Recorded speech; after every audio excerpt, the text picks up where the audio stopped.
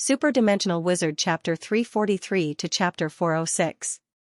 The man who suddenly showed up was wearing a strange yet elegant outfit. He had blonde hair, blue eyes, and a handsome face. From the fineness of his hair to the smile at the corner of his mouth, the neatness of his clothes, and the standard of his speech and actions, there was no lack of strict aristocratic etiquette. Step by step, he slowly walked through the crowd and approached the coachman. The coachman didn't know who this man was, but he still thanked him in a low voice. Margot blushed a little when he walked past her. With every step he took, the members of the One-Eyed Brotherhood around him took a step back in horror. Finally, he stopped in front of the scarred man. The man wanted to kneel down and beg for mercy even though he didn't know who this man was. Could this man be a member of the Xianxia family? Why else would he save the coachman? It was Angor, of course. He didn't like the man's filthy language and rude behavior, but he didn't intend to teach him a lesson. Angor used Hand of Spell to stop the man's kneeling motion. Under the man's horrified gaze, Angor slowly took the illusion ring from the man's hand. No one dared to question Angor's action. No one even dared to say a word. Angor carefully examined the ring in front of everyone. The ring was perfectly shaped. It was a standard circular ring with a 5-petaled flower on its surface. In the middle of the flower, there was a loose emerald. The ring, the surface, and the embedded emerald were all common materials. They were all very ordinary materials. Perhaps they were still considered precious among mortals, but they were only a matter of a few gold coins. Angor slowly opened the emerald and closed his eyes. He felt a tiny grain of sand under the emerald, which acted as a pivot. So this is it. A ring that doesn't contain any alchemy power. It only uses this tiny grain of sand to create an illusion. Angor didn't care about the ring at all. He put the ring back in the man's hand. Although the nightmare stone was very valuable, with the size of this grain of sand, the power contained in it would disappear after a few uses. Sir. The man's voice trembled. He didn't know why this man suddenly showed up. Suddenly, the scar-faced man saw the person he thought was an idiot earlier walking to the new supernatural being's side with a smile. The knife-scarred man trembled in fear. Could it be that this idiot was the reason for this lord's sudden appearance? The scar-faced man said, "Sir, I didn't know that this was your man. Please forgive me if I offended you." Before he could ask about the story behind the illusion ring, Margot, who was still being held down by the two men, suddenly broke free and rushed to his side. Maybe it was because she was running too fast, or maybe there were stones on the ground, or maybe she had other thoughts. Margot suddenly tripped and almost fell on Angor with a blushing face. Angor glanced at Margot and took a step back when Margot was still staring at him in horror. Clank!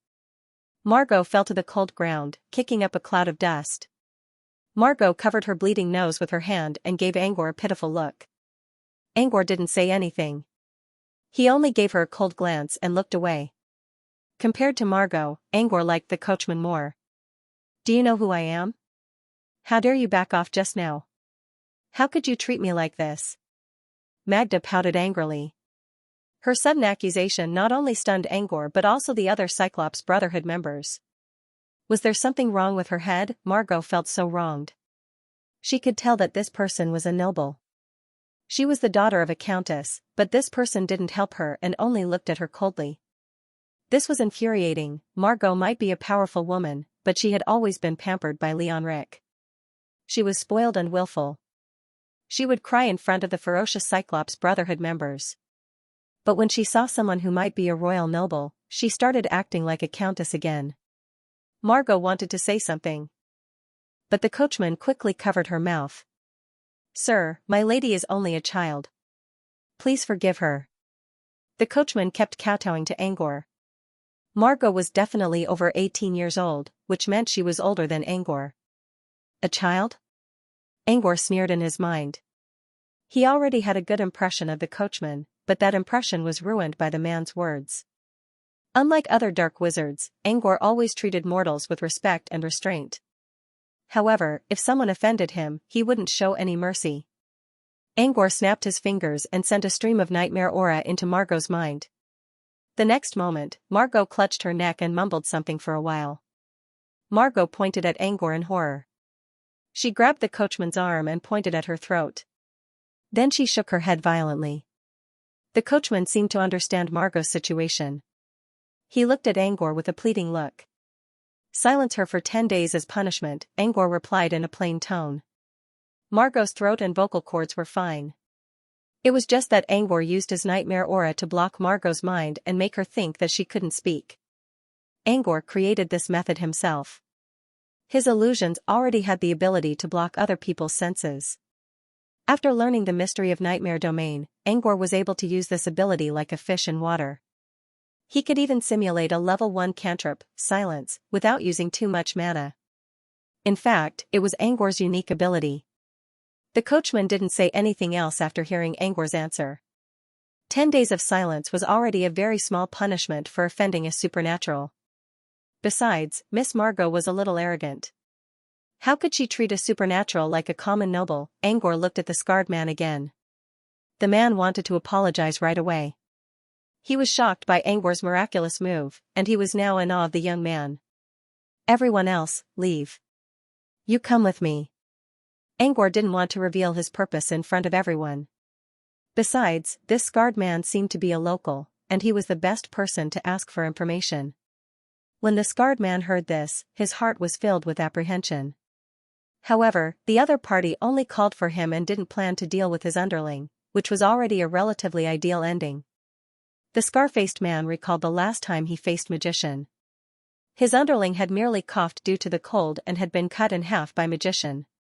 Now it seemed that this supernatural who showed up out of nowhere was a peaceful person. Considering Magician's temper, Margot's rebuke was enough to kill her 1,000 times over. The scarred man's heart was filled with mixed feelings. He didn't expect that today's matter would develop into such a situation. He sighed and directly used the ring of illusion to dispel the illusion. Then, with a dignified expression, he ordered his subordinates to leave. Wait. Don't go yet. The scarred man's heart skipped a beat. Don't tell me, they're going back on their words? BB, sir? The scarred man trembled as he looked at Angor.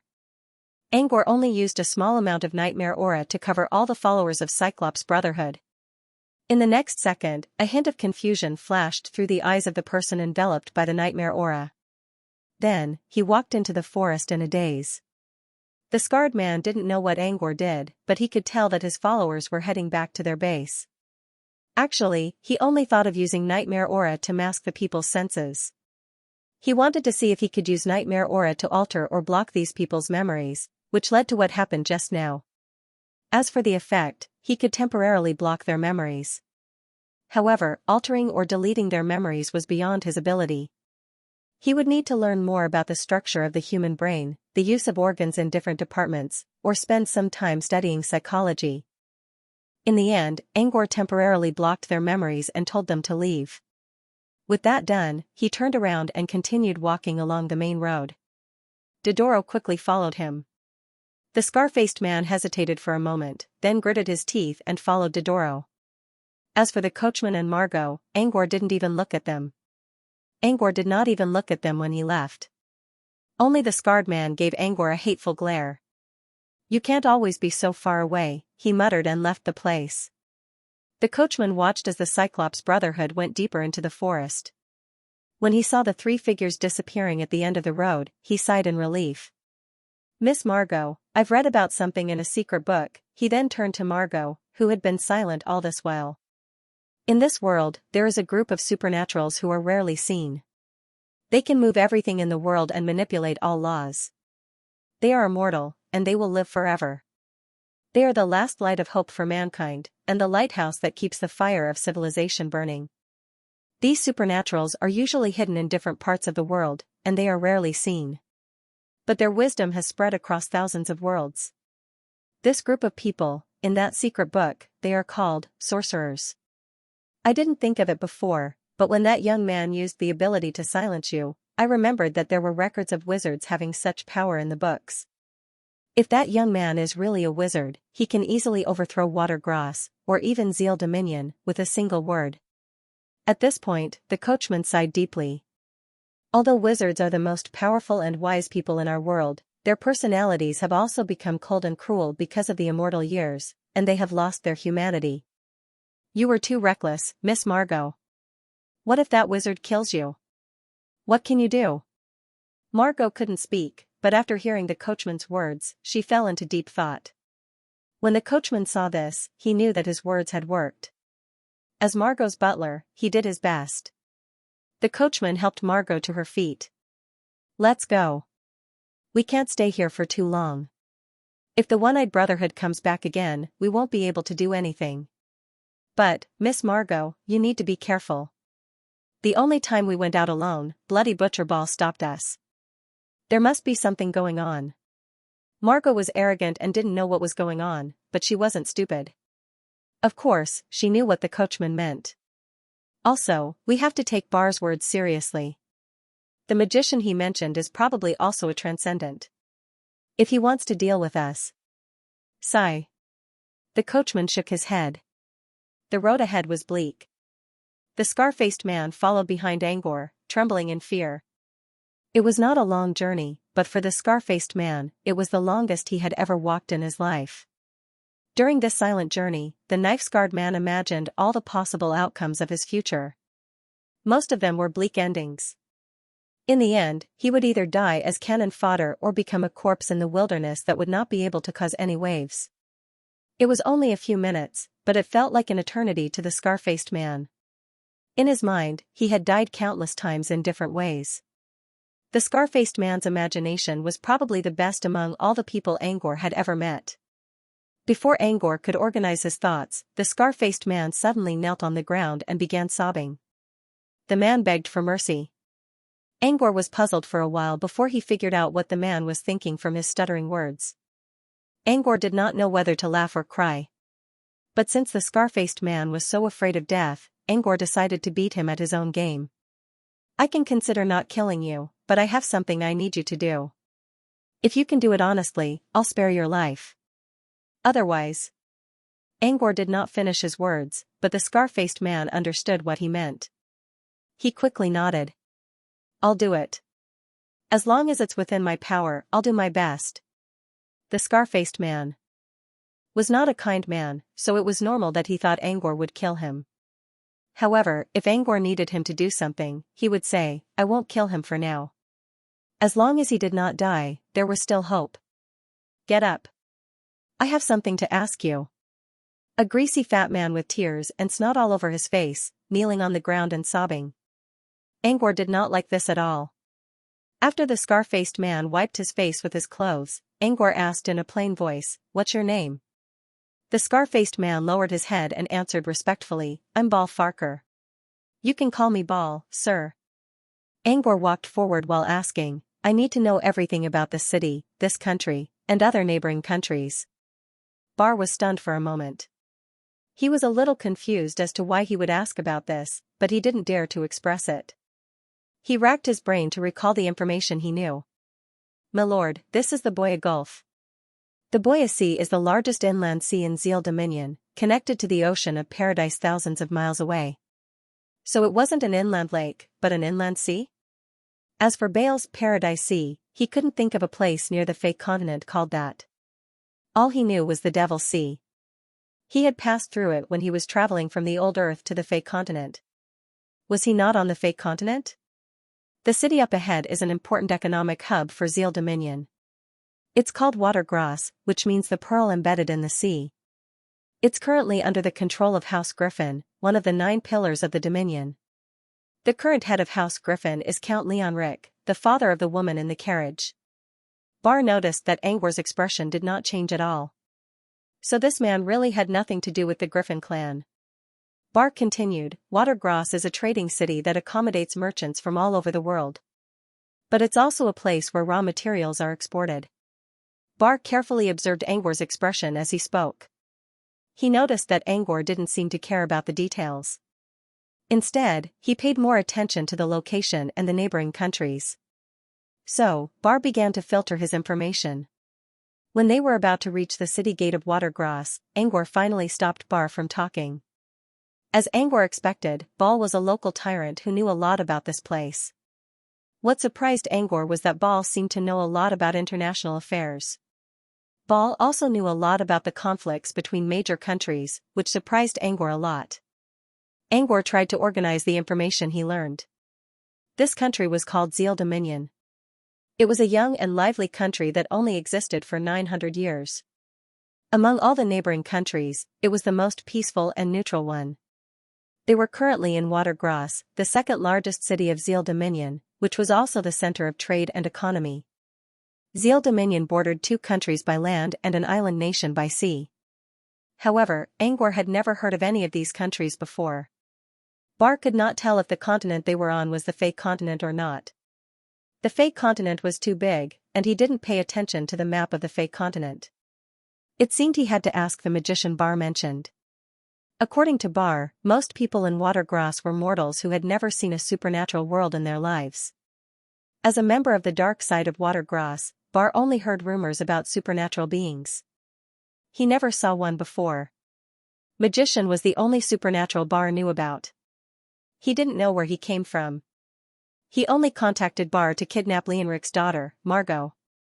As for why Magician wanted to kidnap Margot, Bar had no idea.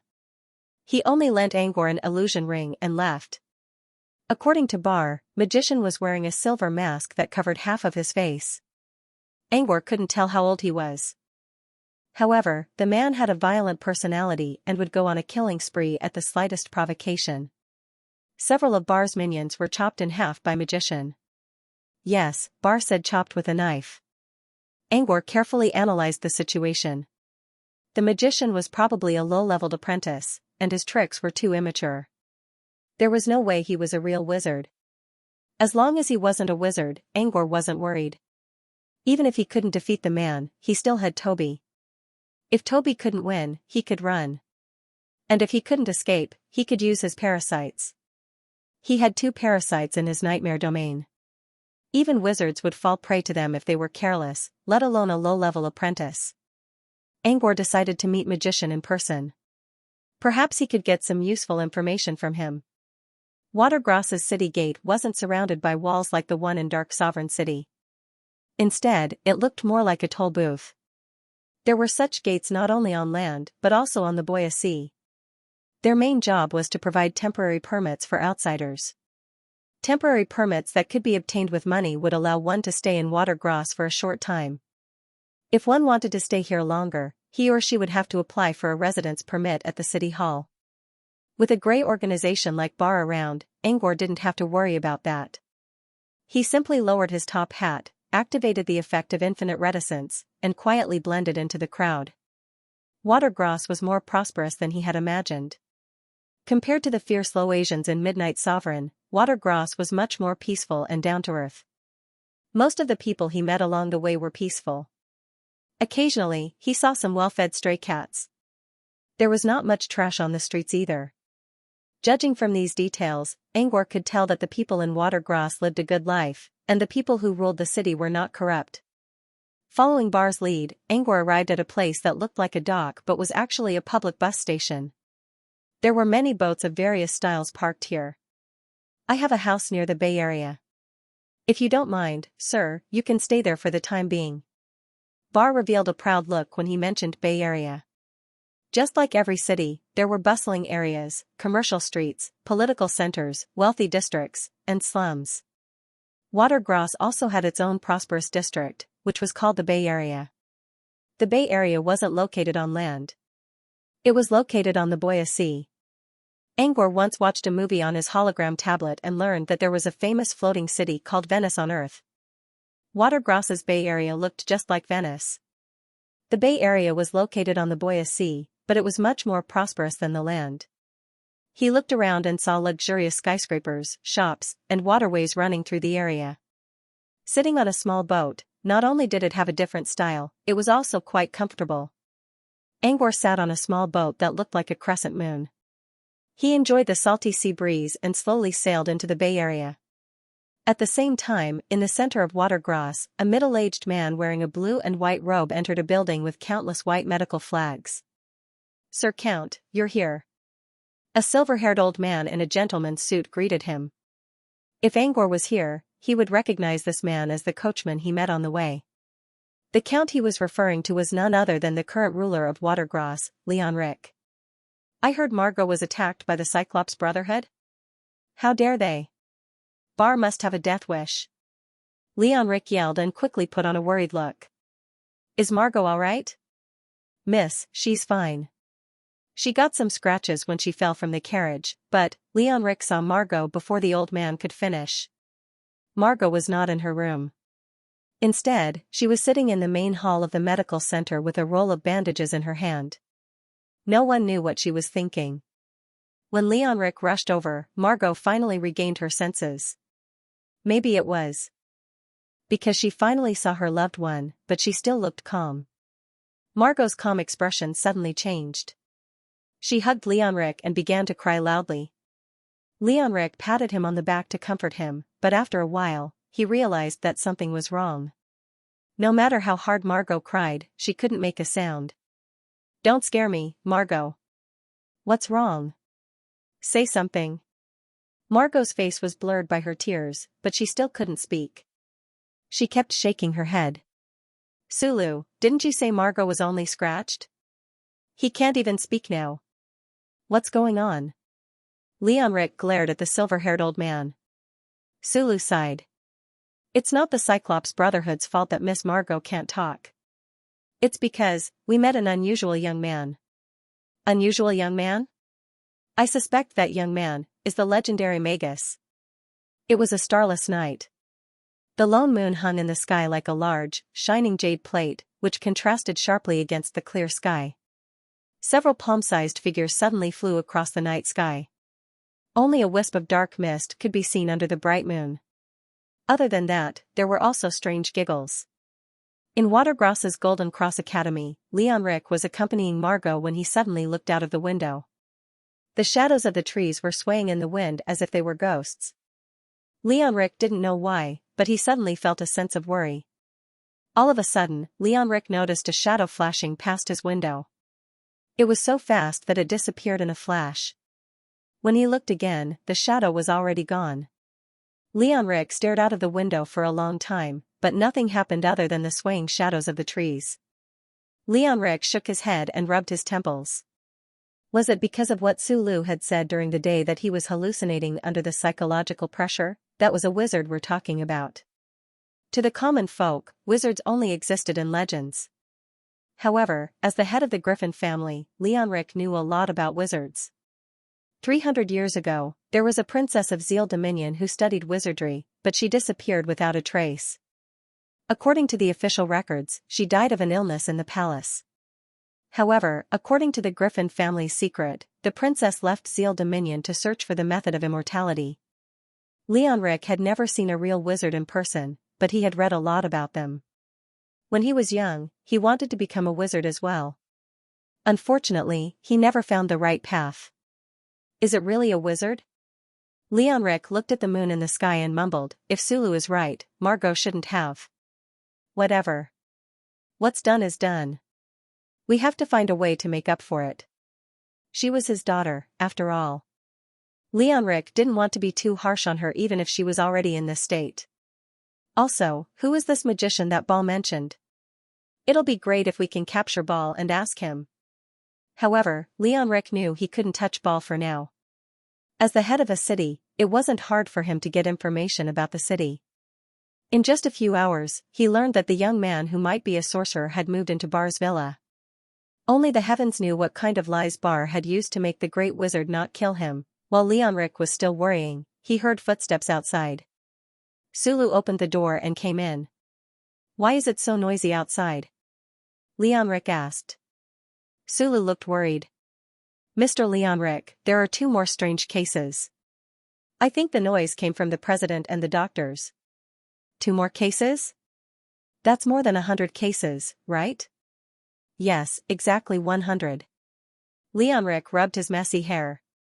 Why did he have to deal with both internal and external problems at the same time? Well, no matter what, I'm still the owner of Watergross, and I'm in the hospital. I'll go take a look. You stay with Margot. Leonric wasn't the only one who was sighing at the moon. Angor was also looking at the shining moon. But he wasn't looking at the moon in the sky.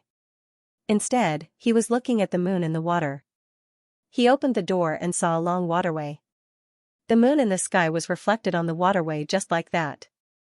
Accompanied by the gentle breeze, the moon in the water rippled and sparkled, gently and beautifully. Angor slowly rowed the boat along the waterway. The moon in the sky and in the water reflected each other. When the full moon reached the top of his head, he stopped. He came to a gap between two tall buildings in the Bay Area. There was a narrow and deep waterway here. Angor steered the boat into the city. On both sides of the street, some beggars were hugging their legs and shivering under the streetlights. They looked so pitiful. When Angor passed by, the beggar suddenly opened his eyes and saw Angor leaving. He took out a microphone with a thin string attached to it and spoke in a low voice, "Tell the master that the target is here." The beggar thought he was speaking in a low voice, but Angor had been using his spirit feelers to observe the surroundings. Of course, he didn't miss anything. Using a microphone? Looks like the master of this place isn't that good. Both the one-sided voice transmission spell and the mind synchronization spell were only level 1 cantrips.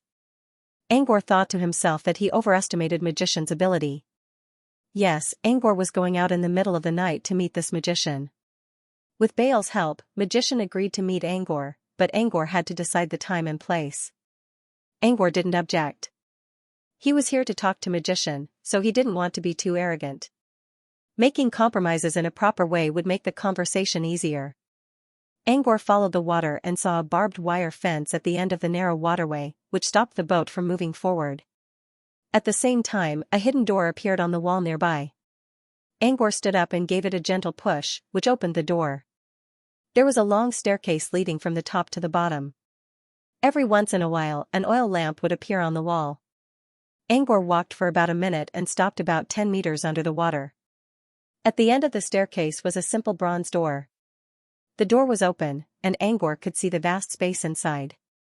A man wearing Magician's standard attire was sitting at the head of a long table. There was no one else in sight. However, Angor clearly heard heavy breathing coming from some dark corners. Angor thought Magician chose this place to do something for his own benefit, but he was disappointed by the result. The people hiding in the dark were all mortals. They might have some fighting skills, or they might be knights, but they couldn't do anything to Angor. As for Magician, he didn't check the man's level right away. Instead, he lowered his hat and walked to the other side of the table without hesitation. The table was about 5 meters long. Magician sat on one end while Angor sat on the other. There were tea, snacks, candlesticks, and flowers on the table. "Good evening, Mr. Magician." Angor took off his hat and put it on the table. Magician lifted his head and saw the eerie smile on the black hat. For some reason, he felt a chill down his spine. It felt like the man was laughing at him. "How should I address you, mister?" The man spoke in a low, hoarse voice. Angor glanced at the mask on Magician's face. "Masquerade, you're right. You can call me that, mister." "Mr. Mask, huh?" Magician chuckled softly. It was a nickname he came up with at the last minute, but he didn't mind. Magician couldn't see through the young man's thoughts. He had been observing the young man ever since he left Baal's mansion. Everything about the young man looked normal, but there was also something strange about it. Just like the strange smile on the hat, it gave Magician goosebumps. "Baal said you wanted to see me, Mr. Mask?" He didn't want to waste too much time and went straight to the point. Angor chuckled. "I'm new here, and I want to know if there are any wizards or organizations around Watergrass. That way, I can avoid conflict and find someone to rely on." He did not reveal his true purpose. Information exchange between wizards required an equal exchange of information. If he acted too impatient and revealed what he wanted to know right away, it would put him at a disadvantage. If the man was smart enough, he would wait for a better offer. Angor's indirect approach, on the other hand, was more like a visit. It was less of a deal, and it would be easier for him to get information out of the man. Magician hesitated. "I don't think there are any organizations around Watergrass. Or rather, I haven't heard of any in the entire Daybreak Court or the surrounding kingdoms." Magician paused for a moment before continuing. "If there was, I would have gone to learn from him." "Oh?" Angor rolled his eyes. "Are you a loner as well, Mr. Magician?" Magician nodded. I came to the wizarding world by accident. I've been training on my own for most of my life. I only started to talk to other wizards recently. Angor was sure that Magician was only a level 1 apprentice. If he could just pick up a channeling method and start practicing it, he would have to be extremely lucky, have a suitable physique for the channeling method, and have a high compatibility with the model. Otherwise, he would just be wasting his life away. I see. Angor pretended to be enlightened. Do you know which organization is the closest to here? Angor paused a little and showed a worried look. I've reached a bottleneck in both my meditation and spells. I need someone to teach me something. That's why I left the mountain and came here. Angor told Magician a lot of information, such as where he came from and how he wanted to talk to other wizards. He wasn't lying, but he wasn't telling the truth either. Magician shook his head. I don't know either. Angor carefully observed Magician's eyes. The man was speaking with sincerity, and it didn't seem like he was lying. Besides, he didn't need to lie about something like this. Angor sighed in his mind. He didn't expect to get nothing out of this meeting he was hoping for. It couldn't be helped. Judging from Magician's behavior and his surroundings, Angor could tell that the man was an unorthodox wizard. Even if he had supernatural power, he didn't have the ability or knowledge to match it. Mr. Magician, you said you've been talking to other wizards recently, right? Do you know any of them who are well-informed? Angor didn't want to let go of this rare opportunity. Magician considered. No. The ones I know are scattered in several nearby countries. They're in the same situation as me. Angor sighed again. He needed to find another way. Maybe he should visit the royal court. Considering the resources of the kingdom, they should have some knowledge. Magician suddenly said, no, there might be someone who knows. Angor returned home and thought for a long time. The person that Magician had mentioned was not present at the moment. The person's whereabouts were unknown, but he was powerful and had a mysterious background. Normally, Magician's circle would not invite someone like this. However, ever since this person joined their supernatural gathering 2 years ago, he would show up at every gathering. He would not talk much and only watch from the side. But every time he spoke, the others would learn something from him, which meant he was much more knowledgeable than others. The ring of illusion that Magician had given to Bar was also from him. In that transcendent gathering where no one knew his name, his codename was Shadow. According to Magician, the next supernatural gathering would be held in the early part of the month of Frigid Earth, which was half a month away. The gathering place was near Watergrass. Magician also said that if Angor was willing to share some information or knowledge, he would be willing to be Angor's guide and introduce him to the gathering. Angor did not agree right away. Instead, he said that he needed some time to think. Magician also understood that this might be a bit too much for Angor. After all, they were all self-taught apprentices, and they all understood the importance of knowledge. However, they had no choice. If they wanted to learn more spells or knowledge, they had to share them through such gatherings. This was why supernatural gatherings were held so frequently. Sometimes, they would come once every half a year. As long as they could communicate with each other, they could learn more and gain more knowledge. As an apprentice of an orthodox school, Angor had plenty of knowledge to begin with. Besides, he also recorded the books in Sunder's library. His knowledge was not something an unorthodox apprentice could compare with. He knew a lot of irrelevant knowledge, but he did not agree to Magician's request right away. For one thing, knowledge was hard to come by. For another, he was planning to explore the capital of Zeal Dominion. If he agreed to Magician's request, he would have to stay in Watergrass for a while, which would put his plan on hold. Angor thought about Dodoro's arrangement and his current strength. In the end, he decided to put his other plans aside and accept Magician's request. And so, Angor decided to stay in Watergrass for the next few days. However, he didn't slack off either. He studied diligently every day and night. Although he had a good understanding of nightmare illusions, there were still many non-illusionary basic cantrips that he hadn't learned yet.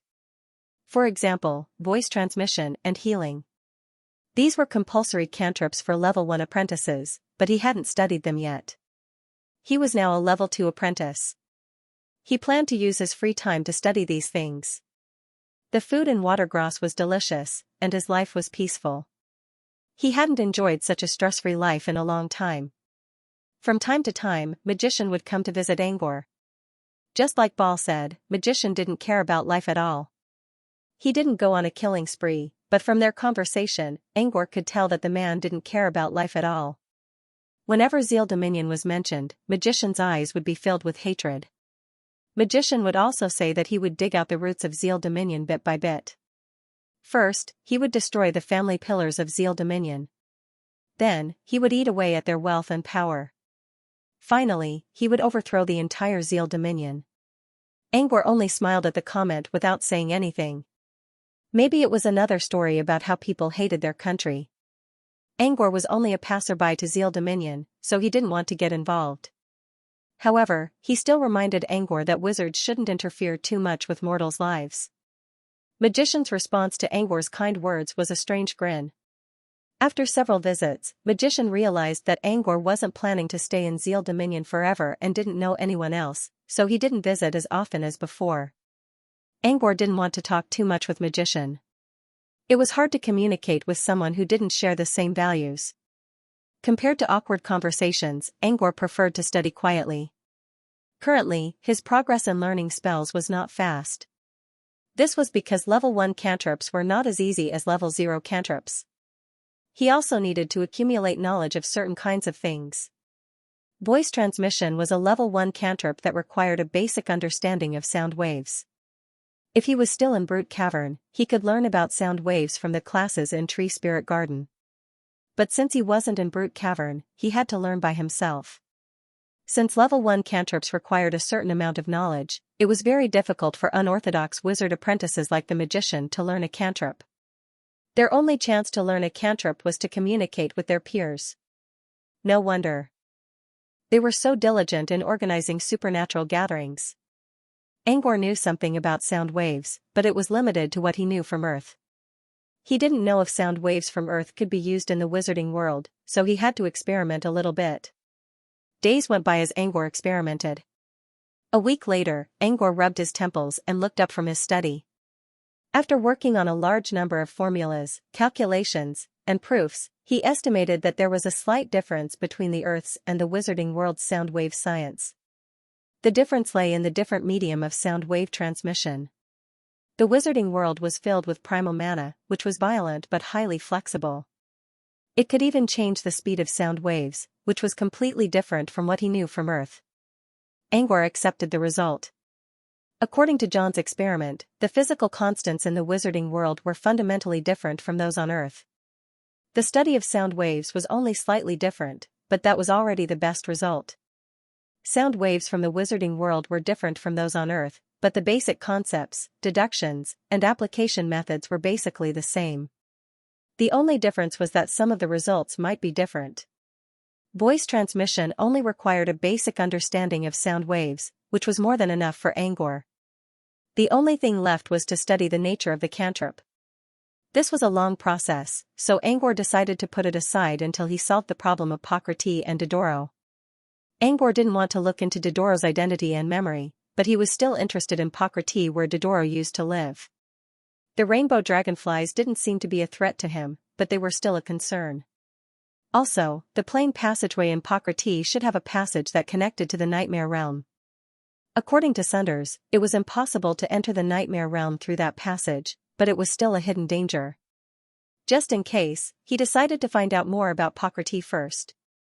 A few days ago, he gave Ball the mark of the medkit box and asked him to look into it secretly. Ball already came here yesterday, but Angor was busy studying sound waves, so he didn't receive him. Angor only told him to come again today. While waiting for Ball, Angor glanced at Dodoro. How to deal with Dodoro had become a problem. At first, he planned to get rid of Dodoro. But Dodoro had too many secrets, and he was an excellent research subject. If he could figure out how a mortal could stay alive for thousands of years, Angor would John and Leon be able to live longer. He wasn't qualified to look into Dodoro's secrets yet, but that didn't mean other people couldn't. If he could go back to Brute Cavern, Angor sighed and decided to keep Dodoro with him for now, as long as he wasn't in any danger. Since he was going to stay with Dodoro for a long time, there were some things he needed to do first. For example, how to educate Dodoro, Dodoro was a blank piece of paper, and Angor had to decide what kind of person he should educate. But before that, Dodoro needed to learn how to communicate with others. For a patient like Dodoro who had amnesia, he needed someone to teach him some common sense. He planned to ask Ball about Watergross's enlightenment when he arrived. As for Dodoro's teacher, he didn't want Ball to help him find one. Ball wasn't a good person, and he didn't know what kind of people he would find. Angor decided to find one himself. At least, the teacher had to be neutral and honest. Someone knocked on his door when it was almost noon.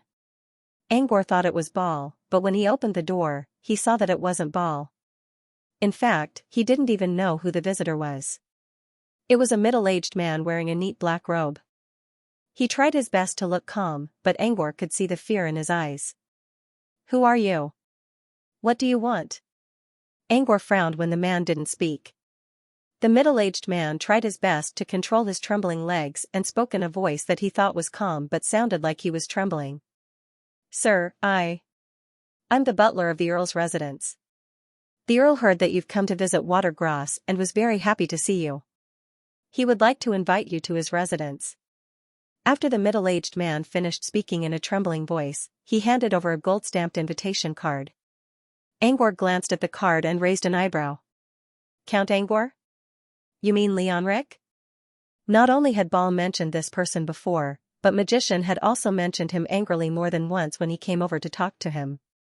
That was why Angor had an impression of the man. "Yes, sir." The man lowered his head. Angor frowned. Was he really that scary? Angor accepted the card. "I see. You may leave now." He didn't say that he would go, but he didn't say that he wouldn't. The man sighed in relief when Angor accepted the invitation. At least he had shown his sincerity. After the man left, Angor checked the card. Xianxia invited him to a banquet in the evening the day after tomorrow. Angor also noted that no outsiders were invited. Angor chuckled. Xianxia knew how to behave.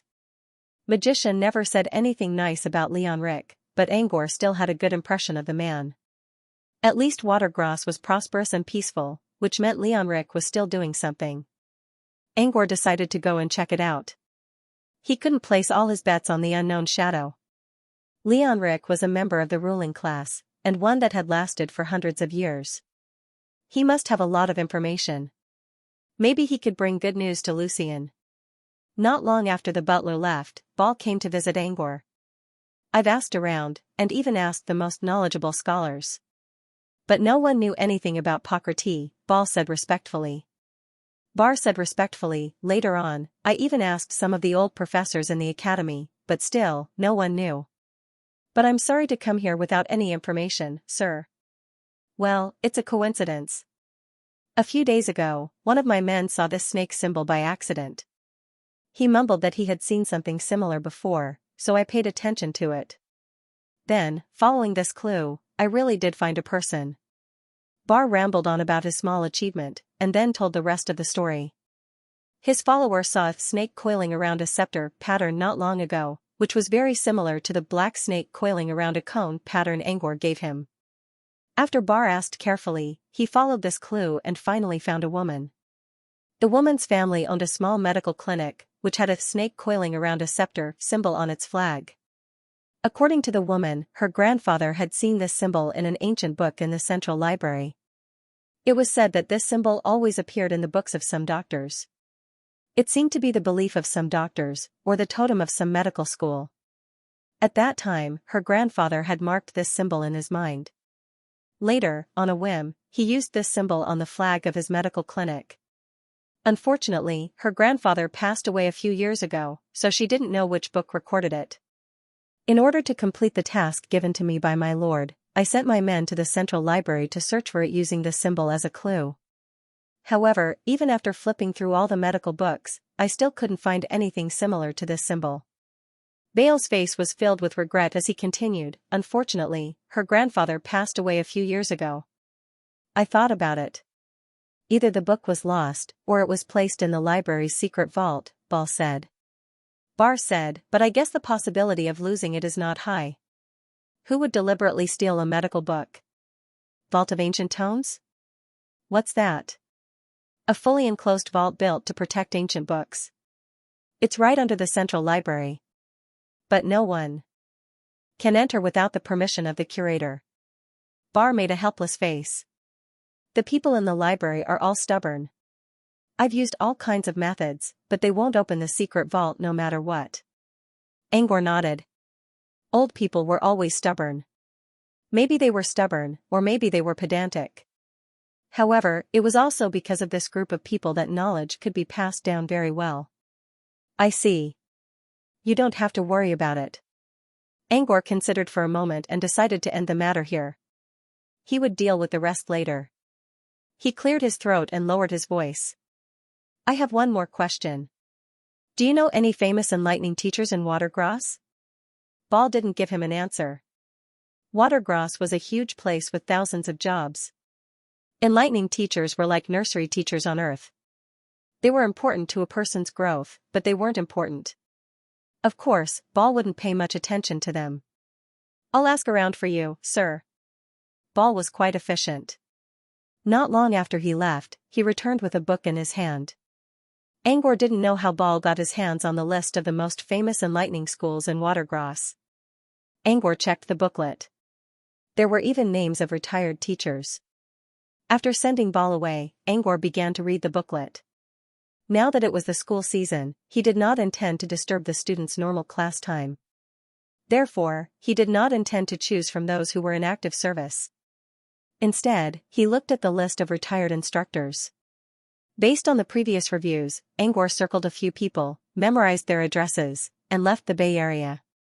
Around dusk, Angor came back with a kind old woman in her 70s. She was wearing a blue dress. Her name was Trusan. After careful consideration, Angor decided to choose the most gentle, neutral, and disciplined teacher. She was also the only enlightening teacher who was willing to teach full-time. After taking care of Trusan's food and lodging, Angor took her to Dodoro. I've told you about Dodoro's condition. He has forgotten almost everything. He can't even remember basic knowledge or language. Apart from being able to walk, he's like a baby. I'm sorry to trouble you, Angor said. It was the first time Trusan saw a student like this. She looked at Dodoro, who was almost twice her size, and felt a little worried. She wasn't young anymore, and she didn't have the strength to control her child. However, when she saw Dodoro's clear eyes, which were as clear as the sky after a rain, she slowly calmed down. She had taught many children in her life, and she had seen the eyes of all kinds of children. Sometimes, she could tell a child's personality from their eyes. They could be naughty, lively, or introverted, and she would teach them according to the child's aptitude. But Dodoro's eyes were something she had never seen before. They were so pure and innocent that she felt her soul would be saved just by looking at them. It would be a pity if such a person who exuded peace and cleanliness from the depths of his heart remained so foolish. Don't worry. I'll do my best. Trusan's smile became more sincere. Angor nodded. I won't interfere with your teaching. But don't try to teach him anything that's too extreme.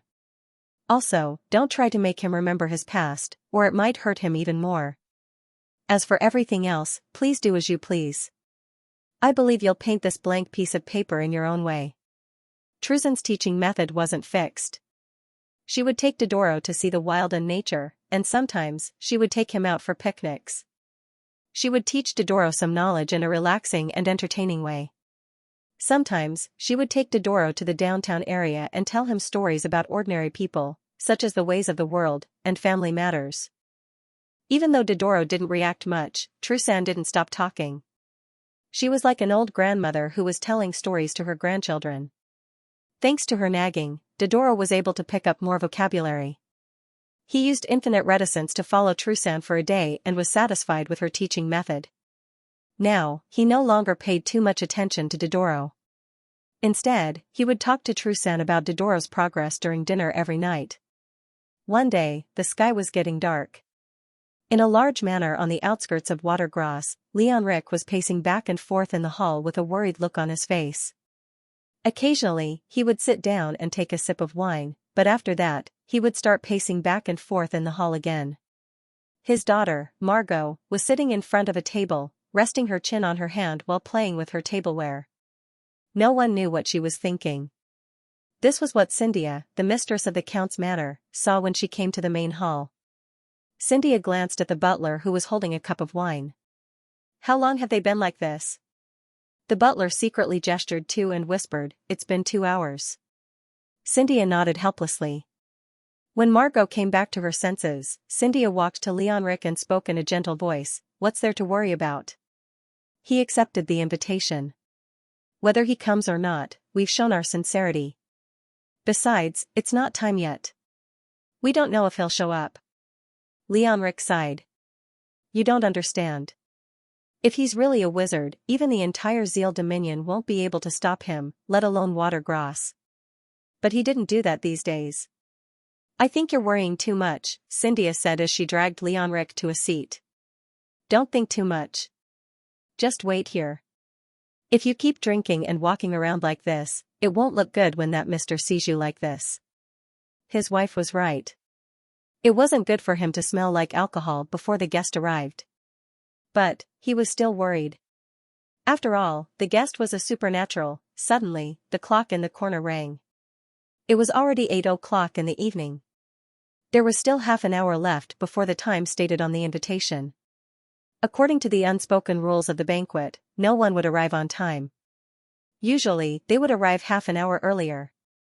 Leonric thought to himself. If that person was willing to come, he should be on his way right now. Leonric was still lost in his thoughts when the door to the hall was pushed open and a guard walked in. Sir, the guest has arrived. He's here? Leonric was still trying to process the information when Margot suddenly stood up. He's here. The father and daughter said the same thing, but their intonations were different. One was filled with confusion and bewilderment, while the other was filled with joy and surprise. Both Xianxia and Leonric looked at Margot at the same time, which made her blush. Leonric stopped his wife. Stop talking. Apologize to the guest and go back to your room. Don't come out. Margot panicked. Dad? What do you mean? For me to leave halfway is disrespectful to the guests. While speaking, Margot winked at Xianxia, signaling her to leave. In the past, Xianxia would always stand by her daughter's side no matter what happened. But today, Xianxia also put on a serious face and stood on her husband's side. They had lived for more than half of their lives. Of course, they knew what Margot was thinking.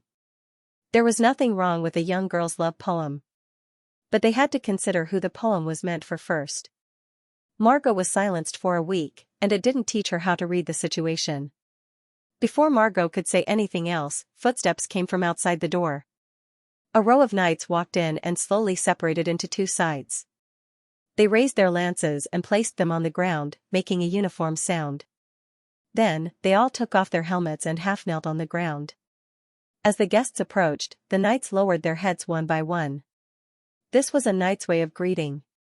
In the center of the knights, a young man wearing a black and white checkered windbreaker walked in. Leonric greeted him as soon as he entered the hall.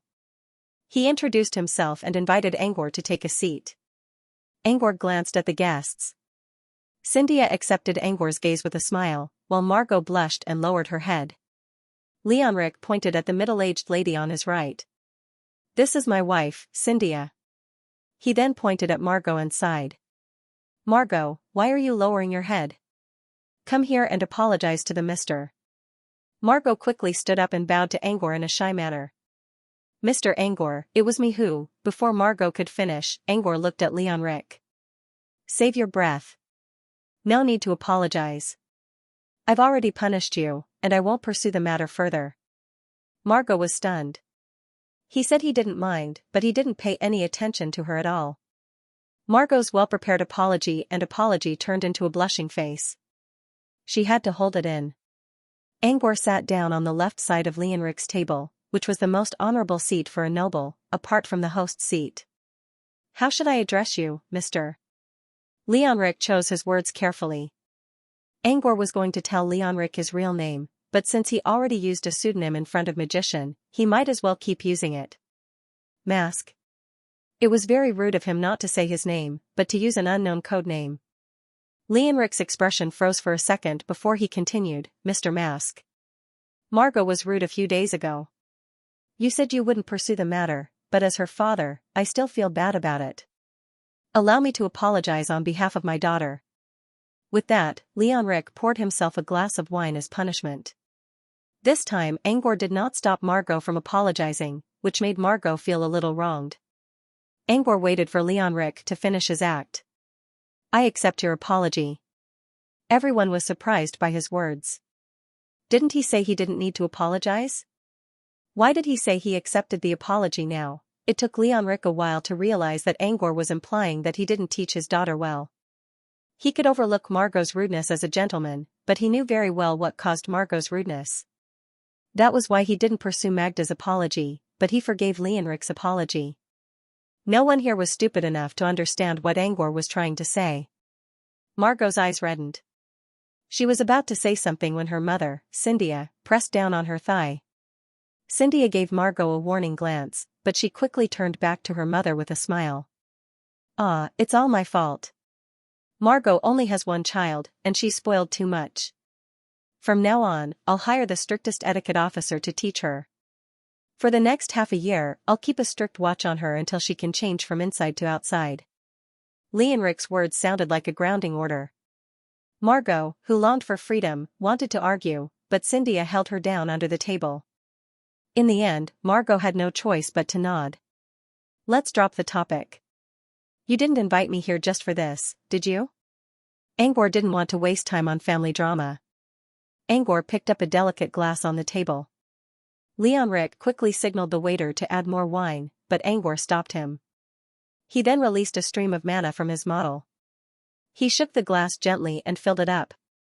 Wine will interfere with your emotions and mind. Compared to wine, I prefer plain water.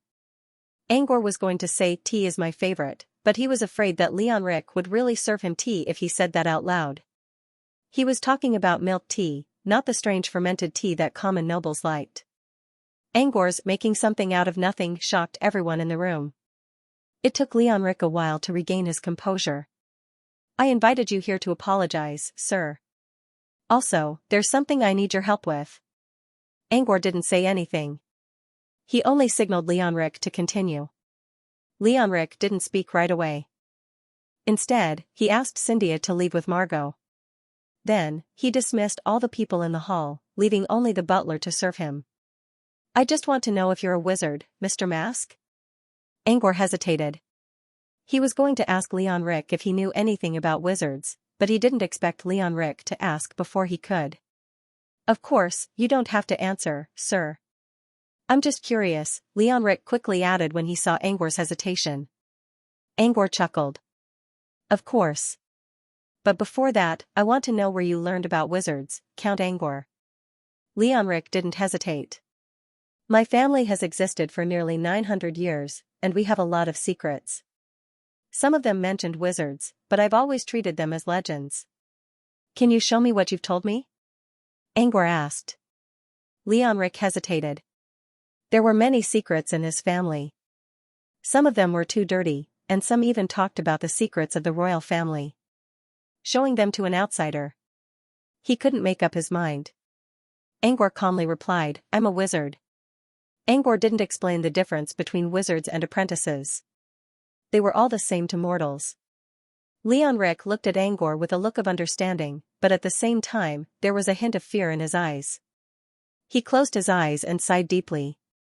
So there are wizards in this world. The rumors are true. The world of magi and the world of ordinary people do not intersect. Normally, wizards won't bother mortals, Angor explained. What Angor didn't mention was that wizards didn't bother mortals because they were too weak. Have you ever seen a mortal fighting against an ant for no reason? Due to the difference in status, no matter how evil a magus was, he could not be bothered to meddle in the lives of mortals. Leonric remained silent for a moment. Mr. Mask, the Griffin family's secrets are usually kept by the family leader. According to the rules, outsiders are not allowed to see them. If you want to see them, I can show you. However, can I ask a favor of you, sir? Leonric asked cautiously before continuing, but can I ask a favor of you, sir? He used a secret of his family to ask a wizard for a favor. Leonric didn't think it was reasonable at all. It was like a man who wanted a piece of corn pushed by a dung beetle. Would he ask for the dung beetle's permission? Leonric's mind was filled with uneasiness. Angor remained silent for a long time. Leonric was about to give up and take out the scroll to beg for Angor's forgiveness. I can give you a chance to tell me what you want. Angor didn't agree, but he didn't say no either. Leonric's careful request reminded Angor of himself not long ago, when he was in the same position as Red Lotus. He understood Leonric's uneasiness, but it wasn't enough for him to accept the request. At most, he would give Leonric a chance to explain himself out of sympathy.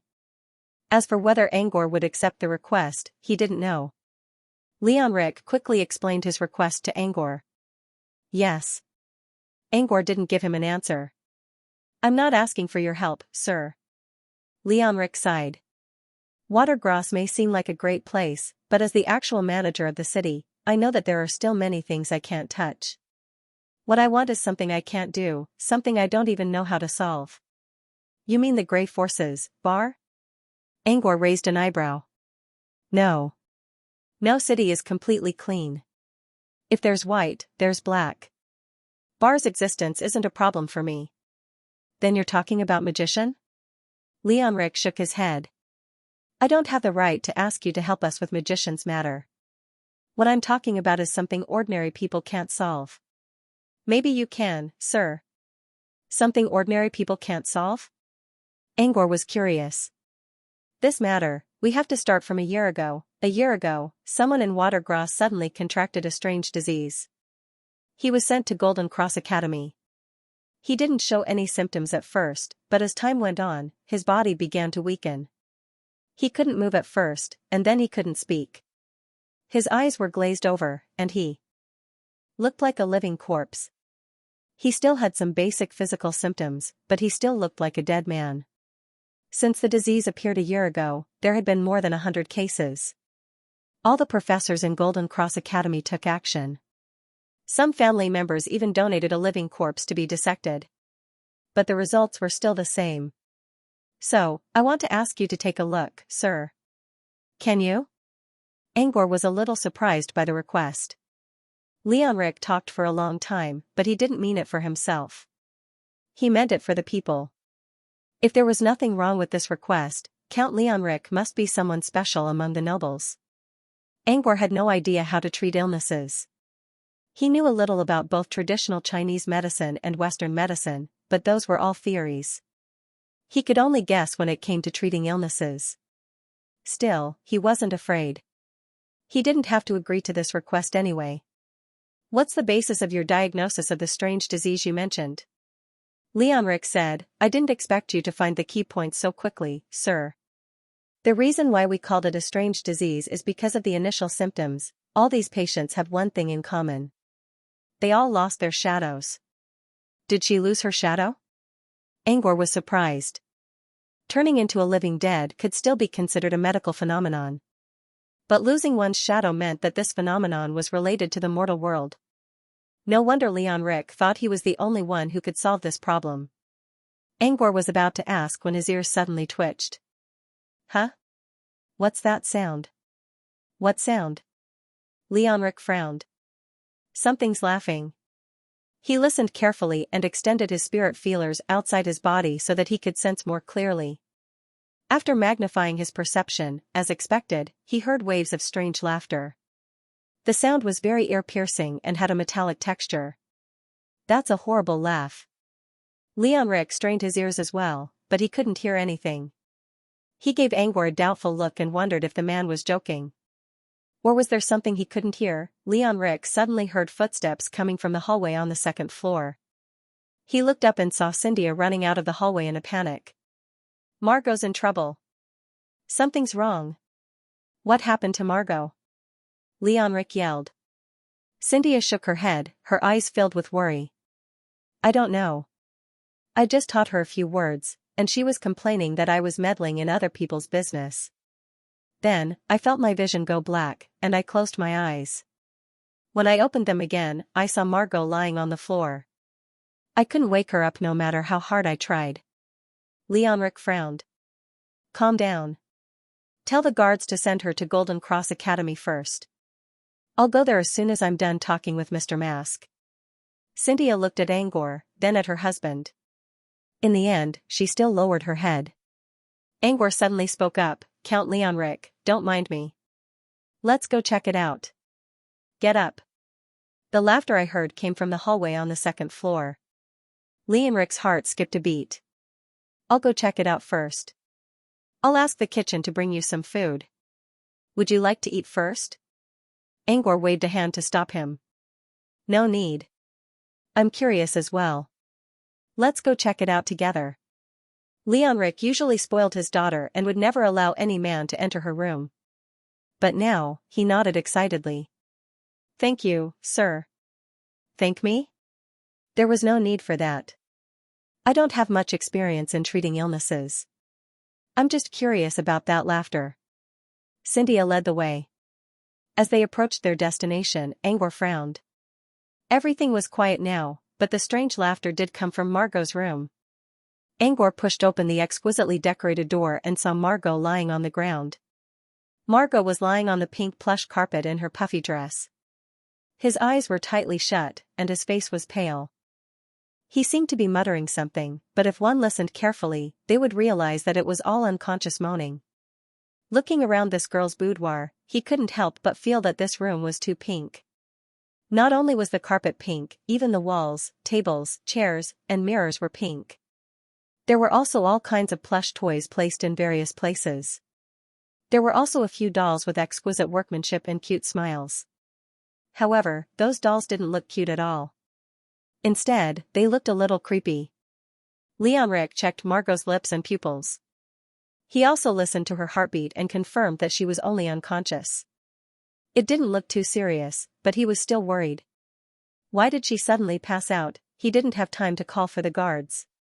He carried Margot in his arms and said, I'll take her to Golden Cross Academy. Hold on. Angor's eyes suddenly widened. Wait. Angor pointed at the shadow on the ground. Her shadow is gone. Leonric looked down. Under the light of the oil lamp on the table, he could only see the shadow of his hand on the pink carpet.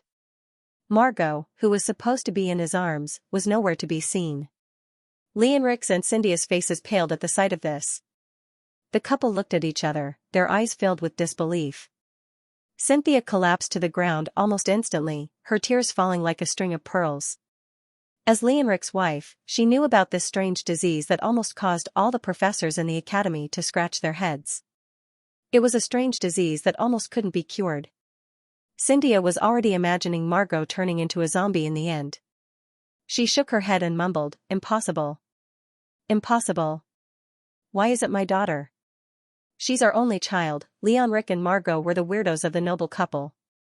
They loved each other the most, and they only had one daughter. If something happened to Margot, they would lose their bloodline. Leonric suddenly knelt down and begged Angor. Mr. Mask, my daughter. I beg you, please save her. Cynthia suddenly remembered that there was a legendary wizard here. She looked at Angor with tears in her eyes and tried to ask for help. However, Angor gave her a look that stopped her from speaking. On the other hand, Leonric also realized that he couldn't speak. His eyes were filled with shock, fear, and helplessness. Angor made a should gesture and closed his eyes to sense the pink room with his spirit feelers. Suddenly, he opened his eyes with a sharp glint in them. He looked at the head of the princess bed covered in pink gauze. There was a three-headed girl with curly hair and a creepy smile on her face. It was one of the many dolls in the room. Got you. Angor quickly used Hand of Spell to lift the doll into the air. At the same time, a black shadow was revealed on the back of the doll. The shadow was about the size of a child's palm, probably less than 10 centimeters long. It was completely black, and Angor couldn't see what it was. There was something pointy on its head that looked like a hat. It was carrying a gray pouch on its back, and something seemed to be struggling inside. The shadow waved its limbs around in fear. However, it didn't let go of the pouch. Without any time to react, a gray bird darted out of Angor's pocket and dashed to the shadow at an undetectable speed. The shadow jumped up in fright and uttered a strange sound. It was Toby. However, when Toby reached the shadow, The shadow suddenly opened a door that was only big enough for him to pass through, then went in and closed the door. Toby didn't get anything in the end. The shadow closed the door, and so did Toby. Angor checked carefully and didn't find any energy ripples. Angor's expression darkened. Did he just let the creature get away? Angor tried to calm himself down and tried to recall the shadow. He didn't know what it was. It was all black, but it looked like a human? Angor thought for a while but still couldn't figure out the shape of the shadow. He thought it might be a humanoid creature wearing clothes and a hat, but he couldn't be sure. However, what was certain was that the strange laughter from before was definitely the work of that black shadow. Angor was sure that the shadow's voice belonged to the same frequency as the previous one. Angor sighed and turned around, only to see Leonric and Xianxia staring at the spot where the shadow disappeared. They seemed to be trying to say something, but no sound came out. With a snap of his fingers, Angor withdrew the nightmare aura that was hovering around the two of them. Just now, I felt a strange aura. In order to confirm its location, I sealed your voices so as not to alarm it. But it still ran away in the end, Angor explained. Leonric gulped. Mr. Mask, what was that black shadow? Did it cause Margot's condition? Angor shook his head. I don't know what it is. It has a strange aura. I don't know if it had something to do with the shadow's disappearance. But since it showed up here, and your daughter's shadow disappeared just like that, I think it has something to do with it. But I can't be sure. Angor suddenly remembered the gray pouch on the shadow's back. Could it be the shadow inside the pouch? Leonric didn't know what to do. Even if the shadow was Shadow Thief, what could he do? The shadow opened a door out of thin air, which meant it was a mortal creature. How could he catch it? And what about Margot's shadow? Mr. Mask, can you save Margot? It was Xianxia. Her teary eyes were filled with both despair and hope. Angor walked to Margot's side and carefully checked her condition. Her body was fine, and her soul was still there. I don't know. Angor considered. There was still a small chance of success, but Xianxia didn't think there was any hope left. She collapsed on the ground and wept as if she had lost her soul. Angor looked at Leonric. The middle-aged man was also sad, but he still had a sense of reason. You want me to solve this problem? Angor shook his head. I don't think I can help. Leonric's face was filled with despair. He forced a bitter smile. It's fine. I understand. I can't help your daughter, but I'm still interested in that shadow, Angor said. I want to see the others who lost their shadows. Can I? A glimmer of hope appeared in Leonric's eyes. He nodded. Of course, of course. I'll take you there now. Leonric walked up to Angor and invited him to take a seat while introducing himself. Angor glanced at his guest. Xianxia accepted his gaze with a smile, while Margot blushed and lowered her head when Angor glanced at her. Leonric pointed at the middle-aged lady on his right. This is my wife, Xianxia. He then pointed at Margot and sighed. Why are you lowering your head, Margot? Come and apologize to Mr. Leonric. Margot quickly stood up and bowed to Angor in a shy manner.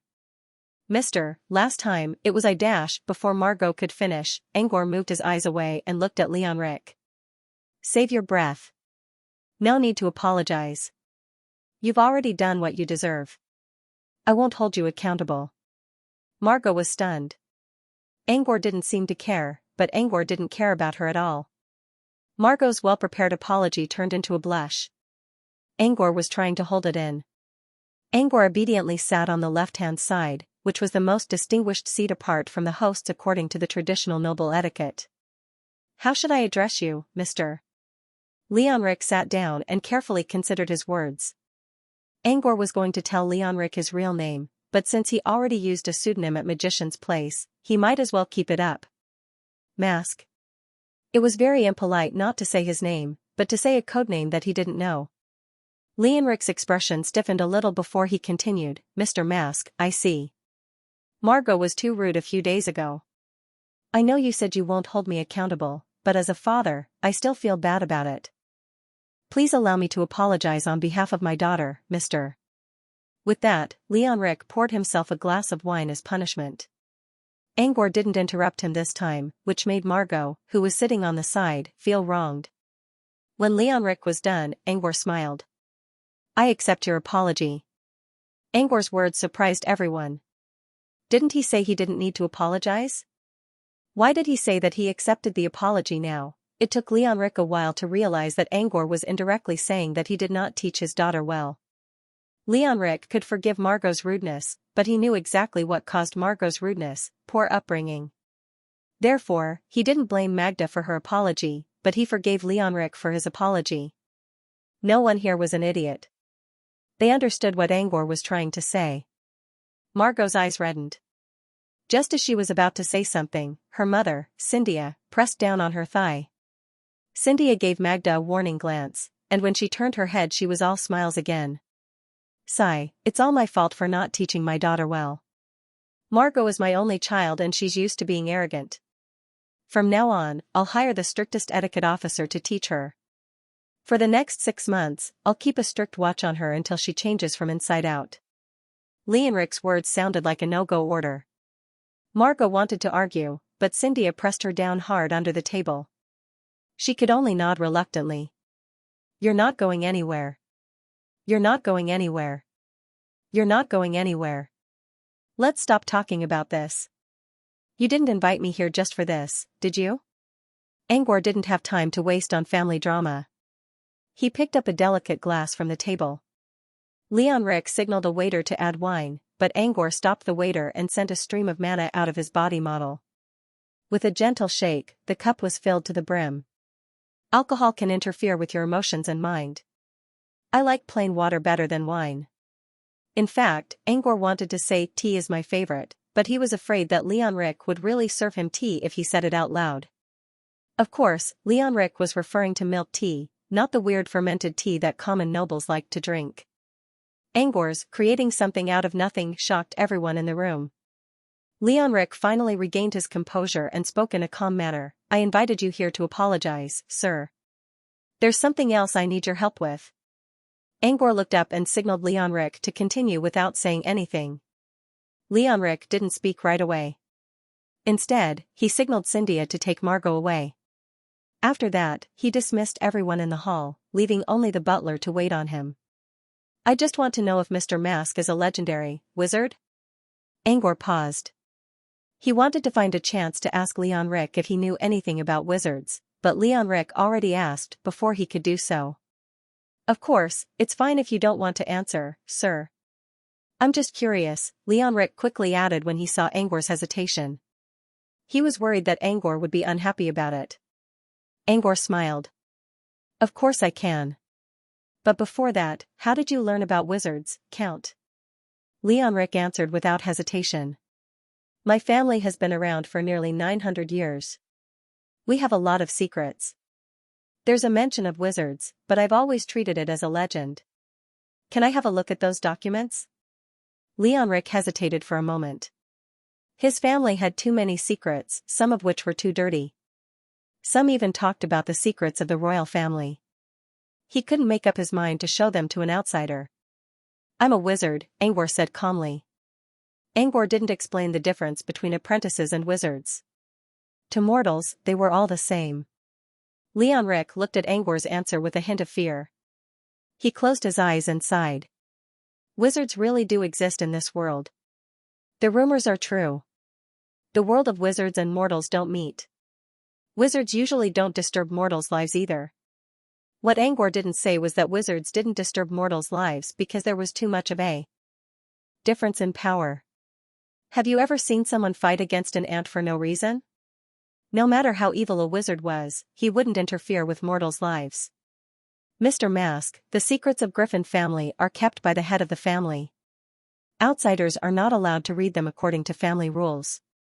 If you must, I can show it to you, Mr. Mask. Leonric paused for a moment before he continued, but can I ask a favor of you, my lord? Using a family secret to ask a wizard for a favor? Leonric didn't think it was reasonable at all. It was like a person who wanted to take away a rice ball pushed by a dung beetle.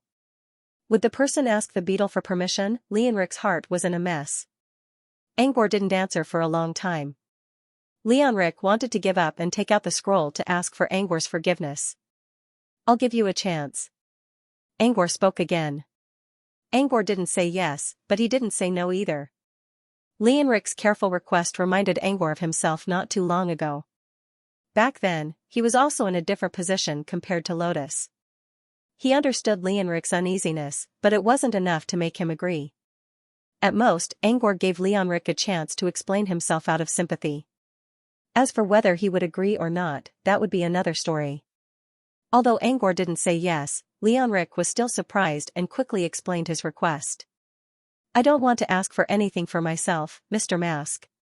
Leonric sighed. "Watergross may be the most prosperous city in the world, but as the manager, I know there are too many places in the city that I can't reach. What I seek are things that I can't touch, things that I don't even have a way to resolve." "You mean the Grey Forces? Ball?" Angor raised an eyebrow. "No. No city is completely clean.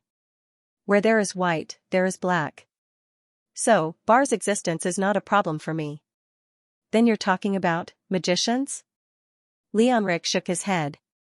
"I don't have the right to ask you for help, Mr. Mask. I'm talking about something that normal people can't solve." "Maybe you can." "Something that normal people can't solve?" Angor was curious. "This matter, we have to start from a year ago. A year ago, someone in Watergross suddenly contracted a strange disease and was sent to Golden Cross Medical College.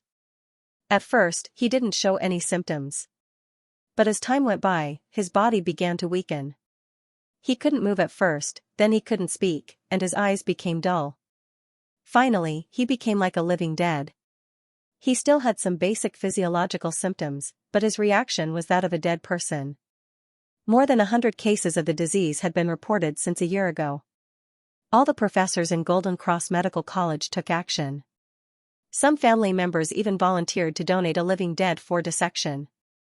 But the result was still the same. "So, can I ask you to take a look, Mr. Mask?"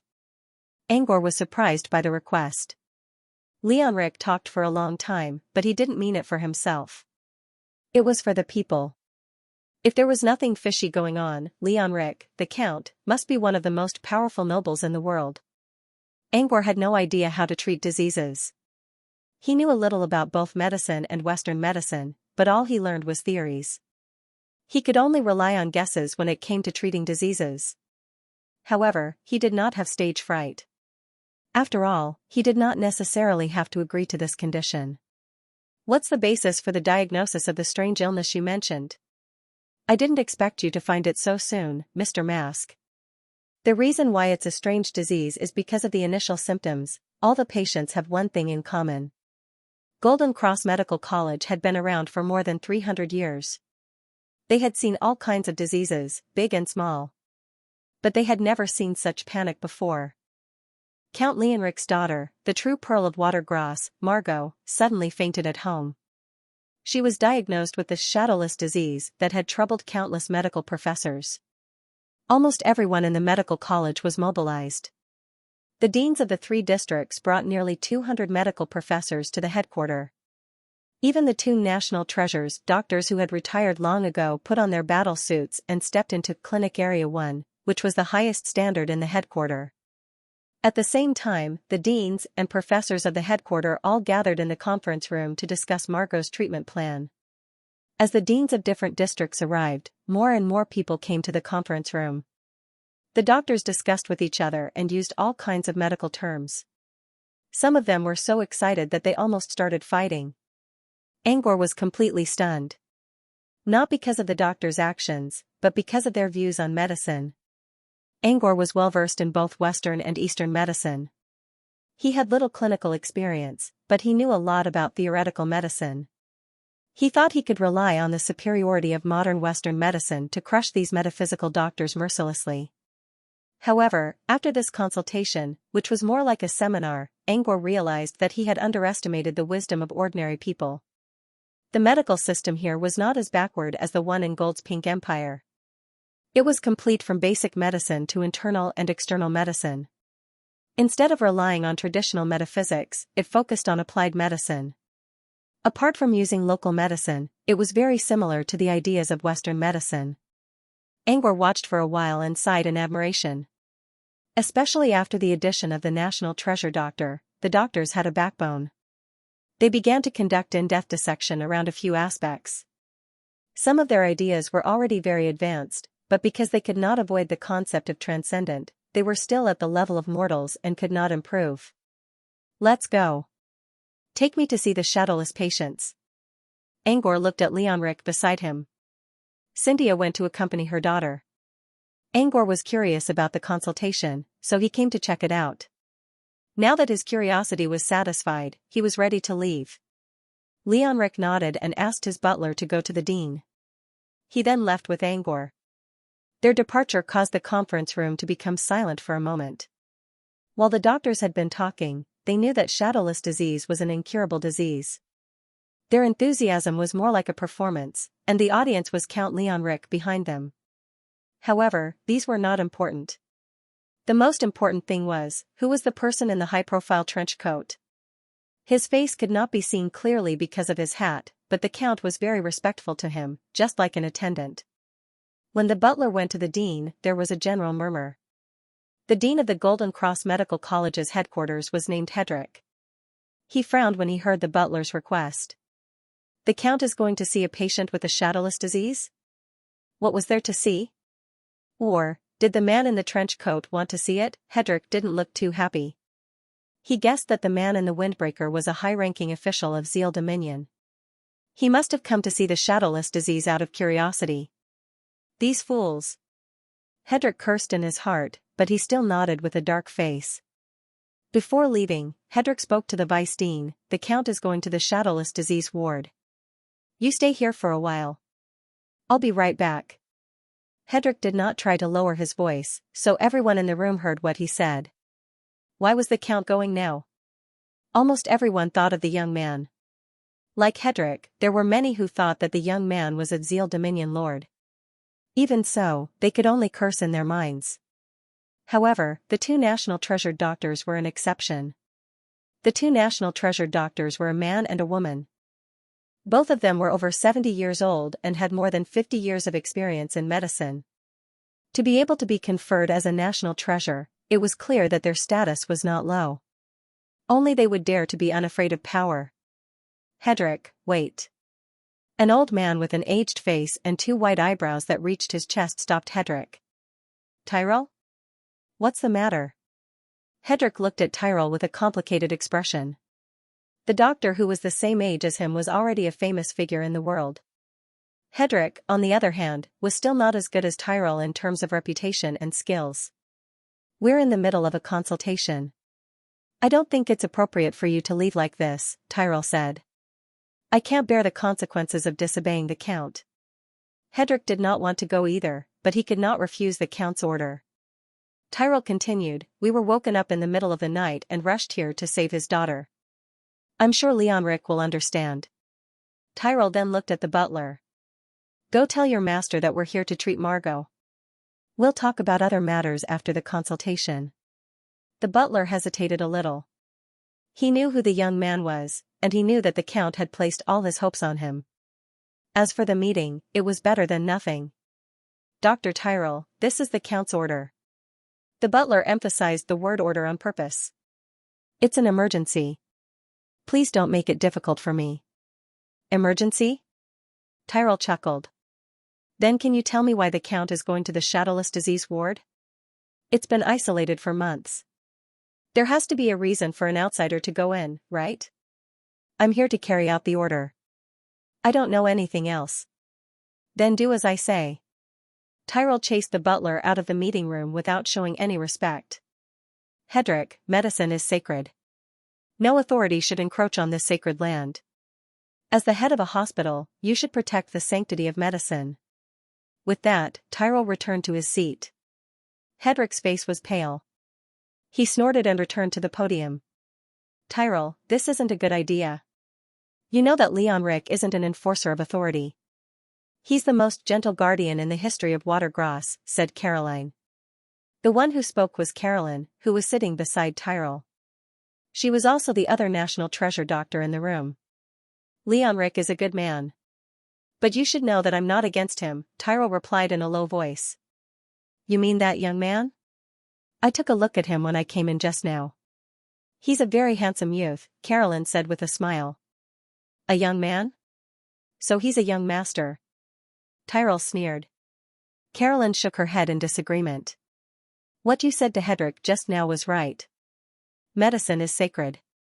But I hope you don't forget that we all swore an oath to the sacred land. We can't be biased. We can't be biased. That's when it comes to patience. Do you think that young master is a patient? Tyrell retorted. Caroline fell silent. Hedrick returned to the podium to discuss the treatment plan that he had to carry out despite knowing that it was useless. At this moment, the door to the conference room was pushed open with a bang. Leonric strode in with a dark expression. The young man was nowhere to be seen. Hedrick, are you going to disobey me as well? Leonric glared at Tyrell. He suppressed his anger and pointed it at Hedrick. Even though the steward had said that Tyrell was the one who stopped Hedrick, Leonric couldn't bear to blame him. Tyrell was the only remaining national treasure of the court. Hedrick didn't know how to defend himself. He didn't dare to push the blame to Tyrell either. Come with me. I'm going to the Shadowless ward. Without waiting for Hedrick's answer, Leonric ordered the guards to take him away. Leonric was known for his gentleness. This was the first time in history that someone like Leonric had done something like this. All the medical professors in the room widened their eyes in shock. Tyrell's expression also darkened. Before he could say anything, Caroline stopped him. Think about it. Why didn't Leonric give you face? If that young man really has something to do with him, he's probably more than a spoiled brat. Tyrell considered and nodded at Caroline. More than a spoiled brat? He stood up and walked to Leonric. I have some ideas about how to treat Margot, and I need to see other Shadowless patients. Why don't we go together? Leonric gave Tyrell a meaningful look. Since Tyrell was using the excuse of treating Margot as an excuse, he couldn't say no. Leonric sighed inwardly. If that's the case, let's go together. After everyone left, Caroline looked around the room and whispered to the vice director, I'm worried. I'll go check it out. You stay here. When Leonric returned to the Shadowless ward, he saw Angor playing with a small bird. He knew that the bird was definitely not an ordinary seabird. He could still vividly remember the phantom image of the bird when it was sprinting. However, the others did not know about this, especially Tyrell. When he saw the young man playing with a bird in a gauze dress, Tyrell's eyebrows furrowed even higher. He cursed under his breath, what a waste of time. Caroline, who was standing beside Tyrell, also showed a displeased look. What did all the spoiled brats in the royal court love the most? Birds, of course. Not only did this young man raise birds, but he also dressed them. Even Caroline, who had always been a gentle person, felt a little disgusted. Mr. Mask, the president is here. Shall we go in and have a look? Leonric asked politely. Angor glanced at the new arrivals. He remembered the two old men among them. They seemed to be some kind of national treasure doctors. He heard their conversation earlier, and it was true. When he saw them, he nodded to them with a smile. The two men were surprised for a moment. Caroline quickly realized what was going on and returned a kind smile. Tyrell, on the other hand, was wearing a cold expression. He even snorted from his nostrils. Angor did not know why he was being ignored. He was also puzzled. Let's go then. Angor didn't want to argue with them. He asked Hedrick to lead the way and entered the forbidden area of Golden Cross Medical School, Ward 0, which was now changed into a Shadowless ward. Angor looked at Tyrell's angry and righteous words. You're right. I can't do anything in the field of medicine. But are you sure these people are in the field of medicine? No one knew how to refute Angor's words. Shadowless syndrome was too strange. Shadows were created when sunlight shone on them, and it had nothing to do with the human body. Therefore, even they felt that it was a little absurd to treat it as an illness. But if they didn't treat it as a disease, they couldn't just claim that it was a demon stealing people's shadows. Watergross finally managed to build a peaceful city.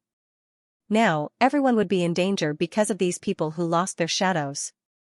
That was why Leon Rick had ordered them to stay in one place and set it as a restricted area. For peace and stability, even if it meant sacrificing a small number of people. But what would Leon Rick do if his only daughter was among those sacrificed? Also, are you sure you can save Margot by going on with the consultation? Don't make a fool of yourself. Angor humphed and walked away. He did not want to argue with a mortal. Perhaps from Tyrell's point of view, everything he said was reasonable. But Tyrell still insisted that Angor interrupted the consultation and delayed Margot's treatment. Angor found it ridiculous. In other words, even if he wasn't here today, how could they save the people who lost their shadows? As the saying went, always argue with your peers, but never argue with fools. That was Angor's mentality. He didn't want to argue with a self-deceiving, so-called national healer. Angor was trying to lower Angor's IQ.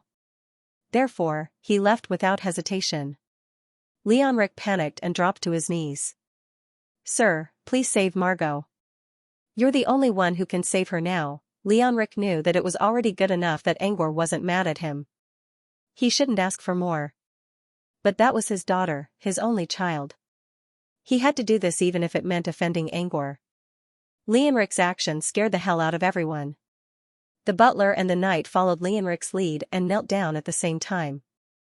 The remaining 3 people, Dean Hedrick of the Golden Cross Medical College, as well as Tyrell and Carolyn, who were national treasures, were all stunned. Leon Rick, a count of a kingdom, was only supposed to kneel on one knee before His Majesty, but he was kneeling on both knees? This was a great salute that would only be performed in front of one's parents, the common people, and the altar. Both Hedrick and Carolyn looked at Angor in confusion. Who the hell are you? Leon Rick, the ruler of Watergross, was bowing to Lucien?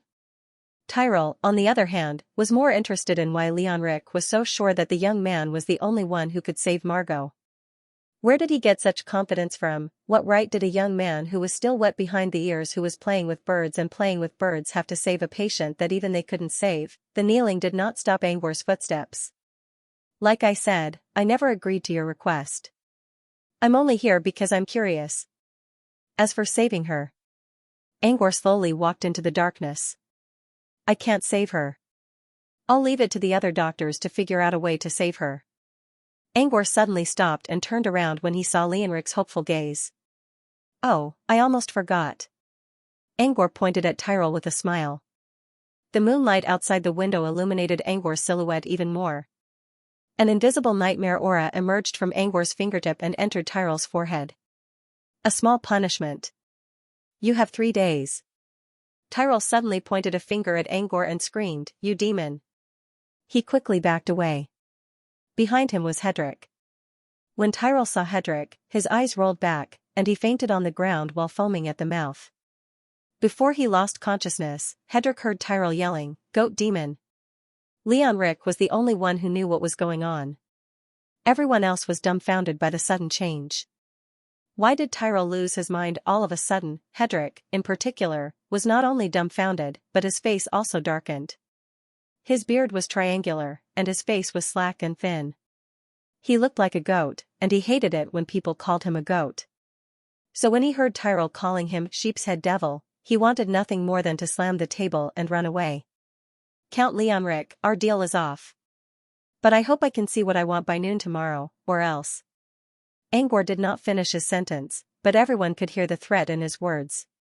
Leon Rick felt hopeless, but he still forced himself to nod. Don't worry, sir. I'll have someone send the file to your mansion right away. This was the first time Angor used a threatening tone, but it worked surprisingly well. He did not want to use his power to intimidate people, but sometimes, it was the fastest and most convenient way to get things done. Since he achieved his goal, Angor decided to say something more useful. I didn't save your daughter because I know I can't.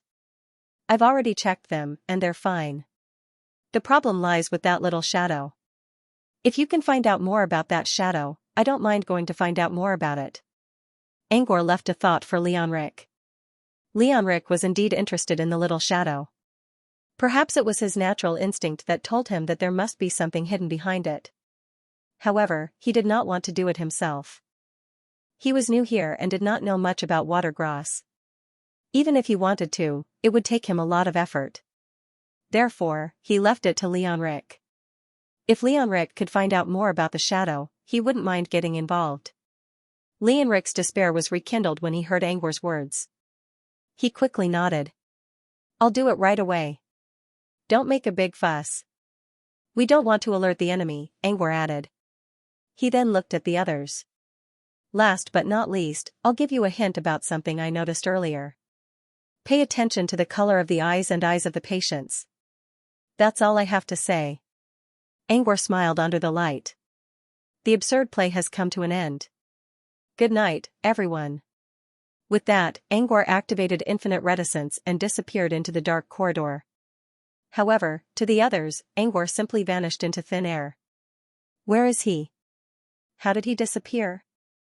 Hedrick gasped and grabbed Leonric's arm. My eyes didn't deceive me, right? He disappeared, didn't he? Leonric did not answer. He stood up and spoke to the butler in a low voice, send Mr. Mask's file to him. Also, go find out more about that little shadow. Remember, keep a low profile. Caroline looked at Angwar, then at Tyrell, who was carried to a bed by Hedrick. Tyrell was still mumbling in his sleep. Don't come near me. Go away, demon. Ah, save me. Don't kill me. Caroline fell into deep thought. She recalled some of the secrets she read in Zeal Dominion's library when she was a royal doctor. Leonric, is that young man a wizard? Caroline asked after a while. Leonric paused when he heard Caroline's question.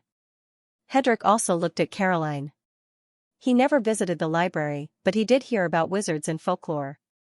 However, most of the folklore equated wizards with evil. That has nothing to do with you. Tell me. I want to know. Caroline looked at Leonric with a determined look. He's a wizard, right? Why else would you beg him? Or is he the one who caused the shadowless syndrome? Leonric scolded, Dr. Caroline, just do your job. Mr. Mask only came to Watergross a week ago. He has nothing to do with this. Aren't wizards supposed to be cold and indifferent? Maybe he's already here and only came here a week ago. I said he's not a wizard. I know who's behind this. It's not Mr. Mask. Caroline lowered her eyes and said in an indifferent tone, so, you admit it. He's a wizard, right? Before Leonric could reply, Caroline walked to Tyrell and sighed. Old man, you're so stubborn. You know you can't save him, but you're still so stubborn. See? You've kicked an iron plate, Caroline said. Is Tyrell all right, Leonric? Leonric remained silent for a while and shook his head. I don't know. But Mr. Mask said it's a small punishment. It shouldn't be a big deal. Caroline nodded and sighed. I didn't expect the legends to be true. When Tyrell wakes up, I'll talk to him. Also, can you give me the address of that Mr. Mask? I want to pay him a visit and apologize. Leonric didn't say anything. There was no way he could do that. Fine, Caroline said. Hedrick was shocked. No wonder you came with him personally, Count Leonric. He's the only one who can solve this problem. Tyrell must have offended him. Leonric couldn't help but frown. I'm not familiar with Mr. Mask to begin with. Now, it's even harder to get close to him. Tyrell. Sigh. Caroline said, I also blame myself. I followed you here to stop Tyrell, but I was biased, which led to the current situation. Let's not talk about this anymore.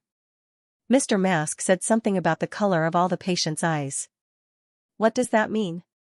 Why don't you go take a look? That night, Angwar received the file from Leonric. In the past 800 years, all kinds of secret things recorded by the Griffin family were all in the file. At first, he was still looking for the wizard. But as time went on, his attention was diverted by all kinds of other things. It could be said that this was an extremely melodramatic dossier. Angwar couldn't find anything as interesting as this, even if he read novels. Count of Kilimon? The Revenge of the Prince? Among the things recorded in the dossier, it was only a small matter. The Zeal Dominion was a messy headquarters. It was like a collection of Greek myths Angwar once read. Angwar couldn't help but click his tongue in amazement. He couldn't tell how people were related just by looking at history books. For example, the current queen of Zeal Dominion, Shu Huai, and the current king of Zeal Dominion, Bikara, were most likely siblings. But according to history books, they weren't related at all. One was the daughter of a minister, while the other was a member of the royal family. Angkor could imagine a whole dark palace drama in his mind. Apart from the Dominion court, there were also records of the various noble families. What surprised Angkor the most was the Rodney family, one of the 9 pillars of Zeal Dominion. This family, which was as famous as the Griffin family, probably didn't have a real descendant 6 generations ago. Maybe there wasn't even a real Rodney family member left. The current Rodney family wasn't the real Rodney family. They were the descendants of a hunter family. 7 generations ago, the patriarch of the Rodney family suddenly changed his sexual orientation. He was no longer interested in women. His lover was a hunter in the mountains, and that hunter secretly had an affair with the patriarch of the Rodney family. On the surface, he married several wives and concubines, and these concubines were the current Rodney family's direct descendants and collateral branches. There were many similar stories. Angkor couldn't help but feel disgusted by it. He couldn't help but want to read more. By the time he finished reading, the sky was already bright. He felt a great sense of relief after reading the book. He suddenly realized that the greatest evil in the world didn't come from the abyss. It came from the eyes that stared into the abyss. They thought that they understood the abyss, but it was actually a misunderstanding. The abyss was not evil, but the heart of the person who read the abyss was evil. Human nature was more vicious than he had imagined. Of course, he also noticed what he was looking for, the description of the wizard.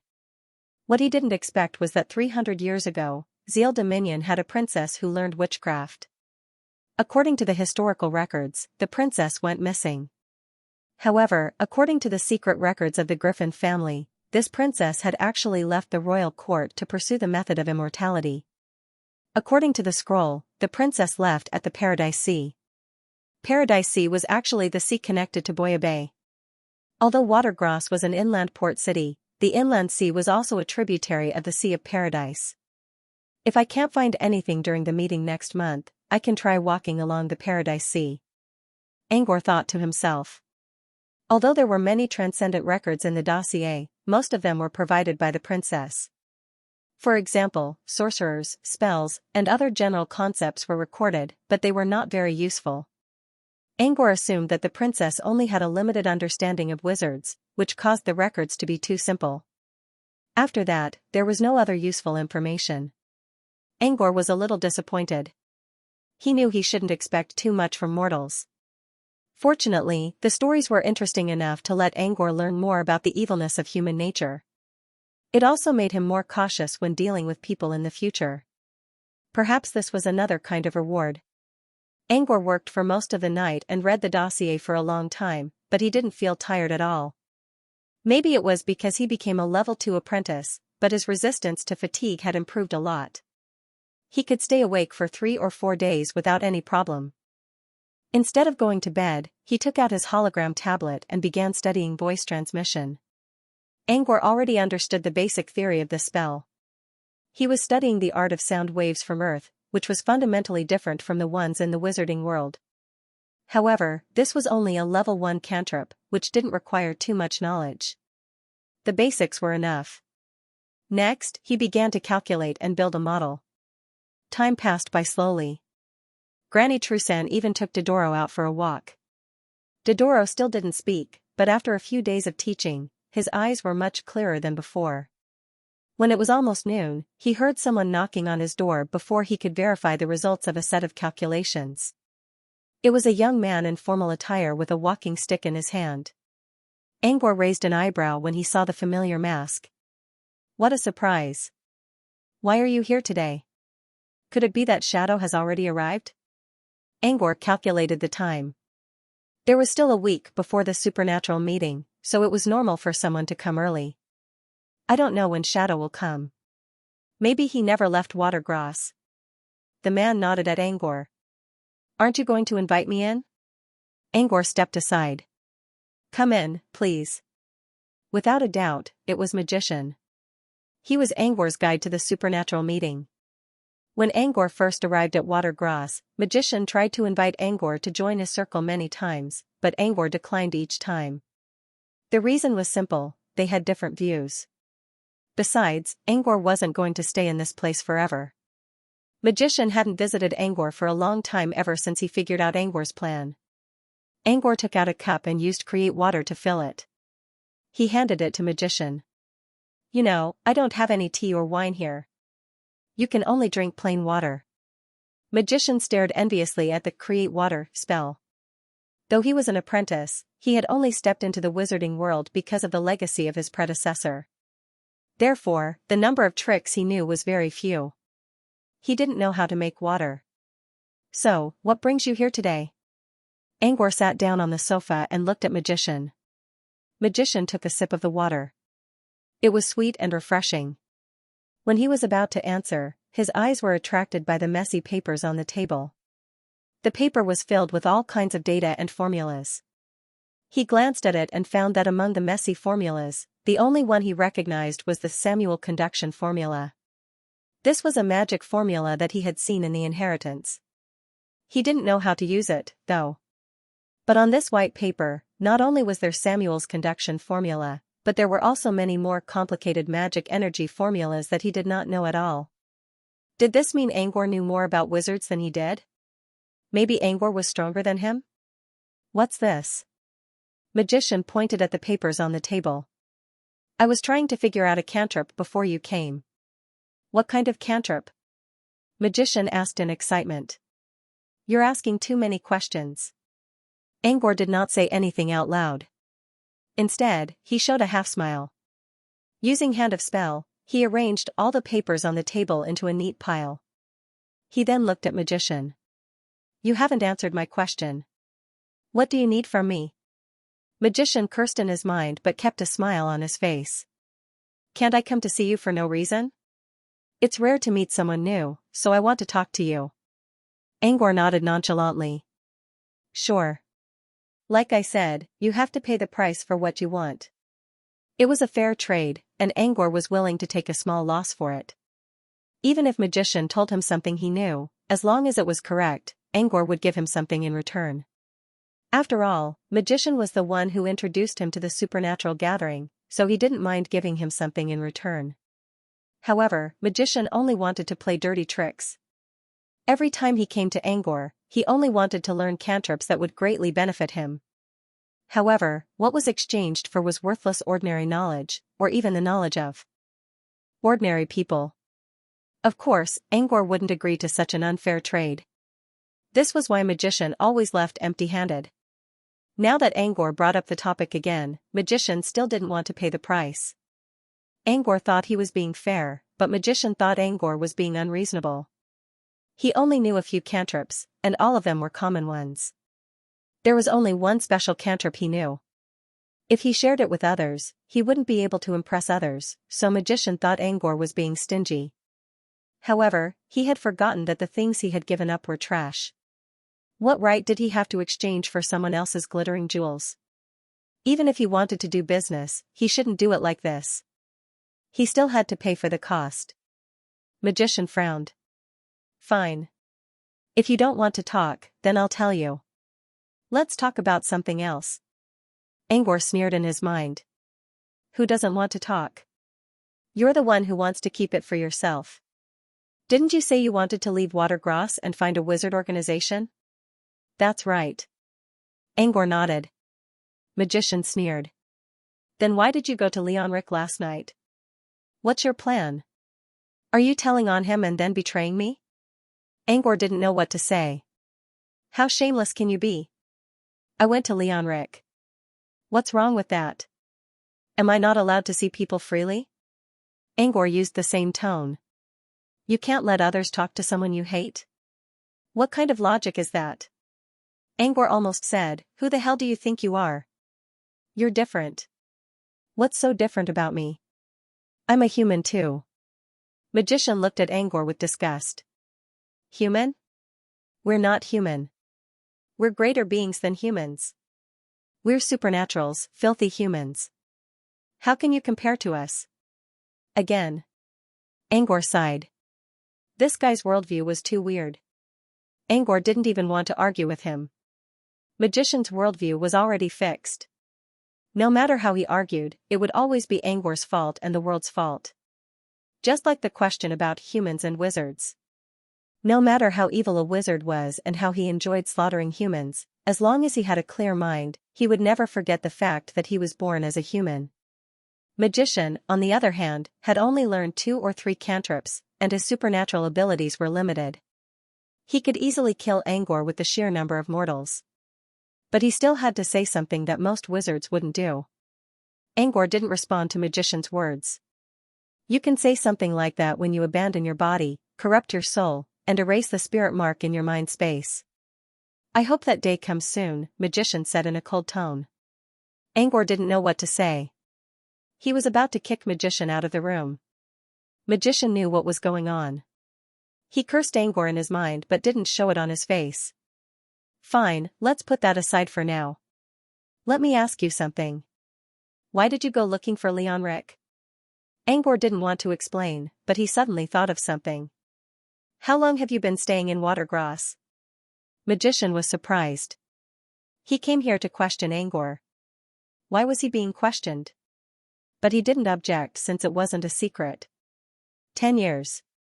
Since you've been here for 10 years, you must have heard about the shadowless syndrome that started last year, right? That's why Xianxia asked me to come here. Shadowless syndrome? Magician had a look of realization. I see, I thought he would treat the people who lost their shadows lightly. Angor raised an eyebrow.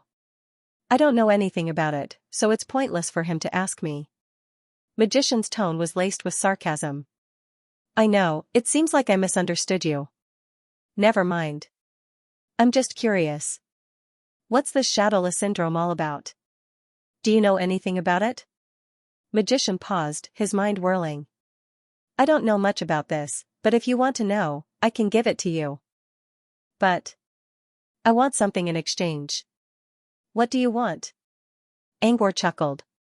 Magician was glad that Angor didn't refuse. He began to think about what he should do to get the most value out of the deal. He glanced at the white papers on the table and had an idea. Why don't we exchange the cantrip you just deduced? Angor grinned. Do you know what I just did? No. But it's more exciting. Even if it's not something powerful, or if it's a spell that I already know, I'll accept it, Magician said shamelessly. Magician was sure that Angor's cantrip was not something ordinary. Magician applauded himself for his quick wit. Angor picked up the papers and pointed at a random magic formula. Do you know the name of this formula? Magician shook his head. It's called Kaigu's additional formula. It's a common formula for level 1 occult sound cantrips. So, do you know what I mean? Magician's eyes lit up. You're trying to derive a level 1 cantrip? He suppressed the glee in his eyes. Well, I guess I'm lucky. Angor's chest tightened when he heard Magician's shameless words. He really wanted to dissect this guy's brain and see if he was different from ordinary people. What a weird way of thinking, he sneered. Don't play dumb. A piece of information that doesn't matter to me won't get you a level 1 occult cantrip. That's all I have to say. Let's not talk about level 1 cantrips. You can't even trade for the ancient supplemental style. Magician's expression darkened at Angor's blatant refusal. I used my ability to cheat information, what right do you have to scold me? Magician wanted to retort, but when he saw Angor's cold glare, he gave up. Since Angor could derive a level 1 cantrip on his own, Magician knew that he was much weaker than Angor. In the wizarding world where strength was everything, Magician had no choice but to lower his head. Magician suppressed his anger and muttered, What do you think we can exchange it for? Angor didn't expect this guy to be so flexible. He actually managed to endure it. He already planned to use his strength to force Magician to talk. He even planned to imprison Magician for a while so that Magician wouldn't be able to join the gathering. But since Magician was willing to do so, Angor didn't have any reason to force him. What do you want? I don't want knowledge. I want cantrips. Oh, even level 0 cantrips will do. If Magician wanted to trade his knowledge, Angor would not agree. After all, knowledge was more important than cantrips. However, Magician chose to give up on the source of knowledge and asked for meaningless answers. Angor was happy to see this. It was like doing homework where people only asked for the answers. This kind of matter, which only had results, was over in a few seconds. It was a piece of cake.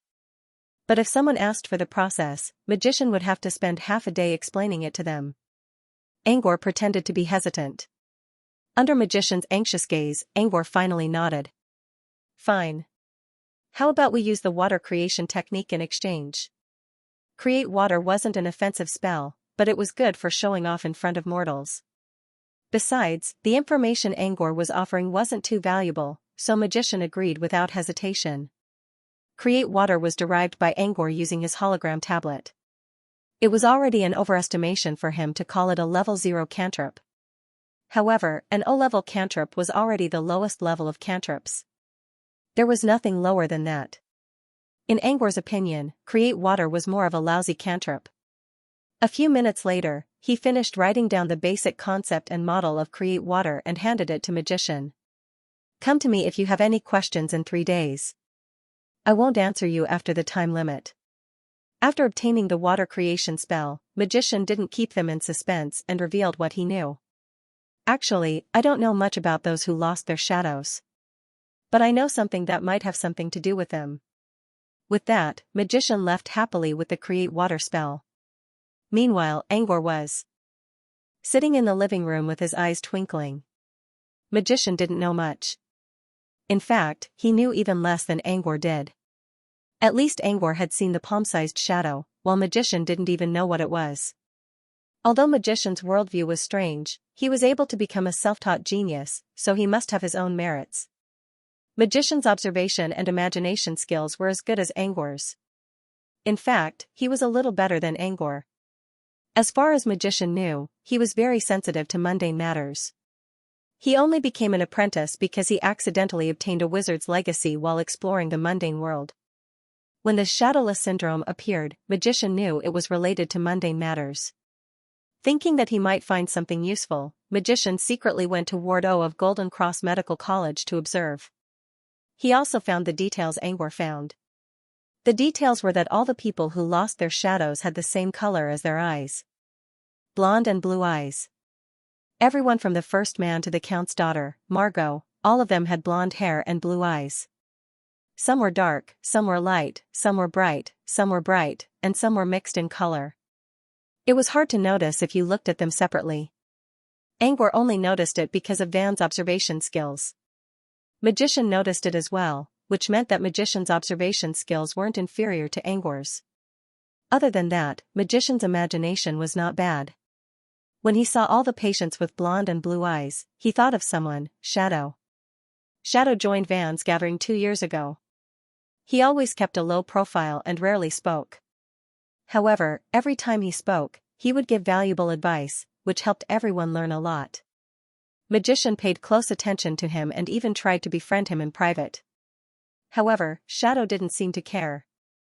Magician didn't want to give up, but he didn't give up on observing Shadow. He noticed something strange. Every time they met, Shadow would sit next to Kabasha, the beautiful apprentice from Zeal Dominion. At first, Magician thought that Shadow was lusting after Kabasha's beauty. However, he slowly realized that Shadow didn't seem to have any interest in Kabasha. This made Magician suspicious. Since he wasn't interested in Kabasha, why was he sitting beside her? Moreover, Magician was in private and Shadow had never contacted Kabitha. Later, during one of the gatherings, Hardadef, who had been missing for a long time, suddenly showed up. Since Kabasha was absent, Shadow chose to sit beside Hardadef. Then, half a year ago, Magician met Shadow in Watergrass and invited him to Charm Tavern in a friendly manner. Shadow didn't refuse. Back then, Magician had arranged for 7 to 8 dancers to accompany him. In the end, only 3 of them were able to get close to Shadow, and all 3 of them happened to be blonde and blue-eyed. Magician thought about Kabasha and Hardadef. They were a woman and a man, but they had one thing in common, blonde and blue eyes.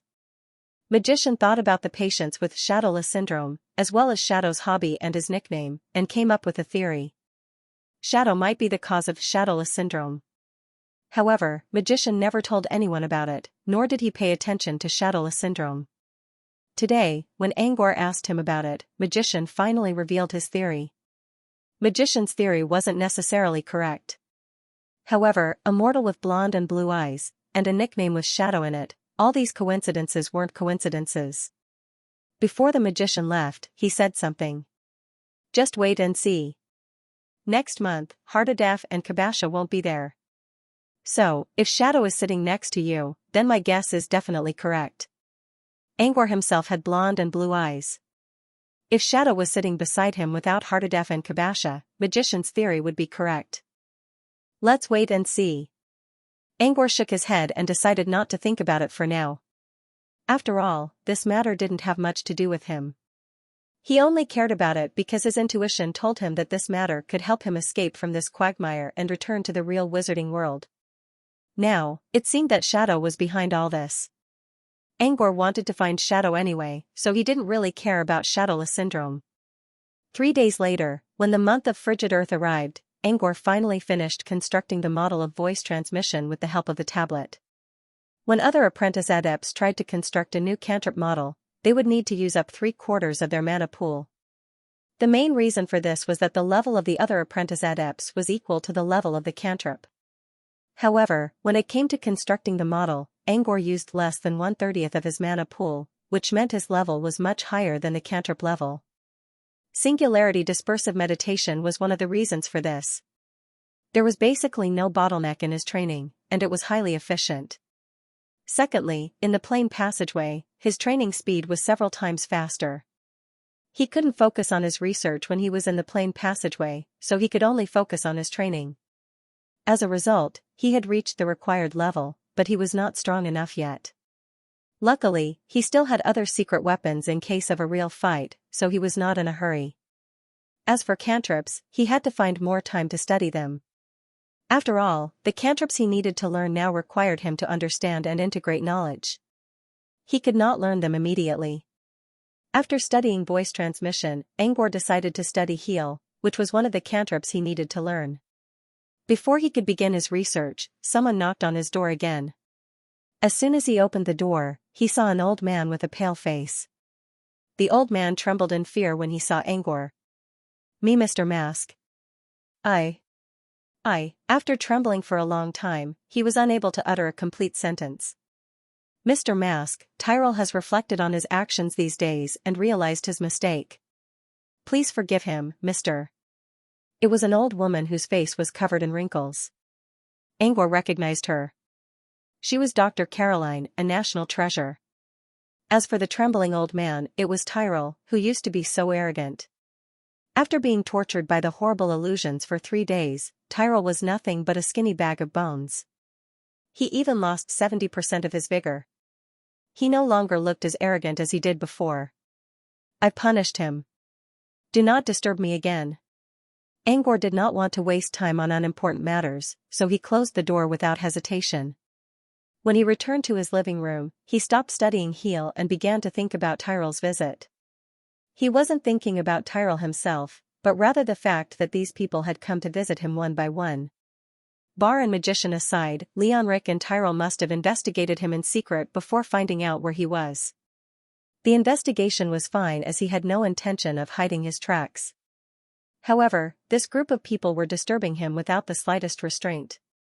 This caused him to feel somewhat displeased. This wasn't a tavern where anyone could stay or leave. He thought for a moment and asked Trusan to stay at home for the next few days. Then, he set up a few illusion nodes near the house and constructed a basic illusion. The illusion wouldn't do any harm to the human body. However, Angor had incorporated some of his thoughts into it.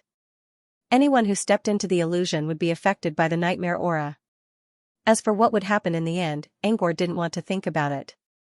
There was always a price to pay for disturbing his thoughts, right? Following the moonlight, Angor walked along a serene waterway and arrived at the center of the Bay Area. There was a spacious square where the floor tiles were arranged in a fan-shaped pattern. In the center of the square was a statue of a pensive old man, who was reading a book. Around the statue was a fountain. During the day, people would play with the birds and pigeons, listen to the music of the entertainers, and enjoy their daily lives. but now, it was late at night. There was not a single person in the square. Apart from the whistling of the night wind, there was only the sound of the fountain that continued to flow. Angor lowered his hat and slowly walked to the end of the square. There was a multi-towered hall that looked like a church. This was the central library, the most prestigious library in Watergrass. There were several armored guards standing guard in the front hall, but none of them noticed Angor's presence. They all turned a blind eye to him. Angor walked through a long hallway with irregular colored glass windows and arrived at the first floor of the hall. Dozens of bookshelves were arranged neatly in front of him, each of which was labeled with a category. However, he ignored them and kept moving forward. According to Ball, there was a passage leading to the basement at the end of the hall. Angor's destination, the ancient tomes vault, was right there.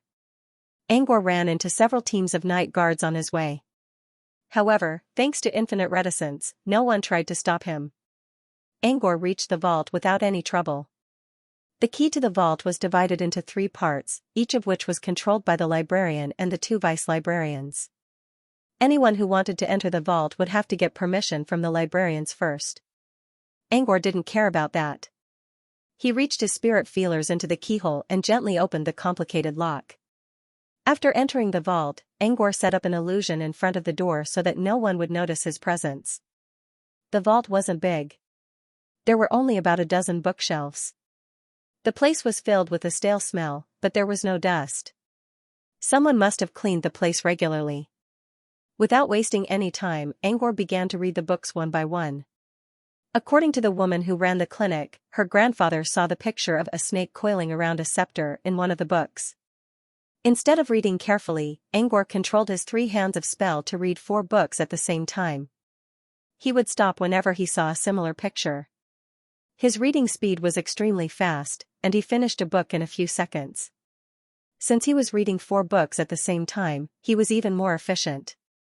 Time slowly passed by as he flipped through the pages. While the Bay Area was sleeping peacefully, the lights on the mainland of Watergrass were still brightly lit. Taro Harbor, the busiest inland trading port in Zeal Dominion, was especially bustling. The sailors who unloaded the goods and the merchants who collected the goods changed batch after batch. There was also an endless stream of ships docked at the harbor. Many of them had arrived at Hymen in the morning, and there were many who lined up to enter the harbor until night. Such a lively scene would last until the end of the month of frigid earth. After that, Taro Harbor would enjoy 3 months of peace until the first part of the month of Blossom, when the sea area was unsealed again. Is it your turn to change shifts? How many ships are coming in today? The man in charge of the docks saw a man wearing a black cloak and a night watch walking toward him from afar. This man was a night worker who had been transferred from the sea gate. The so-called sea gate was actually similar to the city gates on land. It was responsible for registering the stay of outsiders and issuing temporary residence permits. However, the sea gate only registered ships, and it was even busier than the city gate. Even when the city gate was resting, the sea gate was still divided into 2 shifts, which showed how busy they were. The night watchman shook his head. I don't know. Judging from the number of ships, it'll take 2 or 3 days. I heard the Paradise Sea was unsealed again. Looks like ships from the Woad Empire and the Nov Empire are coming. We won't have time to rest then. The person in charge of the docks patted the man's shoulder. It's just these 2 weeks. After this period of busy work, you can rest for 3 months. At that time, being on duty at the sea gate will become a job that everyone envies. The night watchman did not comment. I can rest for 3 months, but I'd prefer to work at the city gate. It's more stable. Just as the 2 of them were talking, there was a commotion in front of them. The sailors and porters all stopped. Some of them shouted, "The ship sank. Go save them." The night watchman turned around and his eyes widened. Oh no, it seems like something happened at the sea gate. I'll go take a look. After the man finished speaking, he turned around and ran along the shore towards the sea gate. There were 6 ships on duty at the sea gate. They were all near the railings of the sea gate. When the night watchman rushed to the railings, he found that it was indeed the ship that was in trouble. A ship about 15 meters long had its keel broken in the middle. It was now like a V and was gradually sinking into the sea. The parts that were not in the sea were being burned by flames. In order to not be burned alive, the night watchman who was still alive had to jump into the water. Under the moonlight, the sea sank and sank. Cries for help could be heard everywhere. The sailors on the shore and the night watchmen on the other ships all jumped into the cold sea and swam to the people who had fallen into the water. What the hell is going on? Why did the ship break in the middle of the keel?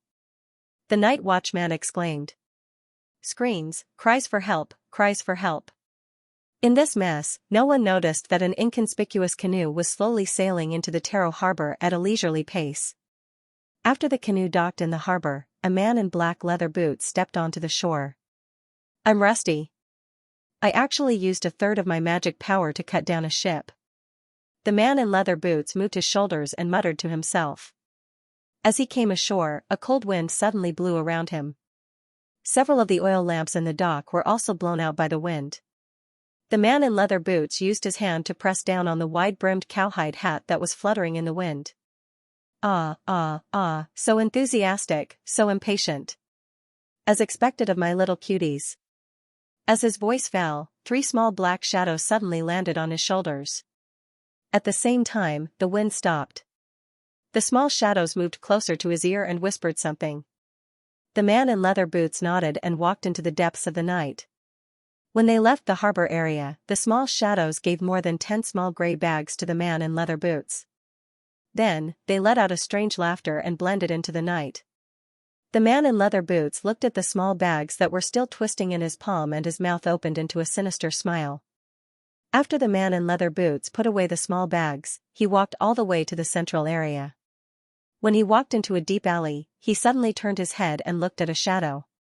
Come out. You've been following me for so long, why don't you dare to show your face? The man in leather boots stared at the shadow. After a while, a small shadow walked out with hesitant steps. The man in leather boots stretched out his hand. Come here. The small shadow hesitated for a moment, but still jumped onto the man in leather boots' palm. Speak, what's the matter? The small shadow slowly walked to the man in leather boots' ear and whispered a few words. The man in leather boots raised his sharp eyebrows. You've been seen? This is going to be difficult. The small shadow bowed guiltily. I see. You can go now. After the shadow left, the man in leather boots whispered, interesting. There's someone here who can sense the Crocox. A chance encounter on a snowy night. Angor spent most of the night reading and finally found a clue about the snake around a scepter in a book called Doctor's Oath. Please search to see the most complete. The book depicted several scenes of ancient doctors saving people. Perhaps it was because they all carried a scepter with a snake around it when treating patients, and the scepter was glowing all over. The most mysterious picture was a 4-panel comic book, which described something that happened in ancient times. A man with a snake scepter had a glowing cloud in front of him. Thanks to the cloud, the man saved the city from a plague. If the author didn't deify it, Angor could only think of wizards who could do something like this. And the cloud was probably some kind of large-scale healing spell. At the end of the book, Angor found another picture of a snake around a scepter. However, the picture didn't depict a doctor with a snake scepter. Instead, it depicted a statue of a snake around a scepter in a square. Countless doctors in white robes clenched their fists and lowered their heads while facing the statue. The whole picture was filled with solemnity and holiness. Below it was the name of the picture, Doctor's Oath. All doctors had to take an oath when they were hired. This oath included dedication to patients, demanding of self, and respect for medicine. This picture was a doctor's oath. After reading the book, Angor was even more confused. In the previous pictures, the snake around a scepter was a tool used by doctors. But in the end, it became a symbol of faith for doctors to take an oath. Angor considered for a moment. Maybe the pictures in the beginning were referring to a wizard who specialized in healing. His deeds of saving people were told by people, which led to these pictures. Later on, the wizard left, and his deeds were slowly praised. Over time, he became more and more deified.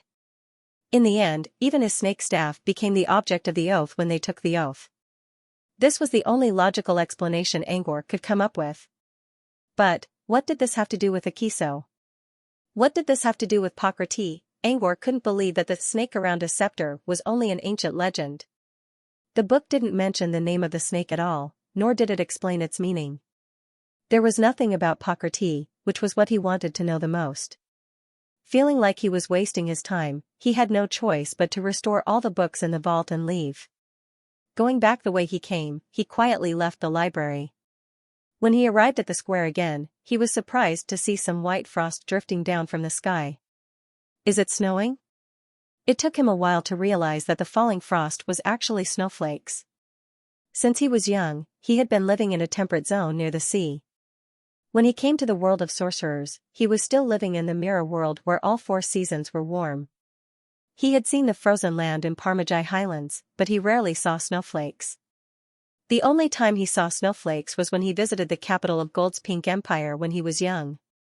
Now that he had suddenly reunited with Piao Shui, his originally depressed mood had suddenly become much better for some reason.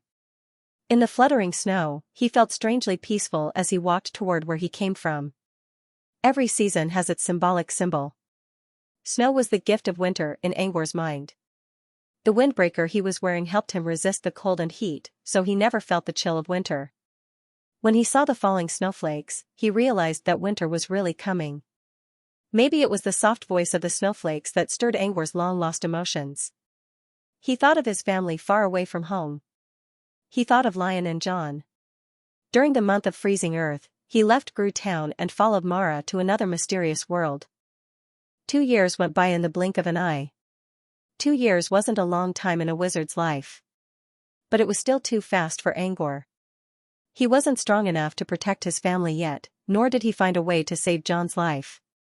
He didn't even know where he was right now.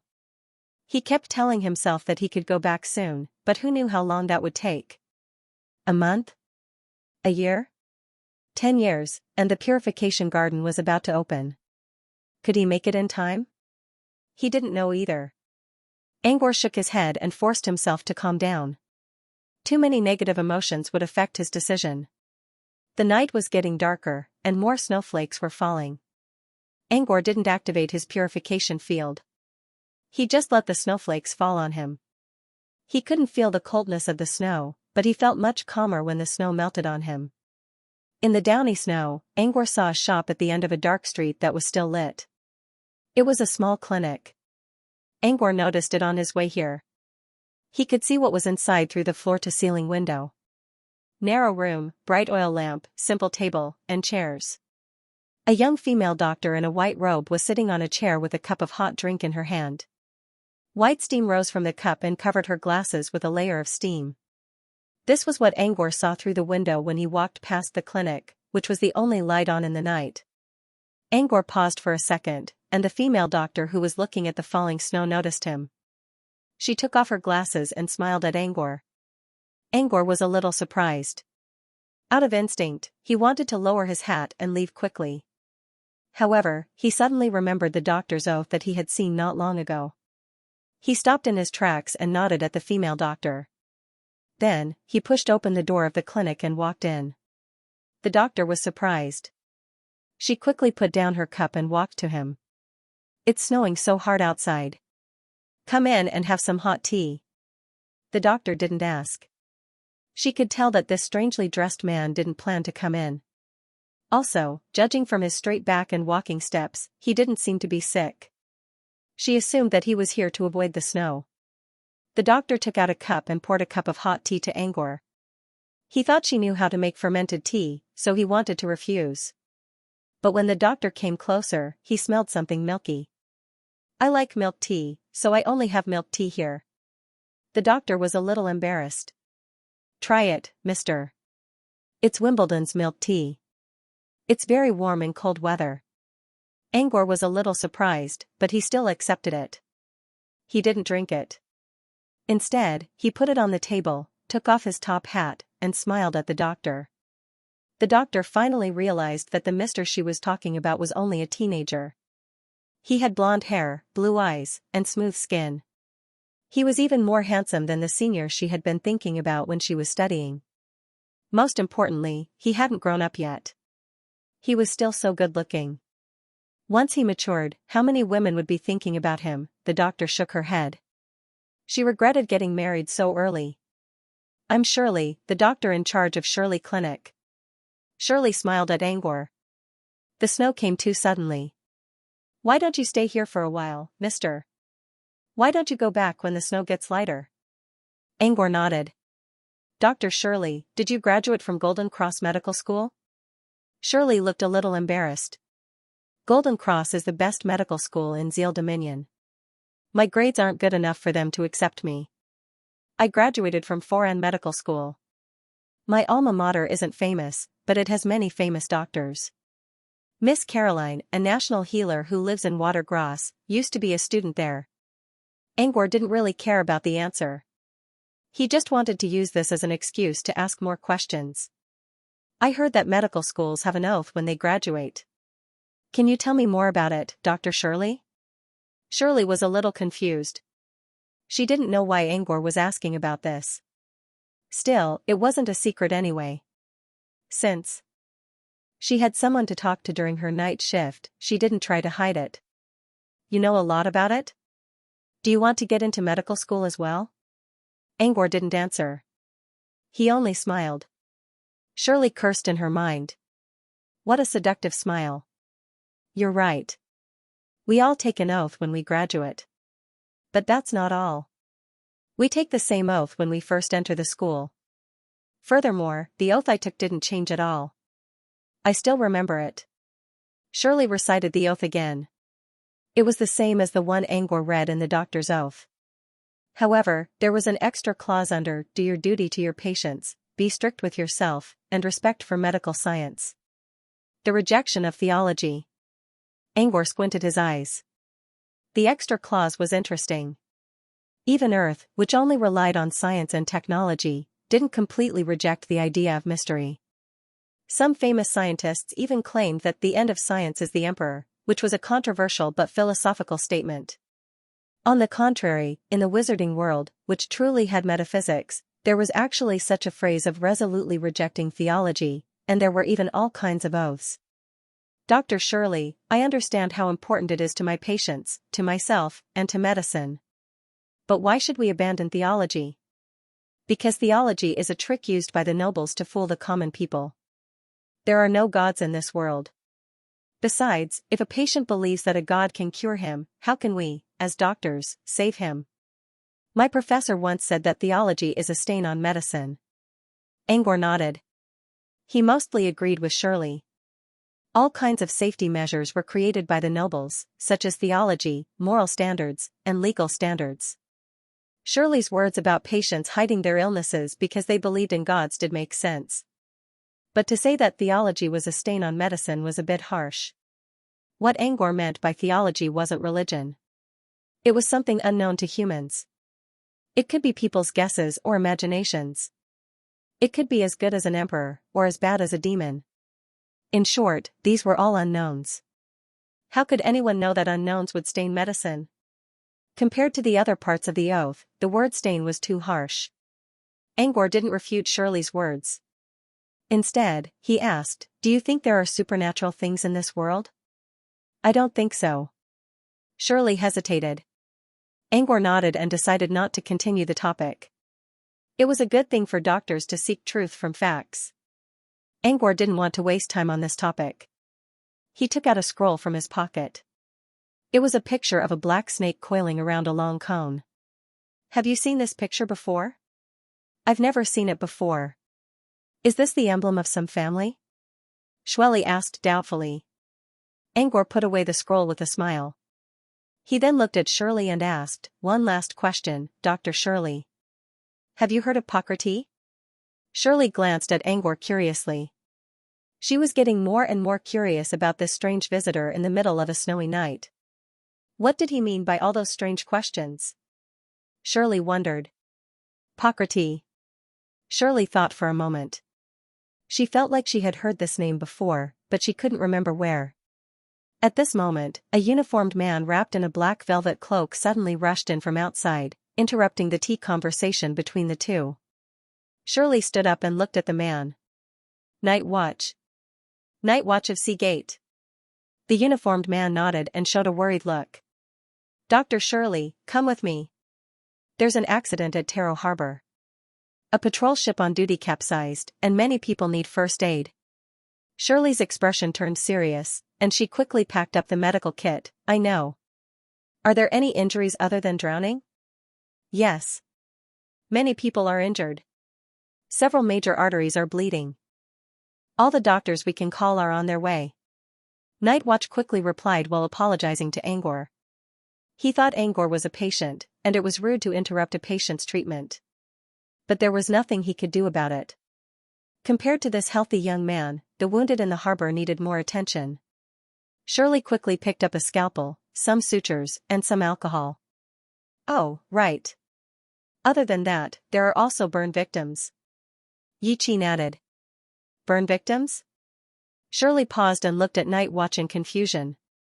Is there a war? Night Watch didn't know whether to laugh or cry.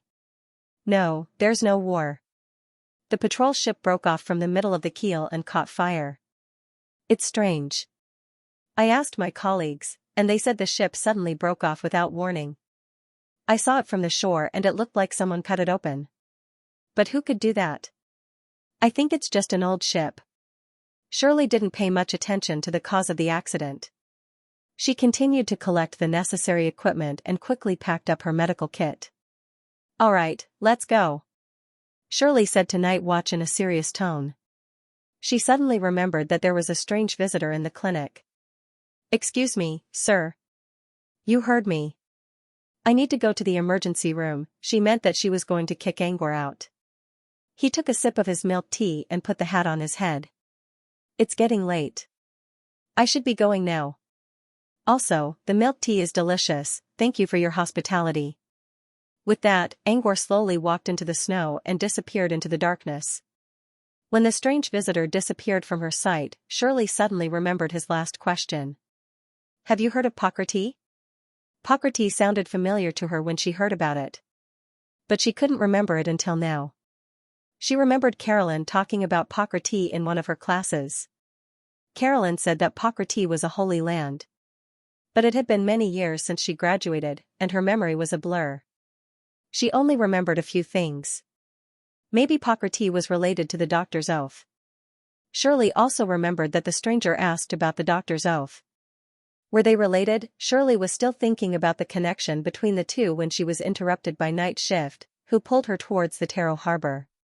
Shirley also remembered that there were still patients waiting for her to save, and the thoughts that were still emerging were completely swept out of her mind. As Yi Qin pulled her along, he sighed and said, Fortunately, your clinic hasn't closed yet. Otherwise, all the patients would be dead by the time I get to the hospital in the city center. This city being too big is also a kind of trouble. Angor felt a little disappointed that he didn't hear Shirley's answer. But he didn't expect a random doctor to know about Pocrates, so he didn't feel too bad. On the other hand, Night Watch's sudden visit to Seagate caught his attention. Seagate's patrol ship often patrolled around the Bay Area. He saw it just a few days ago. How could a ship about 20 meters long suddenly have its keel broken due to lack of maintenance? Angor had been on a ship before, and he also watched documentaries about shipbuilding on Earth.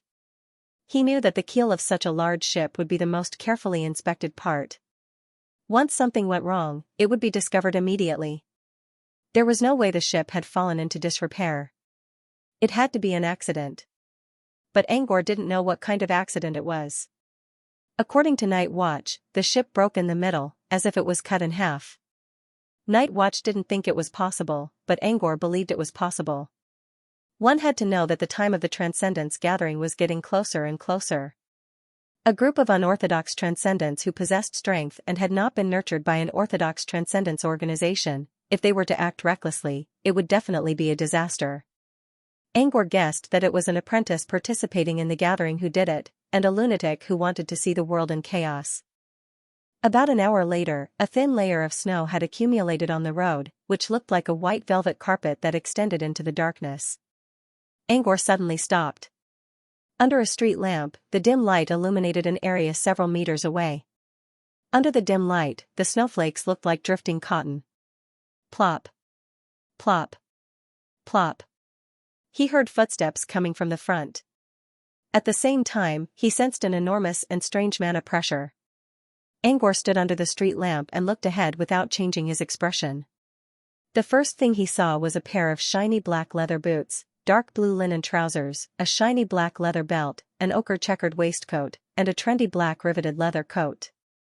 The person was wearing a wide-brimmed bonnet, and there seemed to be a cigarette in his mouth. Angor looked at the newcomer without saying anything. However, the snowy night behind Angor began to blur. At the same time, strange music came from the sky with a frequency that made one's hair stand on end. It's actually an illusion mage. How rare. The person's voice was very pleasant and magnetic, but the words that came out of his mouth had a frivolous tone that didn't match his bass voice. As he spoke, the man took the cigarette from the corner of his mouth and flicked it gently. The cigarette drew an arc in the air and finally fell into the pale white snow. The cigarette but was still burning with scattered sparks. It was still struggling at death's door. Who are you? Angor's eyes glowed. The newcomer chuckled. All of a sudden, he took a few steps back. A sound-type illusion? Damn, I almost fell for it. Angor was a little surprised. He did use melodious illusion when he spoke. However, when he secretly built an illusion node to block the newcomer's mind, the newcomer noticed him. Not only did the newcomer notice it, but he also moved out of the illusion's range in a split second. This meant the newcomer's body and mind had reached a very high level of reflexes. A bloodline user? Angor wondered. So unfriendly. I'm here to see who disturbed the Crocex. I didn't expect it to be a legitimate apprentice, the newcomer muttered to himself. Should I do something? But he's a legitimate apprentice. The only legitimate apprentice around here is Silent Hill. It'll be troublesome if he's from there. Forget it. I can't explain this to my professor. The newcomer spoke in a lucky you tone. Fine, I won't argue with you. But let me warn you, don't tell anyone about the Crocex. With that, the newcomer slowly turned around and disappeared into the darkness. Angor didn't know why he showed up and left. Angor frowned and didn't chase after him. What's a Crocex? Stepping on the soft snow, he walked back home with a puzzled look on his face. To his surprise, he saw Dodoro and Trusan looking outside. Dushan sighed in relief when she saw Angor. Sir, Dodoro didn't sleep since you left. He's been staying here all night. Angor looked at Dodoro and saw a hint of affection and longing in the man's eyes. Angor smiled helplessly. He thought Dodoro's seal would lessen a little bit under Trusan's guidance, but it actually had the opposite effect. I'm fine. Go to sleep. After sending the two girls back to their rooms, Angor was still thinking about the man who showed up earlier. Without a doubt, he was an apprentice, and not a weak one at that. Judging from the man's tone, it sounded like he came here because of the Crocex, but he suddenly gave up. Angor didn't know why. More importantly, what exactly was a Crocex? The question that troubled him for the whole night was answered the next day. Early in the morning, Trusan was teaching Dodoro in the yard. She planned to go to the outskirts of the city today, but her employer forbade her from going out for several days. She didn't know why, but she didn't say anything. While she was teaching, Trusan saw a small boat approaching from the river. A fat man with a scar on his eye was walking towards the villa aggressively. He looked ferocious and had a murderous look on his face. Trusan stopped her lecture with a hint of worry in her eyes. She didn't know who this man was, but she could tell that he was here to cause trouble for her employer. Trusan looked at the man worriedly. 1 second ago, Trusan was worried about her employer. But the next second, she realized something was wrong. The scar-faced man suddenly screamed, and then shouted, "Ghost," as he retreated.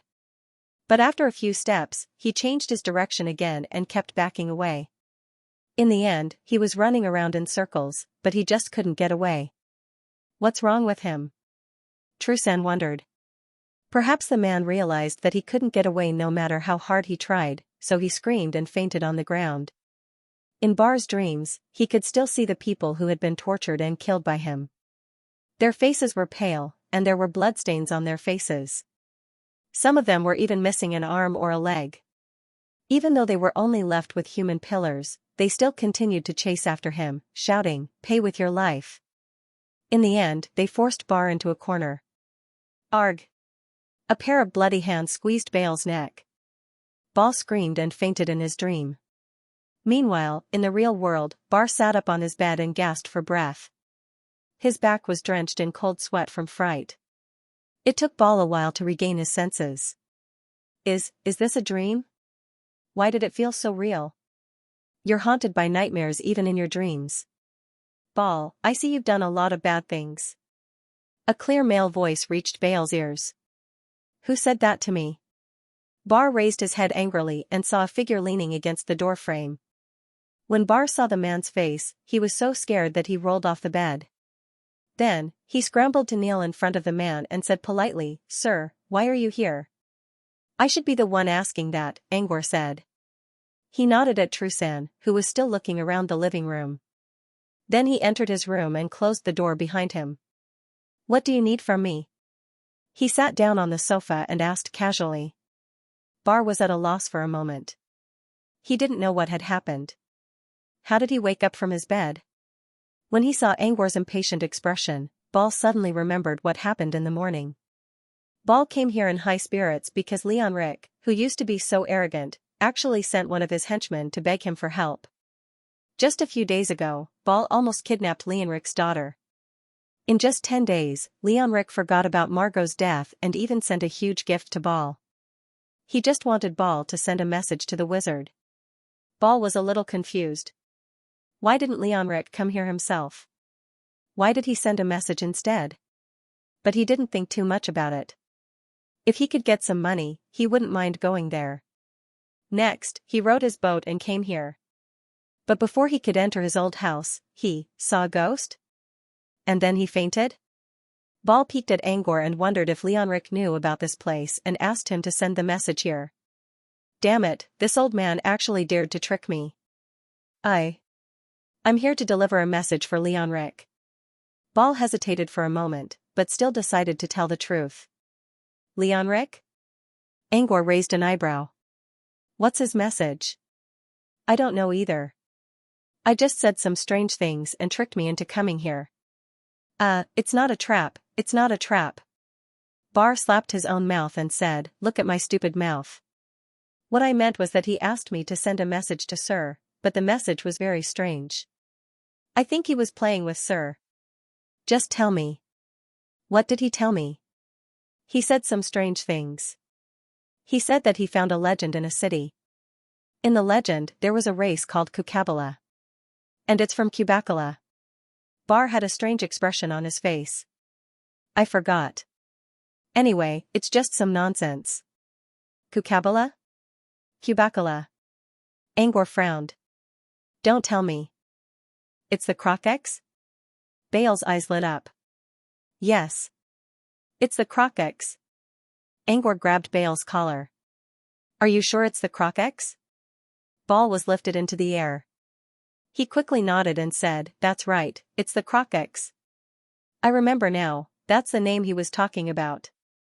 Angor tossed Bal onto the bed.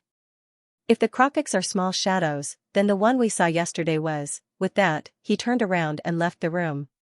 Sir, what should I do now? Bal mumbled in his mind, what should I do now? Inside the basement of a building under a dark waterway. Magician was working on the Create Water spell.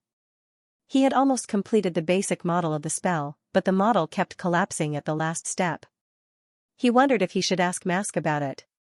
However, at this moment, the bronze door was suddenly pushed open. Angor appeared in front of Magician, wearing a black and white striped windbreaker. Mask? Magician frowned. How did someone break into his room? Why didn't anyone alert him? What are you doing here? Magician's voice was laced with caution. Angor didn't intend to talk. He waved a hand and released a surge of mana from his body. Magician took several steps back in fright and began to construct the model of his best cantrip in his mind space. Before he could finish, he heard Angor speaking in a deep voice. Is this person an Ing?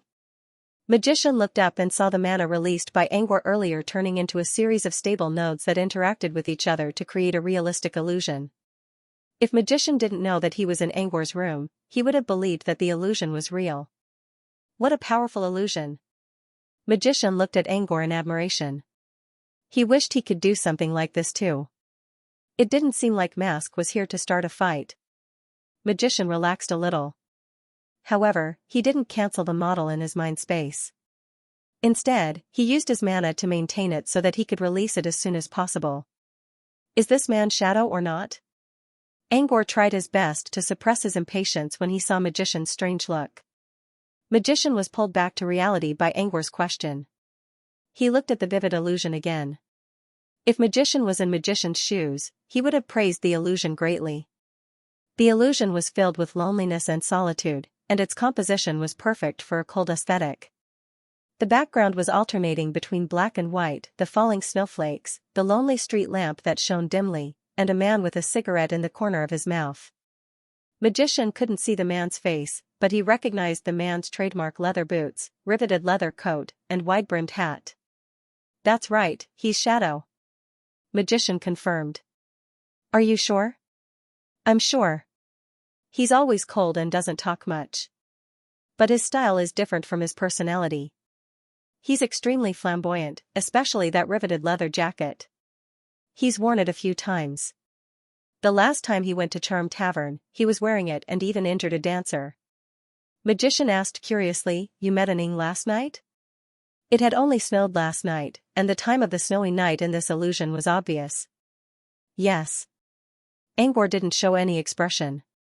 He's not as cold as you said. He's just a little strange. Magician nodded. It is indeed strange. I still don't understand why he joined our gathering. He's so strong, but he didn't get anything from our meeting. Instead, he shared a lot of useful knowledge with us. I don't think he's that nice. Magician didn't trust anyone, and he was more wary of Shadow than Angor. He was a man who believed in nothing but profit. I see. Thanks for the information. With that, Angor turned to leave. Wait. Magician chuckled. I've been studying Create Water all day, and I have something I need to ask you. Angor frowned at Magician's puzzled look. After leaving Magician's place, Angor headed straight to the outskirts of Watergrass.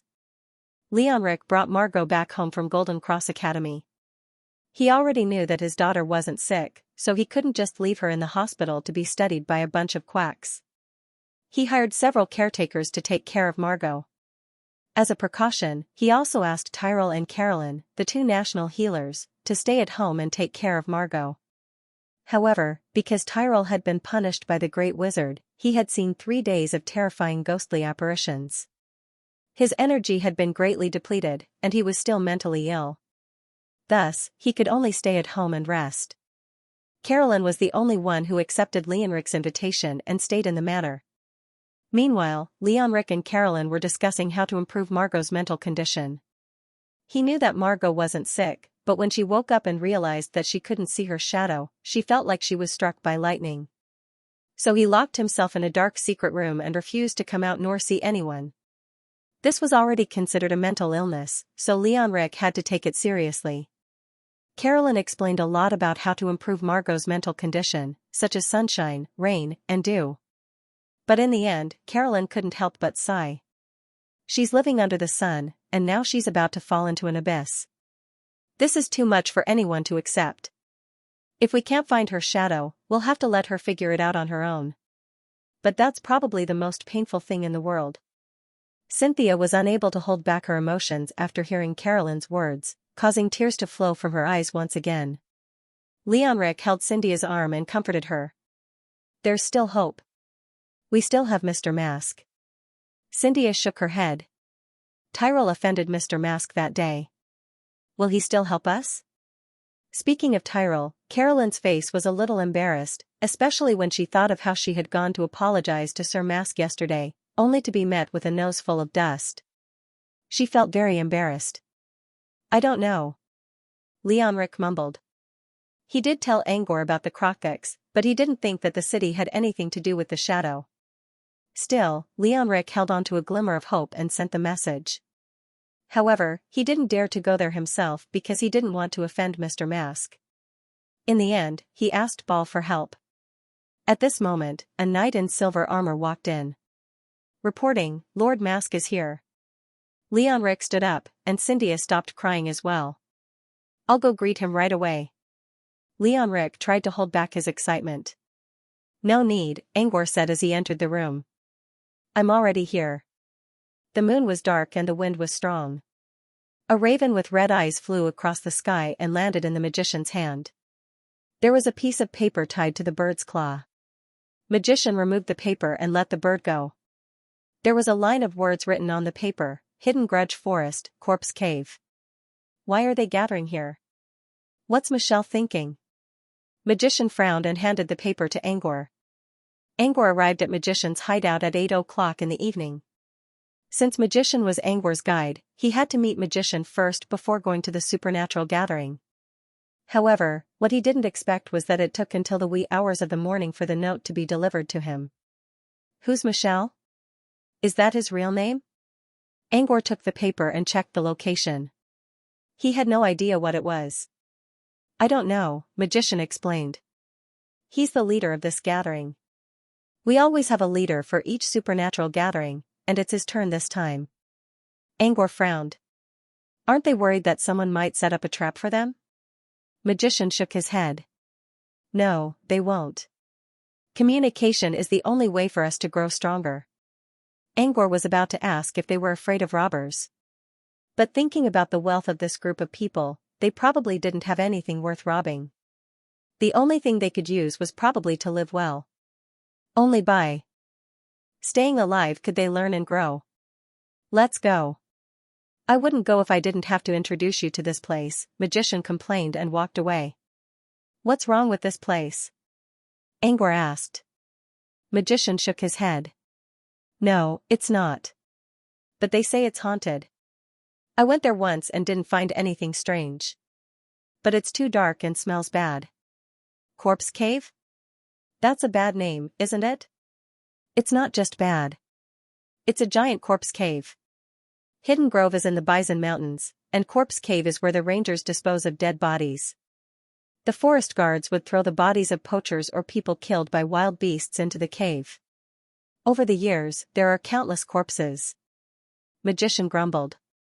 Angor remembered Magician mentioning that most of their gatherings were filled with champagne and delicious food.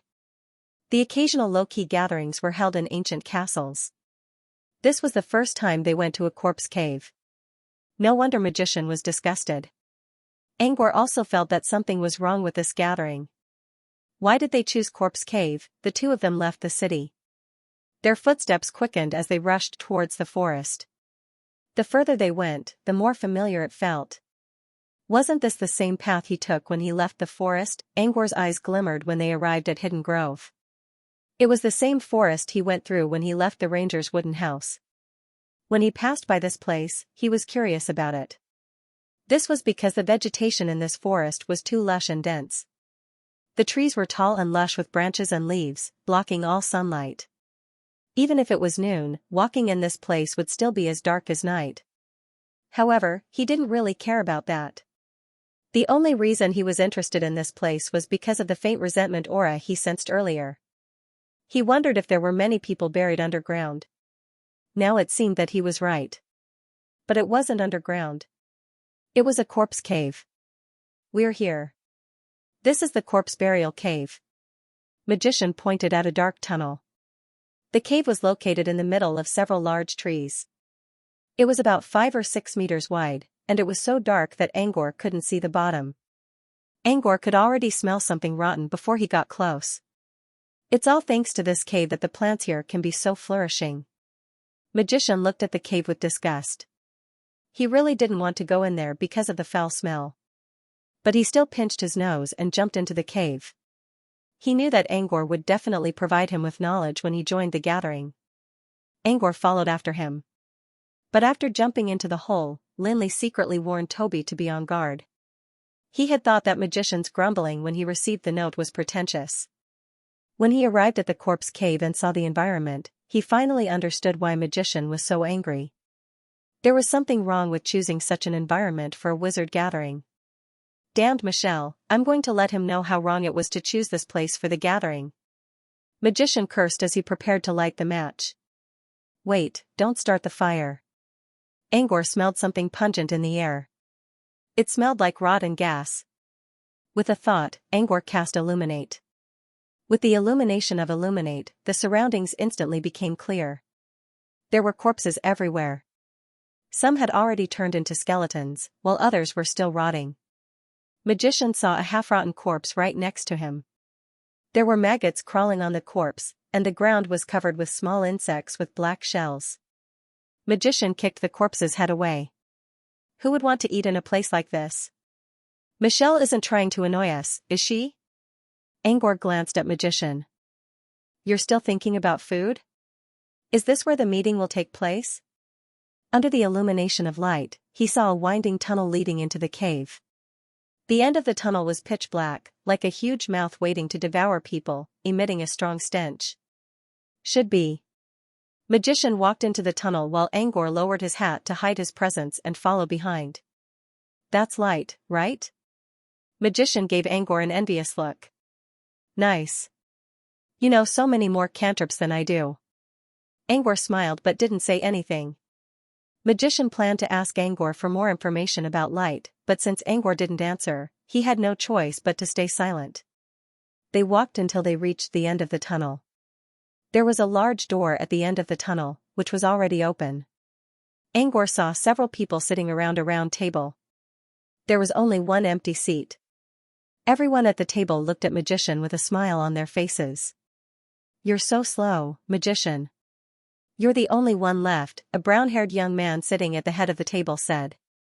Magician reprimanded the youth fiercely. Michelle. What the hell are you doing? Why here?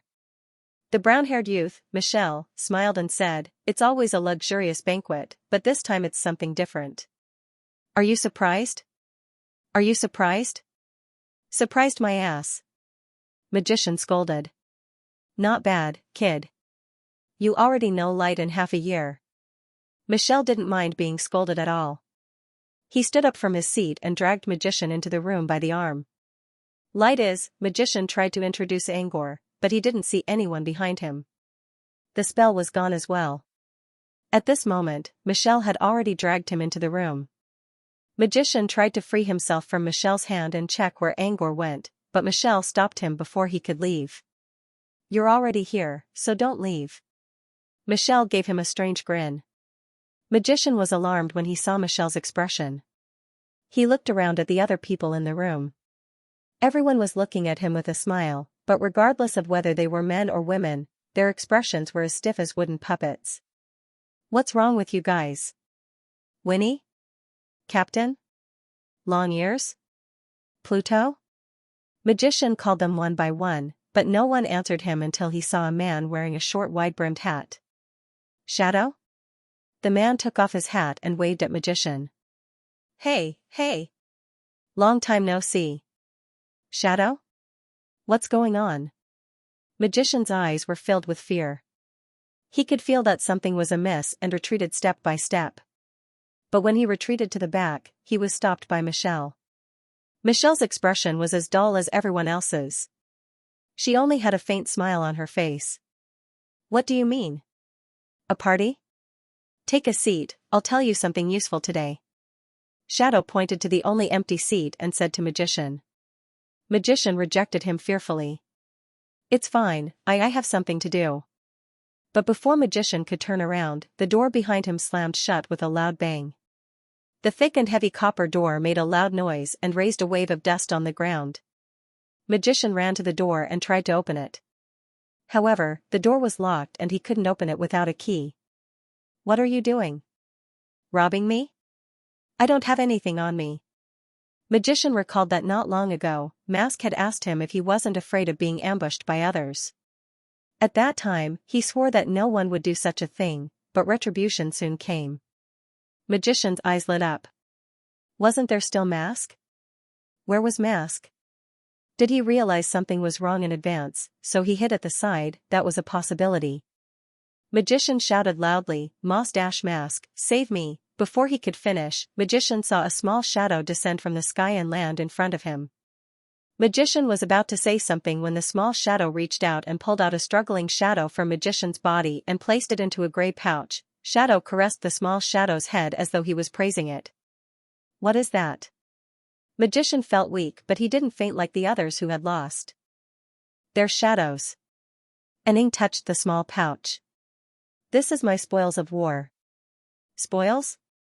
Magician seemed to have thought of something and lowered his head to look at the ground. My shadow disappeared? As expected, the person who stole shadows in the city was you. Shadow raised a brow. Huh? When did you realize? Magician panted heavily. Blonde hair and blue eyes. You always sit beside Kabasha and Little John. Shadow was enlightened. So that's why. I didn't expect you to be the smartest person here. Now, I need to give the smart person a reward. As he spoke, Shadow opened his hands and white lines appeared from his fingers. The white lines carried a strong magical power and rushed into the pouch. A miniature black figure was pulled out from the pouch. Upon closer inspection, one could see that the palm-sized black figure was similar to Magician's. However, it was completely black and had no distinguishing features. Shadow used the white lines to control the black figure and slowly moved it on the table. At the same time, Magician's expression turned stiff as he followed the black figure on the table. When the black figure moved its left leg, he would move his left leg. When the black figure raised its right leg, he would raise his right leg. He had become a real puppet. The puppeteer was Shadow. Door. Countless white lines extended from Shadow's 10 fingers, controlling every joint of Magician's shadow. Next, Shadow began to hum a decadent tune. Magician's shadow began to perform a solo dance to the strange yet melodious tune. Magician was performing a personal dance. His 4 limbs were incredibly agile, following the tune of the shadows as they spun and danced. But this was not the end. More white lines appeared on Shadow's fingers and connected them to another shadow. This time, it was the shadow of a girl with light pink curly hair on the other side of the table. Under Shadow's control, the girl also danced to the tune. In the end, she and Magician embraced each other and performed a circle dance that nobles loved. When Shadow's tune ended, both Magician and the girl held each other's arms and bowed. Shadow retracted the white thread and placed Magician's shadow in the middle of the round table. In the middle of the table, there was another round table about the size of a fist. 9 miniature chairs were placed around the table, making it look like a children's playground. Corresponding to the real person, the 9 miniature chairs had 7 small shadows sitting on them. As the Magician's shadow and the pink-haired girl's shadow sat down, the miniature banquet and the real person's banquet were officially filled. Are you satisfied with your reward? A solo dance that ends the curtains of your life, as well as a round dance for the girl you have a crush on. Shadow chuckled. And I'll play the music for you. As a smart lute, you should feel honored. After Shadow finished speaking, he extended a few white wires from his fingers and connected them to Magician's neck joint. He then controlled Magician to nod his head. Magician was now the same as the others. His expression was stiff and his lips curled into a strange smile. Under Shadow's control, Magician nodded and spoke like a puppet, word by word, "Of course I am, my dear master." Shadow's lips curled into a smile. Then, he suddenly lowered his head and asked, "What about you? Are you satisfied?" Angor had been on high alert ever since he entered the cave. Or rather, ever since he came to the forest of Hidden Grudge, he became more alert. In particular, he remembered something. When he left the forest keeper's wooden house and passed by the forest of Hidden Resentment, he had seen a small black shadow flitting across the sky. Back then, he thought it was a squirrel or a flying weasel, but now that he thought about it, the small black shadow was almost the same size as the small black shadow he saw in the Count's manor. What if the little black shadow was from the Crocex? Did that mean that the Crocex were already here half a month ago? Who was the real mastermind behind the Crocex? Shadow. What did Shadow arrange the Crocex to do here half a month ago? Coincidentally, the location of today's transcendent gathering was at the corpse storage cave in the forest of Hidden Grudge. Wasn't this too much of a coincidence? Angor raised his vigilance to the extreme. Therefore, when he saw the wide open door at the end of the corridor from afar, he activated boundless silence and hid by the side. Wasn't it strange that there were traces of man-made construction in the depths of a corpse cave?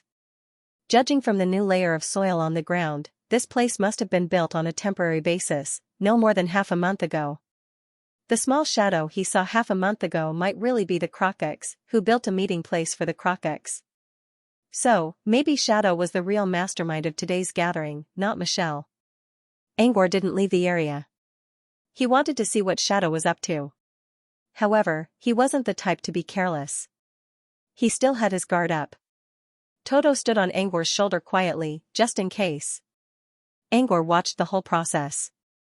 Magician lost his consciousness when he was controlled by the white strings and was forced to perform a dance under Shadow's control. Angor didn't know what Shadow was doing.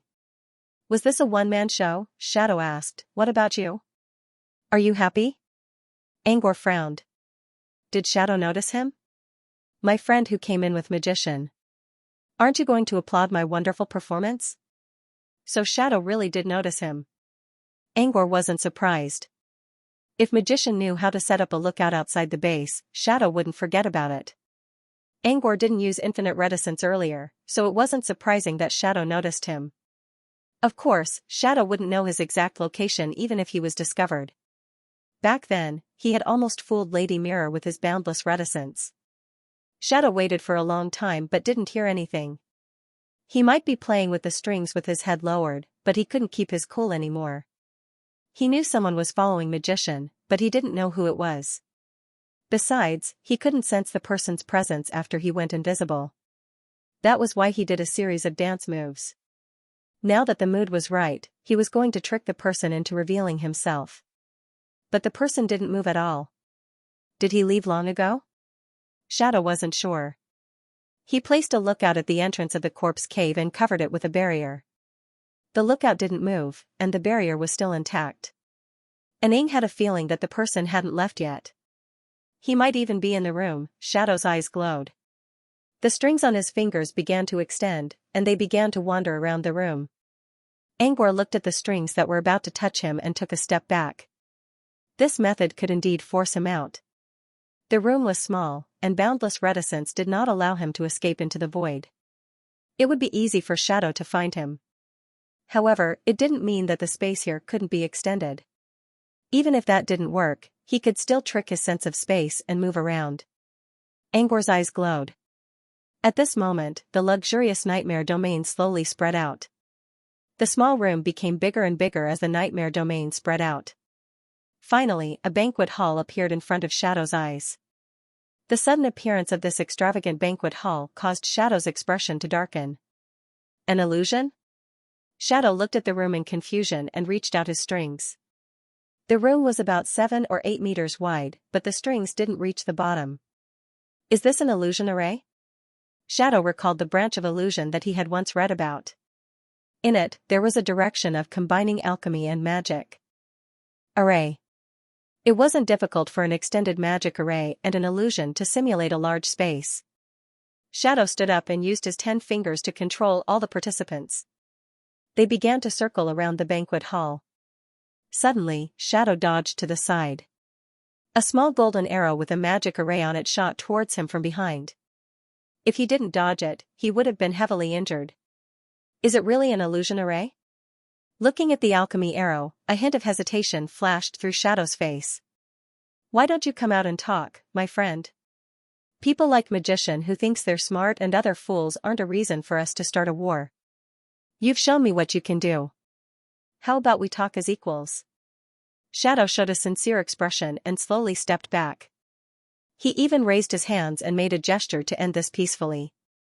Angor chuckled coldly. His nightmare domain wasn't fully developed yet, but he could still see through Shadow's tricks with his nightmare domain. Shadow might be holding his hands up in the air, but Angor could sense that Shadow was moving to the side of the table to release 3 smaller shadows. To be more precise, they were Crocox.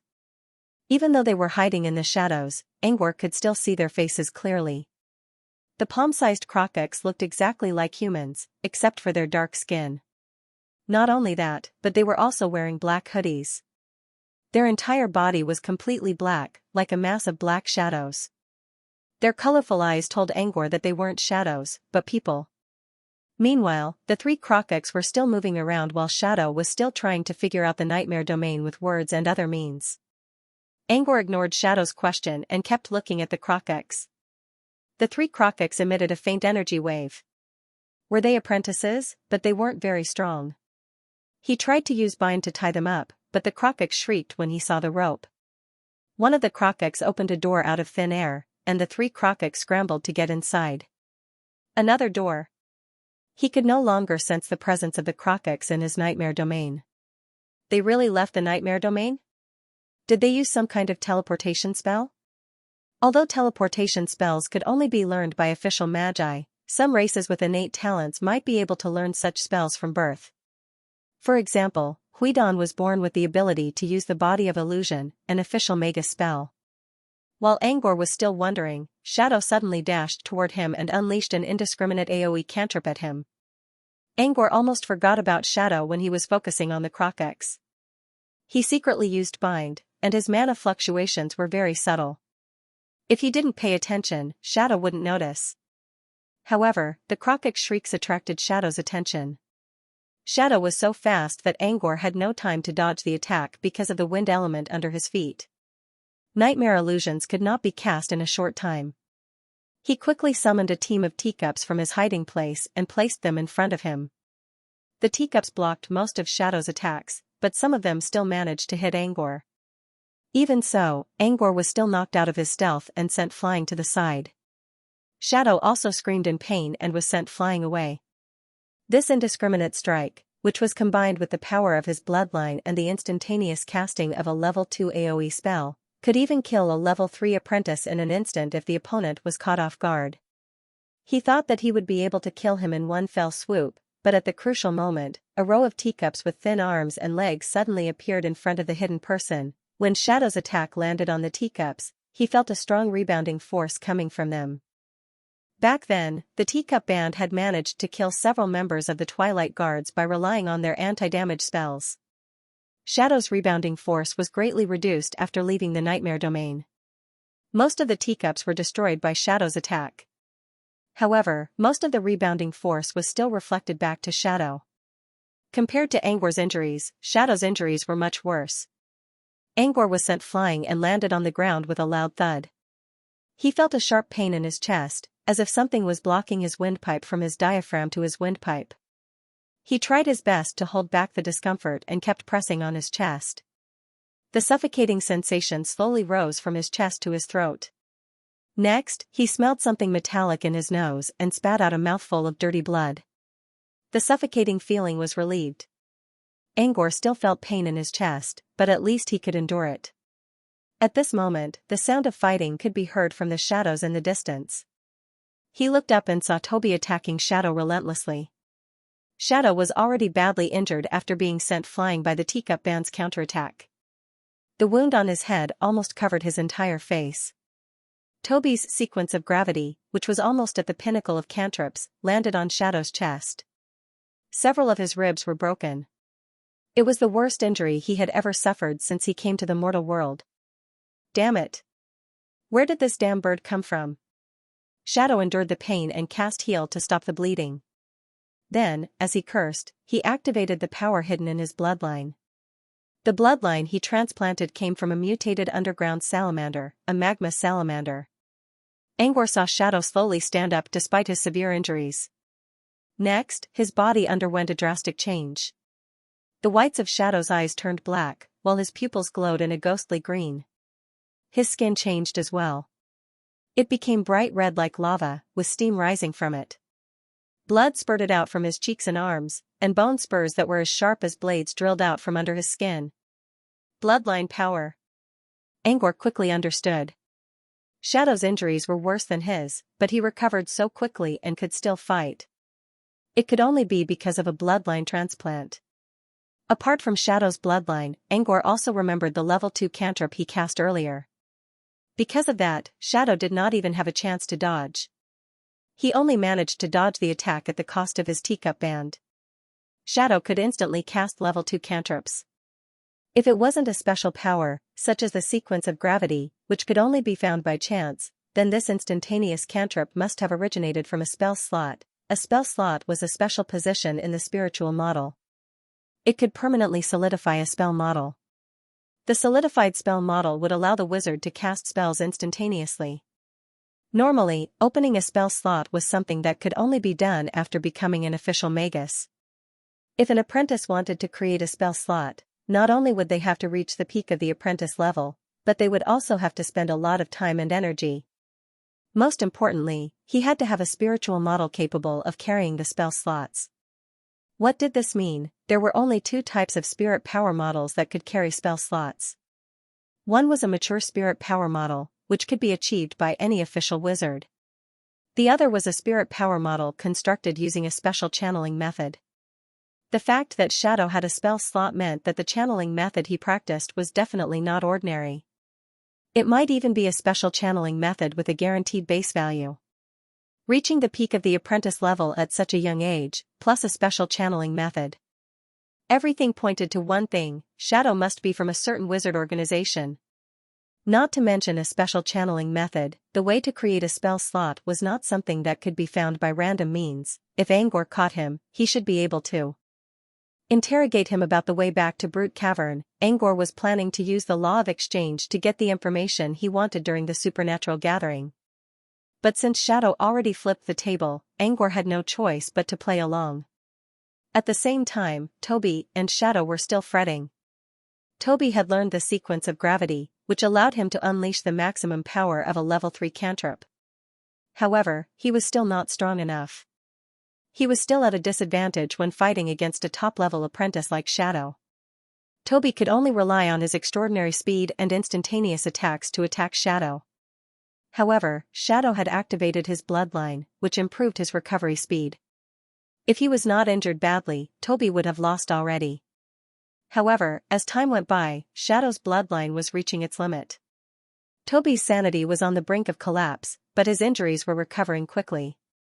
If this went on, it was only a matter of time before Toby lost. Toby! Don't fight him head-on.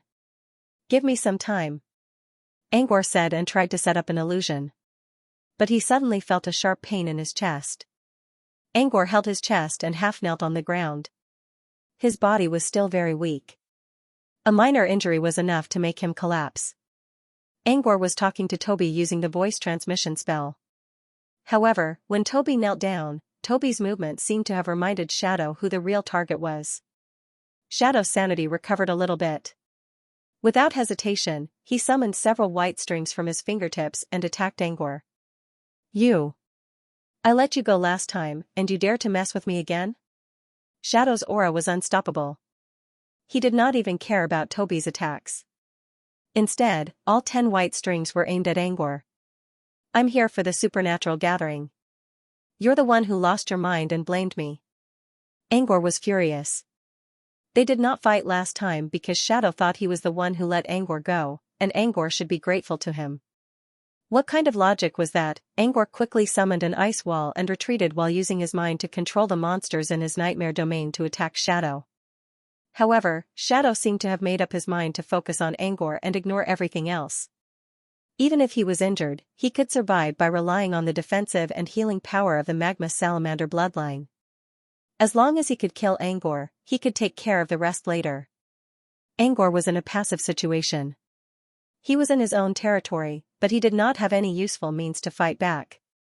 Revolvers and trigger crossbows did not do much damage to a peak-level apprentice. He couldn't keep this up. With a grim look in his eyes, he moved the rainbow dragonfly to Shadow's front. Shadow was already used to the occasional monster, so he attacked the rainbow dragonfly without hesitation. What he did not know was that the rainbow dragonfly was the strongest monster in Angor's nightmare domain. It was as strong as a level 3 apprentice. If it could evolve into a rainbow dragonfly, it would become a real wizard. As expected, Shadow could not defeat the rainbow dragonfly immediately. On the other hand, Angor used his nightmare illusion to distract Shadow from the side. He tried to use the illusion to affect Shadow's mind, but he realized that the difference in their levels was too great. Shadow was on high alert, and Angor could not affect Shadow's mind at all. So Angor had to change his strategy. His nightmare domain was a special illusion, so Angor could also block Shadow's 5 senses. Since Shadow's level was much higher than Angor's trick did not work as well as it used to.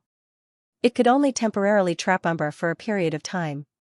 Although Umbra couldn't see or hear, he had activated the limit of his bloodline power and was protected by the white line. It wouldn't be easy to break through his defense. Angor did not plan to use the extra time to attack Shadow. Instead, he calmed himself down and began to set up an illusion inside his nightmare domain. It took him a lot of effort to set up this illusion. 10 seconds later, when Dark Shadow was about to break through the barrier, the nightmare aura inside the nightmare domain began to move. A moment later, a nightmare illusion completely surrounded Dark Shadow. Shadow had just freed himself from the strange loss of his 5 senses when he was surrounded by a white mist. When he regained his senses, he slowly restored his bloodline to its normal state and only maintained the basic defense and regeneration of his magma salamander bloodline. The worst thing after a bloodline transplant was to break through the threshold. To avoid being ambushed while losing his 5 senses, Shadow almost reached the threshold by burning his bloodline. However, the other party did not take the opportunity to attack him, but instead set up an illusion. Looking at the white mist around him, Shadow knew he was in an illusion. That apprentice must be an illusionist, right? But that trick of losing all 5 senses was too weird. Since when did Silent Hill have such an excellent illusion student? As Shadow pondered, a black shadow rushed out of the mist and attacked him with a large amount of mana. Shadow quickly activated his bloodline and launched a devastating attack at the shadow. But when the attack arrived, the black shadow suddenly disappeared. When the shadow disappeared, another one appeared.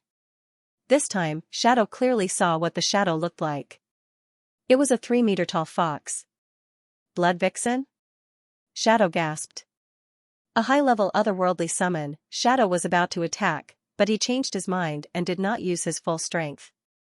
Instead, he used a white string to poke at the fox. As the white string approached, the Blood Vixen slowly disappeared. So it's fake. Shadow muttered to himself. Another shadow came at him. He casually waved his hand, only to discover that a huge force had sent him flying. It's that damned bird again. Just when Shadow wanted to attack seriously, the black shadow had already disappeared. At this point, Shadow finally understood that the other party was planning to use illusions to combine reality and illusion to consume his stamina and magic power. Shadow sneered. It was not difficult for him to break the illusion. In particular, his ability to find illusion nodes would be maximized with the help of the puppet threads. White strings extended from his 10 fingers, protecting the surroundings while searching for illusion nodes. The white strings were the puppet strings, which made Shadow famous. Not only could they control people, but they could also replace his eyes and extend his senses. After a while, a look of surprise appeared on Shadow's face. Why are there no illusion nodes? After creating the illusion, Angor collapsed on the ground and panted heavily. His back was soaked in cold sweat. I didn't think it'd be so hard to create an illusion in a nightmare domain.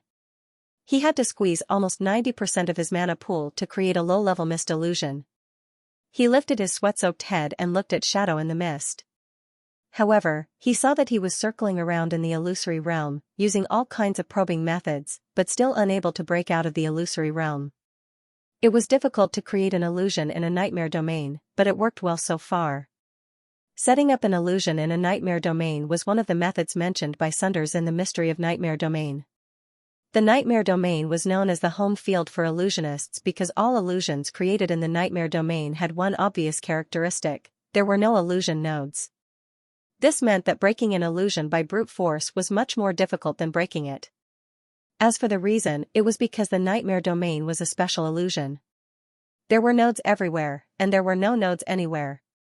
Creating an illusion didn't require an illusion node to carry the illusion. The nightmare domain itself could be used as a carrier. However, Sunders didn't recommend Angor to use this method because Angor's nightmare domain wasn't fully developed yet. The space inside the nightmare domain was quite weak. Once Angor used the nightmare domain as a carrier, he would destroy the nightmare domain as long as he could break free from it. Nightmare domains were extremely rare. Once broken, they were like broken mirrors. Even if they were repaired, there would still be cracks. Therefore, Sunders didn't mind Angor using the nightmare domain before it was fully developed. However, Angor had no other choice. He planned to use the parasite in the nightmare domain to control Shadow, but he soon realized that the parasite didn't work in places where the nightmare aura was strong. Unless he cancelled the nightmare domain, the parasite would choose to live in a nearby human body. But if he cancelled the illusion, Shadow wouldn't be alone. Who knew who the parasite would go to? Therefore, he had no choice but to give up on the uncontrollable parasite and gamble with his illusions. It seemed his gamble paid off. Shadow couldn't break free from the illusion. Angor sighed in relief. While Shadow was trapped, he ordered Toby and the other monsters in the nightmare domain to attack Shadow, in order to consume Shadow's magic power. This was a cyclical process. The phantom attacks interacted with the real sneak attacks, constantly wearing down Shadow's patience. "I'm going to kill you," Aning shouted angrily. In the end, he changed his words. "Don't come, I can't take it anymore. Let's talk peacefully, shall we? You can ask for anything. As long as I can satisfy you, I will." Angor did not say anything. This was a fair trade. It would be better to wait until Aning was captured before talking about other things. He ordered Toby to keep attacking while he entered a deep meditation state. Setting up the illusion had consumed too much mana, so he had to replenish it as soon as possible. Time slipped away just like that. An hour later, he recovered most of his mana. Aning had also used up almost all the energy in his body in this 1 hour. Not only that, but his whole body was covered in wounds. He had just used heal to stop the bleeding, but there was another wound on the other side. The floor was full of his blood. Under the condition of losing a lot of blood, he could not even maintain the appearance of a magma salamander. He quickly regained his human form and lay on the ground, struggling for his life. "Damn it, my luck is bad today. I actually kicked an iron plate." Shadow cursed in his heart. He had clearly planned out everything today, relying on these puppets to enter the inner world.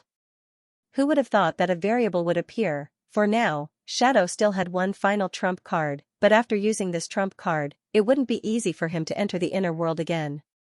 Besides, all his hard work over the years would go down the drain. Shadow panted heavily. "You damn gigolo, do you really want to fight to the death?"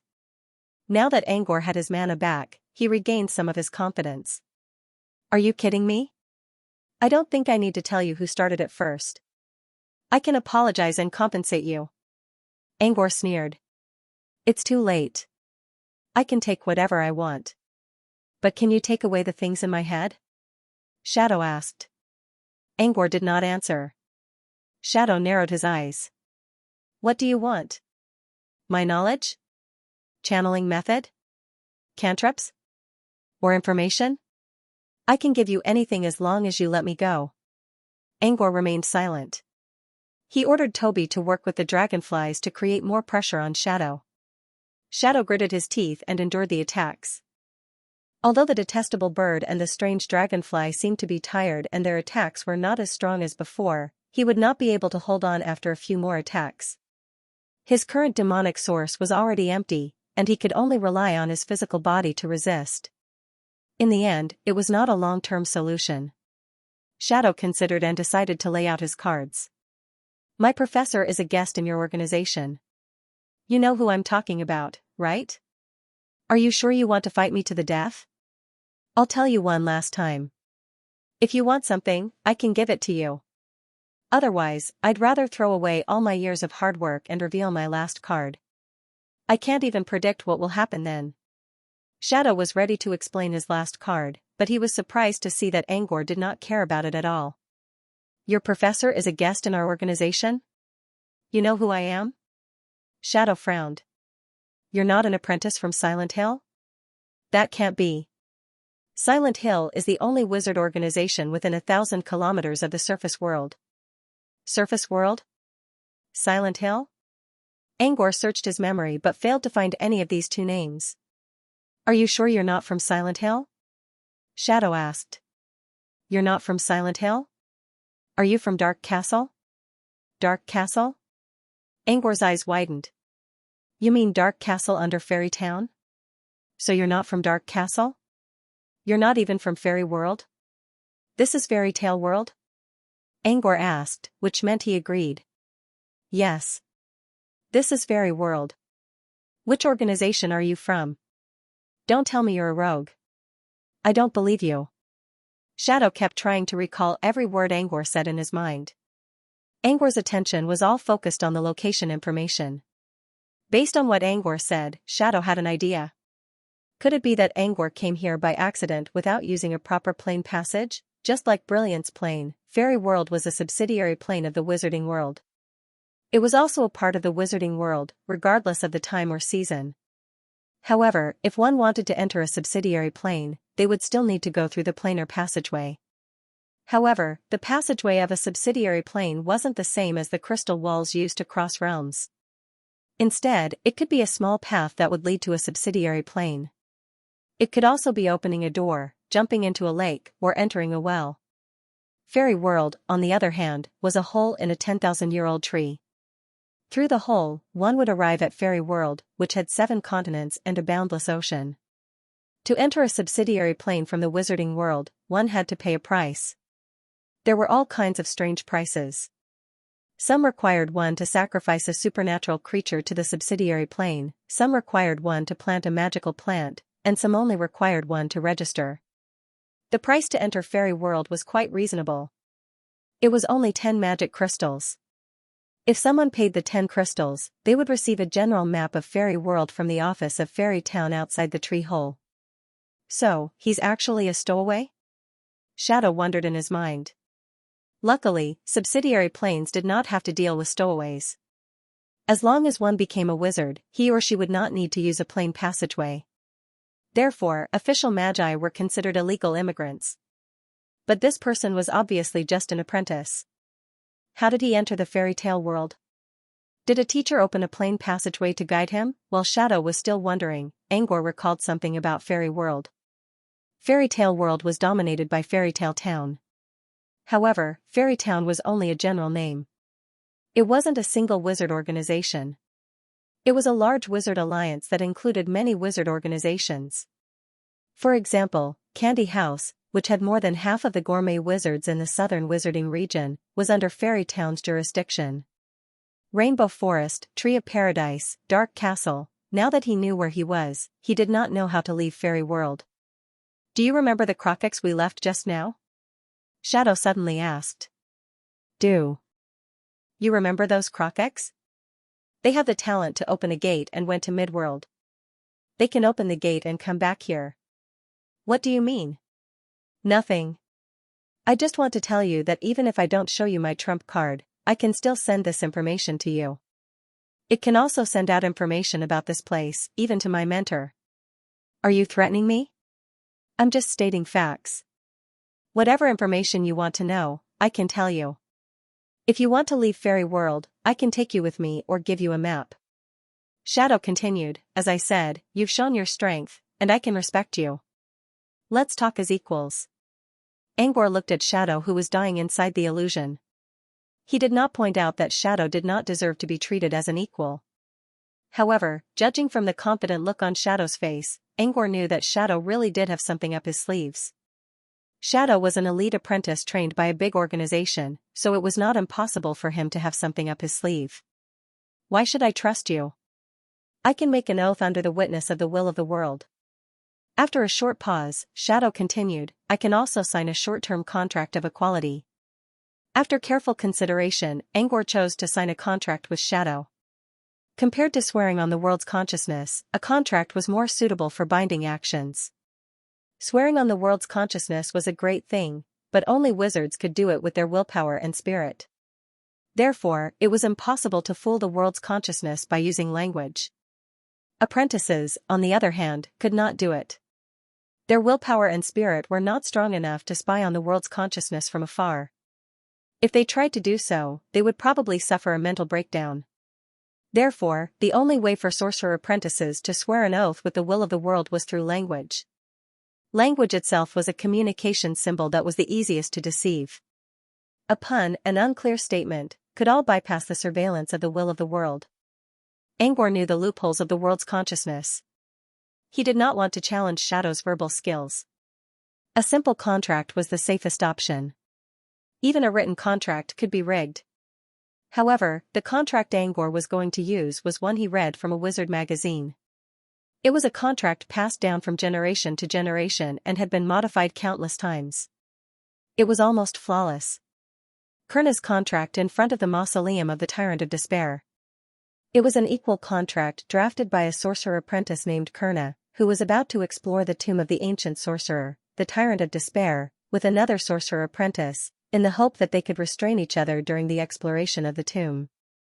The content of the contract was already perfect a long time ago. After being passed down for nearly 10,000 years, there were still some minor loopholes that were fixed by later generations. Now, it was almost flawless. It was perfect for this purpose. Drafting a contract with binding power required paper that could carry magic power. Angor rummaged through his bracelet for a long time but failed to find a suitable paper. In the end, he could only reluctantly take out a piece of Chaos Drum Beast parchment that he had bought at the Twilight auction. It cost 700 magic crystals and cost only 50 pieces. It was a kind of paper that could carry magic arrays, which was very precious. Angor never used it because it was too valuable. He did not expect to use it for the first time. Instead of using it to carry a magic array, he used it to draft a contract. It was such a waste. But he had no other choice. He did not have any other paper that could carry mana. With a painful heart, Angor quickly drafted the contract and threw it into the mist. When the drafted contract was placed in front of Shadow, Shadow was stunned for a moment. Kurna's draft contract. Heh, you're really something. He didn't choose to swear by the world's consciousness, and the contract was written in ancient terms. It was obvious that he came from an orthodox wizard organization. After reading the contract, Shadow calmed down a little. Since the other party was willing to sign the contract, there was no need for him to reveal his final trump card. After all, this was related to his opportunity to advance. If he could avoid it, he would avoid it. This was an equal contract. The content was basically that they were not allowed to harm, or frame each other. They were to communicate with each other on equal terms. The time limit was 1 year. Aning forced his weak body to read the letter and confirmed that there was no mistake. He raised his head and looked at the seagulls in tuxedos that were eyeing him covetously in the air, as well as the colorful dragonflies that were flashing with a dim light beside them. Aning sighed. I admit defeat. With that said, Shadow used his own magic power as a guide and dripped his own blood on the contract. The blood essence slowly rolled on the parchment along with the mana. Finally, at the bottom right corner, the blood essence melted into the parchment and turned into a circular mark. So round? No blemishes at all? The power of the essence blood is still tightly sealed, and no mana is leaking out. This paper is pretty advanced, isn't it? Shadow flipped over the parchment. When he saw the circle of chaos patterns on the paper, he almost lost his mind. Are you kidding me? This is Chaos Drum parchment? Angor didn't answer. He was also feeling the pain in his heart. He signaled Toby to take back the contract. After confirming that the contract was valid, Angor also dripped his own blood on it. In an instant, a huge and majestic aura surrounded the two of them. The witness of the contract was the world's consciousness, so the aura came from there as well.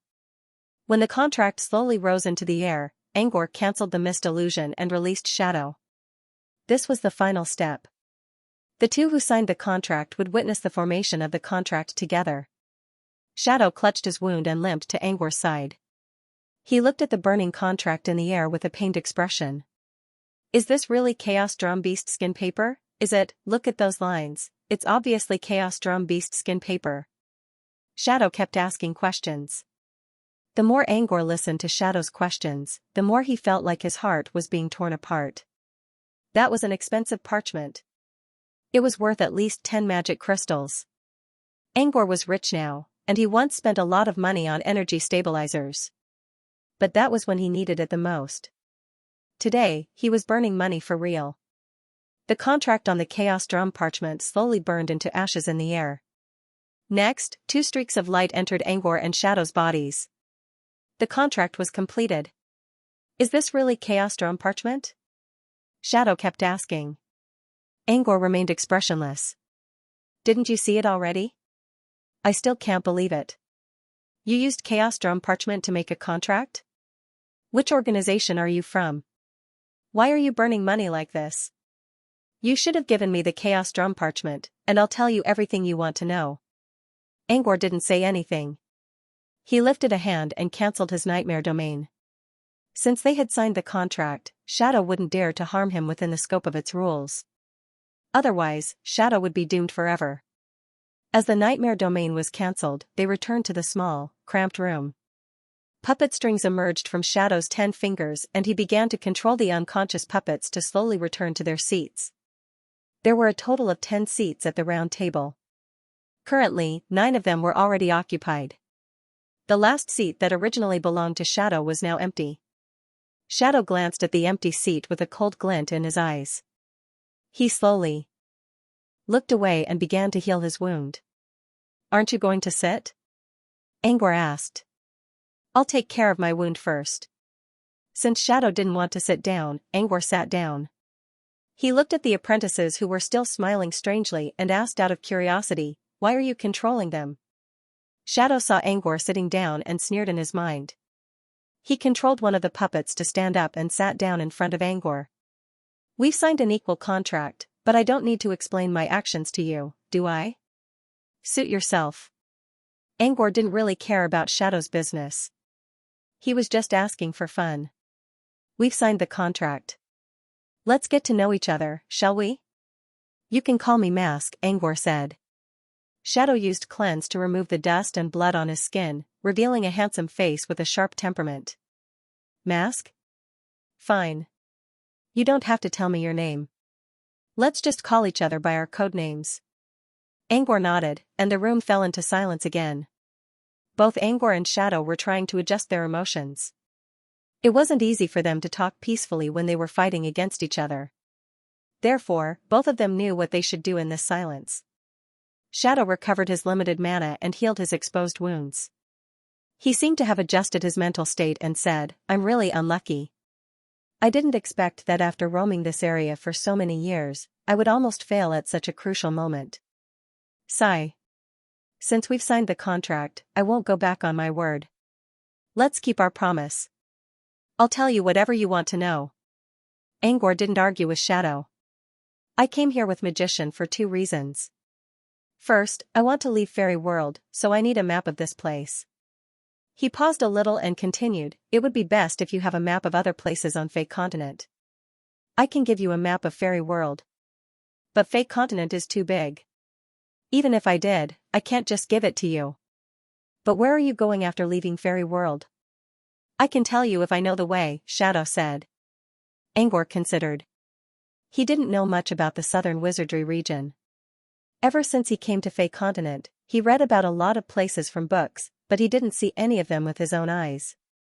He spent most of his time in Brute Cavern and didn't travel far. What is a good place to talk about? Brute Cavern? Or Floating Mech City? Would he be able to make it in time for the Purification Garden if he went to Floating Mech City from Fairy World? Angor didn't know the answer to that. He didn't even know where Fairy World was, or how far it was from Floating Mech City and Brute Cavern. Let's put that aside for now, Angor said. Angor continued, the second reason I'm here is to exchange some materials. Materials? What materials do you need? I can trade with you if I have them, Shadow said. Angor took out a list and tossed it to Shadow, 37 standard units of Misty Silk, 20 standard units of Hairy Orchid Gravel, 1 standard unit of Misty Soft Gel. Shadow read through the list. He didn't have much to say about the items listed at the top because they were all very common and common materials. But as he read on, his expression became more and more strange. 9 kilograms of high copper, standard density of meteoric iron, 1 cubic meter, gloomy wood. They're all untired materials, so they're not that expensive. But the amount you want is too much, I don't have any right now. Shadow paused for a moment, then asked curiously, what do you need so many unranked materials for? Do you want to become an alchemist as well? Why do you say as well? Because I know a lot of people who want to become alchemists, Shadow replied. Including you? Shadow shook his head. No. I don't have any talent, and I'm not interested in spending all my time in my lab. You still haven't answered my question. You want these materials for alchemy? Shadow asked. Angor considered for a moment and nodded. Yes, I do. Shadow groaned a few times before he spoke in a pitiful tone, another one who's lost his mind. Angor was confused by Shadow's disdainful tone and pitiful expression. This was the first person who had known about his alchemy since he had become an alchemist, yet he still acted so alienated. Angor considered for a moment and decided to say something he would never do in the past. Actually, I'm quite good at it. Shadow didn't believe him. Seeing that Shadow didn't believe him, he didn't say anything more. Instead, he continued to ask, is there an adept market nearby? I can go there to buy materials. Shadow sounded a little disappointed. There are only 2 wizard markets in this big fairy world, one in the north and the other in the south. I just came back from one of them, but it's quite far from here. If you want to go, you can find a map and follow it. There's a mark on it. Far? How far? Angor quickly asked. It's not in Gloom Continent. The nearest wizard market is a continent and a sea away from here. Shadow paused for a moment. If you have a flying vehicle and enough energy, you should be able to get there in about 2.5 months. If you don't, I suggest you don't go. 2.5 months even if I have a flying vehicle? Angor's heart skipped a beat. How long will it take to leave Fairy World from here to the tree hole? Shadow noticed Angor's embarrassment and chuckled. It's a bit farther than the wizard market. Maybe 3 or 4 months. 3 or 4 months even if I have a flying vehicle? Angor felt a little disappointed. There was no way he could make it in time for the Purification Garden's opening. Angor quickly cheered up. It was fine if he couldn't go to the Purification Garden. The Purification Garden was only a bonus. It would make his path as a wizard smoother. Without it, he would still be walking on the same path. With that in mind, Angor gave up on the idea of going to Floating Mech City. Where can I get the materials then? These aren't rare materials. You said there's a Silent Hill nearby. You should be able to trade with someone there, right? Sure, but Silent Hill is thousands of miles away from here. Are you sure you want to go? Shadow said nonchalantly. Let's go. Without a means of transportation, it would be impossible to leave Fairy Tale World even if they walked for decades. Therefore, the creation of a transportation vehicle was an urgent matter. Shadow took out a map, drew an X on it, and handed it to Angor. Here's the map of Fairy Tale World. I've marked the location of Silent Hill for you. Shadow took out the clock and looked at it. It was 2:38 a.m. There were 7 continents in Fairy World, each of which belonged to its own continent, surrounded by a boundless sea. According to the map, the continent he was on was about the size of Africa on Earth. Among the 7 continents of Fairy Tale World, the Nether continent ranked 3rd in terms of land area. The exit of Fairy Tale World was located at the edge of another crescent continent, separated from the Nether continent by a vast ocean. The more he looked at the map, the more depressed he felt. Fairy Tale World was only an affiliated plane, yet it was already so big. How big was Fae Continent, which was countless times bigger than Fairy Tale World? Even if it took him half a year to leave Fairy Tale World, how long would it take him to return to Brute Cavern? How long would it take him to return to the old Earth? Would he be able to return home within 3 years? Angor didn't want to show too much emotion in front of others. He put away the map quietly. Thank you. Angor thanked Shadow. The map was part of his promise, but it was still a free gift, so he had to thank Shadow verbally. Shadow took out the clock and checked it again. There were still 10 minutes until 3 a.m. You're not leaving? Shadow felt a prickling sensation in his heart. He hurriedly added, I think it's time for you to leave. After saying this, Aning felt much better in his heart. Wait a moment, I still have a question to ask you. Angor didn't want to get involved, but he had to at least finish his questions. How do I get to Darkaville Empire after leaving Fairy Tale World? Darkaville Empire? Dark Shadow thought for a moment before he remembered what the Dark Fiend Kingdom was. You mean, the Dark Fiend Kingdom in the core world? Yes. The capital of Darkaville Empire is Midnight Sovereign. I'm going there. Shadow looked at Angor and asked, You're an apprentice from Brute Cavern?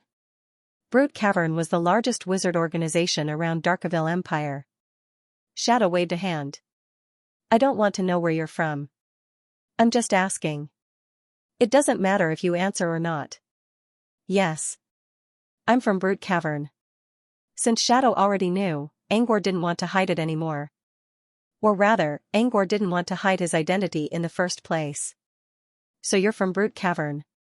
No wonder you're so good at illusions. Phantom Master is from Brute Cavern. Shadow clicked his tongue. Once you leave Fairy World, it's too slow for you to return to Brute Cavern on foot or on a vehicle. Even if you go at full speed, it'll take you at least 8 to 10 years. Unless what? He could not afford to wait for 8 or 10 years. He did not have that much time to waste on traveling. Unless you use a teleportation array. Actually, Silent Hill has one as well. You just need to have enough magic crystals to use it. As soon as Shadow said that, he felt a sharp pain in his heart. He covered his heart and cursed under his breath. Then he quickly added, although there are many wizard organizations that provide teleportation services, I don't recommend you to choose the teleportation circle. Apprentices usually don't have strong enough bodies to travel long distances. Unless you can find a wizard who's willing to protect you, or you've injected a defensive bloodline into your body, you'll easily disintegrate during teleportation. Shadow let out a long sigh of relief. This damned Kurna contract was so toxic. How could it be possible that Kurna's contract was so toxic? He only wanted to hide the consequences of using a teleportation array, and now he was being punished. That seat. Shadow's heart ached again when he thought about Angor's seat. There's a teleportation array in Silent Hill? Angor's eyes widened. Shadow held back his discomfort and nodded. Yes, there is. But there's no teleportation array that leads directly to Brute Cavern. As I said, apprentices can't handle long-distance teleportation. Is there a teleportation array that leads to Floating Mech City? Floating Mech City? Why do you want to go to Floating Mech City? Shadow asked with a strange expression. Is there one? Shadow nodded. Yes.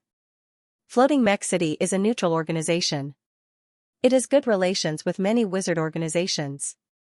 But your body can't handle long-distance teleportation. I'm an alchemist. I can make defensive armor. Or I can exchange defensive bloodlines with someone in Silent Hill. Sunders once told him that the best bloodline for him was the bloodline of a nightmare monster, and that he shouldn't transplant bloodlines for no good reason. However, there were urgent matters to attend to. It was impossible for him to spend a few decades on the road. Bloodlines aren't cheap. You really think you can get one? I'm an alchemist. At least I don't need money now, Angor emphasized again. Well, even if you can exchange for it, do you think you will succeed in injecting the bloodline? Fine, I won't discourage you. I just want to know why you want to go to Floating Mech City. Floating Mech City doesn't have a portal to Brute Cavern either. Why do you care so much about where I'm going?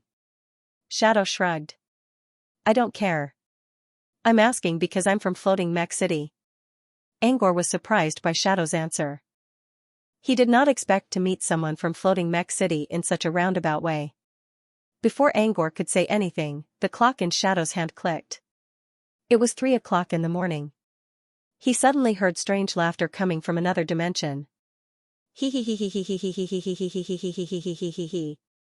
This is, as he tried to figure out the source of the laughter, he suddenly sensed danger. A numb and itchy feeling spread from his scalp to his spine, causing him to break out in a cold sweat. Ah, Angor screamed in pain. Below his heart, a small door with a layer of blood was slowly being pushed open. Then, 3 Krokiks with giggling faces walked out of the door. As the door closed, blood began to gush out from the wound on Angor's chest. The severe pain and blood loss made Angor unable to think properly before he was sucked into a dark whirlpool. Shadow grinned when he saw Angor lying on the ground. You chose that seat yourself. I told you to leave, but you refused to do so. Don't blame me. Every night at 3 o'clock in the morning, the 3 Krokiks would come out from that seat. If someone was sitting there, they would still open the door on time. Opening the door from inside someone's body? Interesting. Shadow covered his face and laughed out loud when he saw Mask bleeding on the ground. Kurna contract? I'm the one who broke it. No matter how perfect the contract is, it can't stop someone who wants to die. Toby's fur bristled when he saw Angor lying on the ground. Needless to say, it could understand human language, so it could tell that the one who caused its little master to fall to the ground was the shadow. Toby quickly took out some bandages from his snowy feather and tried to tie the wound. Huh? Where did you get that? Shadow looked at Toby's movements, and a hint of doubt flashed through his eyes. Could it be that this bird had a space storage on it, a space storage? Greed flashed in Shadow's eyes. Many wizards didn't even have a portal tool, and a bird had one? Shadow approached Toby to take a closer look. But as soon as he walked over, Toby's hair stood on end and launched a fierce attack at Aning. The corners of Shadow's mouth curled up into a cold smile. Previously, there was the fog and the illusion, and the speed of the bird was fast, so it was not easy to deal with. But now, the space here was narrow, restricting the height and speed of the bird. What was he afraid of? With a thought, Shadow unleashed the power of a lava salamander. His lava skin gave him great defense, so he was not afraid of Toby's attacks at all. He reached out a hand to grab Toby. But before he could do that, Shadow's heart skipped a beat, and his eyes widened in shock. Before he could ponder further, the intense pain caused his vision to darken, and the bloodline power that had already surged out also disappeared. He tripped and knelt on the ground. At the same time, Toby's foot landed on Shadow's chest. Shadow was in so much pain that he could not move at all. Toby's kick sent him flying into the air and crashing into a wall full of holes, which shattered into pieces. Shadow groaned in agony on the ground. Toby's attack was nothing compared to the pain in his heart, which only grew stronger as time went by. It felt like his heart was going to explode in the next second. Toby did not know what happened to Shadow. He only knew that Shadow was a bad guy who killed Angor. Whenever he thought about Angor's death, Toby's red eyes began to shed tears of blood. Toby was so angry that he had never felt anything like this before. Toby did not know what was happening to him. He only knew that Angor was dead, and the person he loved and relied on the most was gone. There would never be another person who would treat him like this in the future, who would give him freedom and love. Toby remembered Grea's warning. Before Toby was born, Greya put 5 kinds of spices in the dish: sour, sweet, bitter, spicy, and salty. These 5 spices were made from the organs of a legendary monster that Greya accidentally found. They corresponded to all of Toby's emotions. The Toby's birth was an accident. Greya never expected that she would accidentally touch upon the most fundamental law of creation when making the Toby. Even though Toby did not have any supernatural energy, Greya still remembered that when Toby was created, he released a powerful aura, which was similar to the aura of a legendary fighter. These auras turned into extreme sadness, extreme joy, extreme hatred, and extreme anger, and entered Toby's body. Greya did not know what this meant. Toby was an average kid, except for his high IQ. However, Greya was still worried that the legendary monster's aura might be dangerous, so she warned Toby not to let his emotions get the best of him. But at this moment, Toby began to be willful. When its friends betrayed it, it felt sad. When it saw the eyeless man being auctioned off, it felt angry. When it learned that Greya might have died, it felt sad. However, none of these emotions could compare to what he felt today. Perhaps Toby forgot, or maybe he was just being willful, but he began to let go of his emotions. He let go of all the extreme emotions he had been suppressing, such as love, hate, hatred, anger, and sadness. These emotions that should not exist in Toby's body were slowly magnified. The first one to bear the brunt was extreme sadness. Inside this sadness, Toby felt something crawling out of his body. For a moment, Toby thought he saw a giant monster. It traveled across the universe and shook the heavens. When Toby realized what was going on, all of his feathers were gone. His clothes were torn into pieces and fell to the ground, covered in blood. At the same time, the extreme sadness seemed to have unlocked something inside Toby's body. A heavy gray aura gushed out from Toby's body. If other wizards saw this, their eyes would probably pop out of their sockets. It was the sequence of gravity that had almost materialized. At the center of Sunder's gravity garden, there was a cluster of dark gray aura, which was the manifestation of the law of gravity. The gray aura around Toby was not as strong as the one in the gravity garden, But it was enough to show that Toby's understanding of the sequence of gravity was slowly approaching the law. Toby understood the meaning of the aura, but he did not know why it suddenly came out of his body. Also, he felt his strength growing. The total amount of the sequence of gravity did not change, but the quality of it was improving rapidly. While Toby was still in a daze, Shadow's moan reached his ears. Toby looked up. The extreme sadness in his heart was replaced by a burning flame of anger. Without hesitation, Toby controlled the sequence of gravity and began attacking Shadow, who was lying on the ground. Before, Toby could only control the sequence of gravity inside his body to increase his speed and explosive power. But now, he could move the sequence of gravity outside his body and launch long-range attacks. Although Toby's long-range attacks were not as powerful as his close-range attacks, the sequence of gravity that could be spread out from his body was not meant for attacking. It was very controllable, and as long as Toby was given some time to train, his abilities might change drastically, but now, Toby's mind was clouded by anger. He could only use the most basic method, using the sequence of gravity as a bullet to attack Shadow. Toby was still attacking Shadow. Shadow's body was covered in bruises from head to toe. Shadow's heart was in so much pain that he could not move. However, he could not ignore Toby's attacks. He had no choice but to summon the Crocox to block Toby's attacks. The Crocox were known for their speed. Although Toby's speed had increased, he couldn't make full use of his speed in such a small space. His long-range attacks were also too slow to hit the Crocox.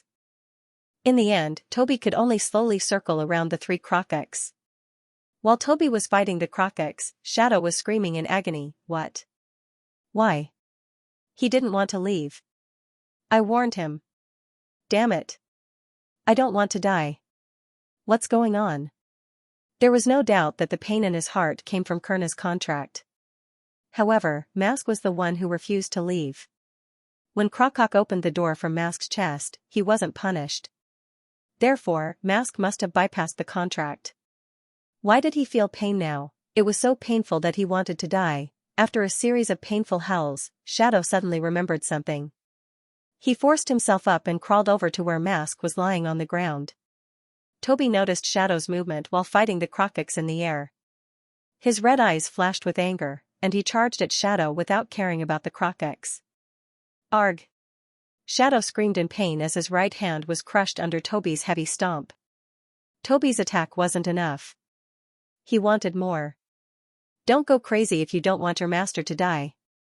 Shadow's words surprised Toby a little. Shadow flapped his wings and landed next to Angor's corpse. When he saw the hole in Angor's chest, he thought Angor was already dead. But now, Toby took a closer look and saw that Angor's chest was still moving up and down. Angor's breathing was almost non-existent, but it was still going on. "Angor is still alive?" Toby's eyes lit up.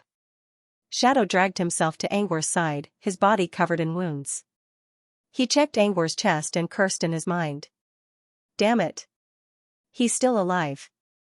Now he understood why Kurna punished him. It wasn't because the Crocox opened the door, but because he didn't save Angor.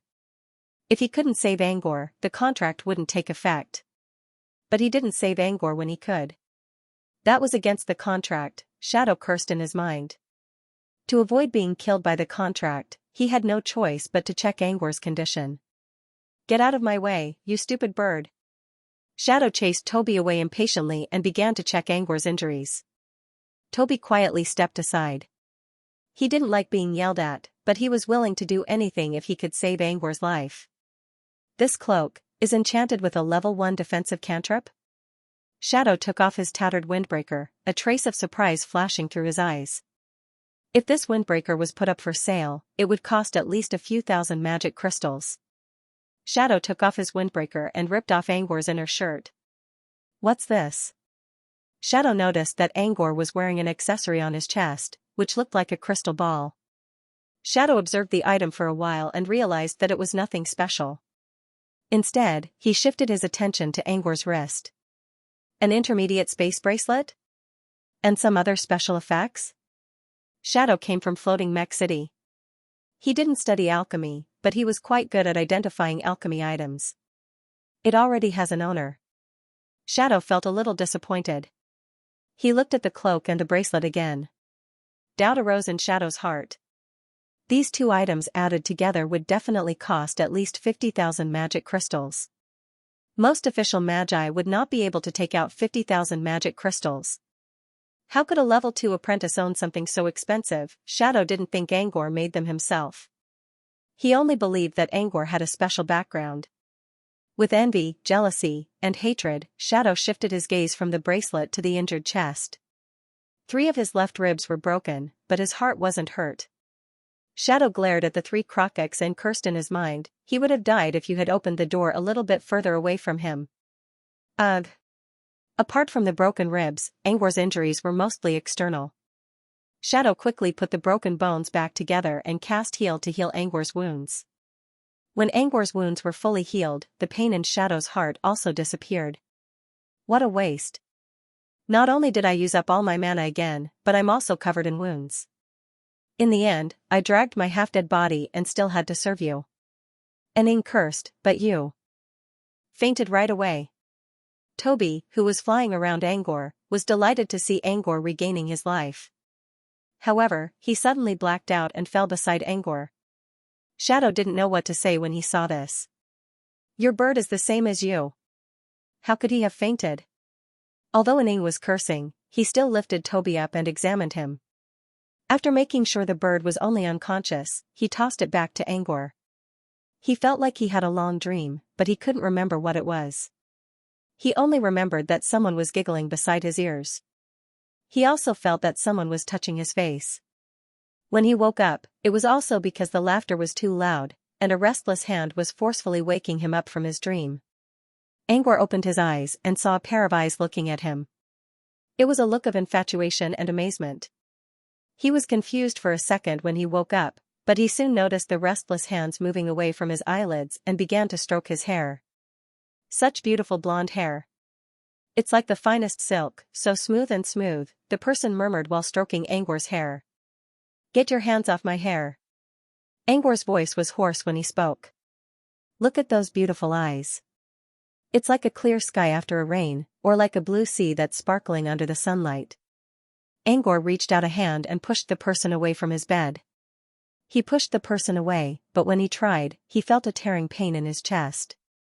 Under the pain, his eyes slowly regained their clarity.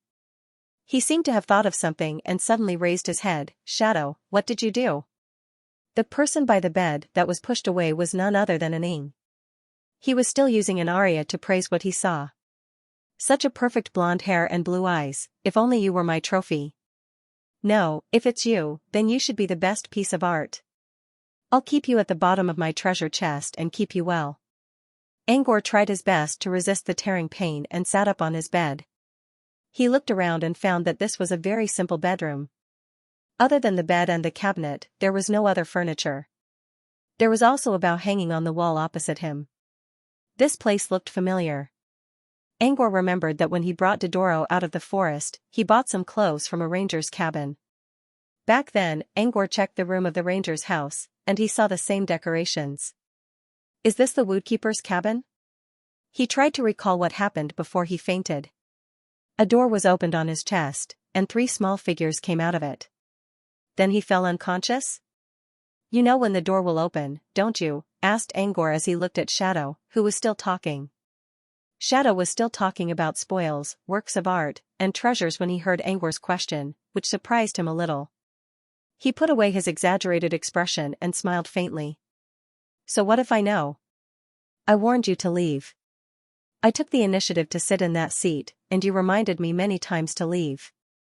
It may seem unintentional, but it's all you're doing, isn't it? That's not necessarily true.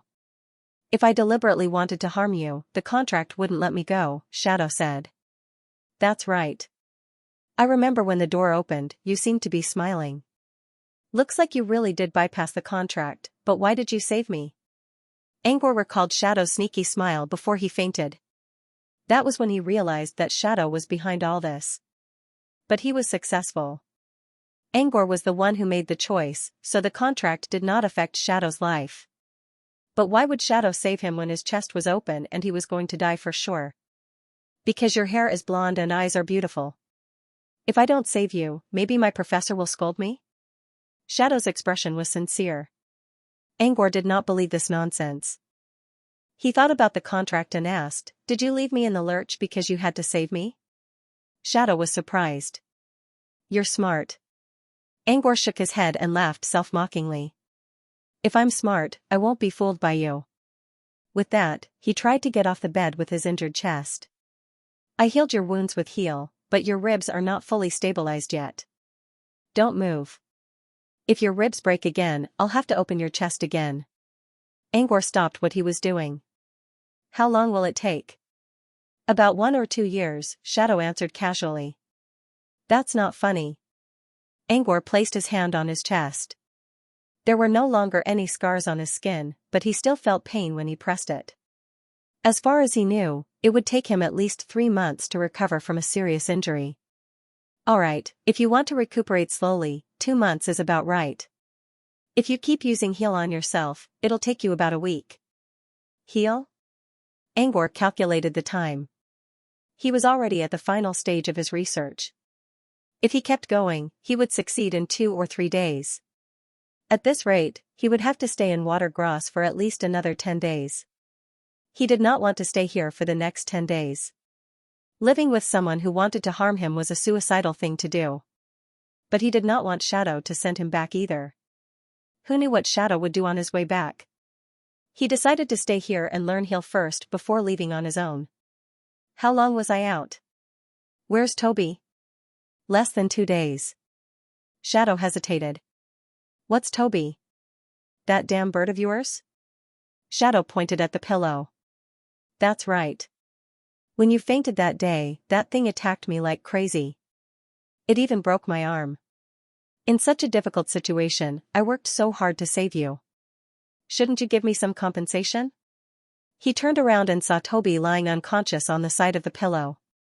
"I didn't do anything to it. It fainted on its own. I checked. There are no external or internal injuries. But strange. It's been 2 days. You're awake, but the damn bird is still asleep." Shadow quickly explained when he saw Angor looking at him. Angor put his hand on Toby's body. Toby's warm body and strong heartbeat told him everything was fine. "I'm not lying, right? Let's talk about the compensation." "Compensation? Heh. What do you want?" Shadow didn't seem to understand Angor's sarcasm. He moved closer to Angor with a grin. "How about you give yourself to me? I mean, you can give me your shadow. I want to keep you as a treasure. You're not immortal anyway, so losing your shadow won't hurt you. Do you think that's possible?" Angor considered. "You let a Krokok steal someone's shadow just to keep it as a treasure?" Seeing that there was no hope of collecting them, Shadow said listlessly, "Yes, these are all my great collections. I'm going to set up an exhibition of blonde shadows in Floating Mech City. They're all black. I don't see any blonde hair or blue eyes. Just turn them into puppets," Shadow said. A Krokok jumped in through the window and landed on Shadow's palm. "Hee hee hee hee." Shadow chuckled as he said that. Then, Krokok handed a gray bag to Shadow.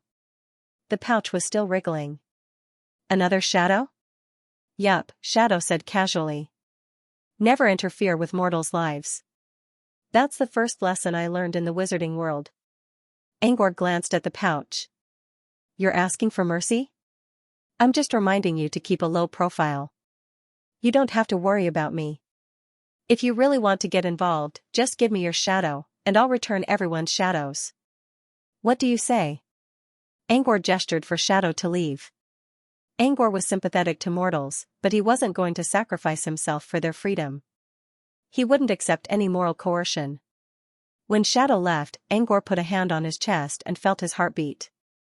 He was still alive. As long as he was still alive. Angor had never felt so lucky before. When the door opened inside his body, he thought he was going to die. At that moment, he hated Aning, but he hated himself even more. He resented himself for signing the contract. Why didn't he kill Shadow earlier? Resented himself for being too stupid. Resented himself for not understanding Shadow's seemingly intentional hint. Resented himself for being too arrogant. Resented himself for ignoring the preciousness of life again and again. Thank goodness he was still alive. He still had a chance to change his ways. Never overestimate your own ability, and never underestimate your opponent's bottom line. Even if he was being watched by the will of the world, his small actions still couldn't be seen in public. However, the undercurrents could still overturn a giant ship. Shadow didn't show up again in the next 2 days. Angor used his spirit feelers to scan the area and found that Shadow didn't stay in the ranger's house. Instead, he left 2 puppets, one of which was magician. Angor didn't mind the puppets. Instead, he began to practice heal. 2 days later, he successfully cast heal on his chest. He used it on his chest. The pale green light penetrated his skin and seeped into his broken ribs. Using his spirit feelers, he saw the wounds on his ribs slowly healing. Although it was very slow, the results could be seen. Now that heal was working, Angor began to plan to leave. However, he had to make sure his broken bones could support him on his way back to Watergrass. According to Angor's estimation, his broken bones should be mostly healed in 1 day. As long as he didn't touch the wounds, he should be able to make it back to Watergrass. After lying in bed for 3 days, Angor finally got out of his bed. When he put on his clothes, he noticed that his undershirt and windbreaker were already in tatters. There was a huge hole on his chest that couldn't be repaired. The windbreaker, which cost several thousand magic crystals, was ruined in such a way in less than half a year after he got it. What a waste of a level 1 defensive cantrip. Angor shook his head and put the windbreaker into his bracelet. He would study it when he had time to see if he could fix it. There was no permanent cantrip, but the fabric was still valuable.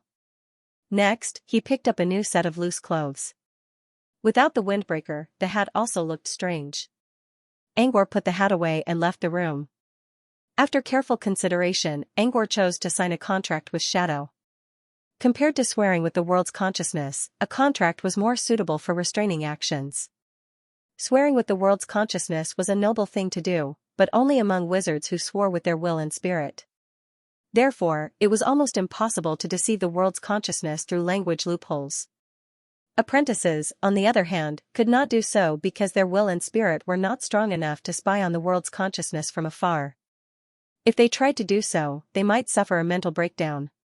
Therefore, sorcerer apprentices could only make an oath with the world's will through language. Language itself was a communication symbol that could easily be deceived. A pun, vague words, could possibly bypass the surveillance of the world's will. Angor knew about the loopholes in the world's consciousness. He did not want to challenge Shadow to see who was better at language. He chose a standard contract, which was the safest choice. A contract written in words could also be riddled with tricks. However, the contract Angor was going to use was one he saw in a wizard magazine. It was a contract passed down from generation to generation, and it had been drafted and changed countless times. Kurna's draft contract in front of the mausoleum of the Tyrant of Despair. A sorcerer apprentice named Kurna had drafted an equal contract with another sorcerer apprentice before they were about to explore the mausoleum of the ancient sorcerer, the Tyrant of Despair, in the hope that they could restrain each other during the exploration. The contract had been perfected a long time ago. After 10,000 years of inheritance, some minor loopholes were modified by later generations. Now, it was even more flawless. This was the perfect time to use it. To draw up a binding contract, he needed a piece of paper that could carry mana. Angor rummaged through his bracelet for a long time but could not find any suitable paper. In the end, he could only take out a piece of Chaos Drum Beast hide with a pained expression. He had bought this at the Twilight auction. 700 magic crystals for 50 pieces. It was a kind of leather paper that could carry magic arrays, which was very valuable. Angor never used it himself because it was so valuable. He did not expect to use it for the first time, but to draw up a contract instead of a magic array, this was a complete waste of talent. Angor had no other choice. He did not have any other kind of leather paper that could carry mana. He quickly drafted the contract and tossed it into the mist while feeling the pain in his heart and liver. When the written contract was placed in front of Shadow, he was stunned for a moment. Kurna's draft contract. Heh, you really aren't unorthodox. Even if he didn't choose to swear on the world's consciousness, the contract was written in ancient terms, which meant he was a member of an orthodox wizard organization. After reading the contract, Shadow calmed down a little. Since the other party was willing to sign the contract, there was no need for him to reveal his trump card. After all, this was related to his opportunity to advance. If he could avoid using it, he would. This was an equal contract, the content of which basically stated that both parties were not allowed to harm, or frame each other, and that both parties were equal to each other. The time limit was 1 year. Shadow forced himself to read it with his weak body and confirmed that there was no mistake. He raised his head and glanced at the seabirds in tuxedos and the colorful dragonflies that were glowing in the sky. Shadow sighed. I admit defeat. After saying that, Shadow used his own mana as a guide and dripped his blood essence on the contract. The blood essence slowly rolled on the parchment along with the mana. Finally, at the bottom right corner, the blood essence fused into the parchment and turned into a round mark. So round? Not even a little bit stained? The power of the blood essence is still tightly sealed, and no mana is leaking out. That's a pretty good piece of parchment, isn't it? Shadow flipped the back of the parchment. When he saw the patterns that looked like chaotic clouds and mist, he was scared out of his wits. Are you kidding me? This is a chaos drum parchment? Angor didn't respond. He was also feeling bad about it. After making sure the contract was valid, Angor also dripped his own blood essence on the parchment. In an instant, an enormous and majestic aura surrounded the two of them. The witness of the contract was the world's consciousness, which meant the aura came from the world's consciousness as well. When the parchment slowly rose into the air, Angor cancelled his illusion and released Shadow. This was the last step. The two who signed the contract had to witness it together. Shadow clutched his wound and limped to Angor's side. He looked at the burning parchment in the air with a sad expression. Is this really a chaos drum parchment? Really? Look at the patterns. It's a chaos drum parchment made with fine tanning. Shadow kept asking questions, which made Angor feel like his heart was being pierced by a knife. A piece of parchment was worth at least 10 magic crystals. Angor was rich now, and he used energy stabilizer to burn money, but that was only when he needed it. Today, he was burning money for real. The parchment on the chaos drum parchment slowly burned into ashes in the air. Next, 2 beams of light flew into Shadow and Angor's body respectively. The contract was completed. Is this a chaos drum parchment? Shadow kept asking. You saw it, didn't you? Angor remained expressionless. I still can't believe you used a chaos drum parchment as a contract parchment. Which organization are you from? Why are you wasting money like this? You should have given me the chaos drum parchment and I'll tell you everything you want. Angor didn't say anything. He lifted his hand and cancelled the nightmare domain of extreme luxury. Since they already signed the contract, Shadow would not dare to hurt him as long as it was within the rules. Otherwise, Angor would be doomed forever. With the nightmare domain of extreme luxury gone, they returned to the small, cramped room. Puppet threads emerged from Shadow's 10 fingers and began to control the unconscious puppets, slowly returning them to their seats. There were 10 seats at the table, and 9 of them were already occupied. The last one, which used to be Shadow's, was now empty. Shadow glanced at the empty seat with a cold glint in his eyes. He slowly looked away and began to heal his wounds. Aren't you going to sit? Angor asked. I'll deal with my wounds first. Seeing that Shadow wasn't going to sit, Angor sat down and looked at the apprentices who were grinning at him. Why do you want to control them? Angor asked. Shadow smirked when he saw Angor taking a seat. He then controlled one of the puppets to stand up and sit across from Angor. We signed an equal contract, but I don't need to explain anything to you, do I? Suit yourself, Angor said. He didn't really care about Shadow. He was just asking for fun. Shadow, in any case, we've signed a contract. How about we get to know each other? You can call me Mask, Angor said. Shadow used a cleanse spell to remove the dust and blood from his skin, revealing a handsome face with a sharp temperament. Mask? Fine, if you don't want to tell me your name, we'll call each other by our codenames. Angor nodded, and the room fell into silence again. Both Angor and Shadow were trying to adjust their emotions. It wasn't easy for them to talk to each other calmly when they were fighting against each other just now. Therefore, in this silence, both of them knew what they had to do. Shadow regained some of his mana and healed his exposed wounds. He seemed to have calmed down and said, "I'm really unlucky. I didn't expect that after so many years of dominating this area, I would almost fail miserably at such a crucial moment. Well, since we signed the contract, I won't go back on my word. I'll tell you anything you want to know." Angor didn't argue with Shadow. "I came to this party with Magician for 2 reasons. First, I'm leaving Fairy World, so I need a map of this place." He paused a little before continuing, "Maps of other places on Fey Continent would be great. I can give you a map of Fairy World. But Fey Continent is too big. Even if I had one, I wouldn't give it to you." "But where are you going after leaving Fairy World?" "I'll tell you if I know the way," Shadow said. Angor considered. He didn't know much about the southern wizarding region. Ever since he came to Fey Continent, he learned about many places from books, but he didn't visit any of them. He had been staying in Brute Cavern for almost a year without leaving the place. Which place should he choose? Brute Cavern?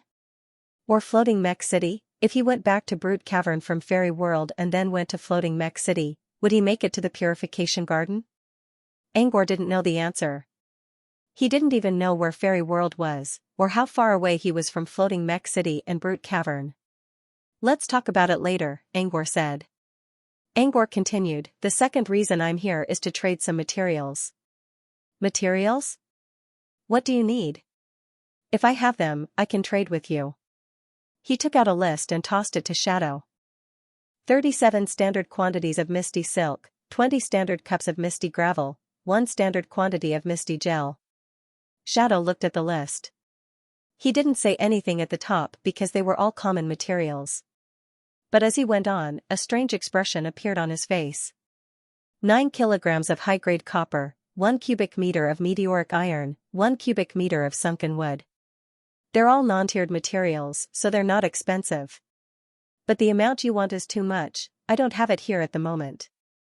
Shadow paused for a moment, then asked curiously, "Why do you want so many low-grade materials?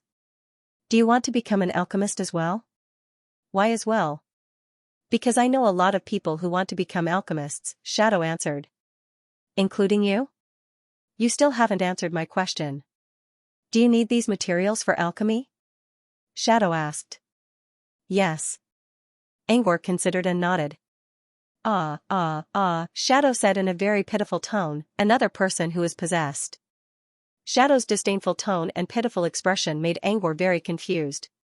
This was the first time Angor met someone who knew about his alchemy skills since he became an alchemist. Angor considered for a moment and said something he would never say before, "Actually, I'm pretty good at it." Shadow didn't seem to believe him. Seeing that Shadow didn't believe him, he didn't say anything else. Instead, he asked, "Is there a wizard market around here? I can go there to buy some materials." Shadow looked a bit disappointed.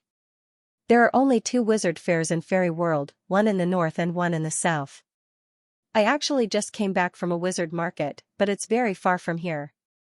If you want to go, you can follow the map. There are markings on it." "Far? How far is it?" Angor quickly asked. "It's not on Gloom Continent. The nearest wizard fair is separated by an ocean and a continent." Shadow paused for a moment before he continued, "If you have a flying vehicle and enough energy, you can get there in 2.5 months. If you don't, I suggest you not go." 2.5 months even with a flying vehicle? Angor's heart skipped a beat. "How long does it take to get to the tree hole in Fairy World?" Shadow noticed Angor's embarrassment and chuckled. "It's a little further than the wizard fair. Maybe 3 or 4 months. 3 or 4 months even with a vehicle?" Angor looked disappointed. He would never make it to the Purification Garden no matter what. He quickly pulled himself together. It was fine if he couldn't go to the Purification Garden. Purification was just a bonus. It could make the sorcerer's path a little smoother. Without purification, it would be the same as before. It would still be the same as before. With this in mind, Angor decided to give up on the idea of going to Floating Mech City. "Where can I get the materials?" These aren't rare materials. You said that there's a place called Silent Hill nearby. I should be able to exchange them with someone there, right? The shadow said, sure, but Silent Hill is thousands of miles away from here. Are you sure you want to go? Go. Without a means of transportation, it would take decades to leave Fairy Tale World. Therefore, it was an urgent matter to refine a walking vehicle. Shadow took out a map, drew an X on it, and handed it to Angor. This is the map of Fairy World. I've marked the location of Silent Hill for you, Shadow said and took out his watch. It was 2:38 am. Angor accepted the map and looked at it. There were 7 continents in Fairy World, each of which belonged to its own territory. They were surrounded by endless oceans. He was currently on Gloom Continent, which was about the same size as Africa on Earth. The Netherworld continent was ranked 3rd among the 7 continents of the Fairy Tale World in terms of land area. The exit of the Fairy Tale World was located at the edge of another crescent continent. It was separated from the Gloom Continent by a vast ocean. The more he looked at the map, the more depressed he felt. Fairy World was only a subsidiary plane, but it was already so big. How big was Fae Continent, which was many times bigger than Fairy World? Even if he spent half a year to leave Fairy World, how long would it take for him to return to Brute Cavern? How long would it take for him to return to the old Earth? Would he be able to return home in 3 years? He didn't want to show too much emotion in front of outsiders, so he put the map away. Thank you. Angor thanked Shadow. He promised to give the map to Shadow, but it was free, so he still had to thank him verbally. Shadow took out the clock and looked at it again. There were still 10 minutes until 3 am. You're not leaving? Shadow felt a prickling sensation in his heart. He quickly added, I think you should leave now. After saying that, Dark Shadow felt much better. Wait a moment, I still have a question to ask you. Angor didn't want to get involved, but he wanted to finish his question first. How do I get to Darkaville after leaving Fairy World? Darkaville? It took Shadow a while to recall what the Black Demon Empire was. You mean the Black Demon Empire in the core world? Yes. Midnight Sovereign is the capital of Darkaville, Angor said. I'm going there. You're an apprentice from Brute Cavern? Shadow looked at Angor. Brute Cavern was the largest wizard organization near Darkaville. Shadow waved a hand. I'm not trying to find out where you're from. I'm just asking. It doesn't matter if you don't answer. Yes, I'm from Brute Cavern. Since Shadow already knew who he was, there was no need for him to hide it. Or rather, he never intended to hide his identity from the very beginning. So you're a talented apprentice from Brute Cavern. No wonder you're so good at illusions. Master Phantom is from Brute Cavern. Shadow clicked his tongue and spoke to Angor. If you want to go back to Brute Cavern from Fairy World, it'll take you too long to walk or use a vehicle. Even if you travel at full speed, you won't be able to return without at least 8 to 10 years. Unless what? He didn't have that much time to waste on traveling. Unless you use a teleportation array. Well, there's one in Silent Hill too. You just need enough magic crystals to use it. As soon as Shadow finished his words, he felt a sharp pain in his heart. He cursed under his breath and quickly added, although many wizard organizations provide teleportation services, I don't recommend you to choose the teleportation circle. Apprentices aren't strong enough for long-distance teleportation. Unless you can find a wizard who's willing to protect you, or inject yourself with a defensive bloodline, you'll easily disintegrate during teleportation. Shadow heaved a long sigh after he finished explaining the drawbacks of the teleportation matrix. This damned Kurna contract was truly poisonous. He just wanted to hide the consequences of using a teleportation array, and now he was being punished. That seat. Shadow's heart ached again when he thought about Angor's seat. There's a teleportation array in Silent Hill? Angor's eyes brightened. Shadow suppressed his discomfort and nodded. Yes. But there's no teleportation array leading to Brute Cavern. As I said, apprentices can't handle long-distance teleportation. Is there a teleportation array leading to Floating Mech City? Floating Mech City? Shadow showed a strange expression. Why would you want to go to Floating Mech City? Is there? Shadow nodded. Yes. Floating Mech City is a neutral wizard organization and has a good relationship with many other wizard organizations. But your body can't handle long-distance teleportation. I'm an alchemist. I can make defensive armors, or trade for a defensive bloodline in Silent Hill. Sunders once told him that the best bloodline for Angor was the Nightmare Monster's bloodline and that he should not transplant any random bloodline. But there were priorities, and he couldn't spend decades on the road. Bloodlines aren't cheap. Do you really think you can get one? I'm an alchemist. At least I don't need money right now, Angor emphasized. Alright, even if you can get it, do you think you'll succeed in injecting the bloodline? Fine, I'll stop teasing you. I just want to know why you want to go to Floating Mech City. Floating Mech City doesn't have a portal to Brute Cavern. Why do you care so much about where I'm going? Shadow shrugged. I don't care. I'm asking because I'm from Floating Mech City. Shadow's answer surprised Angor. He didn't expect that the man in front of him was from Floating Mech City after all the trouble he went through. Before Angor could reply, the clock in Shadow's hand suddenly made a clicking sound. The hands turned to 3 a.m. sharp. He was still trying to figure out where the laughter came from when he sensed danger. A numb and itchy feeling spread from his scalp to his spine, causing him to break out in a cold sweat. Arg! Angor screamed in pain. Below his heart, a small door with a layer of bloody skin was slowly pushed open.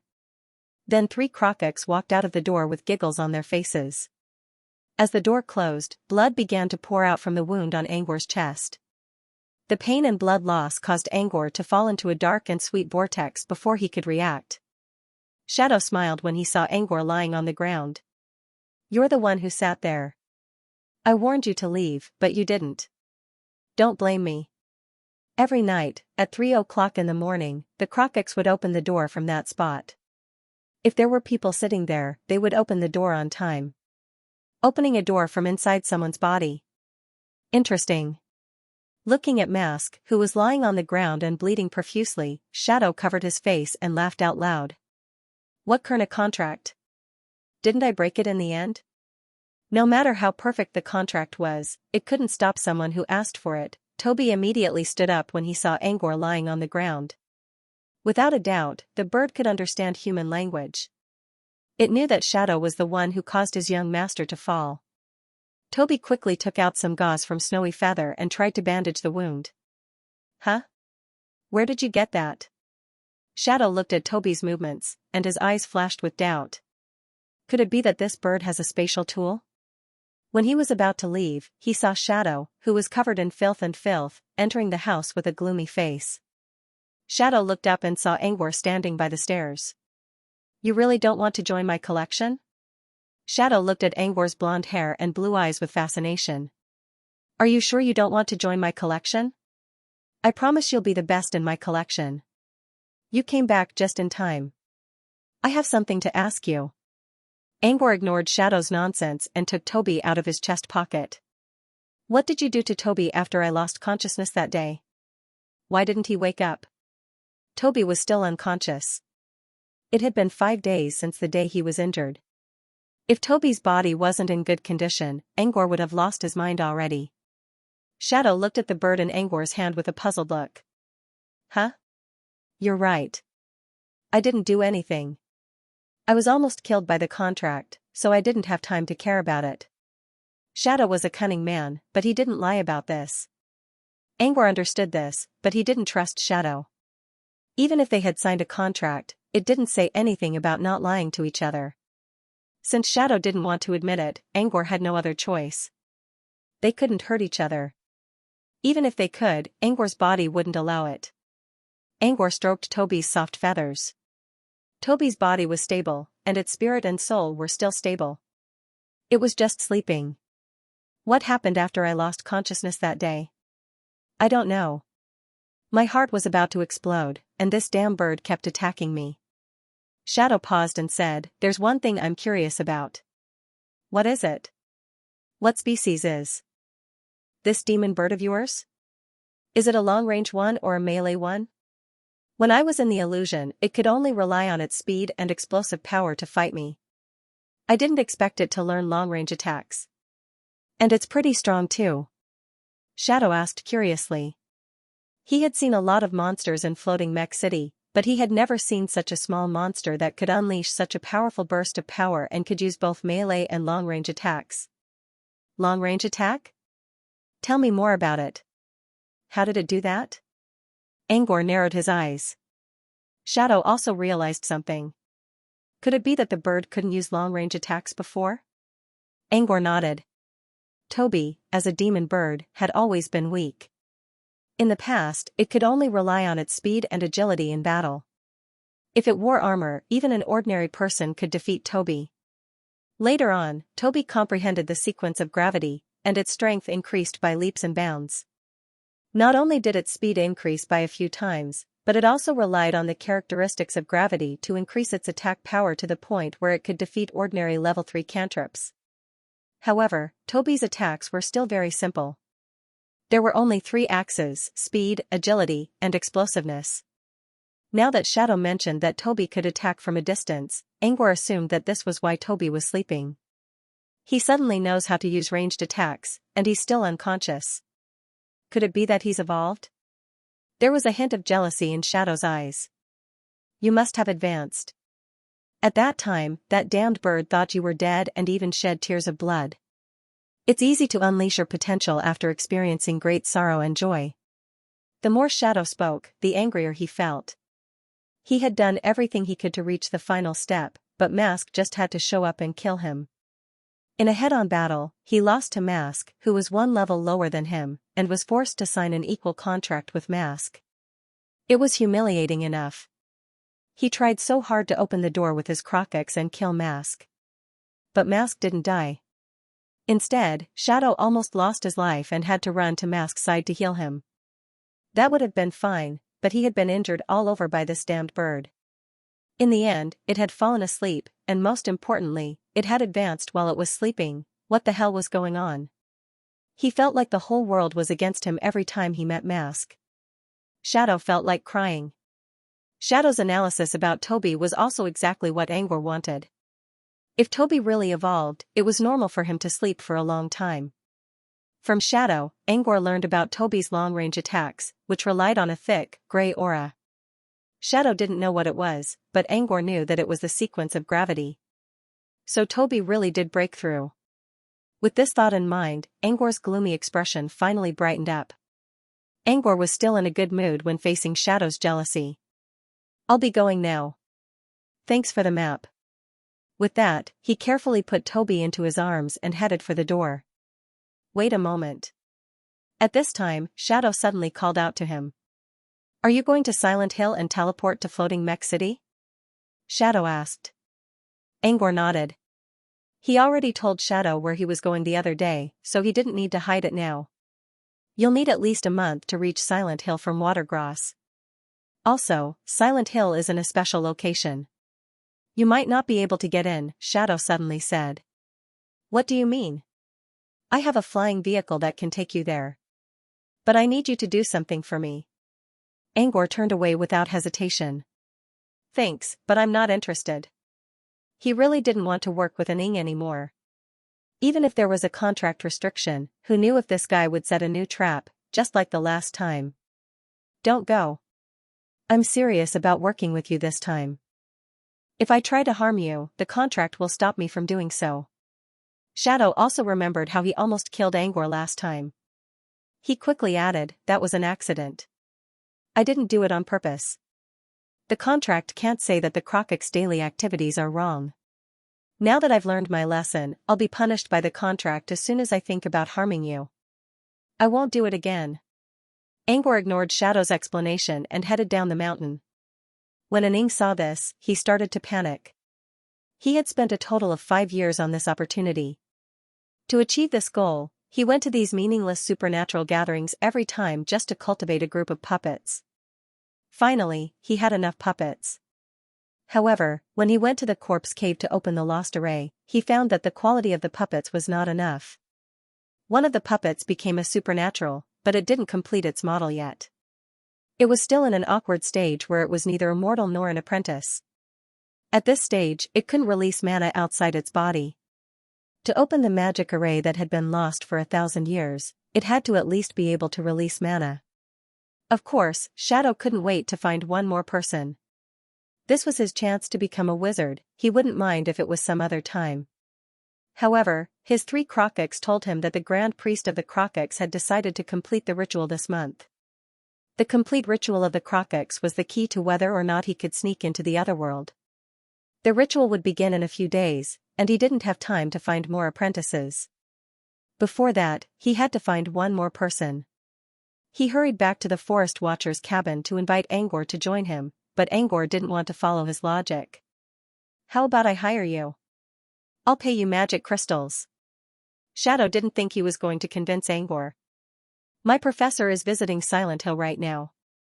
Give me 1 week. I'll go back to Floating Mech City with my professor in half a month, and I'll ask him to bring you with me when I'm done. With my professor's protection, you won't have to take the risk to inject a bloodline, and you'll save a lot of money."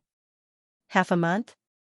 So I'll arrive at Floating Mech City before the month of frost? Angor was a little tempted by Shadow's promise. The purification garden would open next year during the month of resuscitation. He already planned to give up on the garden. But if he could reach Floating Mech City before the month of frost, he would be able to make it in time. Was this a silver lining? Angor stopped. "Are you sure your professor is willing to take me with him?" Shadow's eyes lit up. "I'm sure. If it's you, he'll definitely agree." Angor didn't notice that something was wrong with Shadow's words. "What do you need me to do?" Angor considered for a moment before asking, "What do you need from me?" "It's simple. You just need to help me set up an array." Angor returned to Watergrass after arranging a meeting with Shadow. It had been almost a week since he left. The first thing he saw when he returned to his villa was Dodoro, whose eyes were filled with tears. "Mister, you're finally back. Dodoro didn't want to cooperate the second day after you left. He's been staying in his room." Trusan came to him with a worried look. "He didn't really listen to my lectures these days. He's been waiting for you to come back."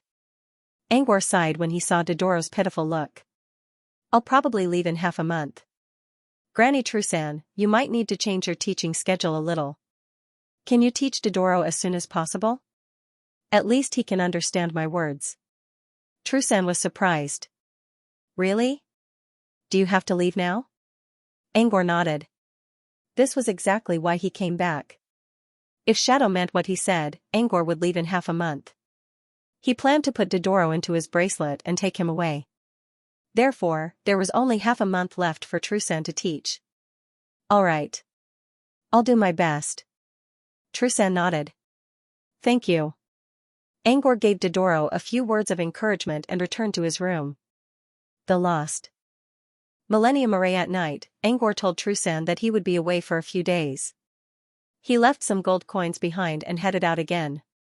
The main reason he returned to Watergrass was to deliver a message.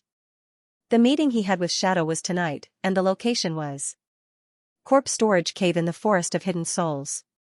When he stepped out of the door and was about to leave, a lone crescent-shaped boat approached him from afar. Angor stopped walking. The gentle moonlight revealed the weathered face of the visitor. The damp sea breeze tousled the man's white hair. "It's only been a few days, and you look so old, Count Leonardo," Angor muttered. It was Leonric. Before this, Angor saw him as a healthy young man. But after a few days, Leonric's face was filled with wrinkles, his hair was white, and his eyes were cloudy. He looked like an old man in his 70s or 80s. Leonric put the oars back into the boat with a helpless expression. "Mr. Mask." Leonric wanted to say something but stopped on second thought. "You came here alone. Did you prepare for the worst?" Leonric shook his head with a bitter smile. "I've been thinking about what to do these days. I can't risk the lives of all the people in the city." Leonric lowered his head. "But I really want to know who that person is. I tossed and turned every day, unable to sleep at all. When I finally managed to fall asleep, my daughter, Margot, would cry tears of blood and accuse me of being a bad father. And those who lost their shadows would crawl to me and say that I'm not qualified to be the lord of this city. Under such torture, I've decided to come alone. I won't go after that person, but I want to know who he is." Can I? Angor looked at Lianrik's teary face and understood how conflicted the old man was. On one hand, he wanted to protect the greater good. On the other hand, he wanted to protect his ego. The ego wanted to sacrifice the greater good, but common sense told him that the greater good could not be sacrificed for the greater good. If Angor was in Lianrik's shoes, he might feel guilty, but he would still choose the greater good without hesitation. He had a bottom line, but he was also selfish. However, it was also because of people like Lianrik that the city was able to maintain its peace. This was one of the reasons why Angor admired Lianrik. Sure. I talked to him recently. What do you want to know? Angor did not feel guilty about selling out Shadow. Why did he steal the Shadow? Lianrik asked the question he wanted to know the most. If he could solve this problem, would he be able to stop the shadows of his subjects from disappearing? There are 3 types of criminals who kill people. Some are forced to do it, and some do it against their will. There's another type of criminal who kills people because... Angor pointed at his temple, they're sick. Lianrik didn't know why Angor brought this up, but he still followed Angor's train of thought. You mean a madman who kills people? A madman can't help himself when he kills someone.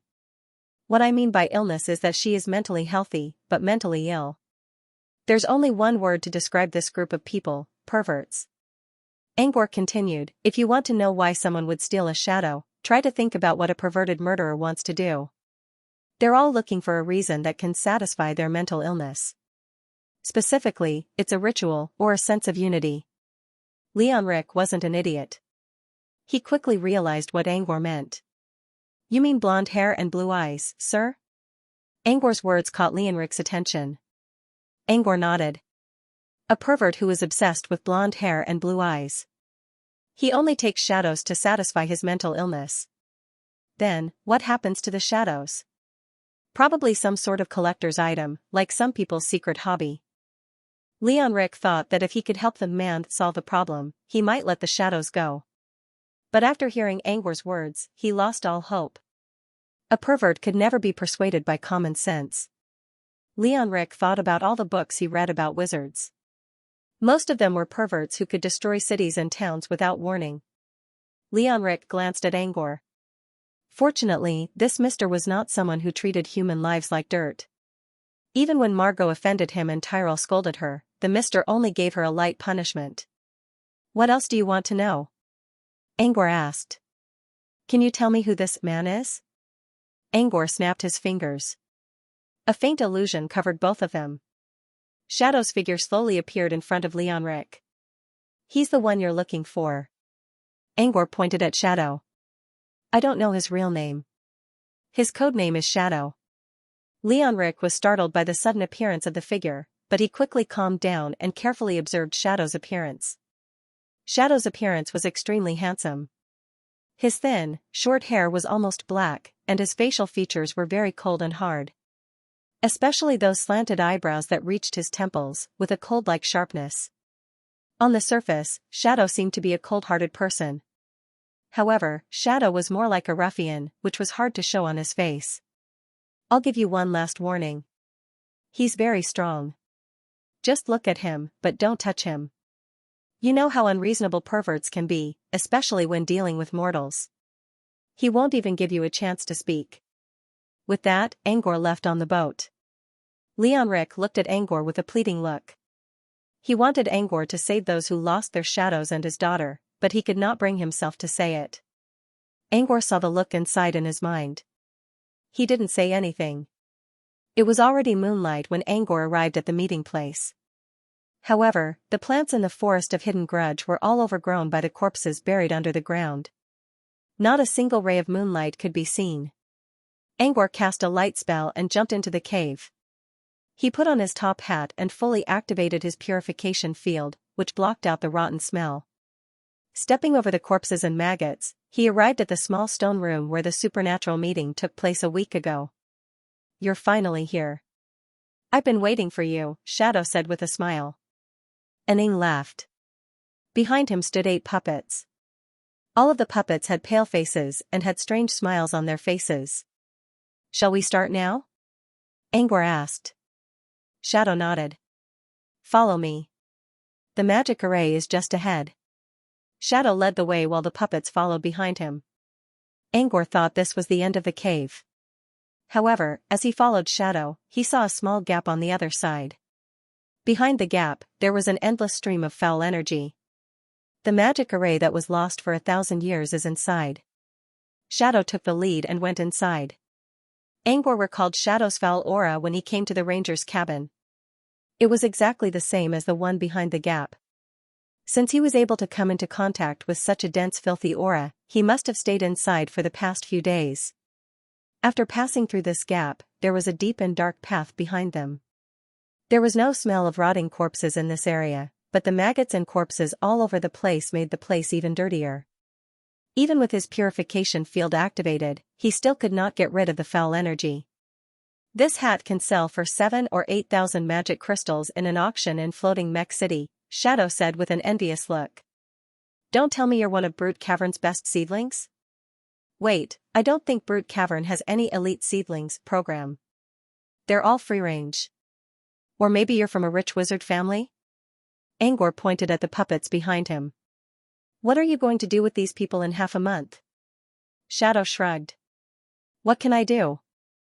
I can't take them away, so I can only let them go. Besides, none of them fit my taste. If they have puppets like you, I'll bring them back to floating Mech City even if I have to risk my teacher's punishment. I thought you'd kill them. I'm not interested in bullying trash like them. My teacher once told me, don't bully a poor young man. Maybe one day, they'll come back and you'll be their stumbling block. Angor recalled some web novels he read in his tablet. The worse a person's talent was, the more likely he or she would rise. Don't bully a poor young man. I agree. But it's a bit naive to use it in the wizarding world. After walking in the foul air for about 10 minutes, the two of them arrived at a hidden chamber. As soon as he stepped into the room, he sensed a strange aura coming from the runes under his feet. Angor was familiar with magic arrays. This was a typical magic array that required activation. He could not tell its level, but the runes were very primitive. It should be an ancient magic array. Did you see anything? Shadow joked when he saw Angor's serious look. He did not believe that Angor could see anything. Magic arrays were complicated subjects. Considering Angor's age, even if he was studying magic arrays, he should have stopped at the level of runes. This magic array has been around for at least 10,000 years. What do you mean? The runes are very primitive. Maybe the creator did not learn Path of Three intersection, so there are many things that can be simplified. Take this corner for example. I don't know what this magic array is, but according to the books, it's a typical useless corner. You can use sixfold spell to change the amount of mana into a horizontal stroke, Angor explained while pointing at a complicated corner. You've studied magic arrays before? Shadow was surprised. He did not know if Angor was telling the truth, but that was why he was impressed. No. I only read about it in books. Shadow took a deep breath and pointed at the magic array on the ground. 1,000 years ago, when the Crocox were facing a great catastrophe, a wizard from Dark Castle activated this magic array.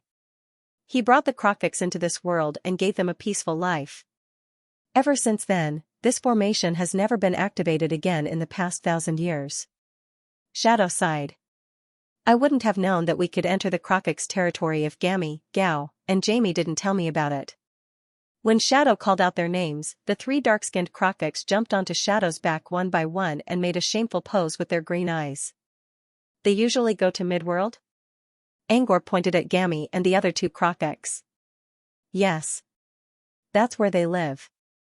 Do all Crocox have the ability to open doors? Angor wondered. If so, the Crocox wouldn't have been wiped out in the past. Shadow shook his head. As far as I know, the Crocox talent was implanted in their bloodline by the Dark Castle wizard who saved them. Now, about 10% of the Crocox have the ability to open doors. Angor was surprised. How powerful must the wizard from Dark Castle be to implant the ability into a race's bloodline? Did he change the genes of the Crocox descendants? Shadow sighed. Many Crocox have the ability, but the war that happened 1,000 years ago made them lose all hope against humans. Few Crocox would willingly come back to Midworld. Gammy and the other 2 Crocox only joined Floating Mech City by chance. I can feel the mana inside them. They're level 1 apprentices, right? Why don't you ask them to help you open the magic array? Angor asked with a curious look. Because of our clan's rules. According to the Crocox rules, no Crocox are allowed to bring humans into their territory, or they'll be seen as traitors and banished forever. Shadow didn't want to trouble the 3 Crocox. They already violated the rules by telling me the location of the magic array. I don't want them to become eternal sinners of the Crocox. Angor nodded. But he still had a question. Did this mean the Crocox still hated humans? Was Midworld occupied by the Crocox and turned into a forbidden zone for humans? Angor voiced out his doubts. Shadow smiled mysteriously. Actually, you'll know the answer to these questions once you enter. There were 10 activation spots in the magic array. Shadow used his puppet strings to control the puppets and himself. There was only 1 spot left. Shadow signaled Angor to take it. Angor didn't move.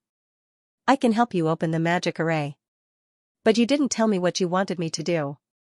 Apart from activating this formation, what else do you want me to do? Shadow's offer in the morning was tempting.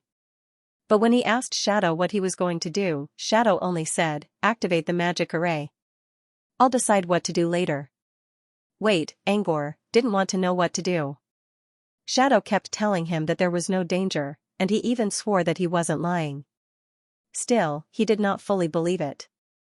Just like how John waved at him and said, "It's not spicy. Help yourself." John was not lying. He defined spicy according to his own standards. Before activating the magic array, Angor had to know what was going to happen. He had to decide for himself whether it was dangerous or not. They had reached the critical moment of activating the magic array. No matter how Shadow tried to persuade Angor, Angor would not listen. In the end, Shadow finally told Angor his purpose. I'm going to Midworld, where the real Dark Castle is located. I need to find something there. You're going to steal something from Dark Castle? Not steal. It's ours, but an old witch took it away from us. Now that she's gone, there are only a few of her apprentices left in Dark Castle. I'm going to take it back. Shadow's eyes glinted. Ours? Angor was puzzled. I mean, it belongs to my professor. But he said that if I get it, it'll be mine. Angor smiled at Shadow and turned away. I'll stay out of this. See you later. Stealing from the headquarters of a major wizard organization? Are you kidding me? That's not the way to get yourself killed. Don't go. Shadow quickly stopped Angor and gave him a sincere look. I know what you're worried about. I promise you, it's the real Dark Castle. It might be related to the organization, but it's just the old witch's training ground. It's a black castle shrouded in clouds and lightning. There are no other sorcerers, nor are there any unimportant people. There are only a few apprentices that I can crush with one hand. That's not going to work either. I don't think you don't know how dangerous the headquarters of a wizard organization is. Angor recalled the time when Sunders was building the Sorcerer's Garden. The entire Phantom Island was heavily guarded. Any creature without proper identification would be sliced in half. Every wizard would build their own resting place with the strictest of security. Any intruder who tried to break in would definitely be surrounded by countless traps. Don't worry. All wizard-level traps in Dark Castle are closed. I'm not afraid of non-wizard-level traps.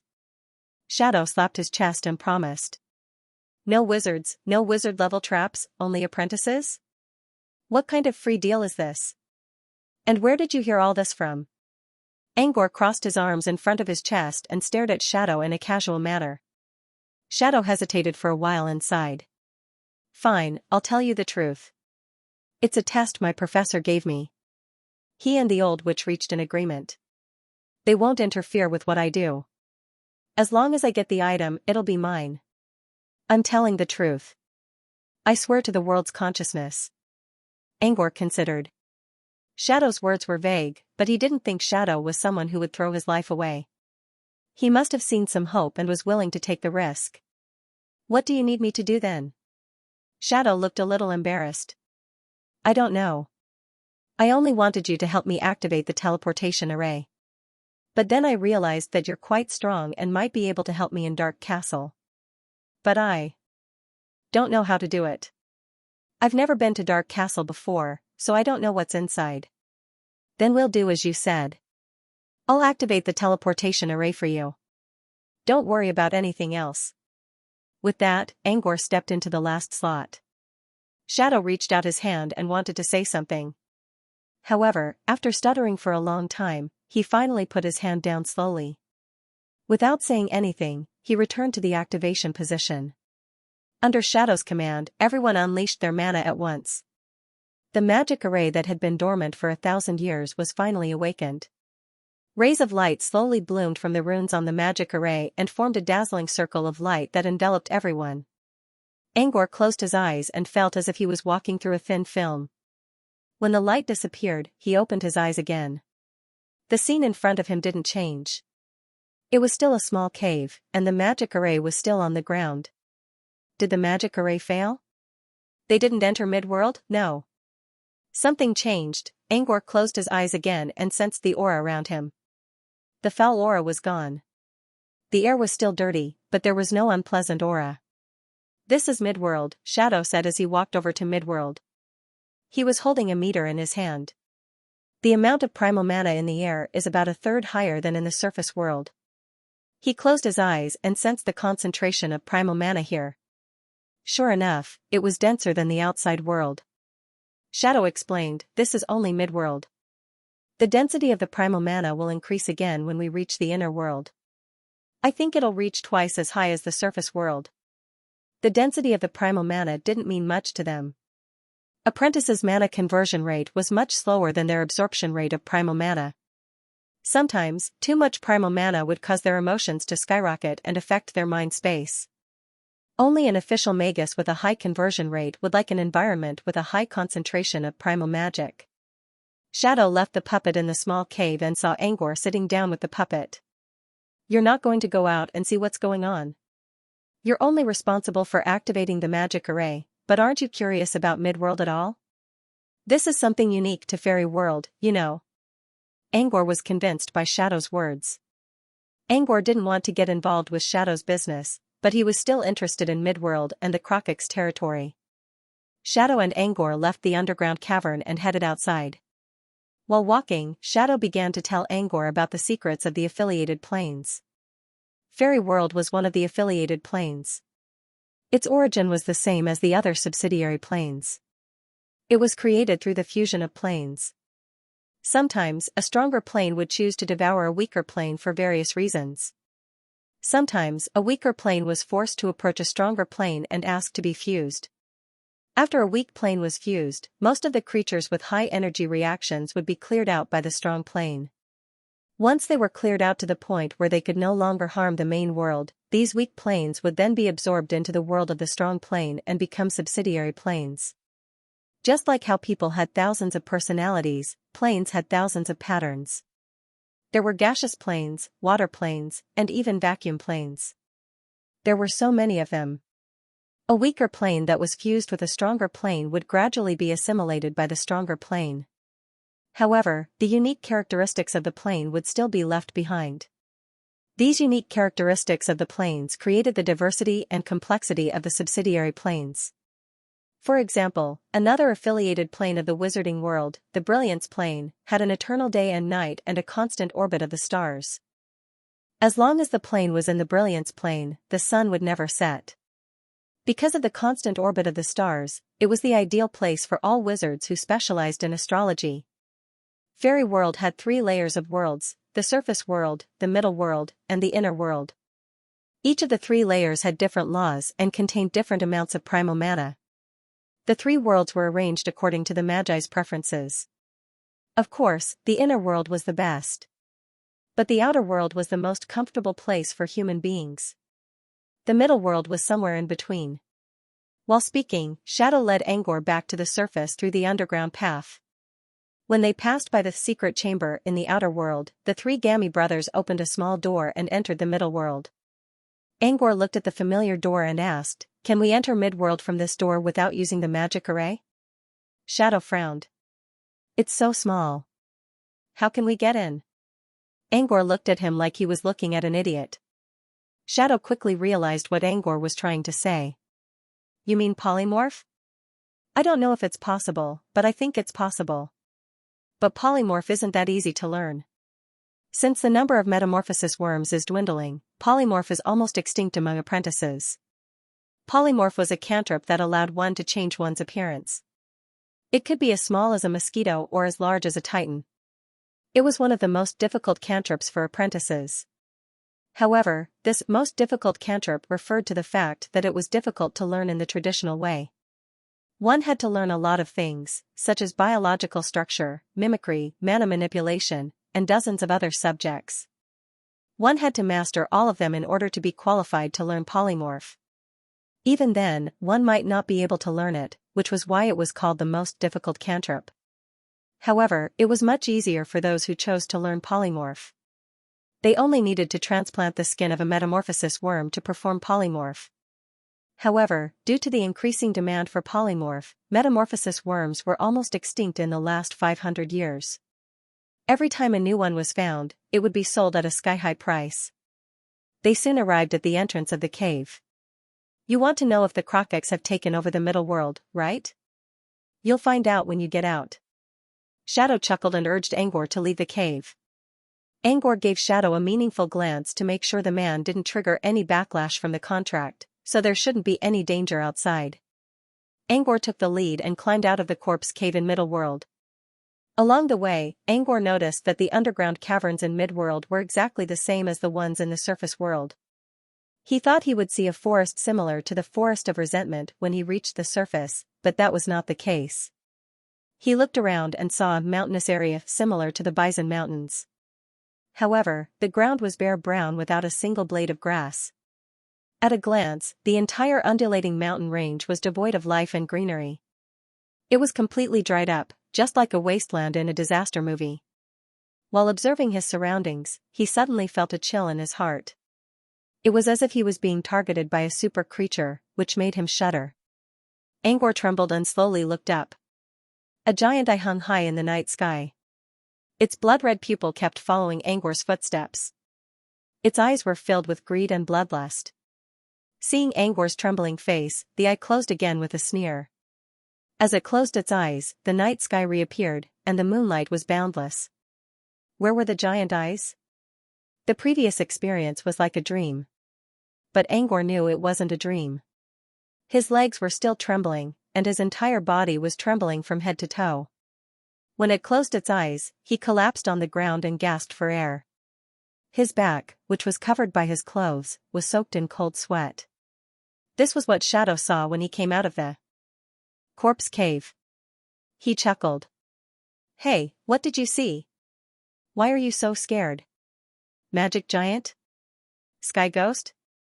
Were those greedy flamingos? What are these? Angor gasped for air. All of them coveted the Krokiks' territory, and the Krokiks' territory. So, do you think the Krokiks can dominate Midworld? I saw a giant eye with a blood-red pupil, hanging high in the sky. Thinking about the giant eye in the sky, Angor still felt cold sweat trickling down his back. Shadow pondered for a moment and said, "No wonder you're so weak. You're so unlucky. You didn't see any low-level monsters, but you saw a creature that stands at the top of Midworld. Cercibles. Cercibles?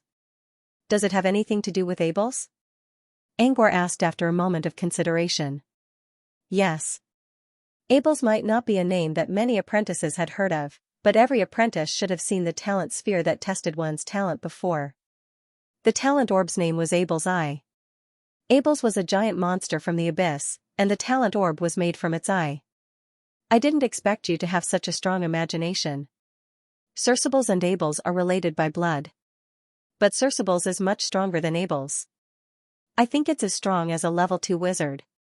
Cercibles is a gigantic magical creature. His true body is gigantic, and he can turn the world upside down with a single move. For the sake of the lives in the Midworld, he has been ordered by the wizards not to move, so he can only patrol the Midworld with his eyes. What you saw just now must be its eye. Shadow suddenly pointed to the sky. Look, the flamingos are coming. Angor looked up and saw a group of fiery clouds flying toward them from the edge of the night sky. They flapped their fiery wings and circled around the sky several times before slowly disappearing into the twilight. These blazing lava birds are all demonic birds that are half a step away from the Magus level. However, even official magi don't dare to go against them because there are too many of them. They live in flocks and never go alone. They saw us? Why didn't they attack us? Angor was curious. Attack us? They can't do that. Shadow chuckled and pointed to the northwest. That's a magic giant. Look closely and you'll know why. A magic giant? Angor followed Shadow's finger and saw a giant over 100 meters tall lying in the sky while looking at the ground with curious eyes. Wait. Lying in the sky, Angor blinked and tried to look at the magic giant. It was indeed lying in the sky. The honest-looking magic giant also noticed Angor's gaze. It glanced at Angor for a brief moment, but it soon lost interest and returned to staring at a certain spot. When the magic giant turned around, Angor saw a thin layer of glass covering the giant's head, which allowed it to stay in the air. You see? That's why they can't attack us. There's a bowl-shaped dome that blocks the monster's path. They can only peek inside from outside the dome. This is the home of the Crocox. They are the only race living under the dome. Shadow sighed. The wizard from Dark Castle who protected the Crocox must be a real big shot. He created this dome so that the Crocox can live in peace without being disturbed by the outside world. Shadow pointed to the place where the magic giant was staring at. That's where the Crocox live. Shall we go and take a look? How do you know where the Crocox live? Angor remembered Shadow saying that no one ever came to the dome. How did Shadow know where the Crocox lived? I didn't come here, but I used a sky ghost ship to observe the situation inside the dome. Outside the dome, Angor stared at Shadow in disbelief. So there's more than one entrance to Midworld? You think there's only one entrance in Midworld? Of course not. The reason why you rarely see extraordinaires in the surface world is because most of them are in the Midworld. The size of Midworld is exactly the same as the surface world. Most wizard organizations in Fairy Town are either in Midworld or Otherworld. Even Silent Hill is in Midworld. That's why I said you won't find Silent Hill even if you go there. Shadow explained while walking toward the Crocox. But the dome is too sturdy. No living creature can break it. In the past, I could only spy on the Crocox from the dome like the magic giant, but I had no way to enter. If the three brothers didn't tell me that there was a magic array in the corpse cave, I guess I would have to wait until I became a wizard on the path of truth before I can break in. Angor scoffed. You sure are confident. You make it sound like the path of truth is just a fork in the road. Let's see if you're willing to take it or not. Shadow didn't mind Angor's mockery. As long as I can get that thing from Dark Castle, I'll become a wizard for sure. Once I become a wizard, I'm sure I can become a truth finder. Seeing Shadow's confident look, Angor decided not to taunt him further.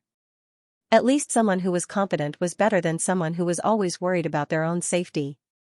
Since there are so many entrances to Midworld, there must be a lot of wizard organizations in Otherworld as well. There must be a way to enter Otherworld as well. Why do you choose this place? Shadow chuckled. You're right. But I'm not going to Dark Castle. I'm going to the real Dark Castle. There are only two ways to enter the real Dark Castle. The first is to teleport to the center of Dark Castle, and the second is to enter from here. There are a lot of apprentices and wizards in the center of Dark Castle, so I don't want to force my way in. There's only one way. The Crocox home was located in Watergrass, which was located on the surface world. Shadow and Angor went down the mountain and slowly moved toward their destination. Along the way, the mountains were barren and the land was barren. Even the inland sea that had gently nurtured the people of the surface world was dark like stagnant water. Everywhere they looked, they saw nothing but desolation. Did the Crocox live in a world like this? Is it the same outside the barrier? Angor asked. Shadow nodded and sighed. It's pretty much the same everywhere except for the headquarters of wizard organizations. This is normal in Midworld and Otherworld. After all, this is only a subsidiary plane, and the ecology here isn't as stable as the main world. Once the primal mana gets too strong, the plants here will wither away. It can be considered a normal state under the balance of energy. Although it's a bit of a pity, it's also the price to pay after the plane fusion. Shadow turned around and saw Angor looking into the distance with a frown. Are you feeling sorry for the Krokex? Angor nodded. According to Leonric's legends, the Krokex were a kind race that loved peace. However, due to their naivety, they were forced into a desperate situation by the fickle-minded people. Angor sighed when he thought about how the Krokex had to live in such a desolate world.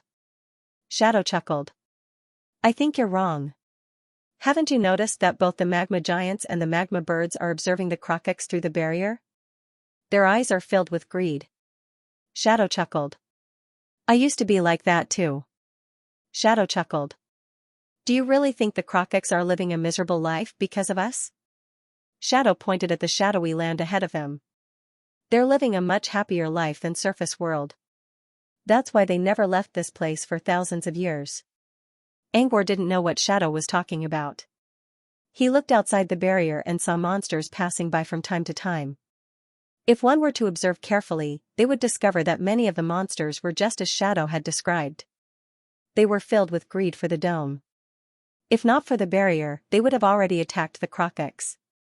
So Shadow was right. There must be something else going on with the Krokex home. With that in mind, he arrived at the top of a small hill. From here, one could see the coastal plain. He looked down from his high vantage point. The coastal plain was still barren, a stark contrast to the prosperous watergrass on the surface world. On this deathly still plain, he did not see anything. There were no signs of human activity, nor were there any traces of buildings. It did not seem like there were people living here at all. However, that was not entirely true. In this realm, there was still something that he could not figure out. It was a glowing ball that was suspended in midair. It was a glass ball with a diameter of about 20 meters. It was suspended in the air like a huge fluorite, emitting a soft green light. The surface of the sphere seemed to be made of glass, but it was hard to see what was inside. He didn't believe that the Krokex would live underground. After all, monsters outside the dome wouldn't want to live underground. Also, Shadow mentioned that he once observed the Krokex territory with a sky ghost ship. Therefore, could it be that the Krokex are living in that sphere? Angor muttered. But it doesn't look that big. Are the Krokex already dying out? Shadow also arrived at the top of the hill. You're half right. The Krokex are living inside the sphere. However, there were more than a few dozen Krokex. According to Gami, after 1,000 years of development, the Krokex had more than 10 towns with 10,000 people. The capital city at the center of the city has more than 6 digits. According to Shadow, there were at least 200,000 Krokex living inside the sphere. How big was the space inside the sphere? Not even an expansion rune could do that. Angor didn't believe that the sphere was a space storage. How much hollow weed would it take to house 200,000 people, unless there was an alternate dimension inside, but Angor didn't think so. An alternate dimension could also be called a mirror dimension, which meant that it was a world reflected by a mirror. Even if the world reflected by a mirror was just an extension of the original world, it would still be different. The environment of the alternate dimension was exactly the same as the original one. For example, the tributary and twilight well both belonged to alternate dimensions. They looked like they existed in their own worlds, but they were actually living in the real world. Their ecology was almost the same as the real world. If the sphere was an alternate dimension, then it would reflect the barren land they were in right now. This didn't match what Shadow said about the Krokex being hunted by monsters. Shadow chuckled when he saw Angor's confused look. You know the answer, but you don't want to think about it. You don't even want to think about it. Angor waited for Shadow's explanation. It's simple. Have you ever heard of a sorcerer's garden? A sorcerer's garden? The word was both familiar and strange at the same time. Angor was shocked. A sorcerer's garden? A sorcerer's garden that countless wizard organizations yearned for? A sorcerer's garden that was blessed by the world's consciousness? Are you kidding me? Angor did think about the sorcerer's garden before, but he didn't think about it for long. After all, how could an item of strategic importance to an adept organization become the homeland of an ordinary race? However, the most unlikely answer turned out to be the correct one. Seems like you know what a sorcerer's garden means. That's right. Not long ago, the biggest news in the wizarding world was that Phantom Master had a private gravity garden. Many gossip magazines had been talking about it for half a year. Gravity Forest was so angry that they almost changed their name. Come to think of it, I had the same reaction when I heard about it 5 years ago. But it's the truth. The wizard from Dark Castle who saved the Crocox was powerful, but just like that old witch, she was also a lunatic. She left the Fey continent and left the sorcerer's garden to the Crocox, and the old witch agreed to it. Many people have been eyeing the sorcerer's garden over the years. But the old witch said that if anyone dares to touch the sorcerer's garden, they will be declared war against Dark Castle. Now you know why all the monsters outside are eyeing this place, right? When Aning said this, he suddenly sighed with emotion. But even now, I still don't understand why she did this. The sorcerer's garden is her private property, and she can do whatever she wants with it. But it doesn't make sense. Maybe there's something special about the Crocox? Or maybe there's something worth it for her to do this. Ever since he stepped into the wizarding world, Angor's way of thinking had changed from altruistic to self-serving. Maybe Dark Castle isn't an orphanage. There must be a reason. Shadow shrugged. But what does it have to do with us? It has nothing to do with us. They weren't even wizards, and it would be a joke if they cared about other people's opinions. Summer insects can't talk about ice. Instead of worrying about irrelevant things, it's better to think about the present. You said there's a path to Otherworld, the real Dark Castle. So where is it? Angor pointed at the glowing sphere in the sky. Inside? Shadow nodded. Every time the Crocox finished their ritual, Dark Castle's people would enter the sorcerer's garden through a plain tunnel. That tunnel is the key to getting into Dark Castle. It wasn't easy to sneak into Dark Castle through the Crocox ritual. First, they had to sneak into the sorcerer's garden and reach the ritual site. Most Crocox were mortals, but they didn't dare to kill anyone in order to sneak into the ritual site. Finding a way to sneak in was the most difficult task. Do you have any ideas? Nope. The Crocox are too small for us to sneak in. We can only rely on invisibility. Shadow took out a cloak from his backpack. Do you know how to turn invisible? If you don't, you can take this cloak that has been enchanted with light and shadow. Angor wasn't planning to enter the garden, but he didn't want to help Shadow by activating an array. More importantly, he was curious about the law of the sorcerer's garden. If it could affect people's bodies like the purification garden, he would give it a try. The fact that the Crocox had been living in the garden for thousands of years meant that the law wouldn't harm them.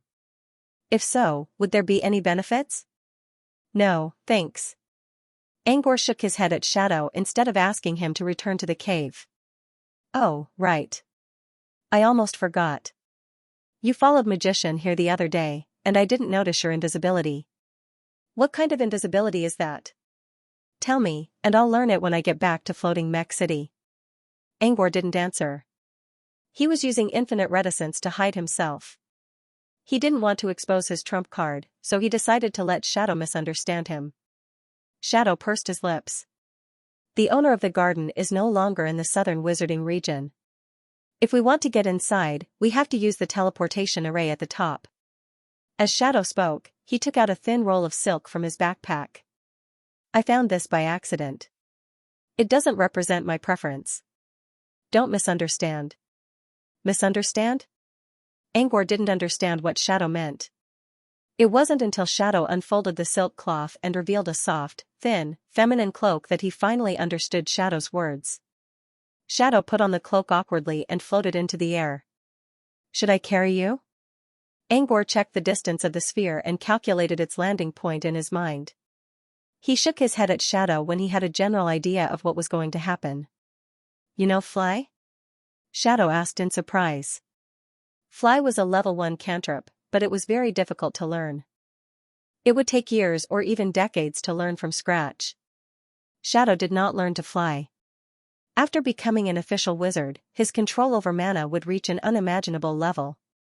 By then, he would be able to fly in the sky with his own power, and he would not need to use any flying spells at all. Shadow was confident that he could become a wizard, so he did not want to waste his time learning fly. He believed Angor was the same as him, who would not waste his time learning a low-level fly spell. But now, Angor refused his request, which was why he was so surprised. I don't know fly, but I don't need to use it for such a short distance. As soon as he finished his words, he leaped into the air. The model he already created in his mind space appeared under his feet, and a tornado pushed him into the air. Every time Angor was about to fall, another tornado would appear under his feet and lift him up again. 3 consecutive tornadoes brought Angor to the top of the ball. Finally, Angor controlled his body and landed steadily. Shadow flew over as well. The woman's cape on his back was releasing a colorful light, which looked like a flash of light. After Shadow landed on the ground, he couldn't wait to put away his cape. After everything was done, he asked curiously, "That wasn't a flying spell, was it? Was it an offensive spell?" He clearly sensed that the tornado under Angor's feet was small, but it carried a strong sense of sharpness. It was definitely not a flying cantrip. Yeah, it was an attack cantrip. But I can also think of it as hover, Angor admitted. He did not deny Shadow's words. Angor came up with this technique when he was resting in Pakriti. It was not difficult, but it required a lot of computing power and the environment. Also, he had to build the tornado model quickly. The tornado model had to be completed before the end of each parabola. This was a difficult task for ordinary apprentices, but with the help of the axes of the universe, Angor could barely do it. 3 tornadoes in a row? Is that 1 cantrip or 3? Shadow asked curiously. So what if it's 1 or 3? Angor gave him a cold glance. Don't ask too many questions. Angor knew Shadow's question was not about the cantrip, but whether it was instantaneous or not. No wizard would answer this kind of question. It was like trying to figure out someone's strength. Shadow smiled awkwardly and changed the topic. Shadow pointed at the top of the ball not far away. Let's go. The teleportation point should be there. The surface of the sphere was not flat and smooth, and there was a slight slope. The place that Shadow was pointing at was the highest point in his line of sight. When they reached the destination, Shadow looked at the familiar runes on the ground happily. It's a teleportation array.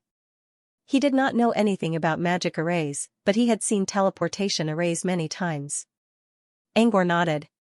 It's a teleportation array activated by magic crystals.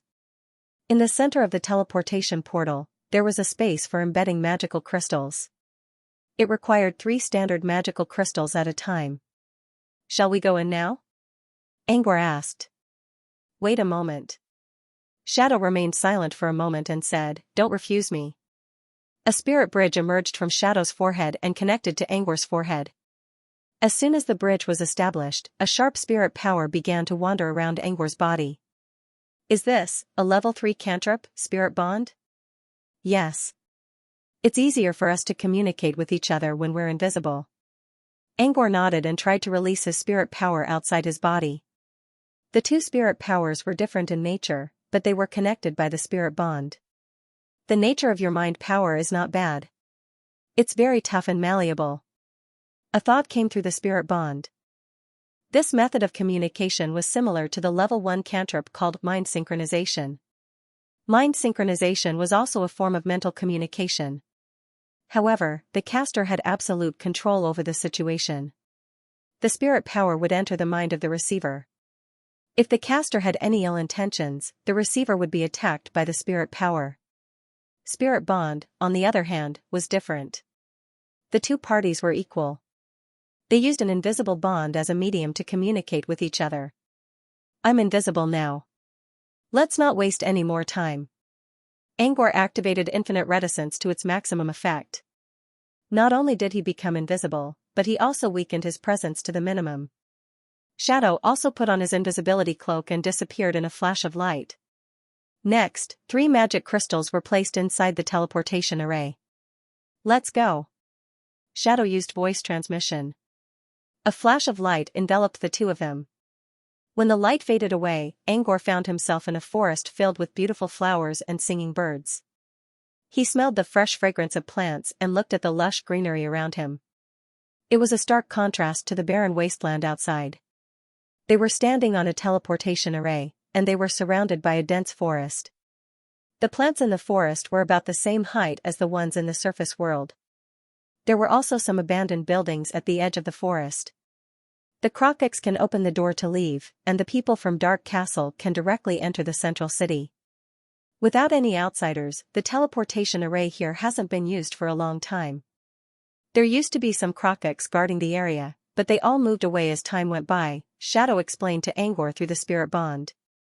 So the Crocox have been living a peaceful life. They even forgot about the threat of invaders. The Crocox didn't learn their lesson even after going through a great war. If it weren't for Dark Castle's protection, they would have been driven to the brink of extinction. Peace makes people tired. Only suffering can make them grow stronger. Shadow chuckled. What should we do next? Where are Gammy and the others? They can't help us because of their clan's rules. I already told them to leave. Shadow paused. As for our next step, let's get out of here first. There were quite a few buildings in the forest. Angor and Shadow split up and searched around the buildings. They didn't find anything. They followed the direction of the buildings and headed out of the forest. The forest wasn't too big. It only took them about an hour to leave the area. Angor was shocked by what he saw when he stepped out of the forest. He didn't pay much attention to the sky when he was in the forest. Now, when he looked up, he could see many floating islands connected to each other by huge chains. The interior of the sphere was actually filled with floating islands. Angor couldn't see the sky or the end of the world. Apart from the blue sky and white clouds, there were floating islands of all shapes and sizes. From afar, each island was covered in lush vegetation. No wonder people who lived here didn't want to leave. While they were observing the islands, a clear and melodious voice suddenly resounded from afar. The first hero, with a sword in hand, broke into the garden of flowers. Under the longing of the red-haired princess, he plucked the first rose stained with morning dew. The second hero, hiding his evil aura, hid in the kingdom of serpents. Under the mask of a cunning human, he waited for the dawn of the second night amidst the flames of war. The third hero, spreading his wings, stepped into the dark castle. Under the gentle singing of the grand priest, he picked up his scepter and welcomed the third glorious guest. The fourth hero, it was an aria sung by a young girl. Her voice was soft and melodious, and it reached Angor's ears. He looked at the source of the voice and saw a young girl wearing a small green tutu skirt and a hairband that looked like a leaf. She was singing to the blue sky with her eyes closed. Hey, hey, hey. What's the next step? You see, the answer is right here. Before she could finish her sentence, a gust of wind flashed by. The girl who was practicing her voice suddenly blacked out and fainted. Behind a big tree, the shadow revealed his true form. A small person was sleeping on his palm. This is the first time I saw a crocock with fair skin. She's pretty. Too bad she doesn't have blonde hair. Shadow played with Thumbelina in his hand and even tried to lift the girl's skirt. But Angor was quick enough to stop him. I almost saw her. Can't you help me? As Shadow spoke, he even put on a perverted expression and sniffed his palm with all his might, as if he wanted to retain the faint fragrance of a young girl. Angor ignored Shadow's complaints and summoned his nightmare domain. A luxurious hall appeared in front of him. Angor walked to the dining table and put the girl on it.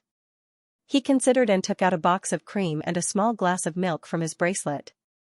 With a flash of cold energy, a milk smoothie was ready. Angor covered it with a layer of cream and placed the small glass next to the girl. Angor sat down on the other side of the table. Shadow was checking the nightmare domain out of curiosity. You're a part-time pastry chef? He asked when he saw Angor making milk smoothies in one go. You have cream and milk with you? Can I have one too? Shadow also found a seat and sat down. Angor ignored him. It's so nice to have a space storage. You can store whatever you want. Shadow touched the tableware on the table. The realistic touch made him even more curious about this illusion. Just as he was about to probe further, the girl lying on the table suddenly moaned and slowly opened her eyes. The thumb-sized girl's eyes were the same color as her hairband, which was light green, like the color of fresh green sprouts in early spring. Although she had just fainted, there was not the slightest fear in her eyes. Instead, she sat up curiously and looked at the environment that had suddenly changed. She saw a luxurious illusion filled with luxurious furniture. Even the chandelier was several times bigger than her body. It was as bright as the sun. It was as if the girl had accidentally stumbled into an adult's world. She was curious about everything around her. "What are you curious about?" A clear voice echoed in her ears. The girl tried her best to look up and saw a giant sitting in front of her. "Are you talking to me?" Angor nodded. The girl suddenly smiled. "I like your voice very much. It's clear and melodious, like the sound of a stream being blown by the morning breeze. It's very nice to hear. Thanks for the compliment." "It's my honor." Angor grinned. "The things here are so big and beautiful." The girl touched a plate with delicate patterns and a teacup that was almost as big as her body. Angor pointed at a glass cup that was smaller than the girl's waist. "Milk smoothie. If you don't mind, please enjoy." The young girl smelled the fresh and sweet scent of milk and licked her lips with her pink tongue. "Thank you, but this is too big. I can't use it." The young girl pointed at the small spoon in the glass and said with a look of pity. It was a small spoon for Angor, but it was bigger than a wooden club for the girl with the thumb. Shadow snickered. "See? No one else can eat it. Why don't you give it to me?" As he spoke, Aning reached out with a sneaky hand and took the glass of milk smoothie. The girl's eyes were filled with envy as she watched Shadow pick up the glass with his big hand. This milk smoothie looked so fragrant and sweet.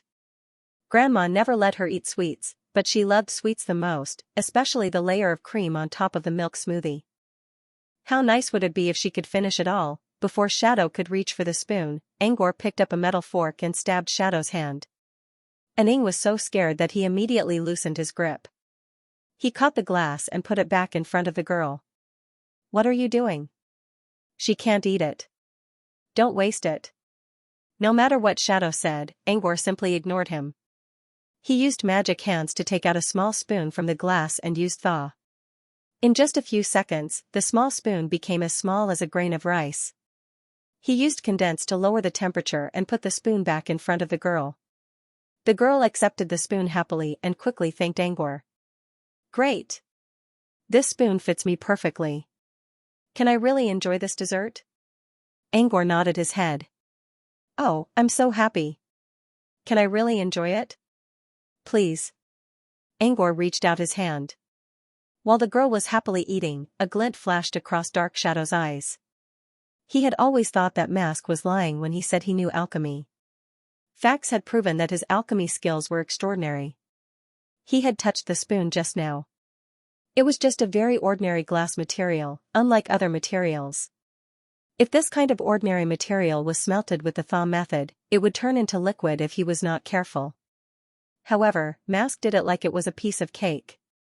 In just 3 seconds, he turned the normal-sized spoon into the size of a grain of rice. When Shadow used his spirit feelers to observe the spoon, he found that Mask even had the mood to draw a cartoon on the handle of the spoon. A kitten with a bow, a lace dress, and standing up? Or a rabbit. The fact that Mask could do this in such a short time and with such ordinary materials meant that he must be a master alchemist. "You're pretty good at alchemy.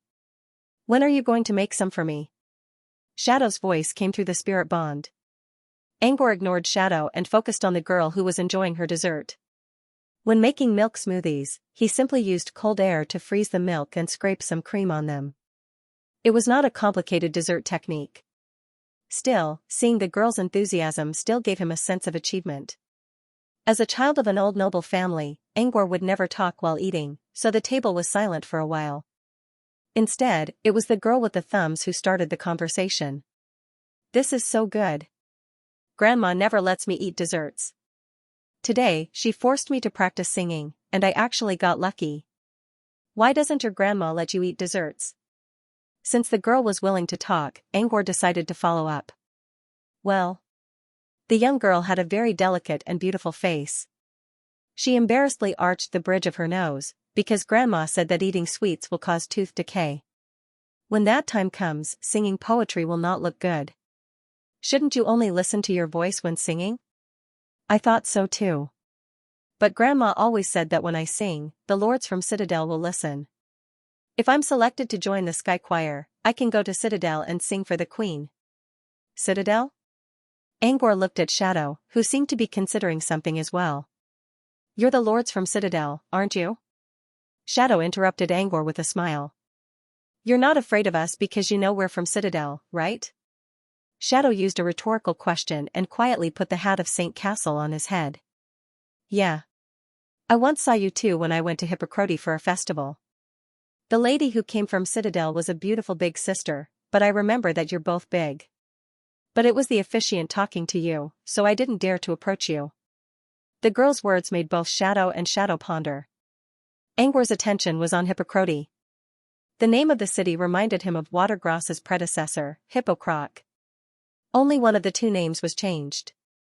It seemed that the Crococs still couldn't forget the city they once lived in.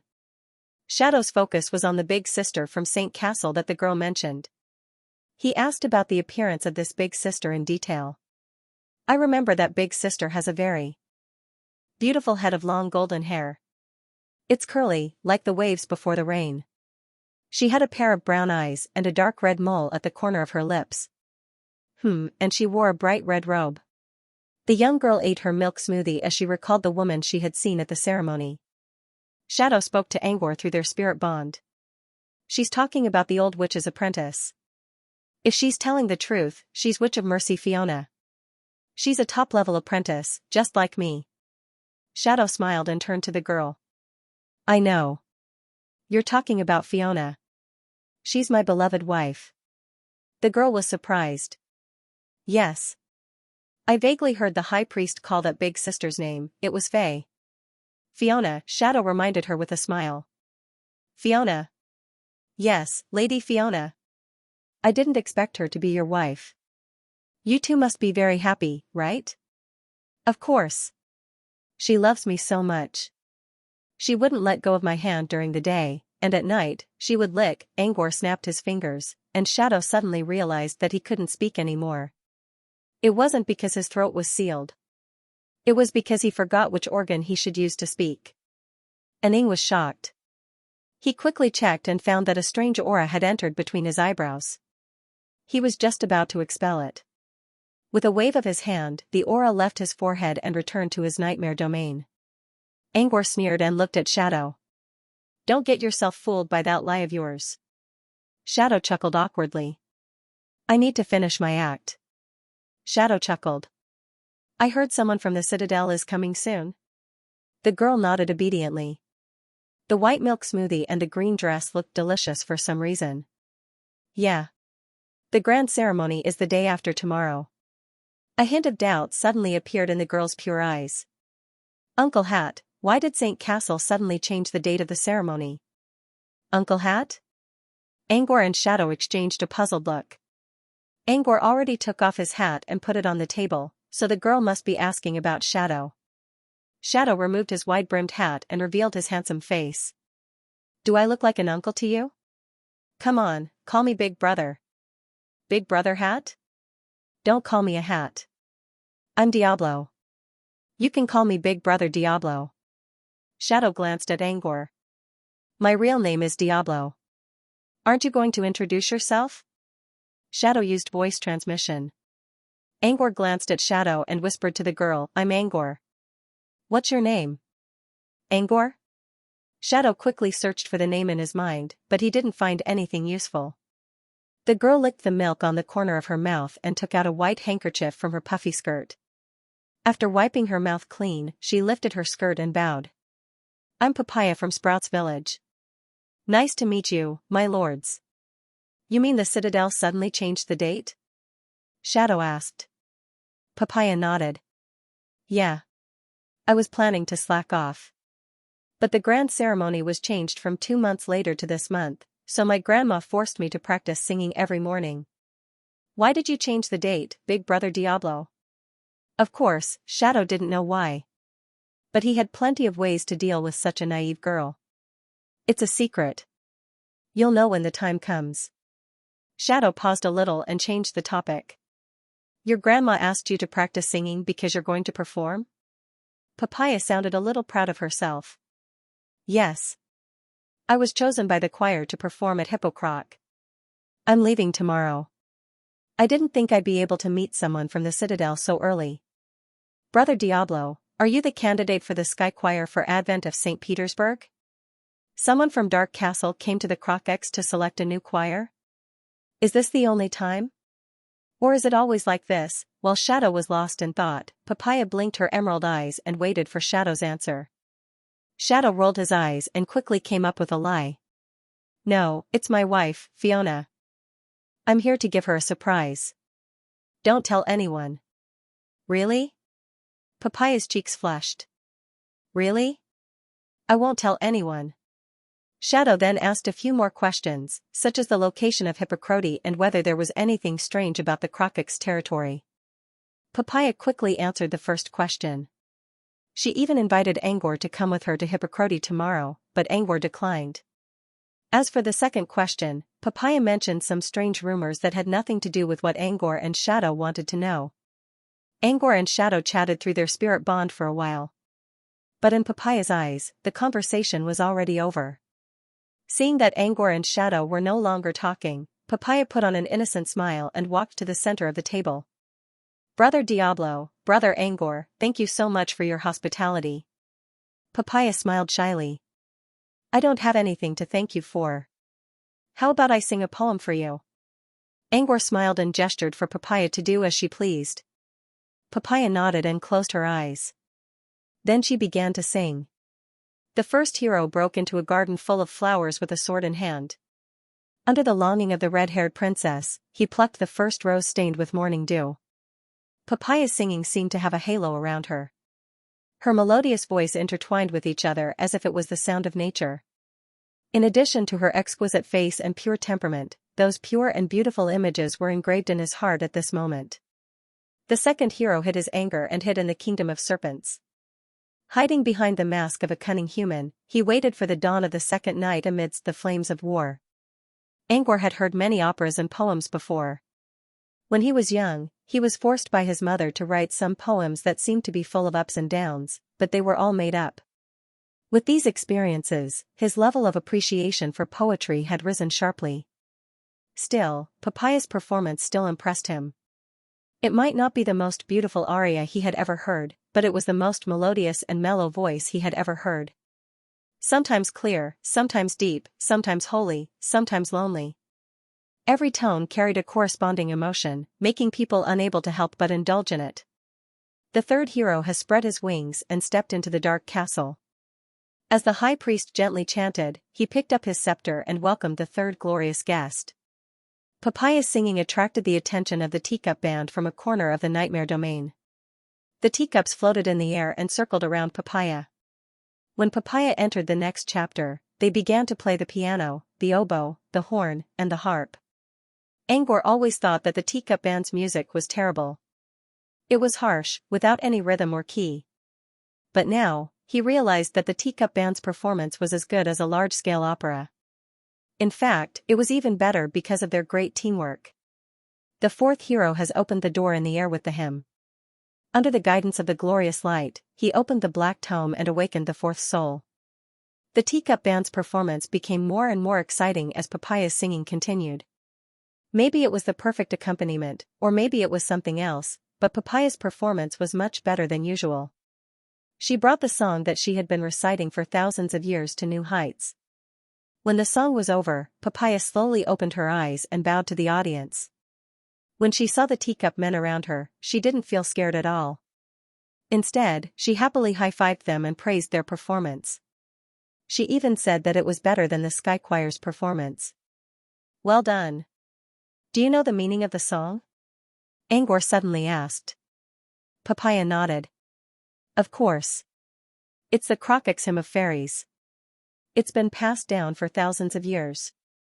Another 1,000 years. Angor grinned. He had been hearing about thousands of years ever since he arrived at Pakrati. Even Dodoro was a 1,000-year-old monster. Thank you so much for your performance. It reminded me of many stories. Angor stood up and bowed to Papaya. Papaya nodded shyly. It's my pleasure. It's almost noon now. I need to go home. Granny is going to worry about me. Papaya suddenly spoke up after a brief conversation. Angor nodded and snapped his fingers to cancel his nightmare domain.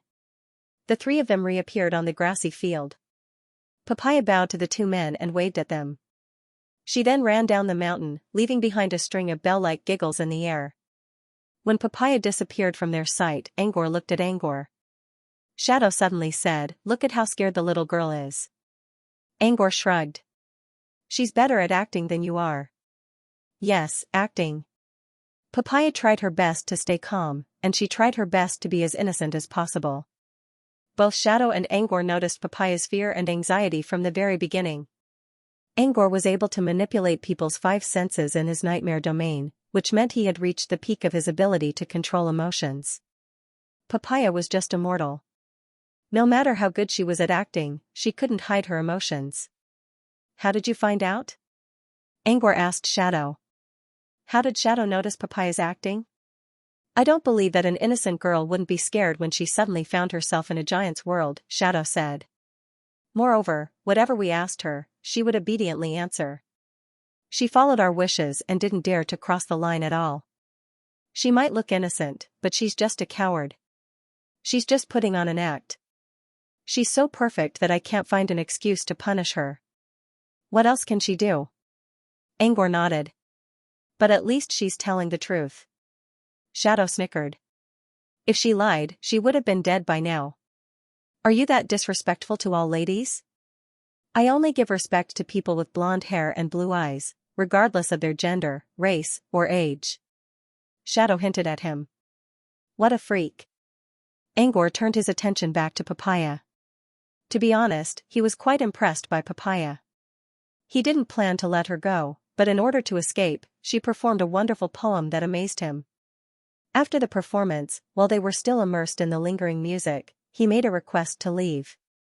The reason was also very warm and without any sharp edges. Angor was quite impressed by the actor's acting skills, temperament, and ability to adapt to different situations. So, he let her go. But that didn't mean he was going to let her go. Before Papaya left, Angor placed a trace of nightmare aura between her eyebrows just in case. At the same time, Angor sensed another familiar energy signature coming from Papaya's shadow. Without a doubt, it belonged to Shadow. Angor and Shadow exchanged a knowing glance before they both disappeared into thin air. They walked down the mountain together. "What do you think of the poem she sang?" Shadow asked Angor through their spirit bond. "Do you want to know about the content or the song?" "Yeah, I'm not sure." "You have a problem with the tune?" Shadow chuckled. "I think it's more like a narrative poem than an epic poem. The second and third paragraphs were about the war 1,000 years ago and how the Crocets were saved by the wizards of Dark Castle. But that's a bit too much of an exaggeration. If there really was such a hero, he wouldn't have been pushed to the brink of extinction by unarmed villagers." Angor considered. "As for the other two parts, I don't know about them. But I think the fourth stanza is about what happened in Dark Castle." "You're right. The fourth stanza is worth paying attention to." Both of them were hiding, so Angor did not notice the curious look in Shadow's eyes. Both Shadow and Angor wanted to keep it a secret. However, instead of hiding it in his mind, he chose to speak casually in a casual tone. "Do you remember the second stanza?" "I think it's about the kingdom of serpents. Back then, they were living in Hippocrac, the predecessor of Watergrass." "What do you mean by the kingdom of serpents? You're interested in the history of mortals too?" Shadow asked. "I'm just curious." Shadow didn't doubt him. After all, it was just a mortal's history. "Well, it's normal that you don't know. Zeal Dominion destroyed everything about that country. No one is allowed to talk about it, and no one is allowed to talk about it." Shadow said, "Actually, before Zeal Dominion took over this area 1,000 years ago, it was ruled by another country called Akasonia." "Akasolia?" Angor's heart skipped a beat. He remembered the snake near Pakrati was called Akasolia. "It's a strange kingdom." They worshipped a giant serpent as their sacred beast, so the kingdom of serpents in Papaya's poem must be referring to Akasolia. What's the name of the serpent? Angor asked.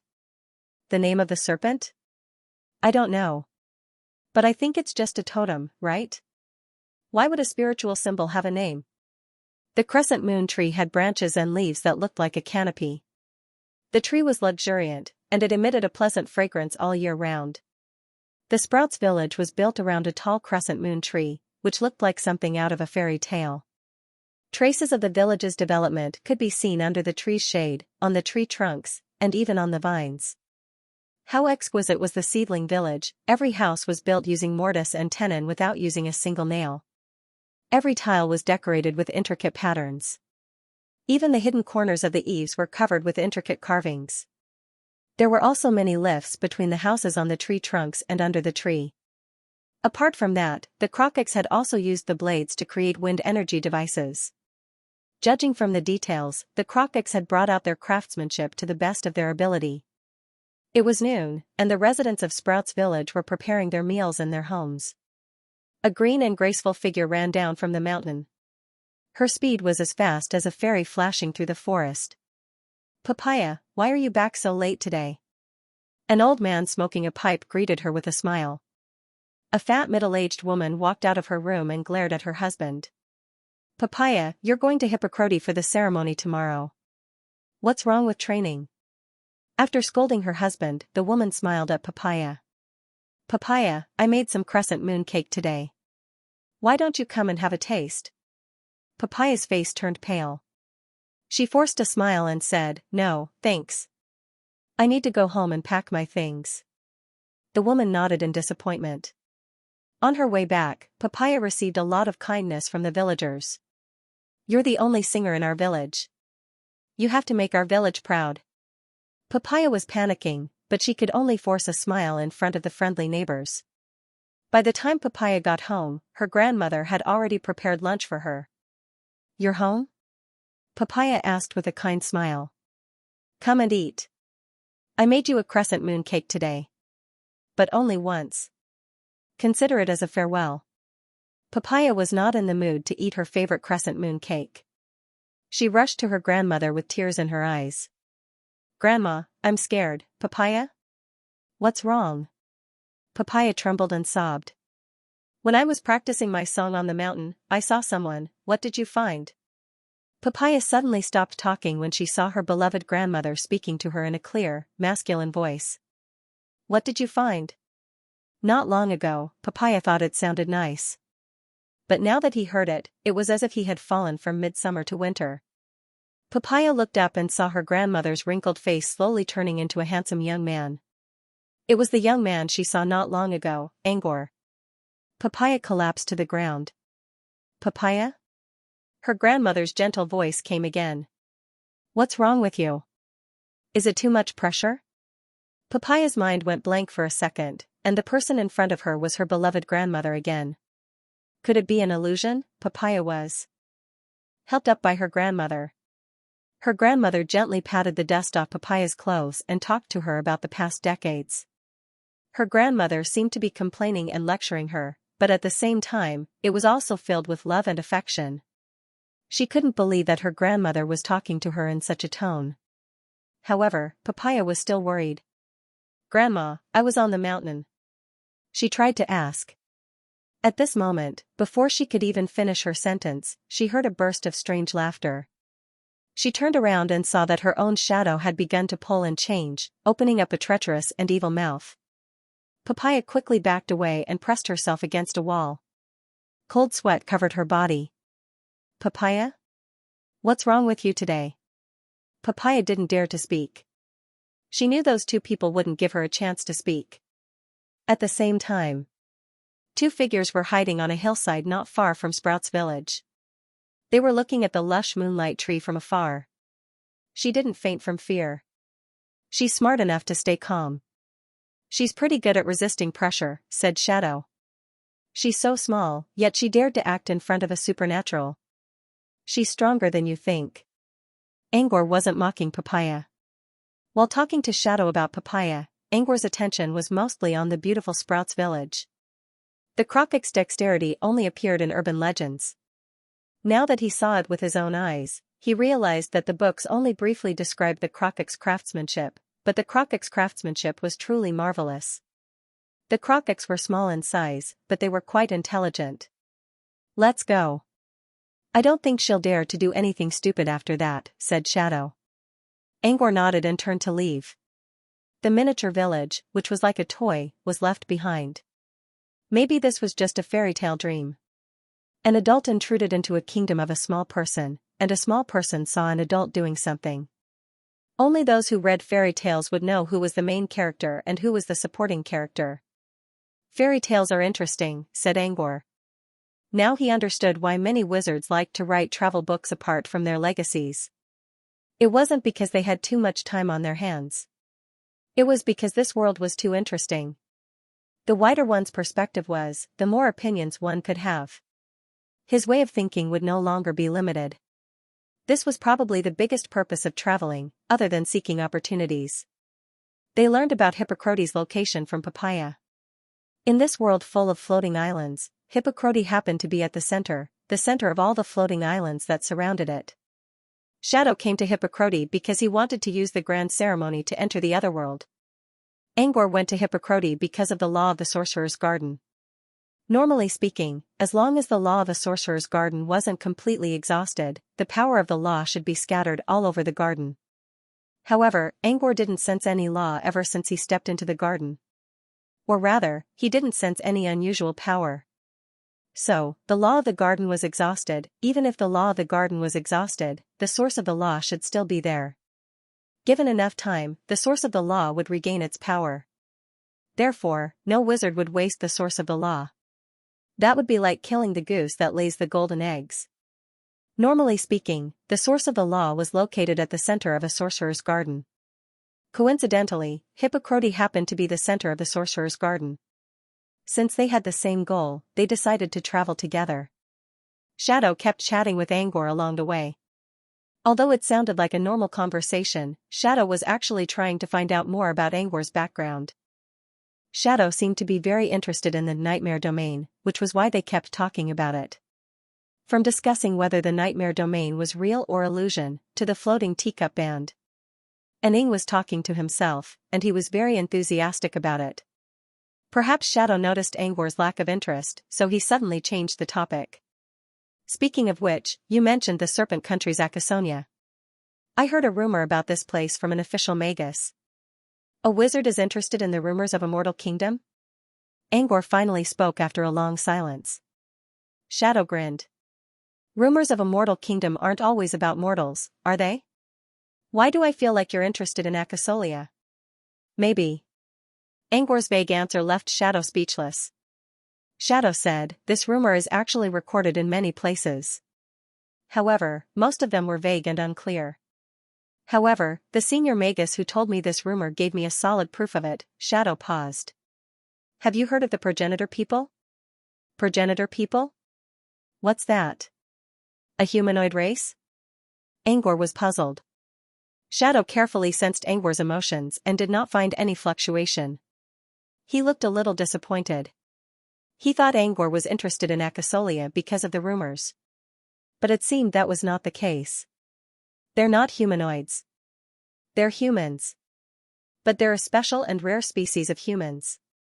Just like animals, humans had their own species. The Homo genus actually referred to humans. There was a fundamental difference between humans and humanoids." Angor was one of the most knowledgeable people in the southern region. However, there were other species in the south as well. For example, the Caribits, who were extremely curious about life, and the Sub-Asians, who lived in the underground world and were generally taller than humans. These were all people he had heard or seen before. However, he had never heard of the progenitor people mentioned by Shadow. The progenitor people were incorporated into the species 20,000 years ago. They lived in a very small area and were first discovered in a primitive highland tribal area. Progenitor people were similar to humans in terms of strength, intelligence, and physique. However, the progenitor people were favored by the Great Consciousness. The wise ones among the progenitor people could even obtain some incredible prophecies from the Great Consciousness. When a person's species was too outstanding, they would always be hated. Because of their abilities, the progenitor people suffered the same fate as the Crocox. They were captured, used for research, and officially declared extinct 10,000 years ago. But the wizard who told me about the progenitor people said that 1,000 years ago, there were still a few progenitor people living in Acasolia, the Serpent Country. Unfortunately, after Zeal Dominion took over, Bayuanren never showed up again. Maybe they were taken away by the wizards, or maybe they disappeared in the long river of history because of the war. After Aning finished speaking, he sighed slightly. The extinction of a human species would naturally cause people to trace back to its origin and sigh with emotion. Maybe the origin of mankind was one of the progenitor people. Who knew? The image of Dodoro flashed in his mind. He saw many corpses in Pakrti, and he was sure that they were all progenitor people. Dodoro came from Pakrti, but the man had too many secrets. Angor couldn't be sure about Dodoro's identity. Besides, he also saw 3 small bumps on Dodoro's tailbone that looked like a tail. Maybe it was a mutation or an atavism. Or maybe Dodoro wasn't a progenitor. As for whether Dodoro was one of the progenitor people mentioned by Shadow, it couldn't be that coincidental. The floating islands were connected by iron chains. The iron chains were basically the same as the main roads, so there were soldiers guarding every part of the iron chains. However, they could easily ignore any kind of protection. The two of them passed through one floating island after another.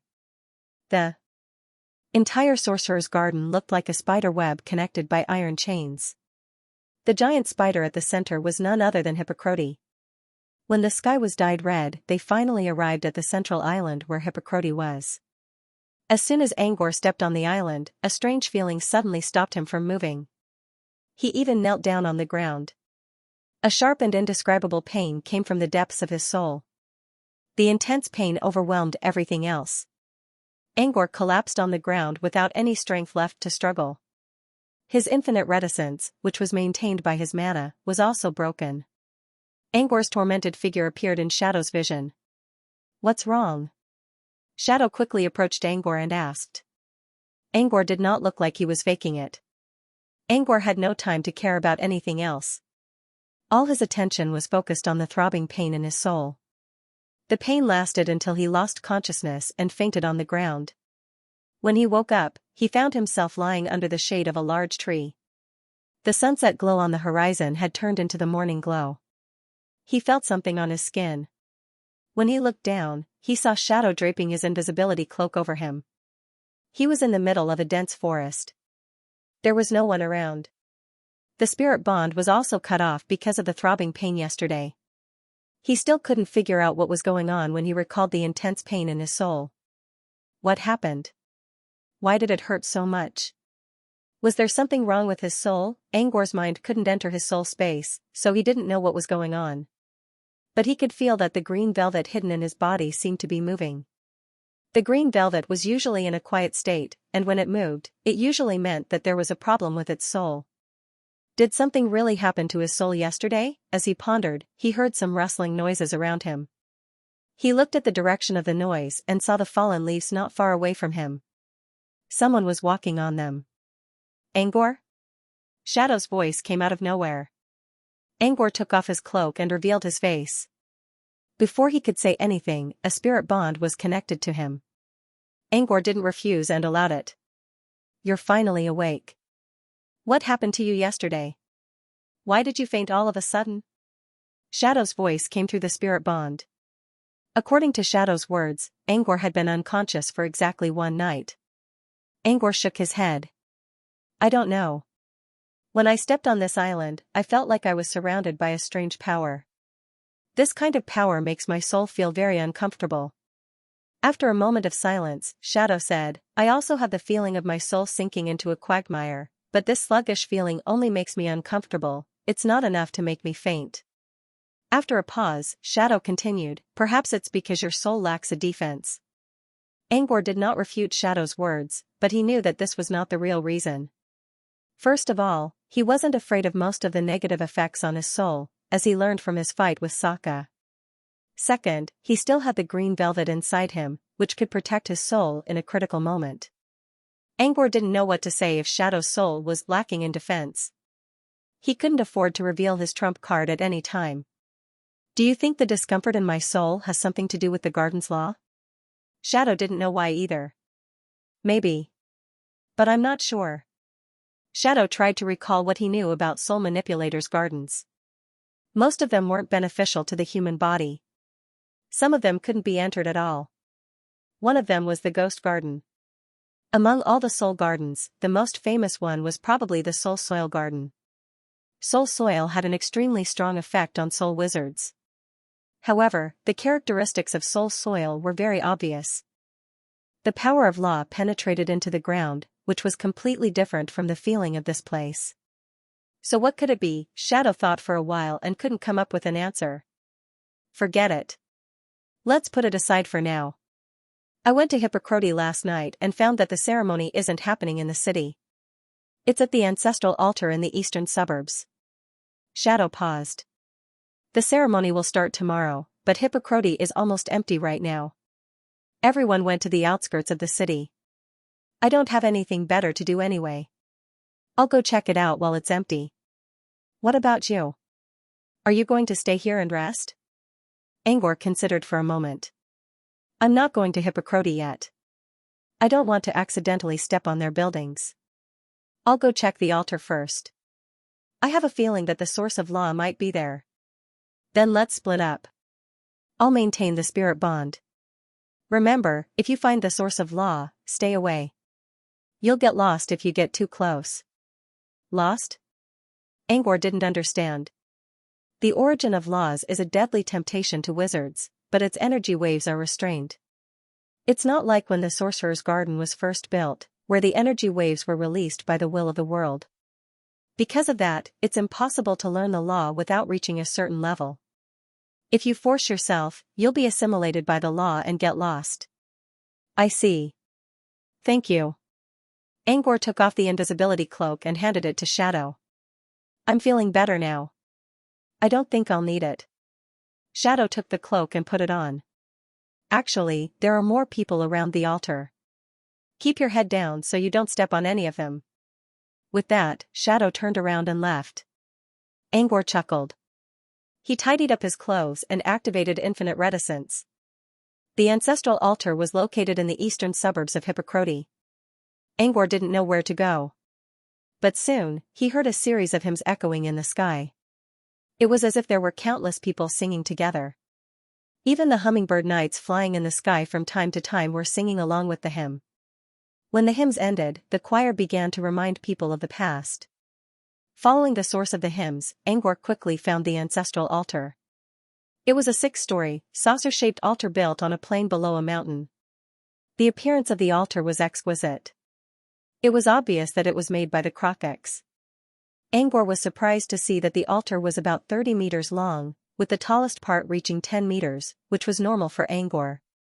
However, for the Crocs, this was a huge project that could be recorded in the history books. At the top of the mountain, there was a temple where the Grand Priest lived. In front of the temple, a group of Crocs in white robes was singing along with the wind. Many people had gathered around the altar at the foot of the mountain, leaving only the entrance in the middle. He looked at the altar and fell into deep thought. He sensed a strange ripple coming from the center of the altar, which seemed to be caused by multiple runes. There must be a magic array there. According to Shadow, this array was probably the teleportation array used by Dark Castle. Unlike the altar, he sensed something similar from the temple that caused him to faint last night. It was a power that could make one's soul tremble. Angor looked at the temple from afar and tried his best to hold back his curiosity. As soon as he stepped back, he heard something chirping coming from his pocket. Toby, who had been sleeping all this time, suddenly woke up and began to flap its wings to fly to the top of the mountain. Angor was startled. He quickly controlled the bird and moved to the side. However, the more Toby moved, the harder it moved. Angor tried to call Toby's name, but Toby didn't respond at all. It seemed the bird was still sleeping. What was going on with the temple? Not only was Toby attracted to it, but it was also attracted to Toby. He took a few steps toward the temple to test his luck. As he moved closer, Toby's wings became even more excited. Meanwhile, the closer Angor got to the temple, the more he wanted to find the source of the strange energy. When he was halfway up the mountain, he finally stopped. Toby had stopped moving and was sleeping peacefully on his palm. Angor didn't want to keep going. At least, he didn't want to take any risks before he figured out what was inside the temple. He found a hidden spot and sat down. While listening to the hymns of nature, he observed Toby's condition. Toby's heartbeat was steady, and all its organs were normal.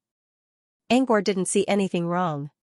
He cast heal on Toby's body and didn't get any feedback. Angor relaxed a little after making sure Toby was fine. However, he was more concerned about the temple at the top of the mountain. To be able to attract Toby even when he was unconscious. What kind of power was this? Was it really the sorcerer's garden? How's it going? Shadow's voice came through the spirit bond. I think I found the source of the energy. But I'm not sure if it's the origin of law. Angor paused. It's inside the temple where the Grand Priest lives. What about you? Shadow chuckled. I found something interesting. Do you want to take a look? Something interesting? A magic array that covers the entire Hippocrate. What do you think? A magic array that covered the entire Hippocrate? Angor wasn't too surprised to hear this. Ever since Shadow told him that the sorcerer's garden was given to the Crocox, Shadow had been wondering why the Crocox would do something so selfless. Dark Castle was even crueler than Brute Cavern. From an apprentice's point of view, Dark Castle was an organization filled with dark wizards. Would such an organization do something so generous without asking for anything in return? Angor was still doubtful. It was only then that he felt a sense of assurance. What's the effect of the magic array? Shadow sounded a little embarrassed. I don't know much about magic arrays, but I don't think it's anything useful. Do you want to take a look? Angor looked at Toby, who was sleeping peacefully. Toby seemed to be attracted to this place. Even in his dreams, Toby wanted to come here. But Angor couldn't tell if there was anything useful about it. Perhaps Toby had the same complex feelings of fear and desire to explore the temple. However, Toby was still unconscious and could not take responsibility for his decision. But Angor didn't. He knew that there was a fine line between rationality and temptation. It would be suicidal to make a rash decision before the situation was clear. Wait, I'll go check it out. Angor spoke to Shadow. Angor put Toby inside his bracelet so that he wouldn't lose control again. When Toby entered the bracelet and did not cause any trouble, Angor relaxed and walked down the mountain. Unbeknownst to him, someone inside the temple suddenly opened his eyes. It was a bald Crocox elder with a long white beard.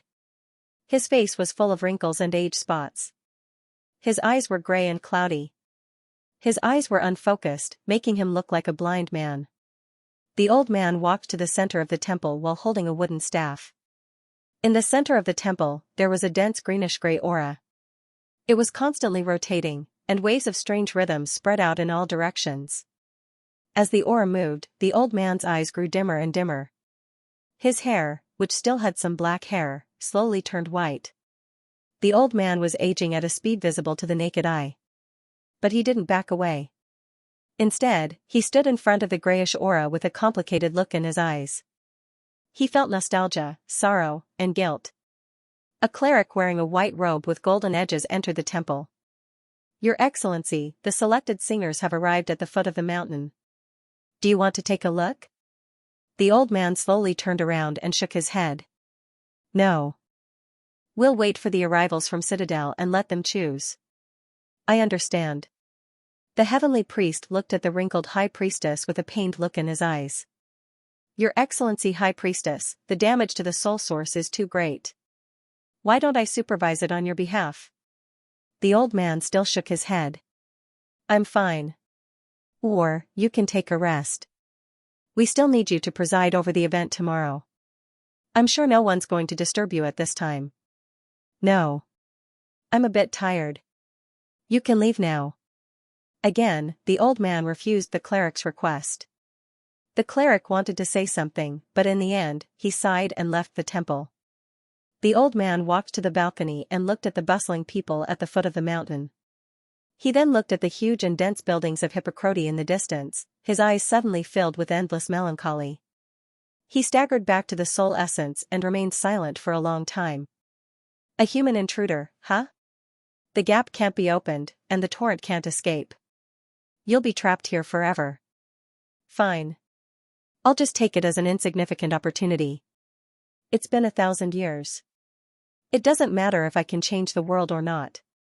The old man mumbled to himself and slowly walked into the shadow of the temple. On the other hand, Angor sensed a familiar aura on his way down the mountain. He looked around and saw Papaya, the girl with the cute thumbs, standing near the altar at the foot of the mountain with a group of people who were wearing the same clothes as her. They were swaying their heads to the hymns. Some of them were singing softly. Clearly, they were a group of singers. Papaya stood among them. She didn't look outstanding, but her quiet aura made her stand out among the group of singers. Angor noticed Papaya because he left a trace of nightmare aura on her. After experiencing the illusion in Sprout's village, Papaya had learned her lesson. She didn't try to tell anyone about them, and her nightmare aura didn't activate again. Angor glanced at her briefly and didn't pay her any attention. The city of Hippocrate covered an area of about 1,000 square meters. Rows upon rows of houses were built in different styles, but they were still exquisite. Even the details of the street lamps were designed in the style of the Crothix. You're here? Shadow sensed that the mana required to maintain the spirit bond was decreasing, which meant he was getting closer to Angor. Yeah. Angor didn't enter Hippocrate. Instead, he walked along the outskirts of the city. I'm near the west gate. There's a landmark building here, a black spire that reaches my knees. Most buildings in Hippocrate were two-story buildings. There weren't many that reached Shadow's knees. It didn't take long for Angor to find the black spire. When the two of them reunited, Shadow laughed and said, "Don't we look like the evil giants in the fairy tales who broke into the little kingdom? If we trample on a few houses, will there be a hero with a spear riding on a dragon? Oh, no, there are only hummingbirds here. Will there be a hummingbird riding a hummingbird to conquer us?" Angor chuckled noncommittally. Shadow said, "But to be honest, looking at these neatly built little houses, I really have a desire to trample on them." Shadow didn't want to let Angor down at such a crucial moment, so they quickly got down to business. "Can you feel the ripples of the magic array?" Shadow asked. Angor remained silent and slowly scanned Hippocrate with his eyes. He didn't sense anything when he was walking around the outskirts of the city. A moment later, Angor noticed an empty space in the center of the city and frowned. "Hey, that statue. I think I found something." Shadow felt a little jealous when he saw that Angor wasn't faking it.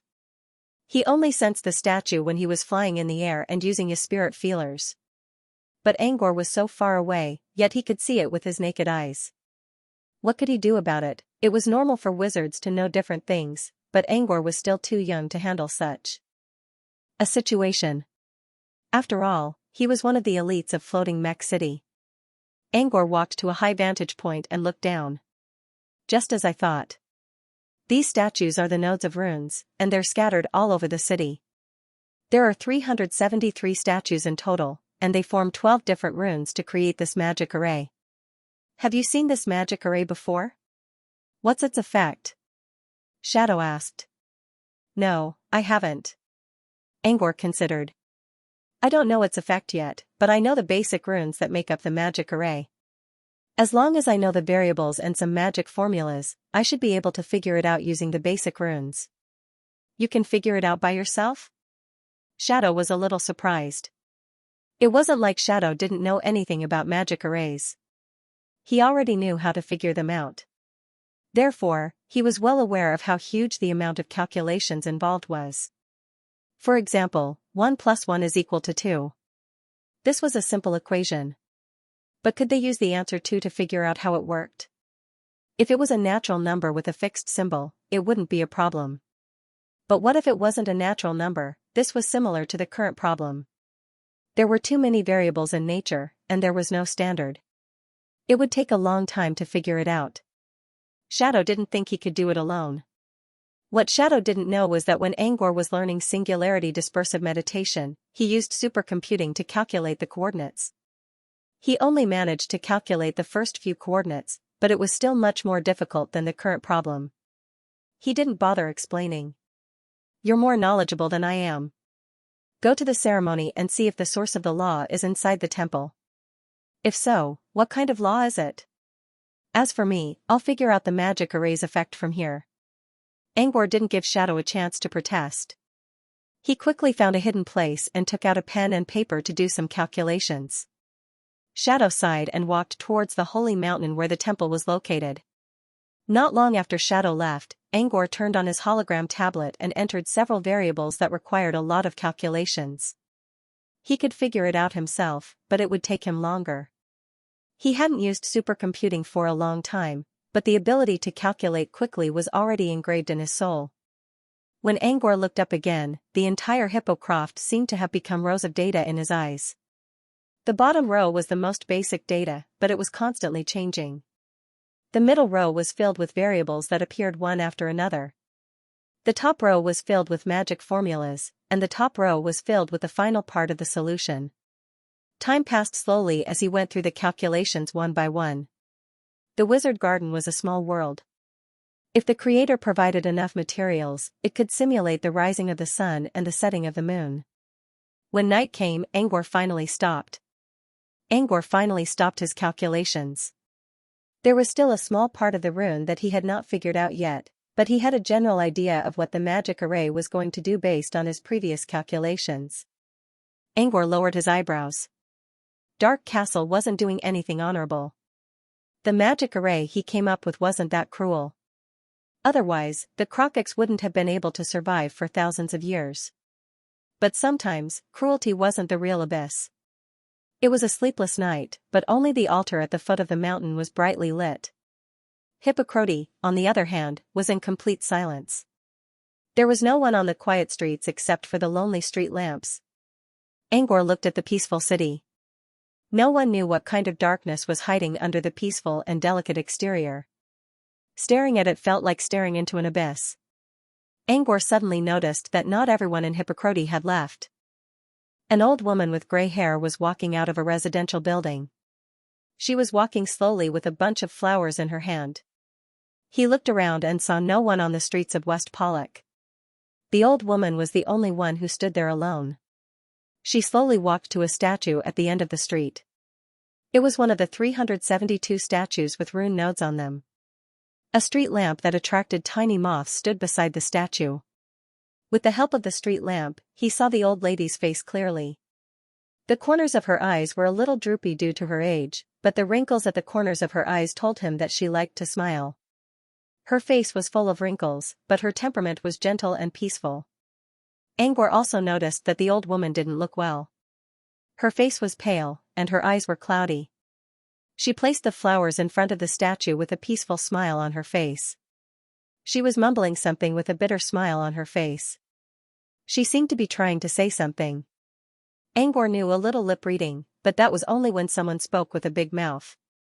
Now, the old woman's mouth was not that big, and she was using air from time to time, so Angor could not understand what she was saying. Still, Angor had an idea. Perhaps she was reminiscing about her life. She sighed from time to time, smiled from time to time, and lowered her head in silence. She looked like a dying person who was reminiscing about her past and drawing the end of her life. As she spoke, she bowed to the statue, looking extremely respectful. Because of this, Angor looked at the statue again. He didn't pay much attention to the statue before. He was only focusing on the rune nodes around it. Now that he looked closer, he noticed something strange about the statue. The statues in Hippocrate were all different, but they all had one thing in common: they were all depicting a woman. There might be different artistic expressions, but Angor believed that they all depicted the same woman.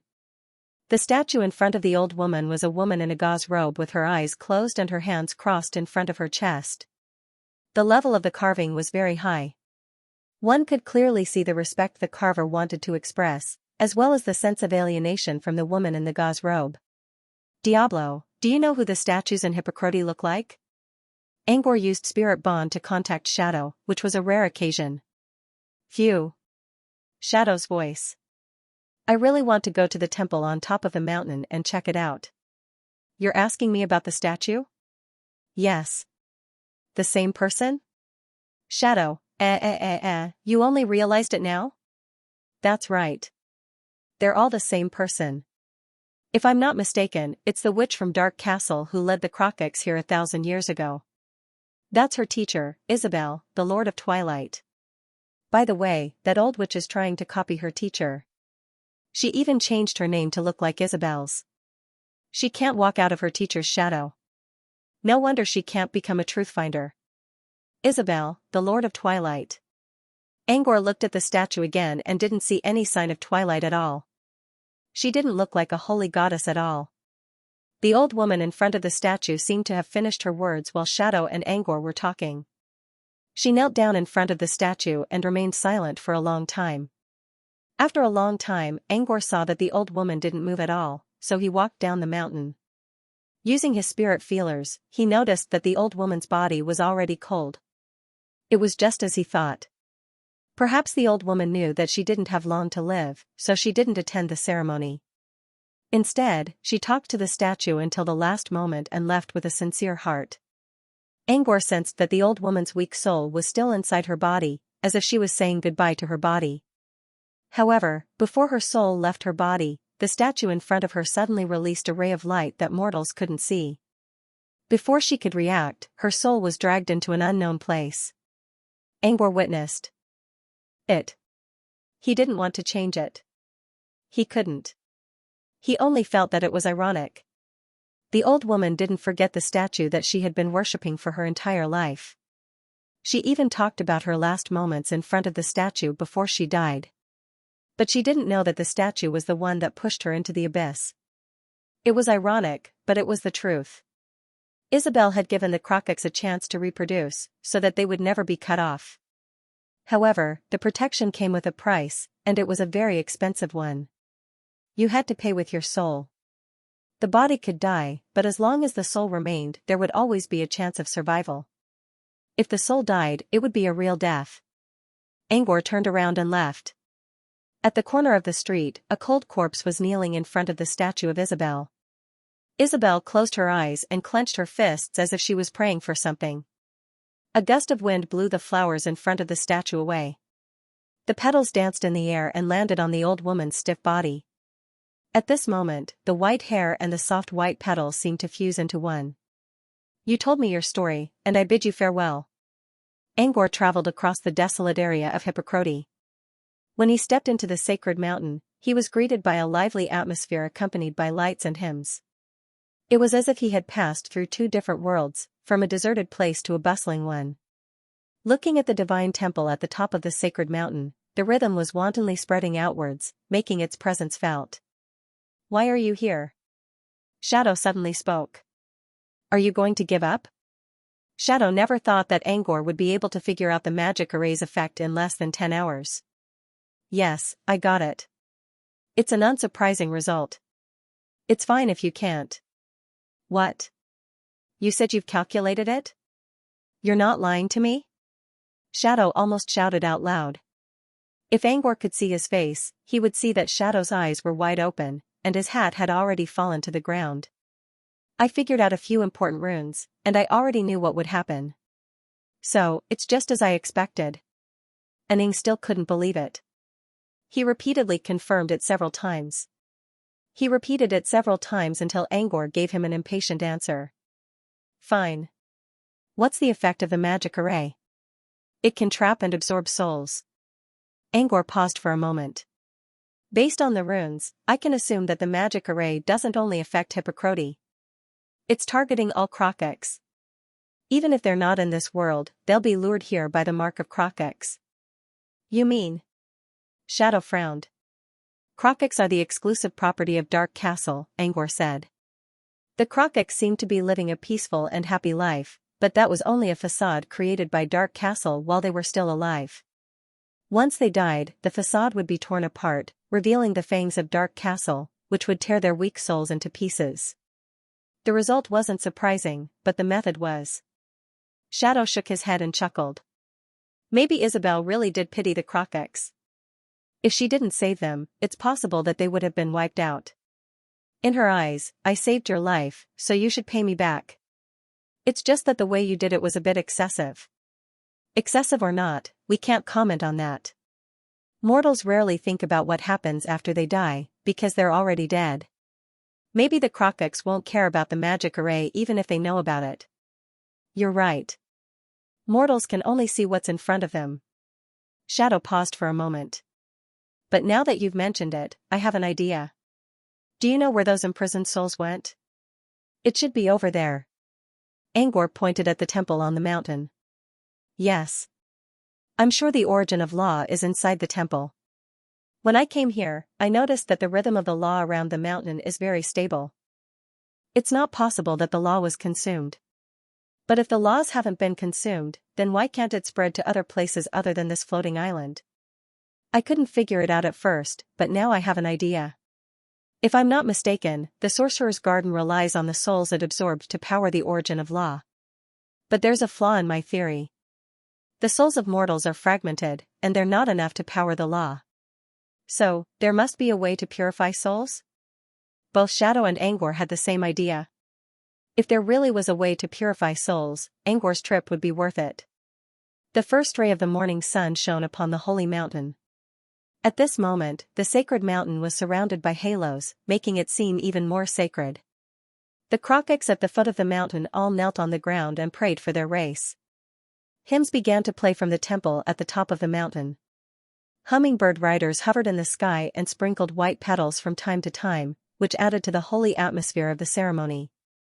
When the sun shone on the altar, groups of singers walked forward and stood a few meters apart, forming a circle around the altar. A group of clerics wearing white robes with golden edges walked out of the temple.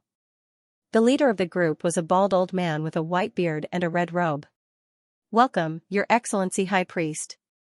From the top of the mountain to the bottom of the mountain, a chorus of voices rang out. The old man staggered to the balcony at the top of the mountain and faced the crowd of Krokiks at the foot of the mountain. His expression was solemn and filled with a sense of compassion. "May our clan leader rest in peace." The high priest's first words were for the people at the foot of the mountain. Next, he began his speech. "Our race was nearly wiped out by the humans. It was the Master of Citadel who allowed us to live for another 1,000 years. This ceremony is a way to show our respect to the Master of Citadel." While the high priest was talking, Shadow, who was hiding in a tall tree, suddenly said, "This old man has a very strong energy reaction, but he is still a mortal. Even mortals can get divinity if they stay near the origin of laws for a long time. Mortals know nothing about power, so they can resist the temptation of the law. But Isabel must have some bad taste. She built a temple here so that the Krokiks would come here every year to worship. They don't know that they are worshipping the soul fragments of their ancestors, who are about to be devoured. It's ironic, but I have a feeling that Isabel wouldn't do something like this out of bad taste. There's probably another reason. Letting a mortal guard the origin of laws was a very strange thing in itself.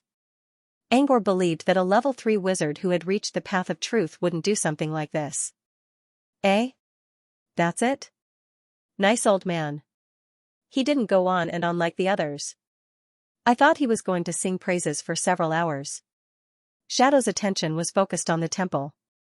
The high priest's speech lasted less than a minute before he signaled the start of the ceremony. But the opening speech for such a large ceremony seems a little perfunctory. In Angor's vision, the Grand Priest's solemn expression was filled with respect for the citadel. However, Angor could see something else in the man's eyes. "Do you think this old priest knows about Hippocrates' magic array?" Angor suddenly asked. "I don't think so." After pausing for a moment, Shadow suddenly smiled and said, "But, if he knows and still says these pompous words in front of all the clansmen, then it's really interesting." When the high priest announced the start of the ceremony, the circle of singers around the altar began to sing hymns. A group of armored guards carried a gorgeous stretcher through the crowd and stepped onto the central platform at the highest level of the altar. There was a magic crystal on the stretcher, which was about the same height as them. The 4 guards worked together to place the crystal into a groove. At the center of the altar. "They're here," Shadow said in a low voice when a bright light shone out from the altar. "Are you sure there won't be any wizards coming?" Angor looked at the familiar ripple. "No, there won't be any wizards if the old witch isn't here," Shadow said. As soon as he finished speaking, a small figure slowly appeared at the center of the portal. Compared to the height of a normal human, the Crocox were still considered a giant. A female giant, no less. She was wearing a black puffy skirt, a black half-veil, long straight hair, pale skin, and delicate cheeks. Judging from her appearance, she looked like a 12 or 13-year-old girl. Angor also noticed that she didn't have any supernatural aura. She looked just like a mortal. The little girl's eyes had been closed the whole time, but when the circle of light disappeared, she slowly opened her eyes. The creature opened its crimson eyes and looked at Angor and Shadow. Angor was puzzled. How did she find them so quickly if she was a mortal? But if she was an apprentice adept, then how powerful was her perception? Who's she, Diablo? Angor used voice transmission. Shadow didn't answer. Unbeknownst to Angor, Shadow was trembling in fear while pointing at the woman on the altar. How can she be here? The little girl seemed to have sensed Shadow's emotions. She smiled at the two of them. Her pink tongue swirled around her bright red lips. It was both tempting and bloodthirsty at the same time. Hey, look who's there. Isn't that my little puppet brother, Diablo? A high-pitched female voice suddenly appeared in the spirit bond between Angor and Shadow. He tried to stay calm, but the sudden voice startled him a little. He wouldn't be so surprised if it was just a voice transmission. But instead of destroying the spirit bond, the woman forced her way inside and turned the conversation into a three-way meeting. This kind of ability was definitely not something an ordinary apprentice adept could achieve. Maybe she wasn't even an apprentice? "I'm Lady Isabella, why are you?" Shadow's trembling voice came from the other side of the spirit bond. Angor looked at Shadow's direction. Shadow was invisible, but Angor could feel the man's strong emotions. Isabella? That name sounded so similar to Isabella, the Lord of Twilight. Shadow mentioned that the old witch from Dark Castle was the apprentice of the Lord of Twilight, and she was imitating her teacher in every way. Even her name, Angor didn't dare to think further. His heart was pounding so hard just thinking about it. Could it be that Lord really came? "I'm just here to see if you're suitable to be my future husband's apprentice." Isabella kept giggling, but her voice was still clear. It was as if there were two voices in the background. The giggling was the main voice, while the talking was the background. It was a woman with her own voice. Angor didn't dare to call her a little girl anymore. She wasn't big, but he still felt a little scared when he thought about her possible identity. "Look at your trembling legs. Are you that scared of me?" TSK. "I don't think you're good enough to be his apprentice." Isabella's strange voice appeared in the spirit bond again. "But this little boy here is quite suitable." Angor knew she was talking about himself. Just as he was about to say something, Isabella suddenly spoke in a very high-pitched voice, and her tone changed from one of admiration to one of disgust. "But, I hate blonde people. Kill him, Diablo. Kill him. Kill him, and I'll accept your position. Quick, kill him. Kill him." No other voice could exist in the spirit bond. The only thing that could be heard was "kill him." Shadow's eyes turned red. He looked at Angor and slowly reached out a hand to gather his mana.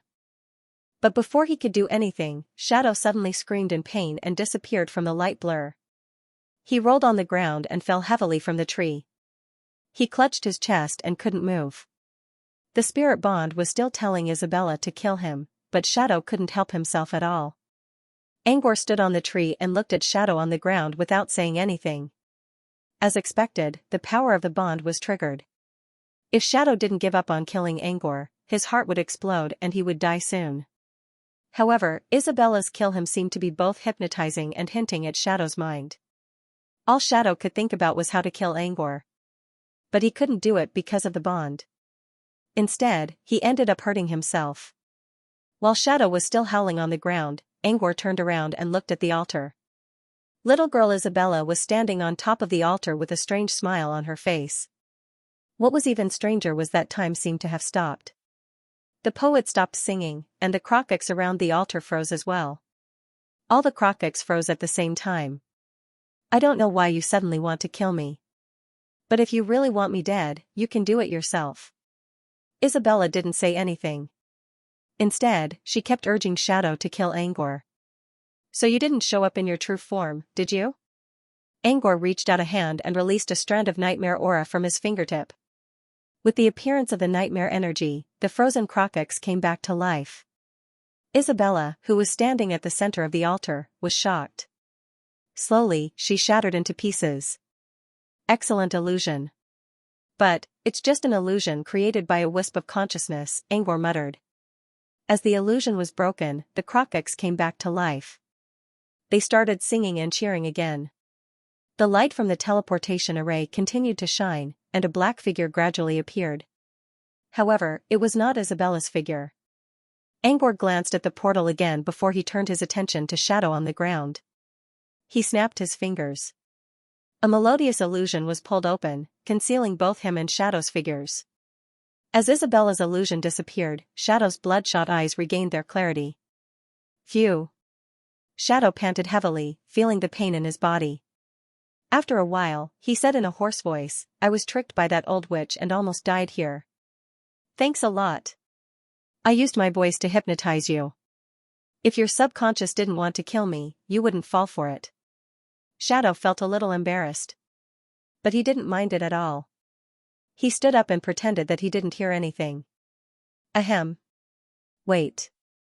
I was right, it's really Fiona. Don't change the subject. I don't care what your subconscious thinks. Just remember that you owe me a favor. In a corner of the vast and desolate midworld, there was a mountain hidden in the shadows. A sorcerer's tower stood alone in the darkness. Behind it, a cold moon hung in the sky. On the top floor of the tower. Unlike the cold and desolate atmosphere outside the tower, the inside of the tower was warm and comfortable. The fire in the fireplace was burning fiercely. Fire fairies with big eyes hugged each other and played in the fireplace. They poked their heads out from time to time, but when they saw the girl in the black dress standing on the tasseled carpet, they were scared back into the fireplace. What? With my beauty, I can't activate your creation? The girl in the black dress, who was laughing in the background, spoke to the tall man who was busy working on the experiment table with the 2 sound tracks on the black technology. The man did not respond even after a long time. The girl in the black dress stepped forward and looked at him with her red eyes. The man tilted his head, his long and narrow tongue was like a snake's tongue, constantly licking his lips. His eyes were shining as he stared at the masterpiece on the experiment table. His masterpiece was a snake woman puppet with sexy curves.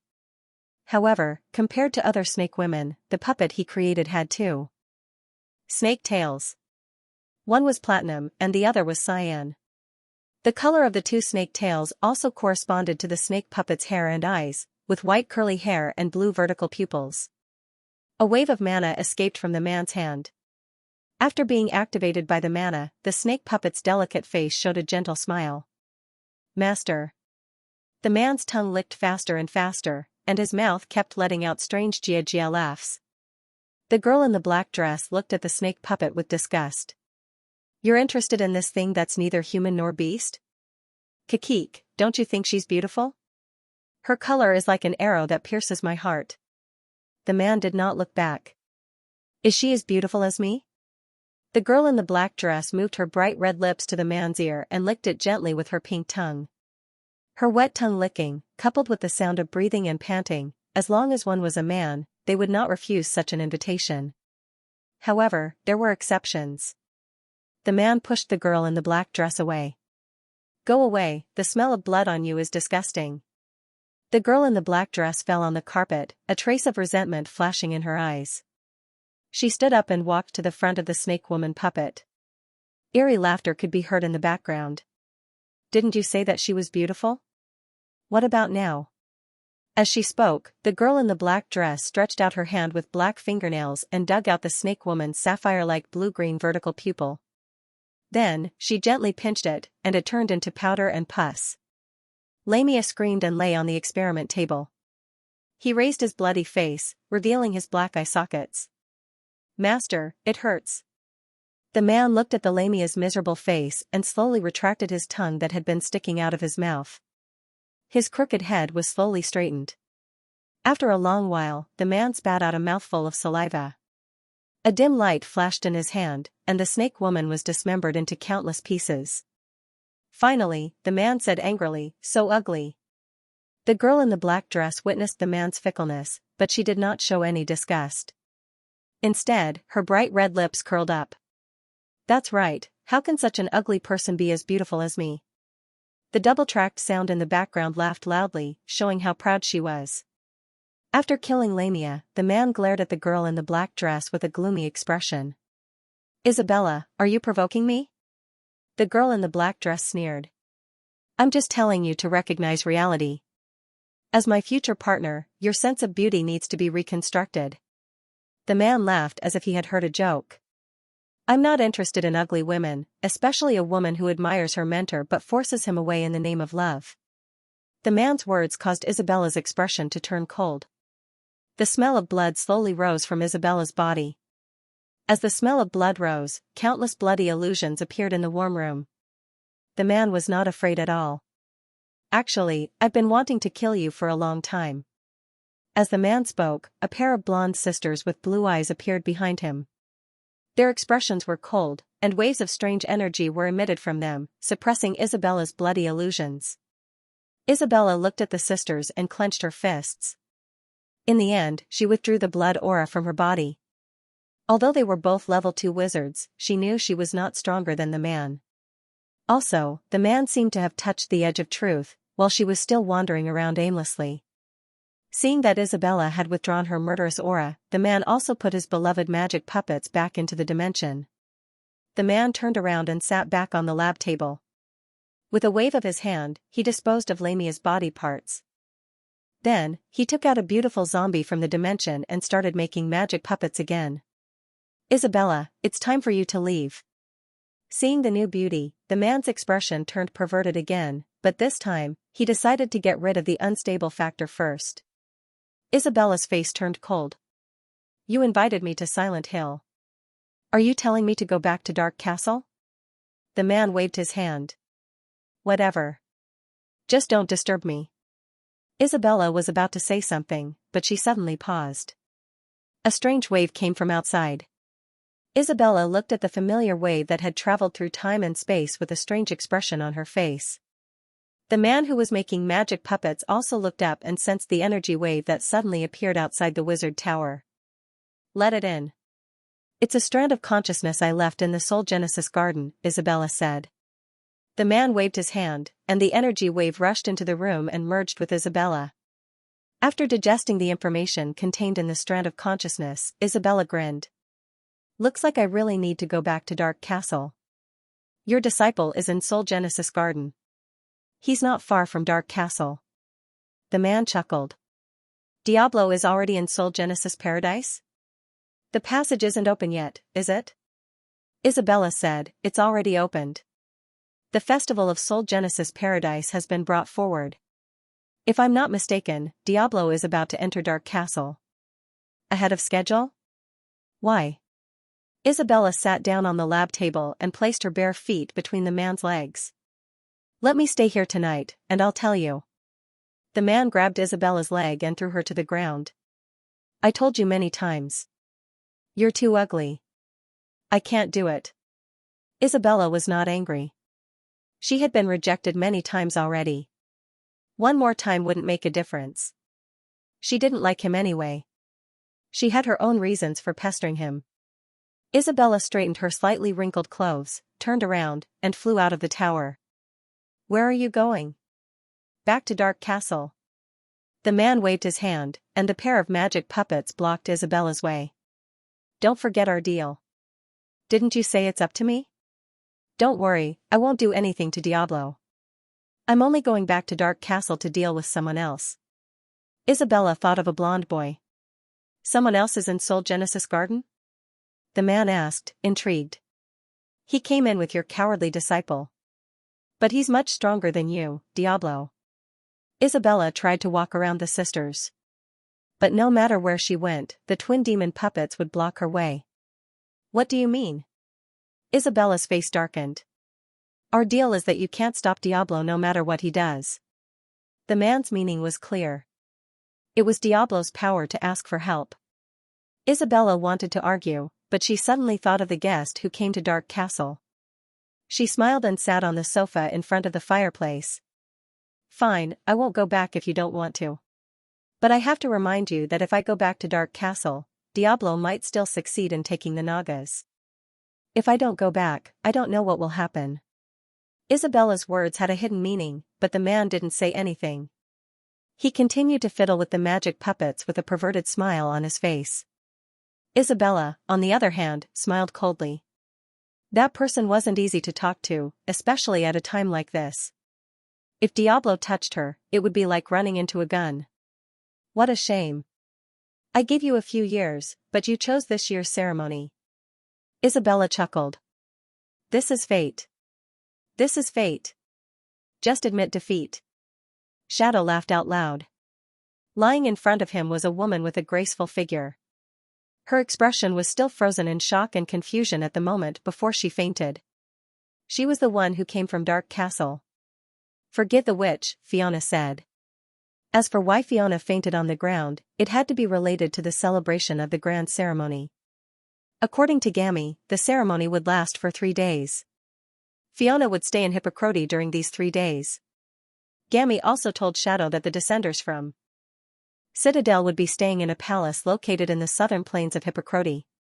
It took the Crockets nearly a century to build a large palace that could accommodate the descenders from Citadel. Shadow knew how long Fiona would stay in Hippocrate and where she would be going. This gave Shadow an opportunity. He didn't need to do anything on the altar.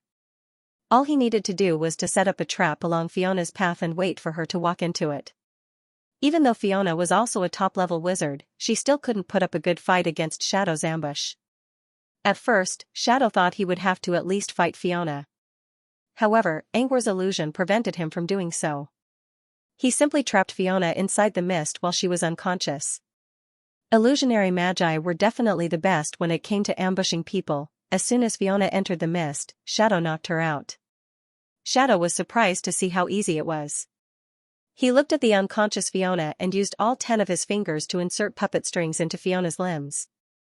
After the silk thread entered her body, Fiona slowly opened her eyes. However, her eyes were dull and her expression was dull. She looked like a puppet being controlled by someone. Done. Let's move on to the next step of the plan. The next step of the plan was to use Angwar's illusion to confuse the Crockets. Once the illusion was cast, Angwar would be able to enter Otherworld without anyone noticing. They didn't need to attack Fiona. All they needed to do was to sneak in when Fiona wasn't at the altar. However, Fiona's presence was an unknown variable, and they didn't know if it would bring new variables to the plan. Therefore, they decided to keep Fiona under control for now. They would only release her after the plan succeeded. I'll leave Fiona to you, Shadow said as he pointed at Fiona's puppet form. Angwar nodded. According to the plan, he only needed to keep Fiona in her room. Everything else would have to wait until Shadow returned.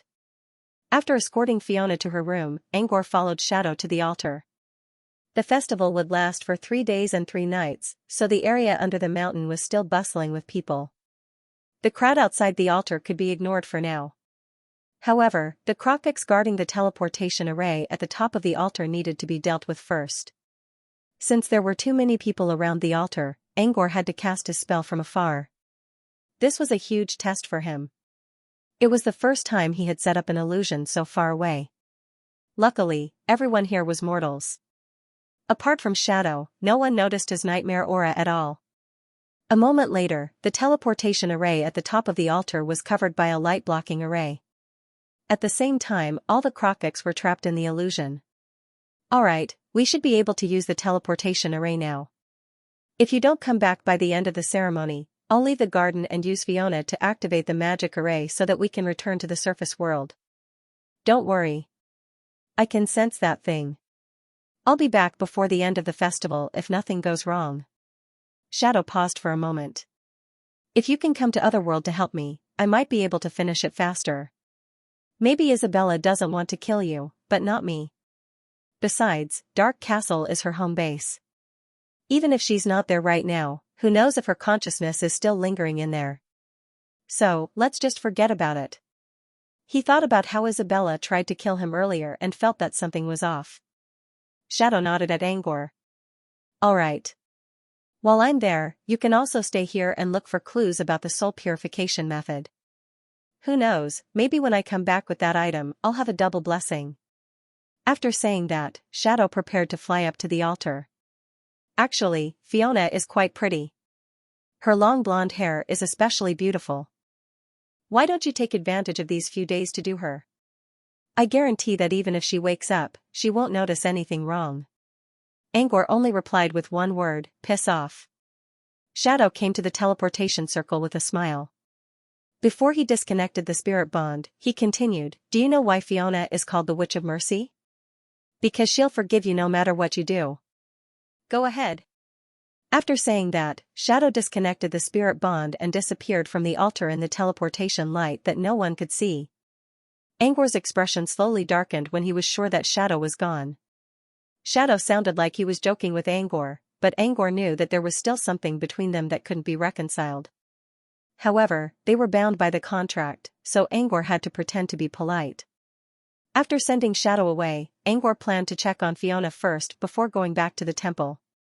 However, just as he was about to turn around and leave, he noticed that the bald high priest with a long white beard was looking at him quietly from the top of the temple. Angor didn't know how long the grand priest had been looking at him. Angor didn't know how to react. They just stared at each other for several seconds. While Angor was trying to figure out what was going on, the grand priest remained as calm as ever. For some reason, Angor felt that the grand priest's eyes were like the calm surface of a calm sea. Hidden beneath the calm surface, there were hidden currents and undercurrents. Did you see it? Angor mouthed the words. The high priest lowered his eyes, shook his head, and staggered back into the temple. Angor didn't know what the grand priest meant, but he had a feeling that the grand priest saw what they were doing. But why didn't he stop them? His inability to stop it could be one of the reasons. Angor didn't believe that the grand priest didn't contact Dark Castle. He had been living in the temple all his life, and if someone from Dark Castle wanted to know more about the origin of laws, they would definitely contact him. But he chose to remain silent, which made things a little interesting. Angor gave the temple another meaningful look and left the mountain. In a corner of the plain south of Hippocrate, there was a splendid, domed temple. Every meter of the outer wall was covered with exquisite carvings, while the windows were covered with colorful decorations. The name of the temple was Centennial. It was built by the Crocox as a temporary residence for arrivals from Citadel.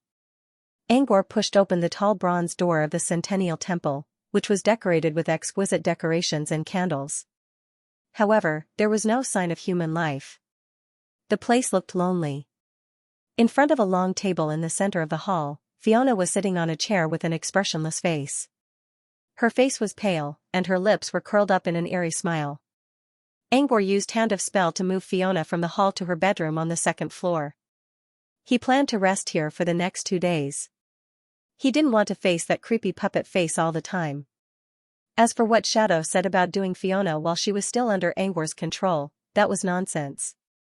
Angor didn't want to do it himself. Just looking at Fiona's creepy expression was enough to make him lose his appetite. Of course, those with special hobbies were an exception. After moving Fiona back to her bedroom, he released Toby from his bracelet while he had some free time to rest. It had been a week since Toby fell unconscious. At first, Angor was worried. But when he learned that Toby might be evolving, he calmed down a little. Since Toby was evolving, he couldn't just leave it in the bracelet. According to what Angor knew, a monster's evolution would cause all kinds of abnormalities. If the abnormality was too great, the item he stored in the bracelet would be destroyed. So it was better to leave it outside. As soon as Angor helped Toby settle down, he heard some rustling outside the hall. Not long after, a voice came from the loudspeaker at the door. Madam Fiona, the choir has been assembled. When can we start the selection? Selection? Angor was surprised. Was this the sky choir that Papaya mentioned? Damn. He had almost forgotten about this. The cleric outside the door asked again when he didn't get a reply for a long time. Angor rubbed his temples. What a pain. In the space of thought, a model rose up with a thought, and a transparent illusion shrouded the cleric outside the door. Although it was possible to change the pitch of a male voice and a female voice, he had never heard Fiona's voice before. Even if he wanted to imitate it, he did not have a model. So he had no choice but to rely on the illusion to prevent the clerics from recognizing his voice. At night, Angor replied with his original voice, but none of the clerics noticed anything wrong. "Shall we change the location?" one of them asked again. According to their experience, the location was right under the holy mountain, and it hadn't changed for nearly 1,000 years. They didn't really care whether they asked or not, but they still asked out of respect. "Let's do it here." Angor didn't know where the location was, so he could only give a vague answer. "Lady Fiona, are you saying we should do it here?" The clerics looked at each other. Wasn't it an established rule? Why did they suddenly change the location? "Yes, let's do it here. I'm a little tired today, and I need some peace and quiet," Angor said. The clerics quickly made hand gestures outside the door and communicated with each other anxiously. Angor, on the other hand, used his spirit feelers to observe their reactions. Wasn't it just a matter of changing the location of a choir? Why are these kids using hand gestures all of a sudden? Is there something fishy going on here? Angor wondered. As Angor pondered, the clerics outside seemed to have reached a conclusion. "All right, we'll do it right away. Lady Fiona, we'll take our leave now."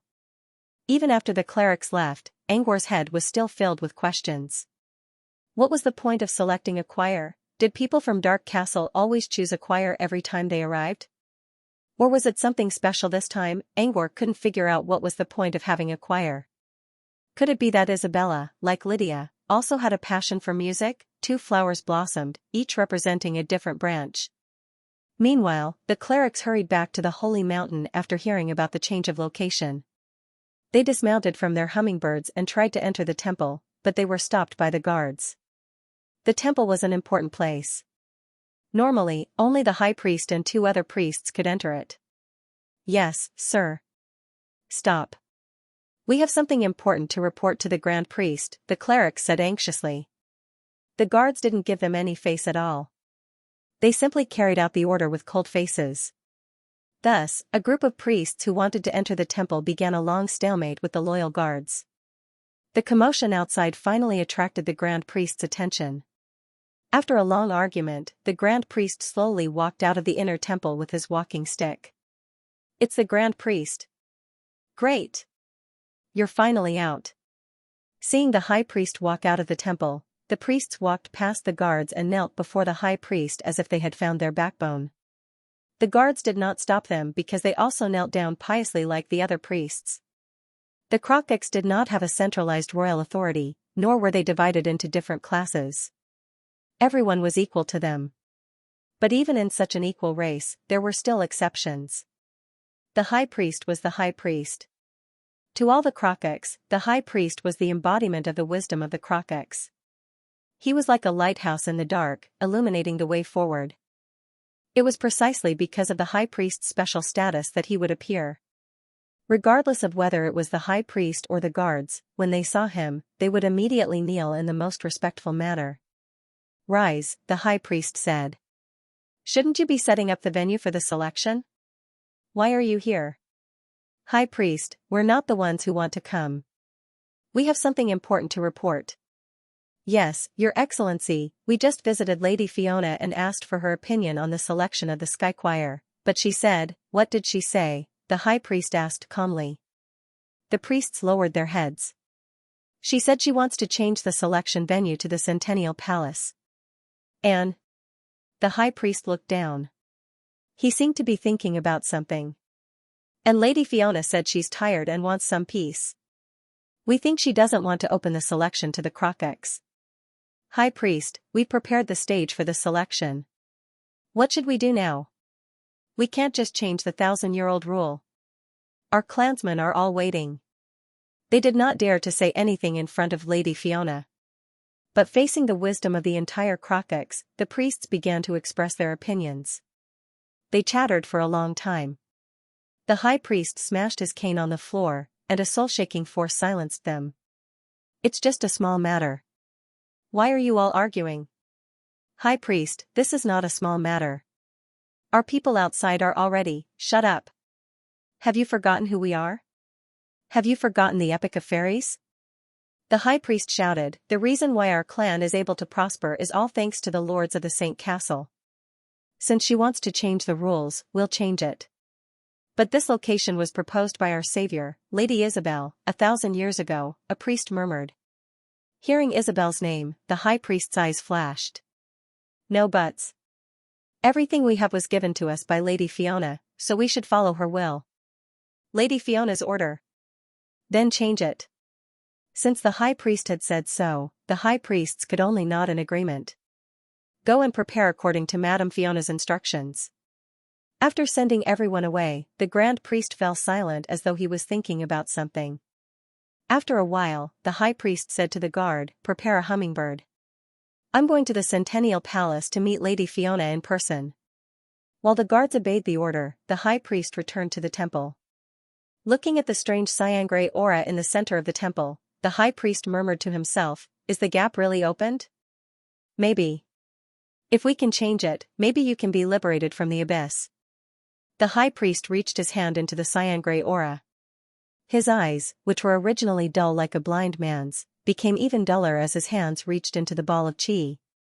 As for his face, it was growing older and older. After about 10 minutes, the high priest walked out of the temple with his broken body, trembling step by step. The guards were shocked to see that the high priest was even older than before. It was said that the high priest could foresee the future of the Crocox, and every time he did so, his body would deteriorate. Did the high priest predict the future of the Crocox again while they were trying to lure the hummingbird away? High priest. The guards all knelt down with tears in their eyes. The high priest walked past them with an expressionless face, but his heart was filled with bitterness. Haha. Foreseeing the future caused his body to deteriorate? Sometimes, even he himself believed such pompous words. He wasn't a wise man who led the Crocox. He was just an accomplice of evil. Once the high priest got on the hummingbird, he was escorted by a knight to clear the way. Although the hummingbird was small, the frequency at which it flapped its wings was extremely high. From the temple at the top of the mountain, it only took a short quarter of an hour to reach the Centennial Palace. When the grand priest arrived, Angor was about to head to the Holy Mountain Temple. When he heard footsteps coming from the door, he couldn't help but put a hand on his forehead. Lady Fiona, Baya wishes to see you, an old man spoke in a slow voice. It sounded familiar. Who was Baya? He reached out with his spirit feelers and saw someone he didn't expect, the grand priest of the Crocox. Even though there was a door between them, the high priest still lowered his head respectfully, which was completely different from the rest of the clerics who came earlier. He originally planned to go to the temple to meet this mysterious high priest, but he didn't expect that he would be one step ahead of him. Furthermore, he had come alone. There were no guards or priests around him. Angor considered for a moment and decided not to use an illusion to block the high priest's voice. Come in. When the high priest heard the clear male voice from inside, he didn't look surprised at all. As the door opened, he slowly walked in. The hummingbird placed the high priest on a table, and Angor created a small stool for him to sit on. After all, the grand priest was too old to even stand properly on his own. Angor still had the basic sense of ethics in him. The high priest bowed to Angor and slowly sat down. The high priest didn't say anything after he sat down. Angor didn't say anything either. He carefully observed the old man in front of him. The grand priest had been standing in the temple at the top of the mountain. But due to the great distance, Angor couldn't see him clearly due to the strong ripples from the origin of laws. Now, Angor finally got a good look at the high priest's face. Bald head, age spots, and a white beard so long that it could be used as a mop. Apart from that, the high priestess' age and her dull gray eyes made him pay attention for a few seconds. However, Angor was more interested in the rhythmic energy aura coming from the man's body rather than his appearance. Angor only sensed a small amount of energy, but the rhythm of the energy was exactly the same as the one around the holy mountain. Aren't you surprised to see me instead of Fiona? Angor asked first. I already knew the result. The person I came here to meet is none other than you. The high priestess calmly said. Oh? You came here to see me? Angor chuckled. Is there something you need from me? The high priest shook his head. I don't need anything from you, but I have a feeling that you're here for something. The temple isn't a good place to talk, so here I am. The temple wasn't a good place to talk? Angor noticed that the grand priest lowered his tone a little when he said those words, as if he was trying to imply something. Did this mean that the temple had always been under surveillance? Angor thought about it carefully and agreed. After all, the origin of laws was extremely precious. Dark Castle couldn't just leave a mortal to guard it. There had to be other monitoring measures. So you're not happy with Dark Castle, High Priest? No. Saint Citadel is the main reason why our race has survived to this day. I don't dare to have any dissatisfaction, the High Priest said. Then do you know about the magic array under Hippocrate? Angor's eyes glinted as he went straight to the point. If the High Priest didn't know about the magic array, then his purpose for coming here was a little strange. But if he knew about the magic array, then Angor could at least find a reasonable explanation. The High Priest's face twitched a little. He didn't expect Angor to poke at his sore spot right away. The High Priest closed his eyes. After a long time, he slowly said, I know. So you know. So you still don't have any complaints about Dark Castle under these circumstances? The High Priest remained silent for a moment before shaking his head. I have no complaints. I'm not from Dark Castle. You know that? After a while, the High Priest nodded, I know. I've known since the day you came to Hippocrate. The day we came to Hippocrate? How did you know? Angor was curious. The soul essence. There's a soul essence in the temple, which allows me to monitor the entire Hippocrate. The soul essence mentioned by the High Priest was probably the source of law. Angor was curious about the soul essence, but he didn't want to reveal it until he figured out what the High Priest wanted. Since you know I'm not from Dark Castle, you don't have to worry about being heard by them. I'll ask you one more time. Do you still have any complaints about Dark Castle? No. The High Priest shook his head again. Angor nodded. He didn't say anything about the High Priest's stubbornness. Since no one was complaining, he didn't need to worry about it. You said you don't have any complaints about Dark Castle. Then why did you keep quiet when you already knew about us? The High Priest looked up at Angor with his gray eyes. I hope that one day, I can open up a gap and let the silent torrent flow out again. Gap? Torrent? Angor didn't know what the High Priest was talking about. The Krokiks have been living in a peaceful illusion for nearly 1,000 years. I only hope that one day, I can pry open the door of change, the High Priest explained. The High Priest's words were very clear, but he did not say why he wanted to do this. Angor decided not to talk about it for now. You said that the temple isn't a good place to talk. You don't have any business with me, but I'll come to you if I need something. So, what do you think I need from you? The soul essence, the High Priest said after a moment of silence. Angor gave the old man a thoughtful look. Why do you think I'm interested in your soul essence? The old man looked up at Angor with a blank expression. Looking at those lifeless eyes, Angor had a feeling that the Grand Priest was not looking at him. Instead, the Grand Priest was looking at something else through his body. You have a special soul. It's like a newly unearthed gem that hasn't been polished. The High Priest spoke very slowly, but every syllable seemed to have the power to touch people's hearts. Although you have not been polished, your soul is still very beautiful. If Lady Isabel was here, she would be moved by you. What are you trying to say? Angor didn't like this kind of pointless conversation. What I want to say is, don't you want your soul to become pure? The gray aura hidden in the depths of your soul also needs to experience a sweet rain, doesn't it? The High Priest said calmly. Angor didn't know what to say. It wasn't just because the old man knew what he wanted. He was also surprised that the old man, who only had a mortal body, was able to detect the gray aura in his soul. Ness had to come up with a detailed plan to find the gray aura, and it took him half a day to find it using a spectrometer. This was the first time they met, and the old man already noticed the sequence of gravity in Angor's soul. Angor couldn't believe his eyes. How did you know? Did the soul essence tell you about it? Angor asked with a straight face. The old man shook his head. My eyes can't see people, but I can see souls. Angor chuckled. If that was the case, Ness wouldn't have gone through so much trouble. Clearly, the old man wasn't telling the truth. Still, Angor and the old man weren't friends, so it wasn't strange for them to keep secrets. As you said, I do want to purify my soul. But I didn't come to Hippocrate to do that. I just want to help my friend, said Angor. Of course, if you can purify your soul, it'll be a pleasant surprise. He purposely described the soul purification as an unexpected surprise to lower the price of the deal by using his identity as a wizard. If I want this surprise, what price do you need me to pay? The high priest smiled faintly and shook his head. There is no price. If you wish to raise, you must first restrain yourself. If you wish to take, you must first grant. Angor didn't believe that there was such a thing as a free lunch in this world, which was why he became even more cautious when he heard the old priest's words.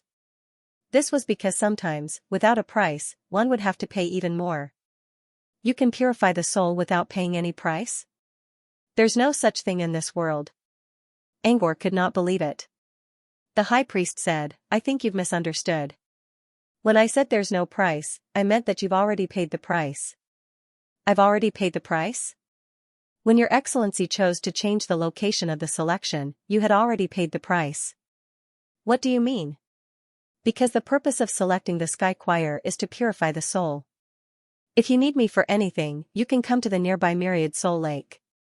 Before the selection starts tonight, I will be there. The high priest left these words and left. Angor fell into silence after the old man left. The reason he followed Shadow to the Crocox was because he wanted to see if he could find a good opportunity. Now that the opportunity was right in front of him, he was afraid.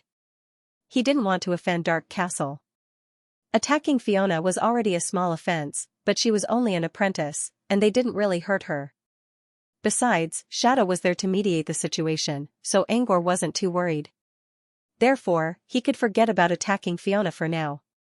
However, if he wanted to change the location of the Sky Choir, he would have to change the rule set by Isabel 1,000 years ago. The high priest already made it clear that if he changed the location of the selection to the Centennial Palace, he would have a chance to purify his soul. But if he really did that, he didn't know what would happen next. Would he really offend Dark Castle because of this? But he couldn't just give up on the opportunity that was right in front of him. Angor thought for a while and decided to go to the Myriad Soul Lake first.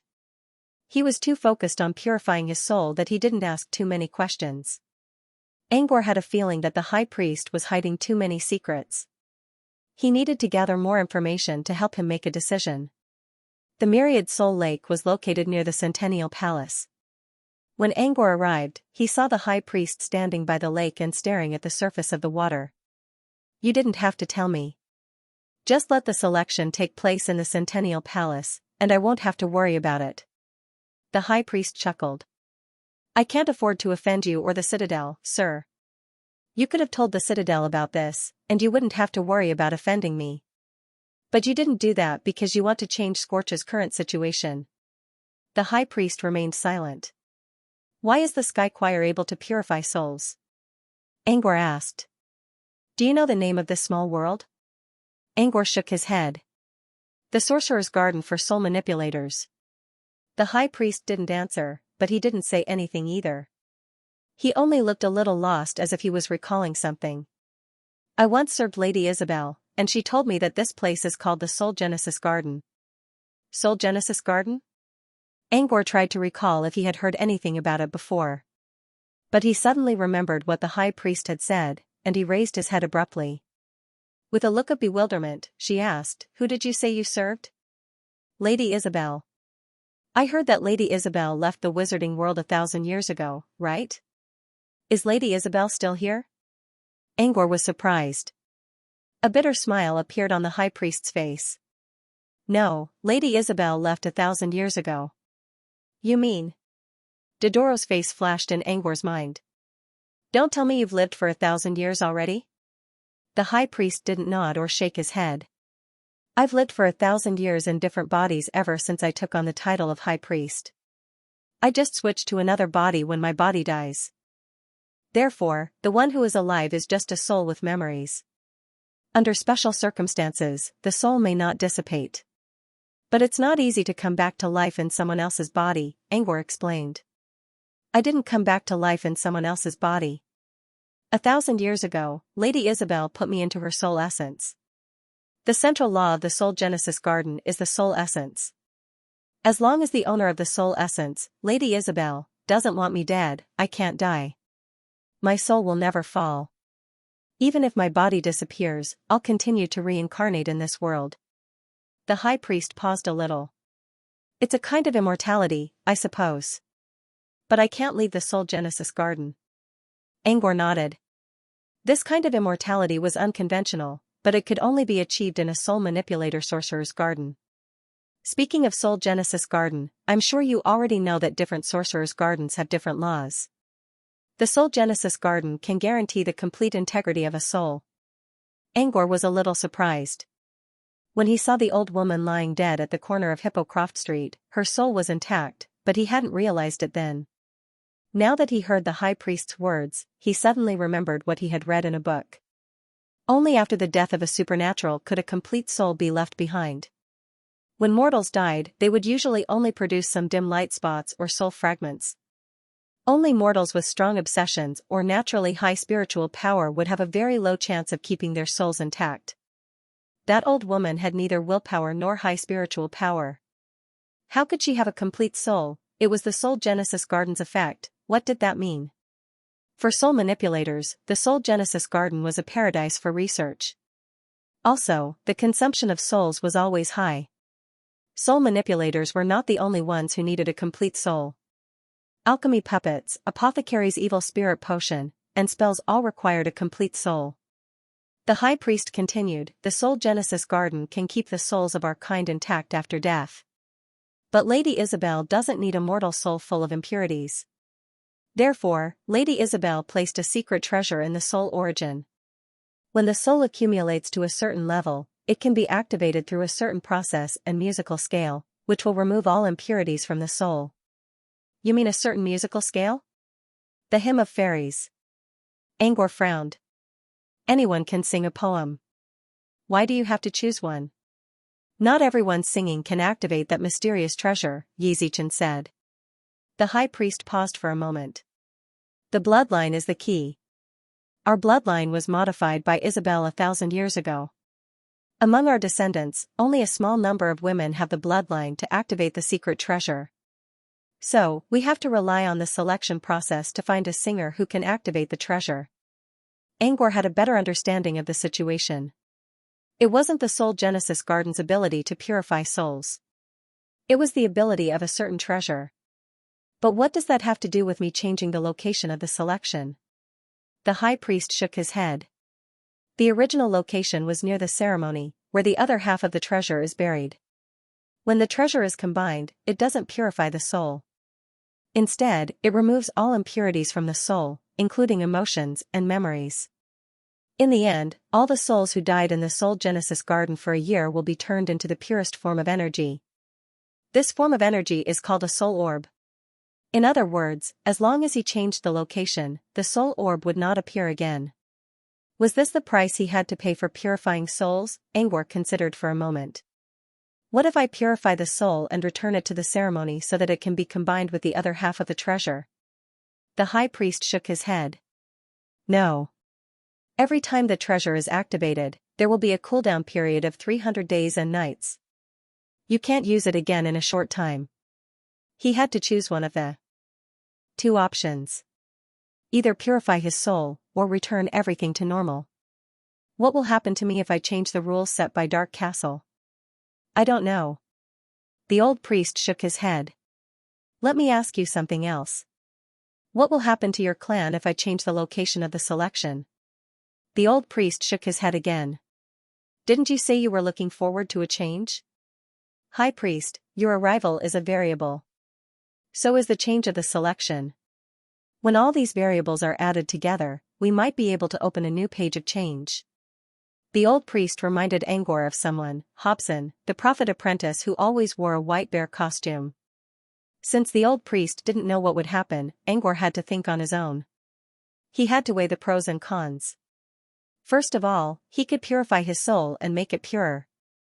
However, there were other ways to purify his soul, such as using potions. He was more concerned about the sequence of gravity in his soul. What would the purification do to his soul's sequence of gravity? He couldn't use the sequence of gravity in his soul right now. Even if he could, it would cost a lot of soul energy, which he couldn't afford. If purifying his soul could solve the problem of the sequence of gravity, even if he had to extract the sequence of gravity from his soul, Angor was willing to give it a try. With that in mind, Angor asked, "You said that the gray energy in my soul also needs a good rain. So, what will happen if I choose to purify my soul?" "The gray energy in your soul is the condensation of a law, right?" Angor nodded. "Normal soul purification won't do anything to the law in your soul. However, the treasure has been growing in your soul essence and has a trace of the law of soul genesis. It should help your soul's law to become clearer. Make the laws of nature clearer and more condensed." If that was all, Angor felt that it would be a waste to throw it away. In terms of benefits, he didn't have much to gain. Angor tried to analyze his own disadvantages. As for the drawbacks, Angor was not sure. He didn't know how important this was to Dark Castle. Even the high priest didn't know how important this matter was. However, it was not impossible to speculate from the side. For example, as long as one knew the value of the soul orbs, one would be able to measure some clues. "So you're holding a grand ceremony once a year, which means that visitors from Citadel are here for the soul orbs made from treasure artifacts?" The high priest nodded. "What's the use of this soul orb?" "Before Lady Isabel left, I heard her say that the soul orb is an extremely special and precious product of the soul system. Not only can it be used as an energy source to strengthen the soul source, but it can also be absorbed directly to replenish the soul power without being rejected." He paused and pointed at Angor's chest. "The soul in your pocket can also be replenished by absorbing soul orbs." "Incomplete soul?" Slowly, he took out Toby from his chest pocket and carefully took it out of his pocket. "You mean, it's an incomplete soul?" Angor pointed at Toby, who was breathing normally and looking perfectly fine. The high priest did not answer, but asked, "Isn't it your magic pet?" Angor shook his head. "No, he's not. He's my best friend." The high priest inspected Angor from head to toe and showed a surprised look. "Best friend? So he's very important to you. Why do you say it's an incomplete soul? He's been out for a long time, hasn't he?" "More than a week. I can sense his soul. It's not any weaker than yours." Wait. His soul is even more interesting than yours." Wait. It's in the shape of a bird." "Why can't I sense the soul of a bird? Is it really something that exists in this world?"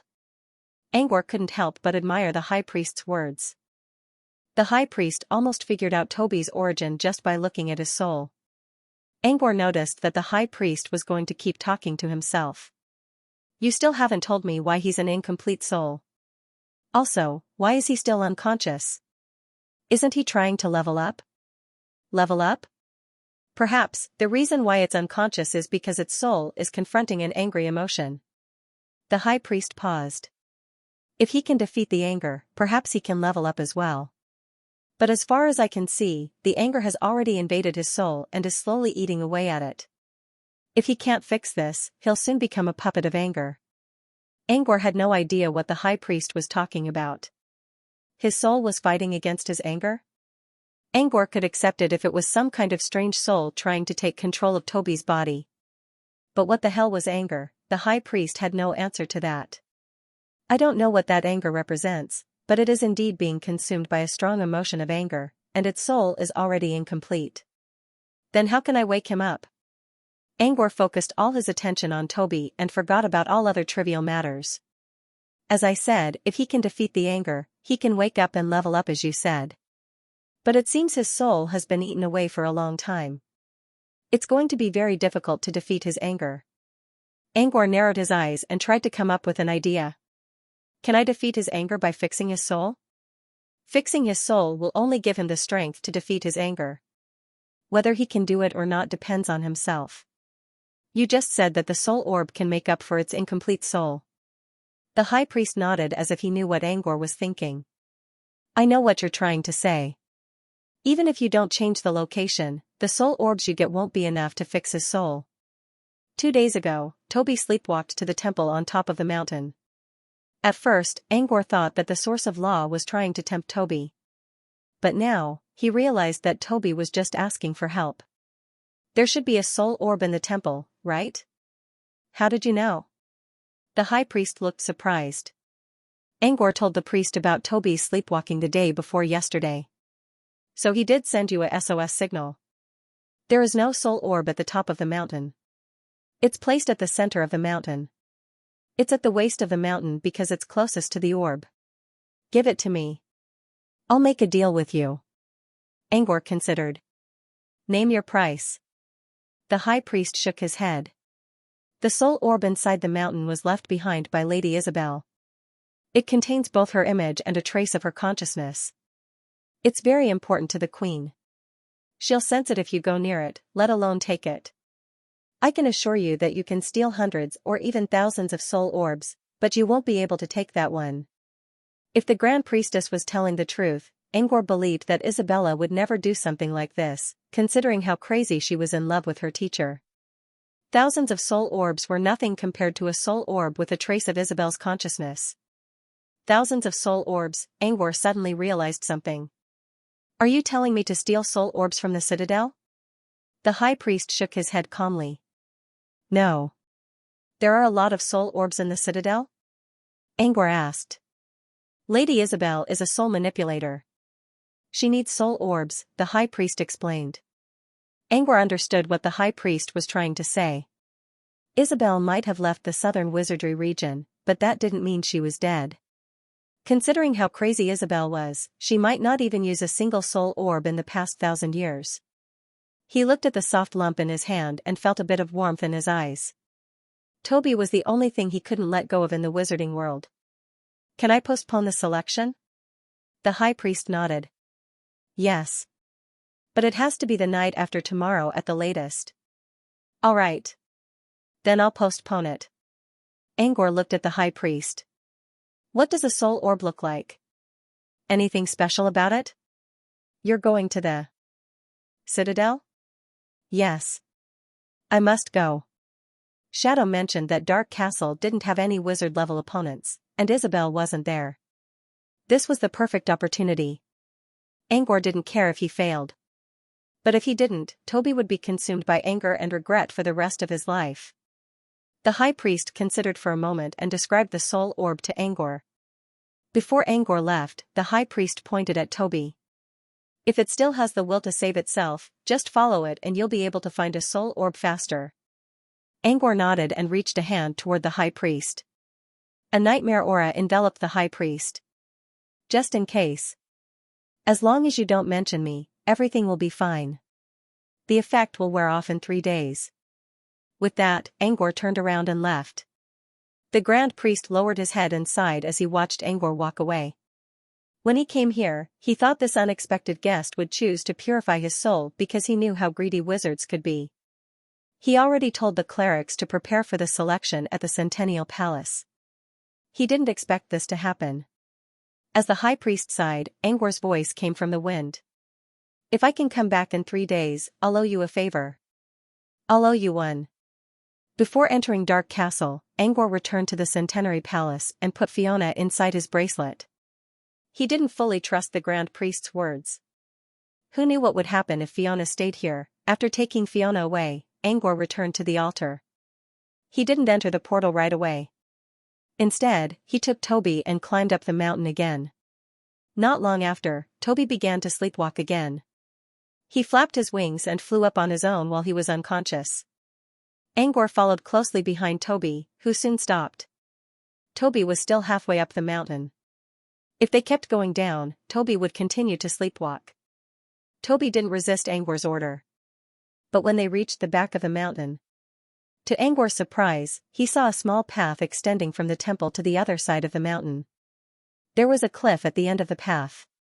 As a master of illusions, Angor could tell that the cliff was created by an illusion. Behind it was a deep and serene cave. Before he even got close, he could faintly feel a cold and dangerous atmosphere. Toby flapped its wings and tried to fly out of the cave. Angor stopped it. If the Grand Priest was right, this path should lead to the center of the mountain. And Isabel's soul orb might be inside. Angor glanced at the cliff again and left the mountain. He only wanted to see if the Grand Priest was telling the truth. So far, there was indeed a path leading to the center of the mountain, and Toby was looking forward to it. Maybe the Grand Priest was telling the truth. Whether it was true or not, he decided to pay a visit to Dark Castle. Using infinite reticence, he walked to the center of the altar and entered the passage leading to the inner world. What he didn't know was that as soon as he stepped into the portal, a small door in the hall of the Centenary Palace was pushed open. Following some hee-hee noises, Jiami, Jiao, and Jiao Miao came out of the door in a panic. The three brothers were holding a piece of paper in their hands. After the three brothers arrived at the 100-Year Palace, they began to chatter loudly, as if they were calling for someone, but no one responded. They looked around, put the paper on the ground, and began to look around. However, when Angor left, the hall was empty. Even Fiona was taken away by him. In the end, the three brothers returned to the side of the note with sad faces. A gust of wind blew the paper into the air and slowly unfolded it. He could faintly see that there was a row of words written in blood on the note: Angor, leave, Silent Hill, save me. Dark clouds were rolling in the sky, and thunder and lightning never stopped. So this is Otherworld? He was surrounded by darkness. Thanks to the flash of lightning, he could see that he was now inside a small forest. Angor couldn't tell if it was day or night. He didn't dare to use light in this strange place. Instead, he activated infinite reticence and waited for the lightning to strike again. Thunder rumbled, and lightning flashed across the sky above the bushes again. Using his memory, he found a hidden path. He slowly walked along the path. While walking, he observed his surroundings with the help of the lightning. There were withered grasses on the ground, black pebbles, and trees everywhere. There were no man-made structures in sight. The only traces of humans were probably the footprints left by the previous owner. Soon, Angor smelled blood. At the same time, he heard the sobbing of a woman. The sound of sobbing lingered in the air, lingering in his ears hundreds and thousands of times. Angor didn't follow the sound. Instead, he kept walking along the path. However, the deeper he went, the louder the sobbing became. It sounded like countless women were crying in the woods. Suddenly, a bolt of lightning flashed across the sky. In the light, Angor saw a naked woman floating in the air on one side of the path, crying with her hands covering her face.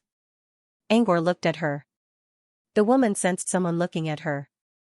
She quickly looked up, revealing a pale and horrifying face. Her veins were bulging, her fangs were stained with blood, and there were no pupils in her eyes. As soon as she looked up, she released a strong aura of resentment. Undead? Depraved souls were called undead. They were different from ordinary souls. Souls were pure energy and didn't fear any exorcism methods. Undead, on the other hand, were not pure souls. They were filled with evil energy, darkness, murder, and blood. In both the mortal world and the wizarding world, undead were synonymous with evil. Angor activated infinite reticence. The woman stared at the path for a long time and didn't see anything. She slowly relaxed her shoulders and went back to sobbing. Angor kept walking. The sobbing became louder and louder as he walked. Every time he saw a flash of lightning, he would see several undead souls. Once, Angor saw nearly 100 female undead souls piled up on a large tree. They were all naked and crying with their hands covering their faces. The scene reminded Angor of Ness Valley of Souls. The souls there were all naked as well. At least there were men in that valley. However, all the people in this forest were women. 1 or 2 undead souls was fine. But why did all of them turn into undead souls? How much injustice, or how much resentment, would cause so many undead to appear? The wind rustled, and a cool breeze suddenly blew from the front. He looked up and saw that there were no longer any trees blocking his way. He could clearly see the dark clouds and countless lightning bolts. When he got closer, he realized that he was at the top of a cliff. He wasn't standing on a flat surface. Instead, he was in the middle of a mountain. The end of the path wasn't an exit. Instead, it was a cliff about 100 meters high. Standing at the top of the cliff, Angor could clearly see his surroundings with the help of the lightning bolts. They were surrounded by mountains. Only a few thousand meters away at the top of a strange mountain stood a huge castle filled with an eerie atmosphere all by itself. The castle's background was filled with countless lightning bolts. From time to time, he could see strange vines and strange black decorations. It looked just like the residence of a vampire count described in horror stories. Looking at it from afar, Angor couldn't help but shudder in fear. But since it was the only building nearby, Angor's instinct told him that it was his destination, Dark Castle. He had no choice but to go. Lowering his hat, Angor began to plan the route to the scary castle in his mind. He should be able to reach Dark Castle by taking a detour. But he would have to enter the forest, which he already knew how creepy it was. The other path, which seemed to be the shortest one so far, was a long, winding road that led directly to Dark Castle. Angor looked down the long, winding road and noticed that the path to Dark Castle led to a graveyard at the bottom of the cliff. He looked down and saw that it wasn't a forest at the bottom of the cliff. Instead, it was a graveyard surrounded by an iron fence. Looking down from above, Angor could see countless tombstones and flickering phosphorescent lights. Outside the gate of the graveyard was the road that led directly to Dark Castle. Should he go down the cliff or take a detour into the forest? On one side, there was a creepy graveyard. On the other, there was a forest full of undead souls. Without hesitation, he jumped down from the cliff. Since both sides were creepy, he might as well go with the shortest path. As he fell, he could see more and more clearly. The graveyard below was a mass grave. The tombstones were in a mess. Some of them were even broken into several pieces. Not only that, but there were also some whose coffins were exposed to the sky. There were also some that had been dug directly into a large pit, but they were not buried. Using a tornado, Angor successfully landed on the ground. His landing spot was close to the gate of the graveyard. He only needed to go around a large hole to reach the gate. But as soon as he landed, he heard terrifying screams coming from all directions. Pairs of pale hands reached out from the edge of the hole. Hundreds of female undead souls crawled out. Angor was startled and quickly moved away from his landing spot. With infinite reticence, these undead souls shouldn't be able to see him. But he made too much noise just now. If they noticed him, he wouldn't be able to hide anymore. Infinite reticence didn't really make him invisible. It only weakened his presence until he could be completely invisible. But once he was noticed, he would no longer be able to weaken his presence. Angor leaped several times and landed behind an open coffin. He hid behind the coffin and watched the undead souls crawling out of the hole. They all swarmed to where Angor was standing before and kept looking around, trying to find any trace of human life. Angor's purification field didn't allow any aura to leak out. In the end, the undead souls returned to the hole in despair and covered their faces with their hands. Angor watched them leave. Female undead souls again, and why is there a graveyard on the way to Dark Castle? These undead souls had low energy signatures, but Angor wasn't sure if he could defeat them. Undead souls were very troublesome to deal with. He either had to banish them, disintegrate them, or purify them. Most of the time, wizards didn't even bother to deal with undead souls. Angor was starting to miss the rebirth weapon he made for Prom. It was a revolver enchanted with prelude to elimination. If he had it, he could easily ignore these undead souls. However, he only made 2. He gave one to Prom and sold the other to Vice. Angor planned to make one for himself as well. But the incident at Midnight Sovereign caught him off guard and sent him to Fairy World. Here, he was extremely lacking in materials, so it was impossible for him to refine anything. When the undead souls returned to the hole, Angor quietly stood up. After he stood up, the first thing he saw wasn't the huge crater in the distance, but the coffin with its lid open in front of him. The black coffin was left in the open without a tombstone. Also, the lid of the coffin was nowhere to be seen. The skeleton inside was exposed. This skeleton was very small. It had a small skull, a small skeleton, and even its limbs were very short and small. From what he could see, it was only about 1, 2 or 1, 3 meters long. Clearly, it was the body of a child. He moved his gaze away from the regret and looked at a shining spot near his neck. The reason he noticed the coffin was because when the lightning flashed over his head, there was a reflection in the coffin. Angor took out the reflection. It was a necklace. The necklace was made of platinum, and the pendant was a heart-shaped ruby. The gem was crystal clear. It was carved into 16 sides by a jewelry maker. As the lightning flashed, the smooth sides reflected a bright light. Angor rubbed the gem and found a mechanism on the edge. Click! A small hidden compartment was opened. Just as I thought. Angor noticed that the gem was polished into 16 sides. The reflection from the sides made it difficult to see the true depth of the gem. It looked like the jewels were fully inlaid, but in fact, the jewels were only a thin layer. The reason for this illusion was that the eyes were deceived by the light. Hiding things in personal accessories was something most nobles liked to do. Of course, since the accessories were too small, the hidden items were not too valuable. However, nobles who were bored did not care about valuables. They just wanted a gimmick and a surprise, or something to talk about in noble gatherings. Angor also had this problem. For example, he hid his hologram tablet in the hidden compartment of his pocket watch. Because of this, Angor was able to open the gemstone's mechanism in no time. When the hidden compartment was opened, a broken piece of silk floated out. The silk was thin, but the stitches on it were very neat. This broken piece of silk was not something ordinary people could get their hands on. Maybe the child's body used to belong to a noble. Angor unfolded the silk. It was not big. One palm was enough to hold it.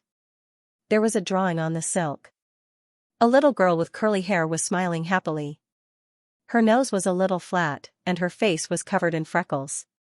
She did not look very pretty, but her smile was bright and cute. On her left was a young man who was hugging her shoulder. However, the young man's face was damaged and she couldn't see his face clearly.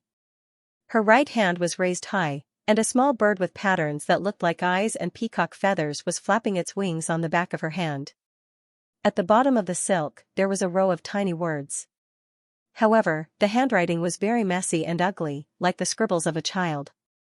He spent a lot of effort and waited for several lightning bolts before he could make out a few words.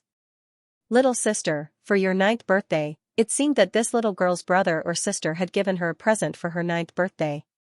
If the person who drew on the silk was the giver, then it was probably the young man whose face she couldn't see clearly. He put the silk back into the hidden compartment of his necklace and placed it beside the corpse. If there were no surprises, this child's corpse should be the little girl in the painting. She appeared to be a young noble lady, but for some reason, she died in the inner plains graveyard. He didn't really care since he didn't get anything useful from the coffin. Originally, he didn't have any expectations. He circled around the coffin and slowly walked toward the pit he came from. If he wanted to take a shortcut to the entrance of the graveyard, he would have to go around this pit. This time, he didn't cause any noise when he reached the edge of the pit. The longer he walked around the pit, the more uncomfortable he felt. It wasn't because of some strange power. It was because he could clearly see what was inside the pit with the help of the lightning bolts. Old skeletons, rotten corpses, and fresh corpses were all tangled together. Leaving the skeletons aside, the corpses that weren't rotten or half-rotten were quite shocking. The pale skin, the venomous and soulless expressions, and the stiff movements before death. You pester me, I pester you. It was like a dark and bloody painting of corpses in all sorts of states. Especially when these corpses were all naked women. It also added a hint of sex to the painting, which made it even more creepy and perverted. Judging from the degree of decay, they all died at different times. Some died recently, while others died a long time ago. Their corpses were clean, except for a dark red wound on their chest. He believed that this was the fatal wound of these women. This place was close to Dark Castle, so the killers were probably from Dark Castle. But why did they kill these women? And so many of them, and to create so many undead creatures, they must have suffered a great deal of pain before they died. Otherwise, they wouldn't have gathered so many undead creatures. Angor looked at the majestic castle at the end of the winding road. At this moment, he felt a sense of disgust towards Dark Castle. Not long ago, he met the current master of Dark Castle, Queen Isabella of the Twilight Castle. She was still smiling when she saw him, but in the next second, she ordered Aning to kill him without saying a word. Since the upper beam was so crooked, it was reasonable for the lower beam to do things like torture and kill women. Or even worse, he might have been directly killed by the roof beam. Isabella, that lunatic, would do such a thing. Angor walked around the pit and reached the entrance of the graveyard. The gate was open, and Angor was surprised to see a row of footprints in front of it. Judging from the pattern, it was very similar to the leather boots that Shadow was wearing. Perhaps not long ago, Shadow had also left from here. As he pondered, he suddenly felt something moving in his chest pocket. Toby was in the chest pocket, but why was Toby moving at this moment? Angor carefully took Toby out of the pocket. The bird's eyes were still closed, which meant it was still unconscious. But Toby's wings were fluttering as if he was going to fly. Toby's condition reminded him of the time when Toby was in the Holy Mountain. It was exactly the same. Was there a soul orb nearby? But there was still a long way to go to Dark Castle. Angor's mind was filled with questions. He quickly grabbed Toby when the bird was about to fly away. There were so many undead creatures outside. If Toby left Angor's side, they would surely notice him. If Toby was awake, the undead creatures wouldn't be able to catch up with him. But Toby was sleepwalking and didn't know what was going on. Angor didn't want to let Toby fly away. He could only rely on the direction that Toby was flying in and bring Toby there himself. Angor frowned when he saw where Toby was pointing. Toby wasn't pointing to Dark Castle. Instead, it was pointing to the other side of the graveyard. Angor landed on the right side of the graveyard, but Toby was pointing to the left side. Angor tried to recall what he saw when he jumped off the cliff. The left side of the graveyard didn't seem to have anything out of the ordinary. There weren't any messy graves like the ones on the right either. Angor considered for a moment and decided to walk there. If there was really a soul orb or something that could help Toby's soul, he would definitely check it out. The left side of the graveyard was a bit cleaner. At least there weren't too many exposed coffins. Angor could still hear the crying of women, but he didn't see any undead creatures. Most of the gravestones were empty, but some of them had names written on them. However, these names were all written in blood instead of engraved on the gravestones. Most of them had already turned into puddles of blood due to the humidity. Looking at the different handwriting on the tombstone, Angor pictured a naked woman writing her name in front of the tombstone while shedding tears of blood. Were the names on the gravestones really written by the dead woman herself? If that was the case, it would be too horrifying. Angor shuddered and kept following Toby's guidance. Finally, he stopped beside a well. The well looked ordinary from the outside, and there wasn't any strange smell coming from it. But it was strange enough that there was a well in a graveyard. He also noticed that there was a thin layer of mana around the entrance of the well, which contained a strong dark attribute. Any undead creature that got close to the well would be purified by the dark energy. Someone must have set it up on purpose. Angor couldn't even hear the cries of the undead creatures, which meant the purifying power of the well was quite strong. Strange well, mana that could expel undead creatures. All these signs pointed to the fact that something was down there. But Toby was pointing to the bottom of the well. In the end, Angor jumped into the well. About 3 seconds later, he landed on the ground. The well was dry. There wasn't any water vapor. Angor didn't sense any resentment from the undead creatures nearby, so he decided to use light. With the illumination of the illumination spell, the surroundings were revealed. The bottom of the well looked like a karst cave. There were stalactites that looked like small spires growing on the ground. Behind the layers of stalactites, a dark hole that led to an unknown place was revealed.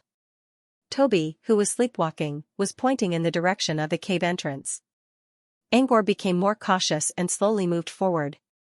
He didn't walk far before he heard someone sobbing again. However, compared to the mournful cries that he heard outside, this cry was much simpler. It felt like a sincere cry, a cry that did not express any emotions. Angor kept moving forward. It wasn't a big cave. Soon, he saw the end of it. At the same time, he saw the owner of the crying. It was a little girl wearing a yellow dress. This was the first clothed soul he had seen since entering the inner plane. Yes, it was still a soul. Because she was an energy body, her body emitted a faint luster. In the pitch-black cave, her existence was extremely dazzling. The first thing he saw after entering the cave was a glowing little girl crouching among the stalactites, sobbing and wiping her tears from time to time. Although the girl was crying, she was not like the undead outside, who covered their faces to hide their resentment and sobbed. From time to time, she would use her chubby little hands to wipe away the tears at the corners of her eyes. There was very little resentment in her, and her soul was pure and clean. Unlike the other undead creatures outside, she was a pure soul that hadn't fallen into depravity yet. When he got close to her, Toby became even more impatient and kept trying to fly towards the little girl. His gaze slowly moved from the top of her head to her hands. The girl kept wiping her tears away while opening and closing her palms. When she opened her palm, Angor noticed a transparent bead emitting a faint white light. It looks like a clam bead. The more transparent it is, the better it is. This was how Grand Priest Baya described the soul orb. The transparent bead in the girl's hand was exactly the same as described by the Grand Priest. Toby couldn't wait to get his hands on the bead as well. Without a doubt, this was the soul orb. According to the Grand Priest's description, the soul orb in the girl's hand was almost transparent, which meant it was one of the best soul orbs. However, he didn't want to steal a soul orb from a little girl, even if she was just a soul. Perhaps the illuminating spell had disturbed her. The little girl sniffled and raised her head. She was about 8 or 9 years old. She had wavy, blonde hair, emerald eyes, red eyes, a broken nose, and freckles on her cheeks. All of these made her look both cute and ugly. She looks like... Angor immediately remembered the skeleton of a little girl he found in an open coffin. The girl in the skeleton's necklace looked very similar to the girl in front of him. There were still differences between a simple drawing and a real person, but the author of the drawing was very accurate. Curly hair, a broken nose, and freckles, she looked exactly like the girl in front of him. The girl stopped sobbing when she saw the light spell that looked like a small sun. She reached out her chubby hands and tried to grab the tail of the sun. "Are you a pretty big sister? Did you come to see me?" The girl's voice sounded a little soft. "Pretty big sister?" Angor watched as the little girl floated into the air and chased after the light spell. He was confused. Listening to this little girl's tone, would there be a big sister coming to see her? "Where are you, big sister?" The girl looked around. She couldn't find her big sister. However, she still couldn't see her long-awaited big sister. She pouted and said, "Big sister, it's so cold and lonely here. Can I go back?" The little girl sniffled as she talked to herself. "Big sister, I want to go back. My brother gave me a painting. I don't want to stay here." "Big sister," the little girl talked to herself for a long time before Angor figured out that someone must have brought her here from her coffin. The girl stayed here for a long time and felt lonely. She wanted to go back to the coffin where her brother gave her the painting. The open coffin lid, the painting and the necklace, and the little girl's face, as well as her words. Angor was almost certain that the girl was the owner of the skeleton he saw in the coffin. When he was almost done with his analysis, he finally decided to talk. "Who's this big sister you're talking about?" The sudden male voice surprised the girl. She looked at Angor, who was slowly showing up, and backed away in fear. "You're not big sister." The girl's eyes were already filled with tears. Angor rubbed his temples helplessly. He was not good at dealing with a child's emotions at all. He took a few steps back and stayed away from the little girl's self-protection range. He lowered his voice and said softly, "I don't mean any harm to you. I just want to know who this big sister you're talking about is." Angor wanted to get straight to the point and talk about the soul orb.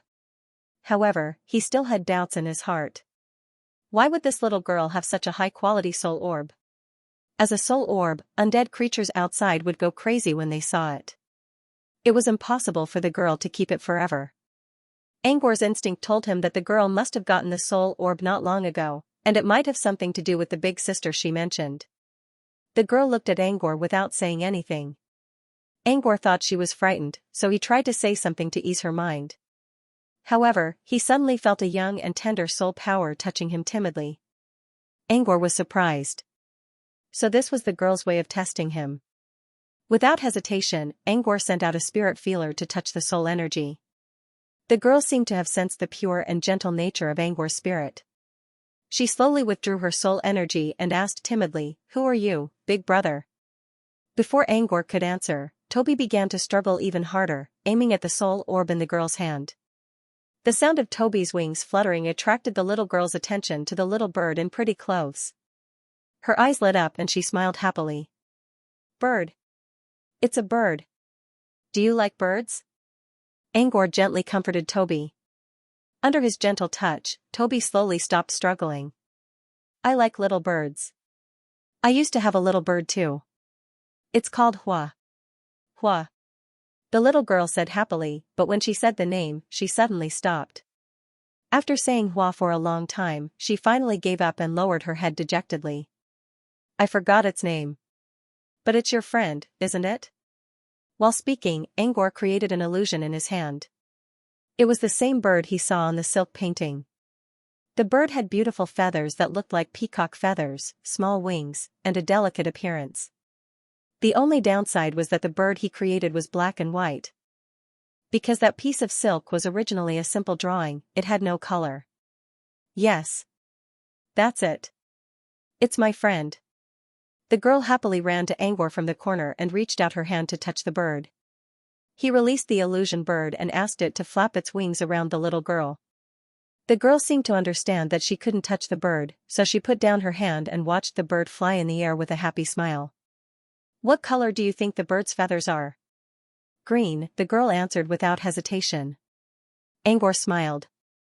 The bird fluttered in the air, and its feathers turned bright green. "What color do you think this pattern is?" "Red." "What about this place?" "What about its eyes?" It's, following a series of questions and answers, the illusory bird put on a set of beautiful clothes. Although it was a little strange, it was quite beautiful. When the bird turned into what the girl imagined it to be, she laughed even louder. Her voice was soft and crisp like a silver bell in the wind. Thanks to the bird, Angor was less resistant to the little girl's feelings and more friendly toward him. Angor took the opportunity to ask another question.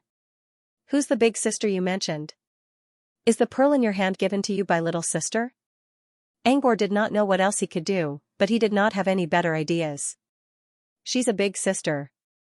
The girl looked at the bead in her hand and nodded. "Yes. She gave me this bead. She said that as long as I have it, I won't feel pain anymore." As the little girl spoke, she clutched the bead tightly and placed it in front of her chest, smiling happily. Angor noticed that as the girl placed the soul bead in front of her chest, the grudge around her was slowly removed, and her soul became purer. It seemed that the soul bead was used to remove the grudge from her body. She had been staying in the cemetery in the outside world. Even if she was a pure soul at first, there were countless undead in the cemetery. Under the influence of endless resentment, it was normal for her to be contaminated with resentment. If she continued to stay in the cemetery, she would inevitably fall and become an undead. Even if she left the undead's territory, she would still be corrupted by the grudge around her body. However, the big sister took her to the bottom of the well and gave her a soul bead to remove the grudge. She also left a purifying spell at the mouth of the well. Without being corrupted by the undead, the chances of her becoming a degenerate would slowly decrease. Angor's expression turned gloomy when he thought of this. If that was the case, the soul bead would be irreplaceable to her. How could he steal it from a little girl? Angor felt conflicted. She seemed to have read his mind. She ran to Angor and handed him the soul bead. "Do you like it too, big brother? I can give it to you. I don't feel any pain these days, so I think I'm better now." Angor was a little surprised to see the girl's sincere look. A moment later, he smiled and pushed the soul bead back to her. "Thanks. I really want it too, big brother. But you can keep it for now. I'll go find that big sister of yours later. If I can get something from her, I won't have to take it from you." Angor felt a little embarrassed when he said those words. He rejected the girl's offer, but he left some leeway in his words. "I might come back if I don't get the soul bead." Angor felt a little embarrassed, but it was true. He felt bad for taking the girl's soul bead, but if he couldn't find enough soul beads in Dark Castle, he would still come back. For the little girl was only a strange soul to him, and he felt pity for her, but Toby was his dear friend, and his family. It was easy to tell who was close to whom. The girl didn't understand Angor's thoughts, She only put away the soul bead with a puzzled look. You didn't answer me. Who's that big sister of yours? What's her name? Angor asked. The girl pondered for a moment. She said her name is Greya? Greya? Angor immediately thought of a giant figure. He shuddered and tried to get rid of the image in his mind. If Greya was a little sister, then Angor was not qualified to be called a big brother, but what if Greya, the gourmet wizard, warrior Barbie Greya? Fairy World was the headquarters of Fairy Town, and Candy House was one of the organizations under the jurisdiction of Fairy Town. It was not impossible for Greya to show up in Fairy World. But he also heard that Felicia went to Brilliance Plain to look for a prophet. Did she find Greya already? With that in mind, Angor simulated Greya's image. She had curly purple hair, bright red lips, a small nose, and seductive eye makeup. Greya's facial features were all beautiful. Unfortunately, she was too fat. Her chin was so fat that it reached 6 levels. Even though it was just an illusion, Angor still felt like he was looking at a monster of flesh. Is she the big sister you were talking about? Angor pointed at Greya's image. Greya's appearance was very evil. She had purple hair, purple clothes, and heavy makeup, which made her look like a wicked stepmother in a fairy tale. The little girl quickly backed away in fear. No, no. The girl waved her hands. She's really pretty. She's only a little taller than me. And she's skinny, not fat at all. Angor rubbed his chin. According to the girl's description, she was not warrior Barbie Greya. Maybe she just had the same name. Angor removed the illusion and asked with a smile, I'm leaving now. May I know your name before I leave? The girl looked disappointed when she heard that Angor was going to leave. However, when she saw Angor treating her with the proper etiquette of a noble, she was a little surprised and smiled shyly. The girl lifted the hem of her dress and tried to answer. But just like when Angor forgot the bird's name, she stopped again. Big brother, I forgot my name too. The little girl lowered her head dejectedly. I've forgotten so many things. I can't even remember my brother's name. Angor was a little surprised and realized that the brother the girl was referring to was the boy whose face was missing in the painting. Forget the memories of the past, don't think about it anymore. When he thought about the mass grave and the countless undead creatures, he could imagine what kind of humiliation and despair they must have gone through before they died. Perhaps she was trying to protect herself by forgetting her past. The girl was still a bit down. Angor knew that this was a sign of insecurity due to her lack of self-awareness. If one was confused about their past, they would also be confused about their future. Should I give you a nickname? The first step of self-recognition was to have a clear opinion of oneself. The little girl nodded blankly. A real name was the best choice, but he didn't want to give it to someone else. In the unspoken rules of the noble circle, once a person was given a name, that person would be responsible for their future. This rule applied to all slaves, servants, and newborns. Normally, they didn't have names. Angor considered and remembered the word the girl called out when she was stuck. Floey. Should I call you Floey from now on? Floey. The girl repeated the name repeatedly. Floey? Yes, Floey. The girl suddenly covered her head with both hands and shook it repeatedly. I'm Floey. Angor did not know how to react to the girl's sudden change. After a while, she finally stopped. Her eyes were filled with tears as she sniffled with grievance. You don't like the nickname? I'll give you another one. The girl shook her head. Big brother, I just remembered something. There's someone I can't see clearly, but I feel close to. He called me Floey too. I think I used to be called Floey. She paused and said firmly, I won't change it. I'll be called Floey from now on. Floey? What a coincidence. Angor didn't think too much about it. All right then. Miss Floey, I'll leave you alone. Angor suddenly stopped talking. He looked at Floey's disappointed face and the dark environment. He really couldn't bring himself to say something like you'll be a good girl by yourself. He considered for a moment and began to release mana from his body. Under Floey's puzzled gaze, the surroundings suddenly brightened up. They left the dark cave and found themselves in a warm room. This was a typical girl's boudoir. It had pink wallpaper, moving dolls, wind chimes that could make sounds, rosewood soldiers that could play drums, and a music box that could sing. Outside the floor-to-ceiling window, they saw willow leaves fluttering in the wind, a meandering river, and green mountains in the distance. "It's so beautiful." Chloe looked at her surroundings in surprise. She quickly opened the window and looked at the green illusion outside. "Can I jump down?" Angor looked a little embarrassed. "Just look. Don't go down." Chloe also realized that this was an illusion. She smiled and thanked Angor. "Thank you, big brother. It's beautiful. Even more beautiful than my house when I was alive." Angor always thought that Chloe didn't know that she was dead. But she knew better than anyone else. Angor pointed at the dolls on the floor and the pink fairy tale books on the bookshelf. "You can touch them. You can read them when you're bored." Making virtual objects feel real was the foundation of nightmare illusions. As for the fairy tales on the bookshelf, Angor read them himself when he was young, so it wasn't hard to simulate them. Chloe thought that this was all an illusion, so she tried her best not to touch them. But when Angor told her that she could touch them, her eyes lit up. She happily picked up a rabbit doll. "Thank you, big brother." He was going to ask how Chloe died, but he changed the topic in the end. He didn't want to rub salt on someone else's wound when it was already bad enough. "I'll be going now." Angor left 2 high-quality magic crystals as the power source for the illusion. Even one magic crystal would take a long time to create an illusion that didn't attack enemies, let alone 2 high-quality ones. "Can I know your name, big brother?" Chloe suddenly called. "Pat. You can call me Mr. Pat." With that, Angor waved at Chloe and left the cave. 2 magic crystals weren't a big deal for someone like Angor who had a lot of money. But if he could get a soul orb with 2 magic crystals, it would be a great deal. Even if it was just in advance.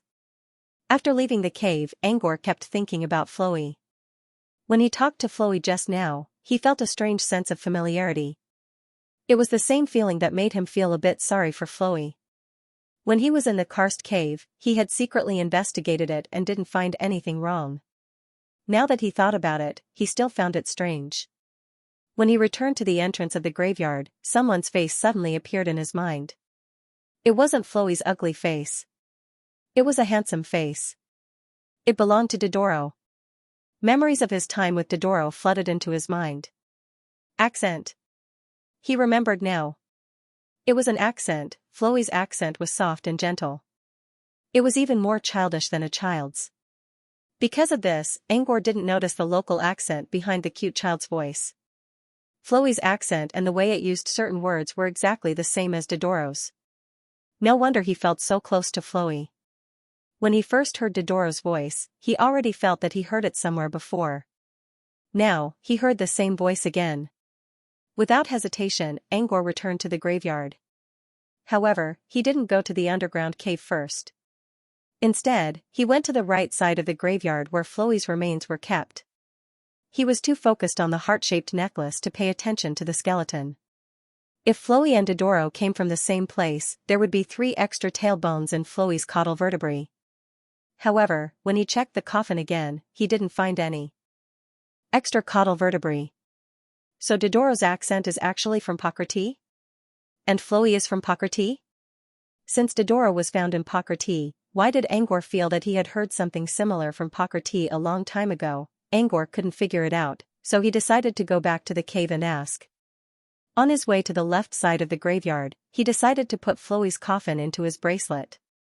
He returned to the bottom of the well and placed Chloe's coffin in a corner. Then, he took out the necklace and entered the cave. Although he had brought her coffin to the bottom of the well, he didn't think that Huahua would be happy to see his bones. So, he decided to leave the necklace here so that it wouldn't be damaged, and Chloe wouldn't feel sad.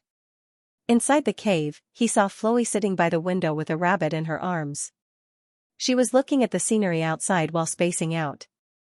Chloe stood up happily when she saw Angor. "Mr. Pat. That's great, you're back." Angor took out the necklace with a heart-shaped pendant. "Is this yours?" Chloe looked at the necklace with tears in her eyes. "Yes, my big brother gave it to me." Angor handed the necklace to Chloe. I saw it when I was passing by, so I decided to give it to you. Flowey reached out a hand to take the necklace. However, the necklace went through her hand and fell to the ground. Flowey was surprised, while Angor felt a little embarrassed. He forgot that Flowey was a soul, and she wasn't strong enough to affect the material world yet.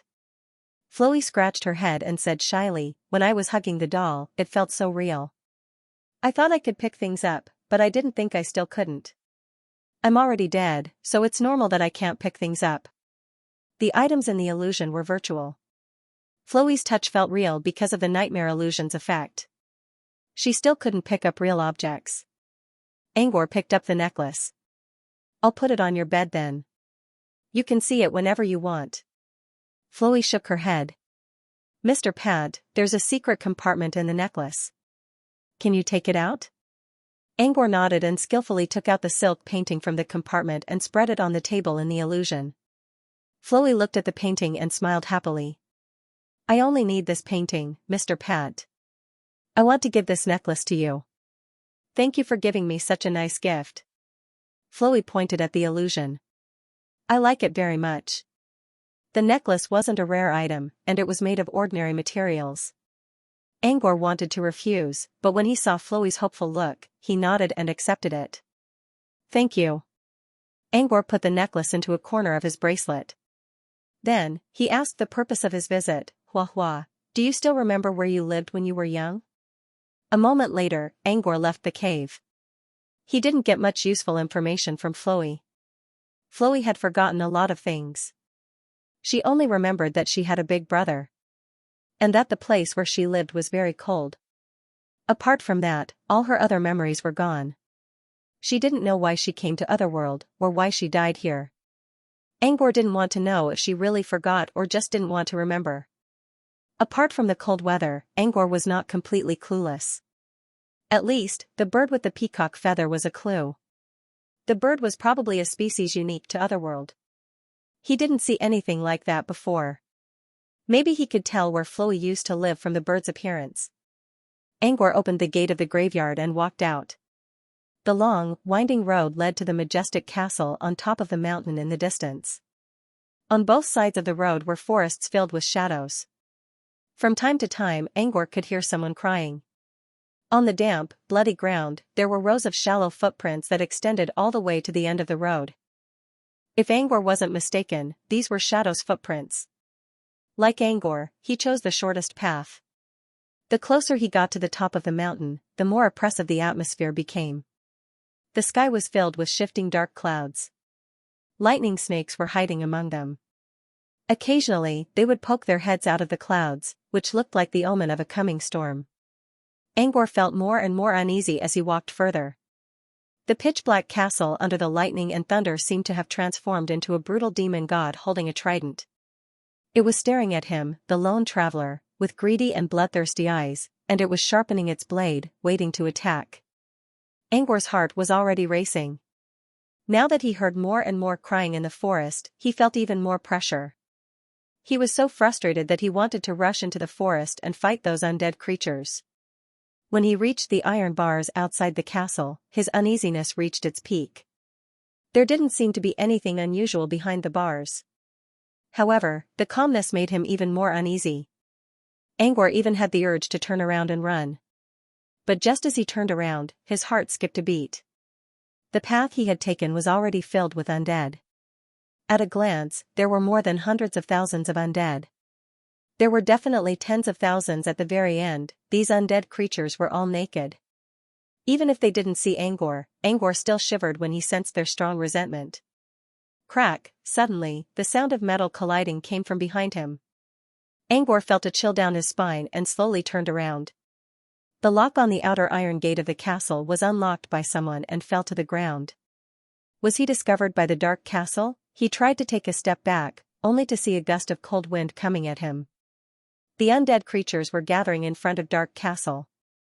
At the same time, the iron gate of the castle moved by itself without any wind. With a swoosh, it opened wide. There was no doubt that he had been discovered. He didn't know how he was discovered. Even Tree Spirit had to spend a lot of effort to find him when he was using infinite reticence. Did Dark Castle have another powerful being like Tree Spirit who could see everything around them? Since he couldn't figure it out, he decided not to think about it. Since he had been discovered, he might as well follow his master's wishes and enter. When he made up his mind, Angor's anxious heart suddenly calmed down. Since Shadow was such a cautious person and dared to break into Dark Castle alone, most of what he said must be true. For now, he could only trust Shadow's judgment. Dark Castle wizards and above wouldn't do anything. With that in mind, Angor stepped through the iron gate. Behind the iron gate was a small path about 10 meters long, which led to the main hall of the castle. Angor glanced around to see if he could find Shadow's footprints. Soon, he saw a row of familiar footprints on the right side of the path. He didn't know where the footprints led, but it was definitely not the main hall. He considered for a moment and decided to follow the footprints to see what was going on. When passing by the shade of a large tree, Angor dispelled infinite reticence. A model appeared in his mind and filled it with nightmare energy. Another Angor separated from his body. As soon as the Angor appeared, Angor activated infinite reticence again. Angor used the Angor as bait while he hid behind the Angor. He didn't know whether infinite reticence was discovered or not, but he didn't think so. As far as he knew, Isabella was the ruler of Dark Castle. She was only a level 2 wizard who hadn't become a truthfinder yet. Isabella shouldn't be able to see through infinite reticence from such a long distance. Angor could only speculate that it was some small detail that gave him away. In that case, if his guess was correct, then he could use the illusion as bait to attract attention while he re-entered the boundless silence.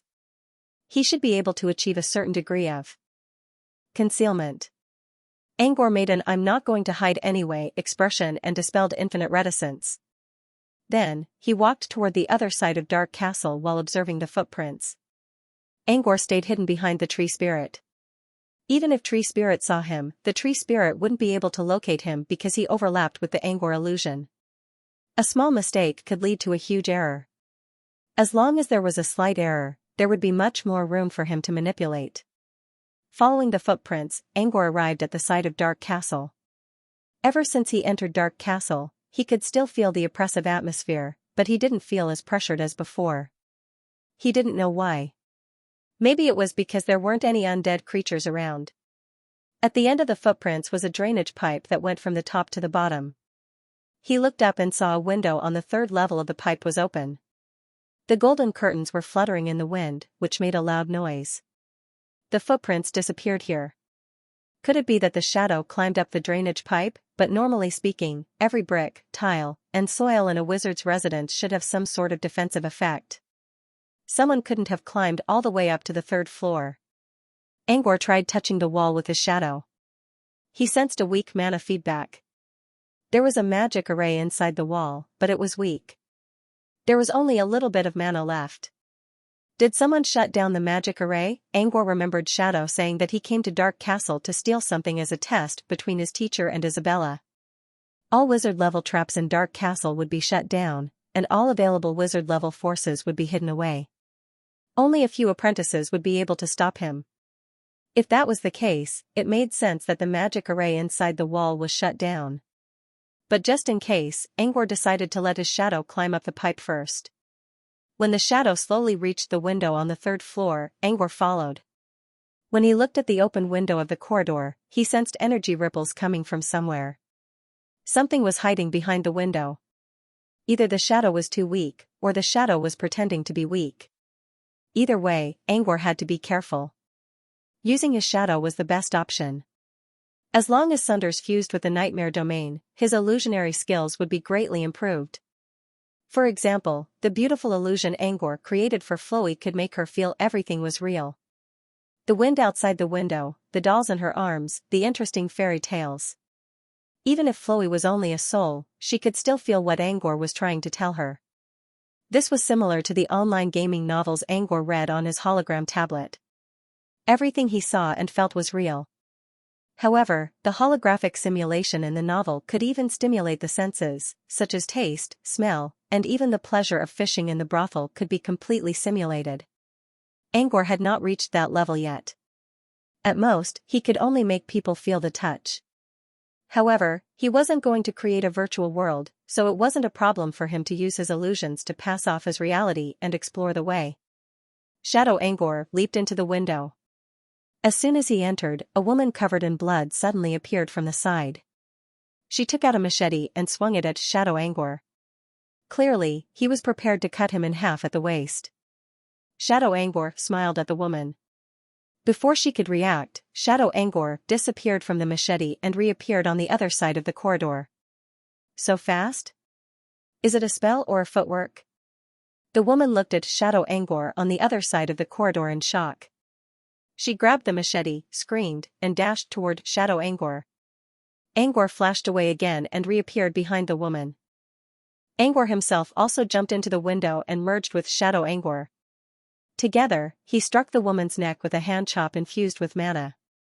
The woman screamed in pain and fell to the ground. After taking care of the woman, Angor's real body slowly retreated from the illusion and hid in the darkness of the corridor. Shadow Angor walked to the woman and observed her strange appearance. He didn't notice it during the battle. Now he realized that the woman was completely naked. And she was covered in blood. Did this woman have something to do with the undead creatures outside? Angor frowned. If this had something to do with the undead creatures outside, this woman might be a victim as well. With that in mind, Angor checked the woman's wounds. However, when Angor checked every inch of her skin, even the indescribable parts, he did not find any other injuries except for the swollen blood clot on the back of her neck. So the blood on her body wasn't hers? Angor looked around to see if anyone else was injured. Where did the woman's blood come from? However, he saw nothing. He was in a long corridor with nothing but darkness on both sides. Occasionally, there would be a lamp on the wall, but it could only illuminate an area of 1 or 2 meters. Other than that, everything else was dark. Since he had an illusion as a target, Angor decided to cast light on the wall. Angor moved the light around for several dozen meters. He found nothing. Apart from the woman in front of him, there was no one else. Strangely enough, he did not see anyone injured. Not even a drop of blood. If the floor had an automatic cleaning function, it would be fine. But there was a large amount of blood on the ground where the woman moved and where she lay. This meant the floor did not, or would not, have such a function for the time being. Then who was the source of the blood on her? How did she suddenly appear here? And there was no blood anywhere else. Angor checked the corridor again.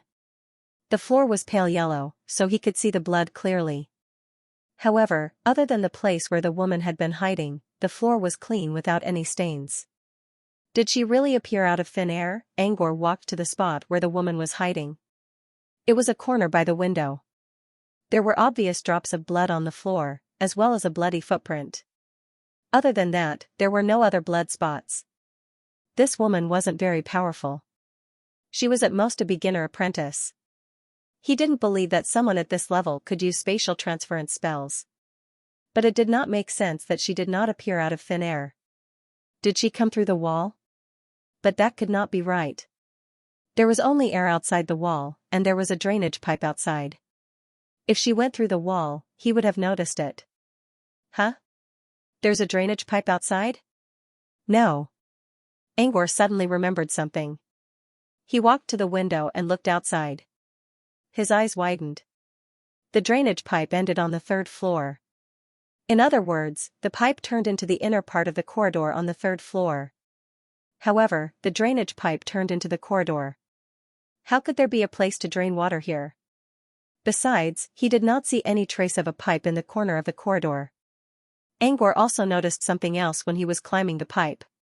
He did not pay much attention to the sound of liquid flowing in the pipe.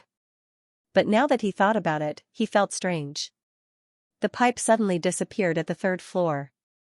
But where did the liquid come from? Could there be a mysterious hollow space between the drainage pipe and the wall? However, he was surprised by the idea. Why can't there be an empty space? What was impossible in the strange and bizarre world of adepts? Fish could fly in the sky, birds could swim in the water, and so on. There was even a world behind a mirror. How could there not be a hollow space in a wall? It would not be difficult for him to create an empty space in the middle of the tunnel. Besides, the owner of this place was a wizard.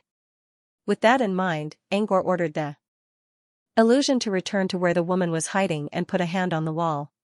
He fused with the illusion and sensed the energy ripples coming from behind the wall. Angor's, of course. As he expected, there was an expansion rune on the wall, which meant there was a hidden room in the center of the wall. That made sense. The woman had come out from the hidden room, so other than this corner, there were no other traces of blood. The injured person should be in the hidden room as well. Angor did not know if anyone would notice him or not. But just in case, he had to let the illusion go through everything he needed to do. This was to ensure that the actions of the illusion were logical and to prevent others from discovering any clues. It was not hard to get into the hidden room. He just needed to find the key point of the expansion rune. As the expansion rune was activated, the wall suddenly trembled. With a flash of light, the door to the hidden room was opened. Before entering, Angor already heard a familiar sobbing sound. Ever since he entered the otherworld, he heard the same sobbing sound every second. Angor put on a cautious look and slowly pushed the door open. If there was an undead inside, he had to run away as fast as he could. The undead couldn't do anything to him, but Angor had no way to deal with it either. But when the door was pushed open, Angor's eyes widened. Undead? Nope. There was nothing in the room except for a large bathtub, which was releasing white steam. However, the steam coming out of the bathtub was not water vapor. It was blood vapor. This was because the bathtub was filled with sticky, hot blood. If Angor activated his purification field, he would be able to smell the blood. Where did the blood come from? Drip. Drip. Drops of blood flowed down from the naked woman hanging from the ceiling. There were more than 30 naked women hanging upside down from the ceiling. Their chests were pierced by the scythes, and blood was dripping down from the wounds on their chests. Boiling hot, fresh blood with strong resentment dripped into the bathtub. Some of the women hanging on the scythes were already dead. Some were still alive, but their hearts were pierced, and they were not far from death. Those silent cries were the cries of despair of those who were still alive. Now he understood why there was a wound on the chest of all the corpses in the graveyard. So this was how it happened. He couldn't even begin to imagine how many undead creatures Dark Castle had killed over the years. Angor's face turned pale. He didn't even dare to step into the room. Not because he was afraid, but because he didn't want to. There was no one in the bathtub, but there was a row of footprints leading to the door. The woman outside was in the middle of her bath when she noticed someone coming in, so she quickly came out to ambush him. The drain outside wasn't discharging water either. It was the blood used for bathing. Angor suppressed his discomfort and stepped inside. There were no booby traps inside, but he would rather face them than to face a room full of holes. In particular, those women who were still alive were looking at him with venomous eyes, as if they were stabbing him with daggers. Angor wanted to explain to the poor women. But how could he? Even if he explained, what was the point? Their hearts were already pierced, and they were not far away from death. Even if he wanted to save them, he couldn't do it with his basic healing spell. Angor walked to the bathtub and stared at the women who were glaring at him like sharp arrows. He stood there for a while and spoke in a plain tone. I'm not here to save you. Angor's words surprised them a little. And I'm not here to kill you either. Tell me, how did you get into Dark Castle? After a while, a sharp and vicious voice said, Dark Castle? Is this Dark Castle? Ha ha ha. Now I know how to die. I won't let Dark Castle go. I won't let any of you go. Angor looked at the source of the voice and saw a woman with shoulder-length hair. Her eyes were filled with madness and endless hatred. She was immortal, but there was no doubt that once she died, she would turn into an undead spirit. While he was thinking, the long-haired woman opened her eyes wide in anger. Blood gushed out from her wound. Angor quickly cast another healing spell to save her life. She was the only one who was still conscious and could speak clearly. If Angor wanted to know more, he had to get the information from her. Why did you save me? The woman was still glaring at Angor with hatred. I can't. Your heart is broken, and I can't save you. Angor spoke in a plain tone, I'm only keeping you alive because I want to know where you came from and why you're here. Who are you? You're not one of those bitches? The woman's face was pale. More and more resentment was gathering in her body. I'm not from Dark Castle. I'm here to save someone. Angor looked at the woman. Ha ha ha. Save someone? Ha ha ha. The woman laughed out loud while tears flowed down her cheeks. At the same time, her resentment grew stronger and stronger. Angor could even see the black waves around her body with his naked eyes. Unfortunately, when the woman's laughter reached its climax, her already healed wound tore open again. Her blood was boiling, and she was about to die. Angor saved her once again. Answer my question. How did you get here? Did you see a man like this half a day ago? Angor asked as he simulated Shadow's image. The woman didn't answer. She kept screaming and laughing. Again and again, her heart was broken, and Angor healed it, and then it was broken again. In a short time, she tasted the horror of living between life and death. As a result, her resentment grew exponentially. Angor could tell that the woman was trying to use him to push her resentment to its peak. Once her resentment reached its peak, the resentment would quickly push her past the early stages of an undead creature. Angor hesitated for a moment and decided to fulfill her wish. If this was her last wish, then he would fulfill it. At first, the woman tried to persuade Angor to continue healing her. However, she soon realized that Angor was helping her accumulate more resentment, so she decided not to say anything. Instead, she kept gathering her blood essence and let herself experience life and death again and again. Her resentment had reached a terrifying level after being pushed again and again. Angor didn't expect this mortal woman to be able to endure such great pain again and again. If she wasn't captured by Dark Castle, she might become another hero like Nausicaa. Too bad. Before she could see her future, she fell at the starting line. Perhaps the woman knew that she had reached her limit. When she looked at Angor for the last time, there was no more resentment in her eyes. Instead, she looked at Angor like a gentle lady. I'm the 13th daughter of Goman King. Due to the loss of the Crimson Crown, I was framed as a criminal by the Elder Princess. Goman King demoted me to a peasant, and the Elder Princess made me a slave. After wandering around for a long time, I was sold to this place. Ha ha ha.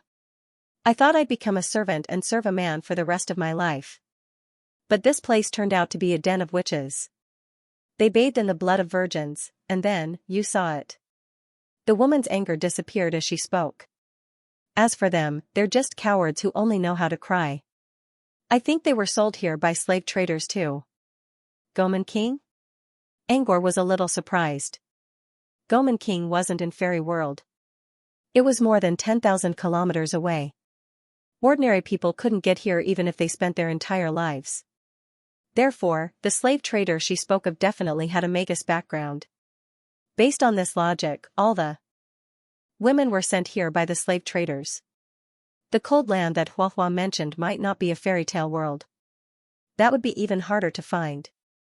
There were countless cold places in the south. I saw that man before.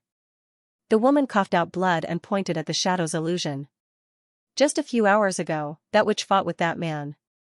In the end, he came in and left after taking one look at us. After that, the witch came back and took a bath again while cursing. The woman's eyes were already rolling up. Angor lowered his head. Thank you. The woman laughed loudly, and her vitality vanished. As soon as the woman's life was cut off, the resentment around her quickly drilled into her body and began to corrode her soul. With the help of the resentment, the broken pieces of her soul slowly turned her into a complete soul and began to convert the pure energy in her soul at a speed visible to the naked eye. Tainted and corrupted. As soon as the soul appeared, the negative energy generated by the resentment covered everything. An undead creature with white eyes and bulging veins crawled out of the woman's body while baring its fangs and brandishing its claws. As soon as she was born, her body became as solid as a real person's, which meant she must have accumulated a lot of resentment during her previous life. As soon as she was born, she screamed. Undead roar was a talent that could shake the souls of all living things. Angor's soul was not affected by the negative effect. He only felt a little discomfort, but nothing else. However, the other women who were still hanging on the sides all died in the roar. The newly born undead creature raised its white eyes and waved its claw-like hands at Angor, who was the only living person in the room. Undead creatures had no sense of reason, and Angor didn't expect them to remember what they did for him. As soon as the undead creature came, Angor ordered his illusion to retreat from the room. With his real body hidden, the undead creature couldn't find him, and the illusion couldn't attack him either. Angor decided to lure the undead creature away. The real culprit was lying outside. He would let the woman outside attract the undead creature's attention while he escaped. But before the undead creature could reach Angor's illusion, several golden runes suddenly appeared on the walls. The golden runes formed circles of different sizes and surrounded the undead creature before it could reach Angor's illusion. The undead creature screamed in pain and disappeared. A magic array used to trap and teleport undead? Angor had a rough idea of what it was used for. Dark Castle must have some sort of mechanism to deal with the undead creatures after losing so many people. It seemed that this magic array was used to transport the undead who had died unjustly to the forest outside. He looked at the naked corpses on the roof and sighed. Now he knew where the graveyard came from. Judging by the number of undead in the forest, it wasn't just one person who did this. Maybe the whole of Dark Castle was bathing in blood to create so many undead, and that was why so many skeletons were exposed in the wild. Bathe in virgin blood, he suddenly remembered a book called The Glory of Legends that he read in Sunder's library. This book introduced all the legendary sorcerers that had been recorded in the southern region for the past 10,000 years. One of them was a female legend from 3,000 years ago, Bloody Queen Mary.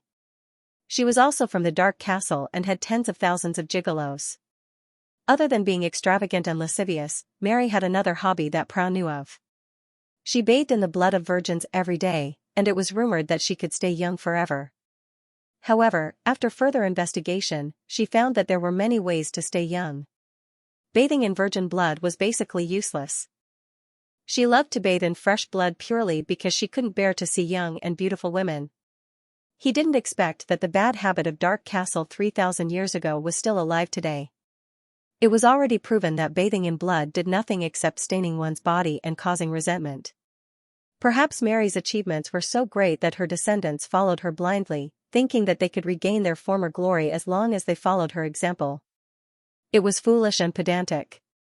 Dark Castle used to be a large organization, but now, it didn't even have a single Truthfinder wizard. The strongest wizard in the organization was only level 2 wizard Isabella. If it wasn't for the shady tree that was Fairy Town behind it, it would have long been taken away by others. Angor shook his head and closed the door of the room. He returned to the hallway and saw the unconscious Dark Castle apprentice, who was still soaked in blood. Angor gave her a look of disgust. Still, the disgust did not push him to do anything extreme. He didn't like bathing in the blood of living people, but he couldn't judge other people's actions based on his own moral standards. There was no such thing as a moral consensus in the wizarding world, and no one had the right to judge Dark Castle's actions. Angor tried to walk around her, but after a few steps, he returned to the girl's side. Looking at the female acolyte on the ground, a thought flashed through his mind. Denise was having a long dream. She bathed in the blood of a virgin and became a legendary wizard. She went on a killing spree and captured countless handsome male companions. While she was having sex with her companions, a man with a creepy smile suddenly appeared in front of her. Before she could react, the man appeared on top of her and knocked her out with a karate chop. Denise slowly opened her eyes and groaned. She rubbed the back of her neck and groaned in pain. Damn it! Why is there another one besides that damned Diablo? He deserves to be caught. Denise was furious. Angor wasn't sure if it was because she was interrupted in her dream or because she was defeated twice in a row. She stood up and looked at the blood on the floor. Damn it. I need to clean it again. My professor is going to scold me again when he comes back. When can I learn cleanse? I don't want to work like this anymore. Denise took out a rag and mumbled to herself, when can I learn cleanse? As she spoke, she subconsciously raised her head to look at the corpses hanging above her head. They're all dead. How long have I been unconscious? Damn that intruder. He made me waste all my effort. Denise pressed the switch on the wall and let the hot blood in the bathtub flow into the drain. After the pool was emptied, she wiped herself clean and put on a thin veil. Then she went back to the corridor to clean up the blood on the floor. Denise was still cursing and swearing when she heard a loud thud at the end of the corridor. She jumped in fright and looked over. It was pitch black, and there was nothing there. Taya? Larissa? Denise tried to call out to the apprentices who lived on the same floor as her, but no one answered. She put down her work, picked up a wall lamp, and walked toward the source of the sound. After a few steps, she suddenly saw a black figure lying on the ground in the distance, motionless. She could tell from the tattered clothes that it wasn't a member of Dark Castle. It might even be a man. Dark Castle didn't forbid male apprentices, but there were only women in the real Dark Castle. It couldn't be the intruder who knocked her out earlier, right? Denise's eyes were filled with hatred and excitement as she slowly walked to the man's side. She slowly walked toward the intruder and took out a machete. But when she got closer, she realized that it wasn't the man she saw earlier. It was Diablo, covered in blood and in tattered clothes. Huh? Diablo escaped from the blood prison? Did he have some kind of treasure on him? Denise's face lit up with excitement. She walked to Diablo's side and started searching through his belongings. But after searching for a long time, he still couldn't find anything. Denise pinched Diablo's groin, which made the unconscious man groan in pain. Not bad, not bad. If it wasn't for Mister's order, I'd love to have a taste of you. Denise chuckled and tied Diablo up with a rope. I didn't think that I would be able to take advantage of you. When I send you back to the blood prison, Sir might even reward me. Ha ha ha. Denise dragged the unconscious Diablo to the blood prison as she thought about the rewards she could get from this trip. Not long after Denise left, Angor's figure slowly showed up. Shadow got caught? What kind of blood prison is this? This didn't match the easy test that Shadow had mentioned. Was it because he underestimated his opponent and was defeated by the apprentice, or did something happen in between? He considered for a moment and decided to follow Denise to see what was going on. At the same time, on the first floor of Dark Castle, there was a tall woman in a black dress with a pair of black and white butterfly wings on her back. She was looking at the crystal ball in her hand with a sneer on her face. The crystal ball showed Denise dragging Diablo to the blood prison with a big smile on her face. Look at that happy face after being tricked by an illusion. That idiotic look is exactly the same as Isabella's. The woman in the black dress sneered at the mention of Isabella. Isabella is a joke. What a disgrace to Queen Mary. Instead of trying to improve herself, she's always looking for shortcuts and crooked paths. She even hooked up with a scumbag like Puppet Master and came up with some kind of test. No wonder Lady Isabella chose to leave the southern wizarding region and never come back. The woman in the black dress looked back at the crystal ball. She then looked at Angor again. This kid has some tricks up his sleeves. If she hadn't been watching Angor's illusion carefully, she wouldn't have been able to tell whether Diablo was real or not. However, even though the illusion was enough to pass off as reality, it still lacked a bit of logic. As long as one thought about it carefully, they would find a flaw. If Denise had paid more attention, she would have noticed that Diablo's body was covered in wounds, but there was very little blood on his body. That was strange. Diablo was imprisoned in the blood prison, so it was normal for him to be covered in blood. And why does this illusion feel like Mr. Phantom's? The illusory magic made her vaguely see the shadow of His Excellency Fantasy Demon. But Phantom was a famous killer in the entire southern wizardry region. He shouldn't have anything to do with this young man, right? While the woman in the black dress was pondering, a young girl was sitting cross-legged on a soft blanket in front of her. A short table was placed in front of her, and the table was filled with all kinds of strange ingredients. There were panicking beauty fruits, crying starshell clams, and sesame ants carrying bread chips on their backs. The girl held a flame in one hand and some seasonings in the other. She shook off the sparkling powder from time to time, and soon, the ingredients turned into delicious food. The girl was drooling as she stuffed the food into her mouth. The sweet taste made her close her eyes in joy. The woman in the black dress was looking at her crystal ball.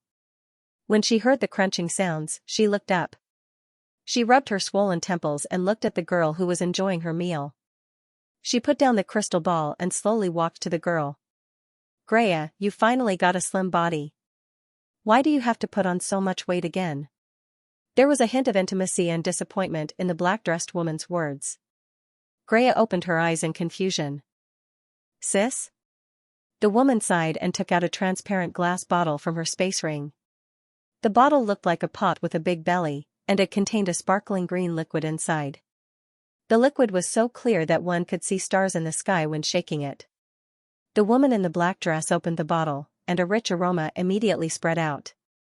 Greya looked at the glass bottle with great joy. "Can I have a sip, sis?" Greya swallowed her saliva and chewed on the crying clam. The woman in the black dress poured out some of the liquid and gave it to the girl.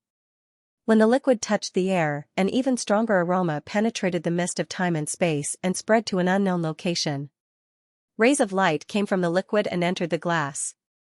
Greya only took a small sip of the liquid. At first, the liquid only exploded in her throat. But when the liquid reached her stomach, she was suddenly enveloped by a powerful mana. Waves of mana rushed into her body and filled her eyes with laziness and confusion. She felt like she had a pair of wings on her back, which carried her to a green grassland. White clouds floated above her head. Flowers and grasses danced in the wind. Even the brightest sunlight became gentle. She felt so comfortable and warm. She felt like she had returned to her carefree childhood. The woman in the black dress put away the glass bottle and waited for Greya to wake up from her drunken state. A moment later, Greya opened her eyes again. But this time, she no longer looked as innocent as before. Instead, she looked more mature and seductive. Tisk, tsk, tsk. What a nice jar of butterfly's dream. So satisfying. With that, Greya closed her eyes and enjoyed the aftertaste of the wine. She then looked up at the woman in the black dress. "It's just some of your stock, Felicia. You don't have to be so calculative." Greya's voice changed from innocent to seductive. "I'm just giving you a piece of advice. It's rare for you to become so pretty. Don't waste your great body again," Felicia snapped. "Wasn't I pretty before?" Greya raised an eyebrow. "Besides, why would I lose weight? I'm not showing off to anyone. Besides, I like having more meat on my body so I can store more energy." Greya recalled her recent experience. "When I was sucked into the nightmare realm, I don't think I could have made it if I didn't have enough fat and energy." Whenever Greya talked about her experience in the nightmare realm, she could not help but shiver.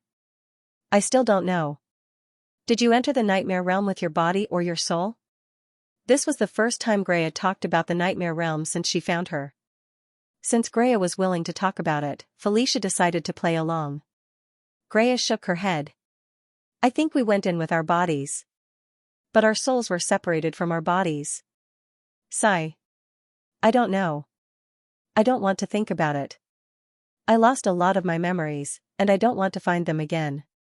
It's too scary." "Don't think about it then," Felicia comforted her. Greya waited until she felt better before continuing. "Speaking of body shape, Sprout was too skinny. She couldn't find any nourishment in the nightmare realm, so she starved to death." "What about Granny Shikaku? I remember the three of you were sucked into the nightmare realm." Greya shook her head. "That old bitch. She knew her telekinesis was cut off after leaving the haunt world, so she ran away while Ya and I were still in shock. I don't know if she's still alive or not. But even if she's alive, she won't be able to return to the haunt world. The entrance to the haunt world is controlled by Moonfrost Union. News of her hunting Sprout has spread across the entire wizarding world. Moonfrost Union won't let her go." Greya's expression darkened again at the mention of Moonfrost Union. "I heard that Moonfrost Union kidnapped all my employees and sold them as slaves." Felicia also showed a hint of hatred when she talked about this topic. Alchemists were in short supply, and alchemy potions were extremely expensive. Many wizards couldn't afford them. So they turned to gourmet wizards. This was the current situation of gourmet wizards in the southern wizarding region. If there had been a gourmet adept capable of carrying the banner, they would not have ended up in such a sorry state. Unfortunately, gourmet wizards were too weak. Even Greya, who was determined to become a gourmet wizard, could only protect her Barbie's restaurant. After her death, her protection also lost its effect, which led to the current situation of the restaurant employees being displaced. Only a small number of them managed to escape back to Candy House. Most of them were captured. Felicia's face darkened. Veins bulged on Greya's forehead. Her eyes were burning with rage. Damn you. Bastards. They promised to take good care of my restaurant before I went to the haunt world, and this is what they did. Felicia patted Grea's shoulder. Calm down. This is our current situation. Moonfrost Union isn't the only one. Many wizard organizations are involved. Heal your wounds and recover as soon as possible. We still need you to become a gourmet wizard in the future. Felicia felt sorry for the gourmet apprentices who failed to become wizards, but she didn't really care about them. Otherwise, it wouldn't be hard for her to save them. Felicia's words didn't make Greya happy. She understood Felicia's position, but she was fundamentally different from Felicia. She was very attached to her old friends whom she had been with for decades. Now that something like this had happened, she was really sad. Felicia saw that Greya was still unhappy, so she considered and said, "That little pudgy boy you introduced last time is doing well. His roast meat is delicious. I asked him to stay in my tavern for now. His roast meat and wine are quite famous now. I estimate that with his current wealth, no one in his generation can compare to him. He might even be richer than some official magi." Greya paused for a moment before she realized who Felicia was talking about. Alan? I didn't know he could do that. Alan was a potential gourmet wizard she accidentally found on the Redbud. Back then, she was planning to leave the wizarding world and look for a chance to break through, so she introduced Alan to Candy House. Speaking of Alan, Greya couldn't help but think of another person, the cute little boy. She had given her most beloved baby to him. She wondered how he was doing now. After a moment of silence, Felicia took out a small box. The effect of the larval butterfly wine is about to wear off. Eat these soul orbs and see how they fuse. Greya opened the box and looked at the translucent soul orbs inside. She sighed. Have you thought about what to do with this girl's soul when I come back? Should we give her a new body? Felicia asked. Greya shook her head. That's the only way. Actually, this body isn't that strong. I don't know how long it'll take for it to return to its prime state. I want to find my own body more. Too bad. I lost it in the nightmare realm. I don't want to go there again. And I don't know how to get there. Greya swallowed the soul orb while speaking. She escaped from the nightmare realm, but her body was still there, and her soul was greatly damaged. She could only rely on the soul orbs produced by Soul Genesis Garden to slowly heal her soul. This was why Felicia brought Greya to Dark Castle for a temporary stay. Greya swallowed the soul orb and felt her soul being replenished a little. She slowly lay down on the bed. Soon, the main soul of this body would slowly awaken. When Greya was about to fall asleep, she suddenly asked, I saw you using butterfly spirit. Did your enemies come all the way to Dark Castle? Felicia shook her head. No, it's a young apprentice who broke into Dark Castle's territory. His stealth ability is quite interesting.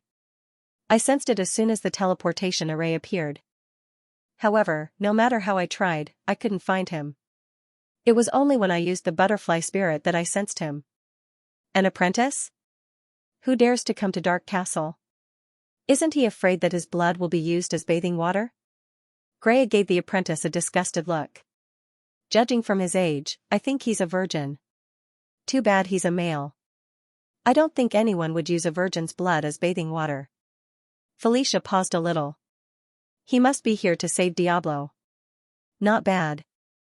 Too bad he's working for Puppet Master. Felicia didn't notice that Greya's eyes had turned childish again.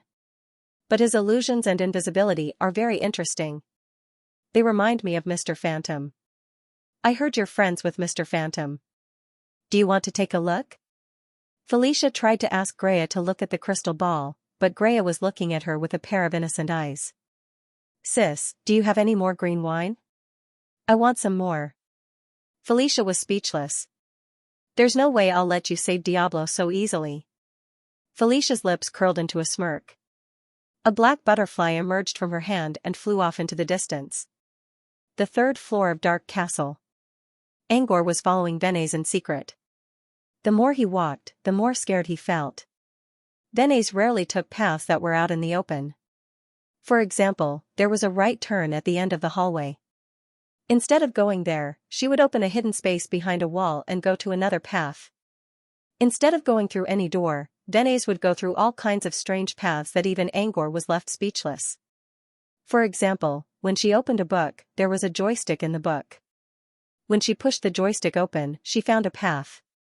Or when she walked into a hall, there were 4 or 5 exits around, but Venice ignored all of them. Instead, she used a certain frequency to pull down a chandelier, which slowly dropped down. There was a short distance teleportation array engraved on the back of the chandelier. There were all kinds of strange paths. Angor didn't know what would happen if he took the paths he could see with his eyes. But if Venice didn't use those paths, there must be something wrong. Angor was glad that he didn't confuse Venice, or he would have been on the right path by now. This was why he was getting more and more scared. If that was the reason why Shadow was captured, Angor could understand it a little. Even though Shadow was much more observant than Angor, he was still an apprentice. It was hard for him to see through these hidden traps. The entire dark castle was filled with expansion runes. When Venice opened a door from inside a potted plant, Angor was completely speechless. Behind the door was an ordinary bedroom decorated in light red. There were all kinds of princess dresses and dolls. Angor guessed it was a girl's room. Venice dragged Diablo to a brown bear doll that was half the size of a grown man. Is the passage behind the doll? Angor wondered. Is the passage behind the doll? As it turned out, Angor was still too naive. Venice picked up the bear and moved it from the front to the back. She then unzipped the back of the bear and revealed a small opening that was half the size of a grown man. Venice went through the small opening and arrived at a majestic hall. Angor fused with Diablo on the ground and followed her inside. After entering the hall, Angor's real body slowly moved to the side. The hall was empty except for a statue of a goddess praying in the middle. It looked very similar to Hippocrates' statue. If he wasn't mistaken, it should be Isabel's statue. Venice knelt down in front of the statue. His forehead was still touching the ground, and he didn't raise it for a long time. A minute later, a door of light suddenly appeared in front of the goddess statue. The door led to a dark cave. If there were no accidents, the passage would be this light gate. However, he didn't go in. He remained behind Venice. Venice, on the other hand, was still kneeling. After a while, the scene behind the door changed from a dark cave to a room made of ice and snow. Venice shivered as a cold wind blew from the other side of the door.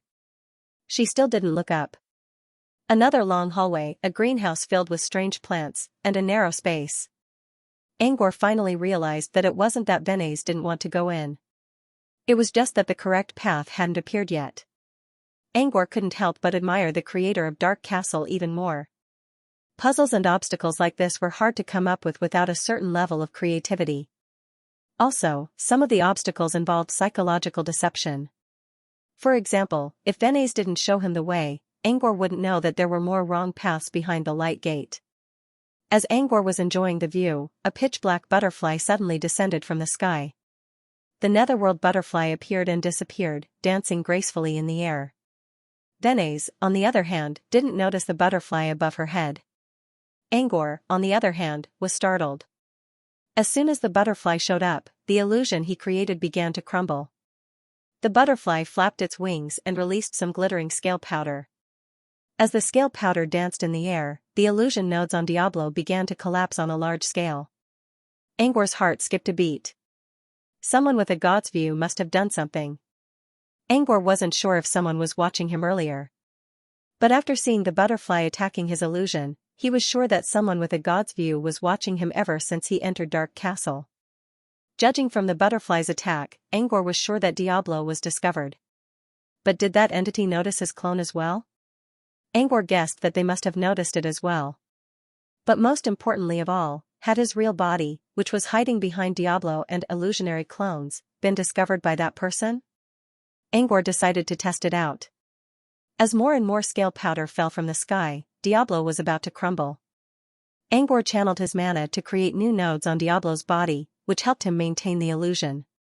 As the butterfly continued to drop scale powder, Angor continued to create new nodes. He could wait until Venice brought Shadow to the blood prison, and that would be his victory. As for whether Venice would notice the butterfly or not, Angor didn't care at all. He would never let her see it. Angor and the butterfly remained in a stalemate. Denise had no idea that a silent battle was taking place behind her while she was worshipping Lady Isabel's statue. Inside the main hall on the first floor, Felicia also saw what was happening through her crystal ball. She sneered and began to move her fingers. It was as if she was using an invisible string to influence the butterfly on the other side. As she did so, the butterfly in the hall suddenly split into two. The black butterfly continued to sprinkle its scales, but from its body, a bright white light suddenly drilled out. The white light reformed into a white butterfly in the air. The butterfly didn't pay any attention to Diablo on the ground. Instead, it fluttered its wings and flew toward a hidden spot.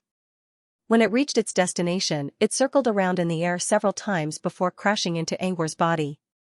Angor screamed in pain as he was knocked out of his invisible state while spitting out blood. He tumbled several times and slammed into the wall behind him. He lay on the ground while coughing up blood. Now that Angor was no longer invisible, no one could maintain the illusion nodes on Diablo's body. Under the rain of scale powder from the butterfly, Diablo's illusion slowly crumbled. The rope that bound Diablo also fell to the ground. Felicia sneered. "You're overestimating yourself." At the same time, Denise seemed to have finished her ritual as well. The light door in front of her changed, revealing a winding staircase that led to an unknown destination. "Alright, the blood prison is down there. Once I put Diablo back inside, I'm sure Madame Butterfly will appreciate me. Maybe she'll even give me some wine." Denise was overjoyed. She picked up the rope on the ground and slowly walked into the light door while dragging a cloud of air behind her. Felicia, who was still in the main hall on the first floor, was surprised when she saw Denise. What's going on? Why didn't Denise notice that she was holding onto a rope that had nothing on it? Didn't she notice that the person she tied up was gone? Also, the fight was so loud that the young apprentice was knocked out of his stealth state. Why didn't Denise look back? Felicia couldn't believe that Denise didn't hear it. At this moment, Felicia turned her attention back to the young apprentice who was injured by Ming Dai. But the young apprentice was gone? He's gone? Felicia murmured. This was too strange. Denise didn't hear the fight, nor did she see that there was no one on the other end of the rope. She just walked into the blood prison with a happy look on her face. On the other hand, the young apprentice who was attacked by Ming Butterfly was still spitting out blood. How did he disappear? She knew how powerful Ming Butterfly's attacks were. Even if Ming Butterfly held back a little, there was no way the young apprentice could just disappear like that. Felicia frowned. She reached out her finger again and flicked it in the air. Another black and white butterfly came out from Phantom Butterfly's body. The new one fluttered and landed on the floor. There was a puddle of blood on the floor, and the butterfly was circling around it. Shortly after, a wave of mana spread out from the butterfly's body. Soon, a white vortex appeared above the puddle of blood. At the same time, a white vortex appeared in front of Felicia. Felicia reached her slender hand into the whirlpool. Like a teleportation array, Felicia's hand reached out of the white vortex. She wiped the blood off the floor and pulled her hand back. Felicia thought that the level 2 apprentice was too strange. She wanted to use the blood to find out more about the level 2 apprentice. However, when she was about to analyze the blood on her fingertip, she smelled something sour and sweet. As a gourmet adept, Felicia immediately knew what this sweet and sour taste meant. Sour red persimmon. The blood on her fingertip wasn't real blood. It was just the juice of a mortal ingredient. Felicia's face turned gloomy. She didn't expect to be fooled by an apprentice. After a while, Felicia suddenly laughed. Interesting. Since you've gotten past me, I'll let you go. But you'll have to pay a price for fooling me. If Felicia really wanted to deal with the intruder, Angor would have been captured long ago. But she didn't. She never intended to use her wizard-level power to suppress the intruder. For example, the black and white striped butterfly that came out of Yudi's body was the real killer. It could transmit more than half of her strength. Not to mention crushing that little apprentice, even if it could turn the entire hall into ruins, it would not be a problem. However, she didn't use the butterfly because it was too powerful for a wizard. She didn't like Diablo's teacher, but she had to admit that Puppet Master had a great chance of becoming a Truthfinder wizard. If he did, he would be on the same level as Sunders. Of course, there would still be a huge gap between their power levels. She didn't want any intruders to disturb Grea's recovery, but she didn't really want to kill the intruder to save Puppet Master's face. She wouldn't stop Angor from taking Diablo away, but only if he didn't disturb Grea's recovery. Felicia took out her crystal ball and looked at the blood prison. On the screen, Venez was walking down the stairs happily while dragging a rope behind her. "Looks like Venez is enchanted," Felicia praised. Felicia nodded approvingly. This young apprentice's illusions were indeed impressive. No wonder Puppet Master wanted him to work with Diablo. Felicia shifted her gaze away from Venez. She wanted to know where the young apprentice was. Unfortunately, she couldn't find the little acolyte in the crystal ball. He's good at hiding himself too. Felicia didn't believe that the young apprentice wasn't around Venez. He must be following her. Felicia was getting more and more curious about the young apprentice. She even had the urge to use butterfly spirit again. However, the butterfly spirit was a tool that was far beyond the level of a wizard. It was fine to use it once, but she had to use it a second time. Not only was it a waste of magic crystals, it was also a bit embarrassing. So what if she could find the young apprentice? She didn't want to kill the young apprentice, so she gave up on using butterfly spirit. Felicia didn't plan to keep watching Venez either. She waved her hand and shut down all teleportation devices in Dark Castle. The blood prison was located at B9 of Dark Castle. Without using the teleportation devices, one would have to go through several dangerous areas filled with monsters. She closed the teleportation devices as a small punishment for fooling around with her. If they could still escape under such circumstances, then she would turn a blind eye and pretend that she didn't see anything. Meanwhile, Angor was still using infinite reticence to follow behind Venez. Back in the statue hall, Angor seemed to be fighting against the black and white butterflies. However, his real body was hidden somewhere else. When the white butterfly found his illusion, Angor sighed in relief. It seemed that the omniscient view was tricked by the illusion. He was confident that he could keep following Venez. Next, he injected a strand of nightmare aura into Venez's forehead so that she wouldn't see anything. As soon as the door opened, he continued to follow behind Venez. He had been on high alert ever since he started going down the stairs, fearing that the two butterflies would catch up with him. However, the butterflies didn't show up until Venez brought him to the entrance of the blood prison. Angor believed that the entity was still watching him. He didn't know why it didn't attack him again, but he still created an illusion just in case. He then combined with the illusion so that he could move around freely and confuse others. There was a wooden door at the end of the stairs. There was a small window right above the door, through which he could see the wet prison behind him. The door wasn't locked. There was a small gap between the door and the door. Angor could smell the faint scent of blood coming from the other side. Venez didn't open the door. Instead, she walked to the other side of the door and faced a stone wall. Venez pushed a brick on the wall, and the wall in front of her turned into a dark door. Angor looked at the door with an "I knew it" look. According to Dark Castle's prediction, he guessed that this wooden door might not be the real blood prison. And it turned out that he was right. It's better to call it Labyrinth Castle than Dark Castle, isn't it? Walking into the blood prison, they passed through a long and dark passageway. The first thing they saw was a small room. There was a large bathtub in the room, and blood was boiling in the bathtub. Just like the hidden room he saw on the third floor, this room was also a bathhouse. A naked woman was hanging on a hook above her head. Inside the bathhouse, a woman with long black hair was lazily rubbing her smooth skin with her hands. If it wasn't for the fact that she was covered in blood, she would have been a very attractive woman. Venez saw the woman in the bathtub as well. Jealousy flashed in her eyes as she looked at her delicate skin and faintly discernible bosom.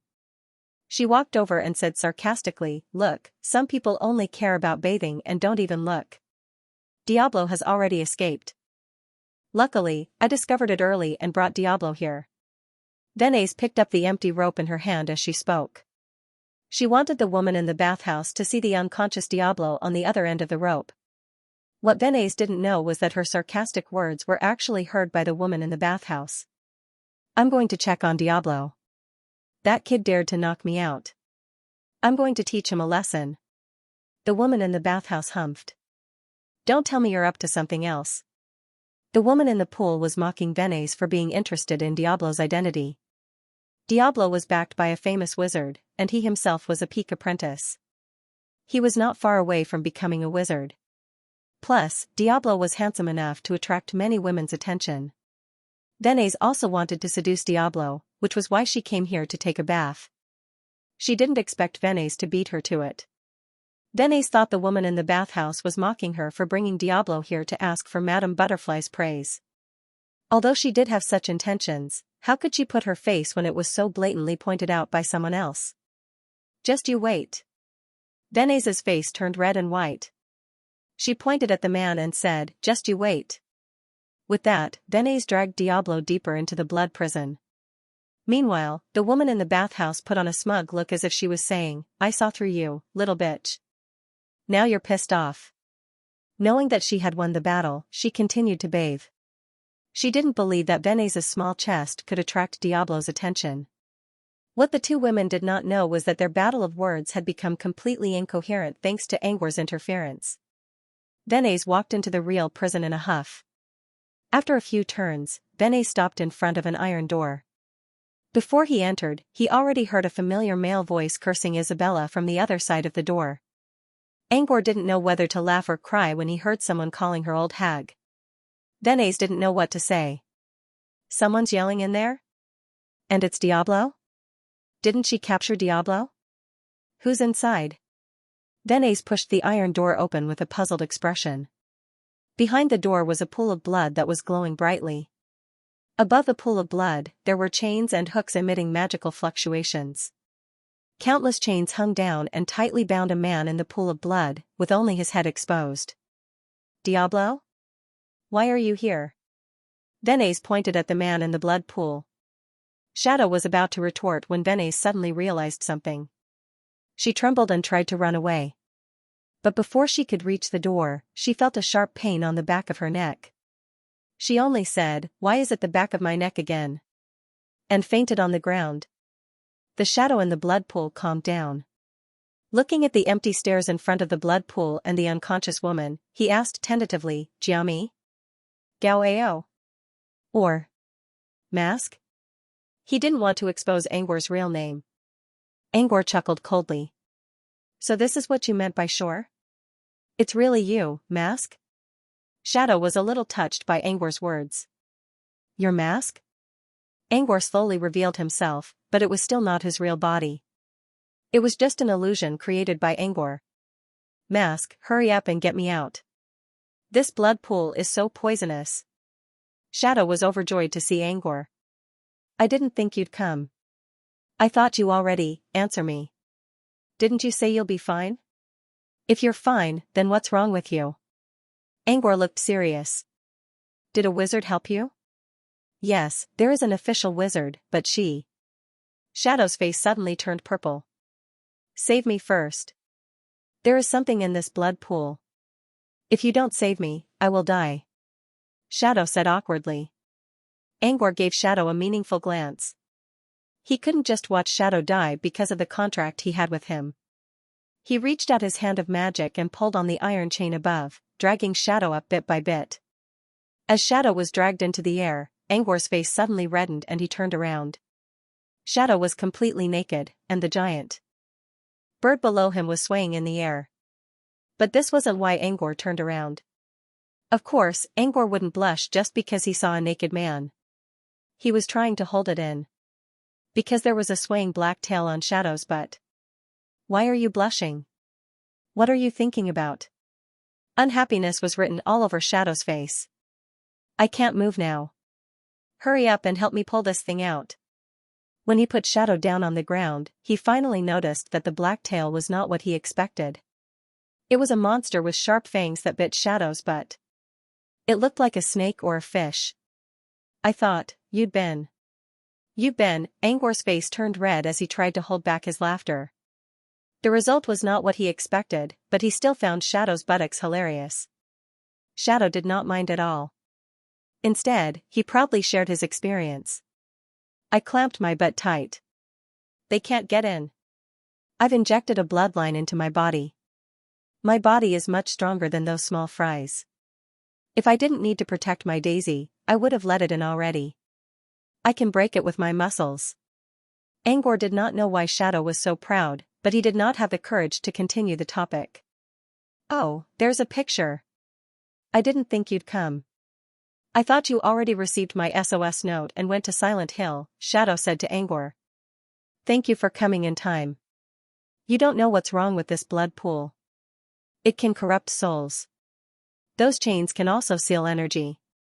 If you came any later, I'd be nothing but skin and bones now. Those lunatics, those who follow the old witch are all lunatics. Shadow kept cursing as Angor helped him get rid of the chains.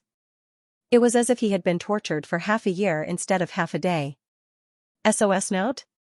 Angor was confused. He did not receive any SOS note, but it was not the right time to talk about it. Did you say a wizard did it? Angor asked. Shadow shook his head. She didn't. But she changed all the traps. Isabella told me the general route when she made an agreement with my professor. I followed the path and found that it was filled with traps that were almost at the level of a level 3 apprentice. And each one was harder than the last. I couldn't get through them.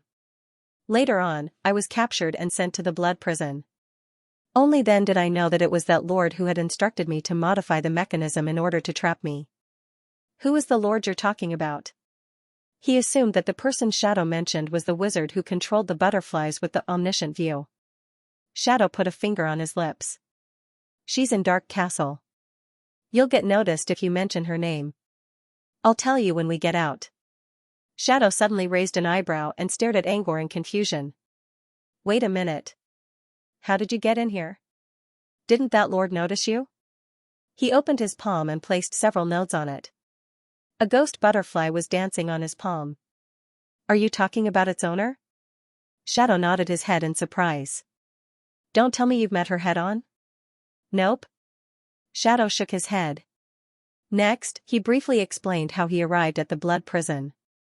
Apart from the Angor illusion, he didn't tell anyone about the rest of the story. The more Shadow listened, the more shocked he became. You said you didn't face her directly, but you fought with her butterfly and even played with that lord. You would have been dead already if she didn't use her wizard-level power. Shadow glanced at the unconscious Venice on the ground. By the way, I'm curious. Where did you learn your illusions from? Why do I feel like it's so weird? I've never heard of an apprentice's illusions being able to confuse an official wizard's mind. I can't tell you. Angor didn't want to talk about himself. Tell me about yourself. What's going on? Shadow shrugged. What else could it be? Let's run. Go back the same way you came. What about your mission? I'll see how it goes. But I have to do it no matter what. It's related to my destiny. Shadow put a hand on Angor's shoulder in a serious manner. Thank you so much. You came to my rescue even after I sent you a message. I hope that you can help me get the Naga. As long as you succeed, all the grudges between us will be written off, and I will owe you a favor. I didn't get your message. I have something else to do in Dark Castle. I don't think I can help you. You didn't receive my message? Then why did you come to Dark Castle? Shadow glanced at the unconscious Toby. Are you sure the Grand Priest is telling the truth? I don't know if the High Priest is lying or not, but I can be sure that even though Toby is unconscious, he still desires the soul orb. Angor decided to tell Shadow the truth because he knew he couldn't keep it a secret anymore. Besides, he needed Shadow's advice since he knew more about Dark Castle. Shadow considered for a moment. I've never heard of a soul orb. Nor have I seen one. I don't know where it is. Since you don't know where to find it, why don't you come with me to find Naga first? You said Toby really wants the orb, right? If Toby flies away midway, it means that he has found the soul orb. At that time, I can accompany you to find the soul orb first. How about we help each other? Angor pointed at Venice. Threaten her and get the information we want from her. Shadow waved a hand. Don't do that. She might be watching us right now. Angor and Shadow quickly left the blood prison. In the end, Angor decided to stay with Shadow for the time being. He didn't have a specific target yet, so he decided to wait and see. Oh right, do you have any extra clothes? They took everything from me. Shadow walked side by side with Angor naked. Angor didn't say anything. He took out a set of clothes and tossed them to Shadow. Shadow put them on and cast a spirit bond on himself to make it easier for them to communicate. Soon, they arrived at the place where the black-haired woman was bathing. The woman was still bathing, and she would occasionally swim under Shadow's naked body and lick the blood dripping from it. They moved forward in stealth mode. You want to learn from Queen Mary? But you can't learn anything from her. Shadow humped from the other side of the spirit bond. Why don't you think the blood of mortals is nothing compared to a pile of waste? Are you sympathizing with the mortals? Shadow chuckled. I'm not interested in mortals. I don't care how many of them die unless they're beautiful. They left the pool and walked up the stairs leading to the prison. After walking for a while, Angor suddenly stopped. Wait, the portal is gone. Angor remembered that the portal was here before, but now it was gone. Shadow's expression immediately darkened. It seems like that lord doesn't want us to leave so easily. What should they do then? Dark Castle was full of traps, and they didn't know where the real exit was. Let's go back. Both Angor and Shadow had the same idea. Bring that woman along and let her lead the way for us. Shadow had said earlier that they shouldn't threaten him. Otherwise, it would be easy to provoke a backlash from that lord. But now that they didn't know the way, they had no choice but to do this. They returned to the prison without any problems. Denise was still unconscious on the ground. Shadow walked to her and slapped her awake. Before Denise could express her fear, Shadow grabbed her by the neck and lifted her into the air. Listen to me, or I'll turn you into a puppet. Choose one. While speaking, Shadow released more puppet strings from his fingers and wrapped them around Denise. Isabella told Diablo to steal Naga from Dark Castle a long time ago, so almost everyone in Dark Castle knew about Diablo's whereabouts. Denise knew how powerful his puppet strings were, and what they could do. Because of that, she was terrified. I'll do whatever you want.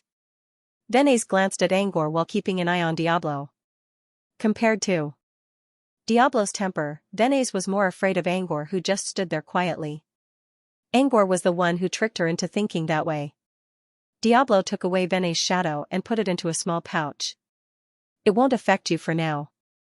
I'll give it back to you when I leave Dark Castle. Denise looked at the pouch and nodded timidly. She was only a new apprentice, and there was no way she could compare with Diablo. Take us away from here. The portal we used to get here is closed, Angor said. Denise frowned. All right, I'll take you away. Both Angor and Shadow remained invisible while Denise walked in the open. When they passed by the black-haired girl's bathroom, Denise wanted to ask for help. But when she saw the girl's disdainful expression, she held back and led them away. When they reached the teleportation point, Denise looked around with a grim expression. It's closed. How? I have some magic crystals if you need them, Angor said. Denise shook her head. No. The main control room has shut down the teleportation mechanism. If you really want to leave, you have to take the main path. Then we'll take the main path. You lead the way. Denise frowned. I can lead the way. But let me remind you, we're at B9, and I'm not sure if we can reach the end. Because this isn't a path for humans. Not a path for humans? Shadow and Shadow looked at each other and waited for Denise to continue. Denise really didn't want to take this path. She might as well accept her own death if she chose this path with her current strength. Therefore, she didn't hide anything and told him everything she knew. Every floor of Dark Castle has its own theme. For example, B9 is the Blood Prison. There were 18 floors in total. The first floor was the Corpse Forest, the second floor was the Spirit Domain, the third floor was the Soul Exiled Land, the fourth floor was the Insect Nest, the fifth floor was the Ice Cavern, the sixth floor to the 18th floor was the 12th floor's prison. We're in B9 now, and B6 is the prison. There are apprentices on duty in these 4 levels, but I'm sure you'll be fine. But from B5 onward, every floor is dangerous. The most dangerous ones are B2 and B3. These 2 levels are the paradise of souls. Humans can't go there. Denise continued, if you want to go the right way, I can take you through the first few levels. But if you want to go to B3 and B2, you'll have to kill me. I'm not strong enough to go through them. From what you've said, B3 and B2 are the most difficult areas. What exactly are the dangers in these two levels? Shadow asked. Venice shook her head. I've never been there before, but I've observed B3 from afar. It's packed with specters, and they're way denser than the black forest outside. They're almost touching each other's shoulders. You can't go there with stealth. If you want to go there, you'll have to fight them head-on. As for B2, that's even more of a no-go. It's where Lady Isabel used to live. It's filled with her soul barriers. Venice thought for a while and continued, I heard that there's a fragment of Lady Isabel's soul in B2, and it contains her legacy. But it was proven to be a lie.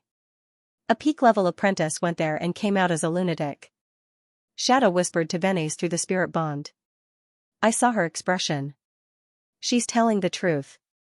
According to what he said, if we want to leave, we have to go through these two levels. What do you think? Do you know anything about souls? I'm an illusionist. My knowledge of souls is limited. Then what should we do? I'm completely helpless against the undead. You. Can you use illusions to confuse the undead? It shouldn't be a problem to confuse common undead creatures. But if what she said is true, and the undead are too dense, the illusion won't work, and the illusion nodes will be easily destroyed. For a moment, the two of them didn't know what to do. They could only look at each other helplessly. After a while, Shadow asked, Are there no other portals other than this one? Venice paused for a moment. Yes, there are portals on every floor. However, since the teleportation array here had been shut down, the other teleportation arrays must have been shut down as well. That's because the teleportation arrays on the 18th floor are linked. If you want to shut them down, all of them will shut down. They had to make a decision now that Venice had made it clear. That lady has misunderstood my mentor. She might kill me. You're here to save me, and with your blonde hair and blue eyes, she's going to treat you as my ally. I don't think it's possible to wait for her to release us on her own. Shadow patted Angor's shoulder as if saying, I've dragged you into this. But I don't think she'll attack us first. And even if she does, she won't use anything stronger than a wizard. That's why I think we're not completely out of options, Shadow continued. So, what do you mean? Let's go. Angor agreed with Shadow's decision. Venice's expression was a little gloomy, but she had no choice but to nod. I won't stop you if you want to go straight. But if we reach the third level, I won't go any further unless you can guarantee that I'm not in danger. Venice was only a level 1 apprentice. If she really had to face an endless horde of undead, she could easily die. Both Angor and Shadow accepted her offer for now. Now, they just had to take it one step at a time and see how things went. Venice accepted her fate and walked to the front to lead the way. Shadow stopped her and walked to the front. I'll take the lead. Mask, you stay behind. As for you, what's your name? Venice. All right. Venice, take the middle. You have to tell me where to go and how to go in advance. If anything happens to me, I'll crush your shadow. Shadow took out a small pouch and weighed it in his hand. To prevent Venice from doing something stupid, he had to step forward. Angor didn't inject any bloodline into his body, so he had a better chance of surviving. Venice nodded helplessly. Keep going. There are no traps in the staircase. Just as Venice had said, nothing unexpected happened when they arrived at the entrance of the B8 floor. We can't just push the door open. We need to light up this wall lamp. Venice's voice trailed off, and the wall lamp beside the door was lit up. Nothing happened? Shadow put out the flame on his fingertip and looked at Venice. Then blow it out again, and the door will appear, Venice said. She was about to blow out the lamp when she heard the sound. But Angor stopped her and asked Shadow to do the job. Venice shuddered and took a few steps back. After Shadow blew out the lamp, as expected, a large door opened from the wall where the lamp was located. This is the water prison. But there's no one here. I think there's only an ordinary apprentice guarding this place. They walked through the empty water prison and arrived at a bathhouse with a blood pool. However, they didn't see anyone in this bathhouse. Shadow looked at the corpses in disgust and prepared to leave. There's a teleportation array on the right wall of the bathhouse, Benes said. Benes suddenly said. If that's the case, then Madame Butterfly must have shut down all the teleportation circles. I'll go check it out.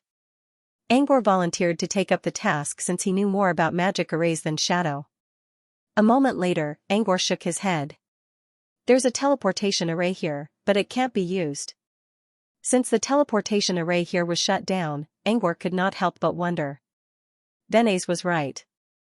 The teleportation circles were all shut down. If they wanted to leave this place, they had to take the proper path. They kept moving forward until they reached the entrance of the underground room. However, they still didn't see any apprentice on duty. They kept going up until they reached B7, B6, and B7. But they didn't see anyone else. Benes frowned. There was usually an apprentice on duty every day, and there was only one explanation for this. They must have been moved away before the teleportation array was shut down. Those who stayed behind, including her and the two intruders, were probably the ones Madame Butterfly had given up on. Benes's mood sank to the bottom as she thought of this. Angor and Shadow also realized what Benes was thinking. She's really trying to get us killed. Shadow complained through their spirit bond. They were planning to kidnap a few more apprentices as a bargaining chip, but that didn't seem to work. After pushing open a wooden door, the scene in front of them changed, and endless cold air rushed toward them. Here we are. This is the ice cave, Benes said. What's the danger here? Shadow asked. Benes remained silent for a while before she spoke. This is where Lady Isabel used to train her soul when she was still alive.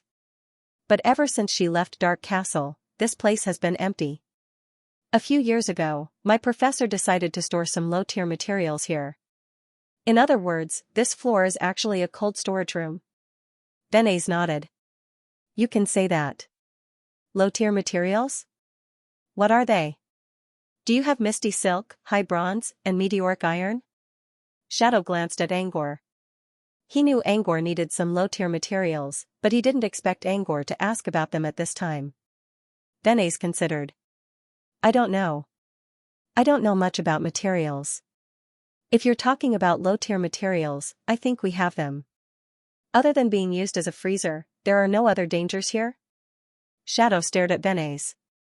You said that there's a certain amount of danger on every floor from here onwards. So you're lying to us? No, I'm not. Lady Isabel once used this place to train her soul. As long as you don't insist on going deeper into the ice cave, you'll be fine.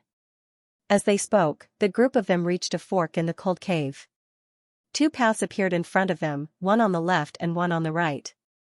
Both paths led to different directions. Using the light from the wall lamp, they could see that both paths were covered in frost.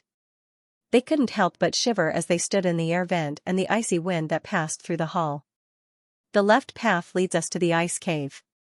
The right path leads us to the exit of the next level, Benes explained. Where are the materials you mentioned?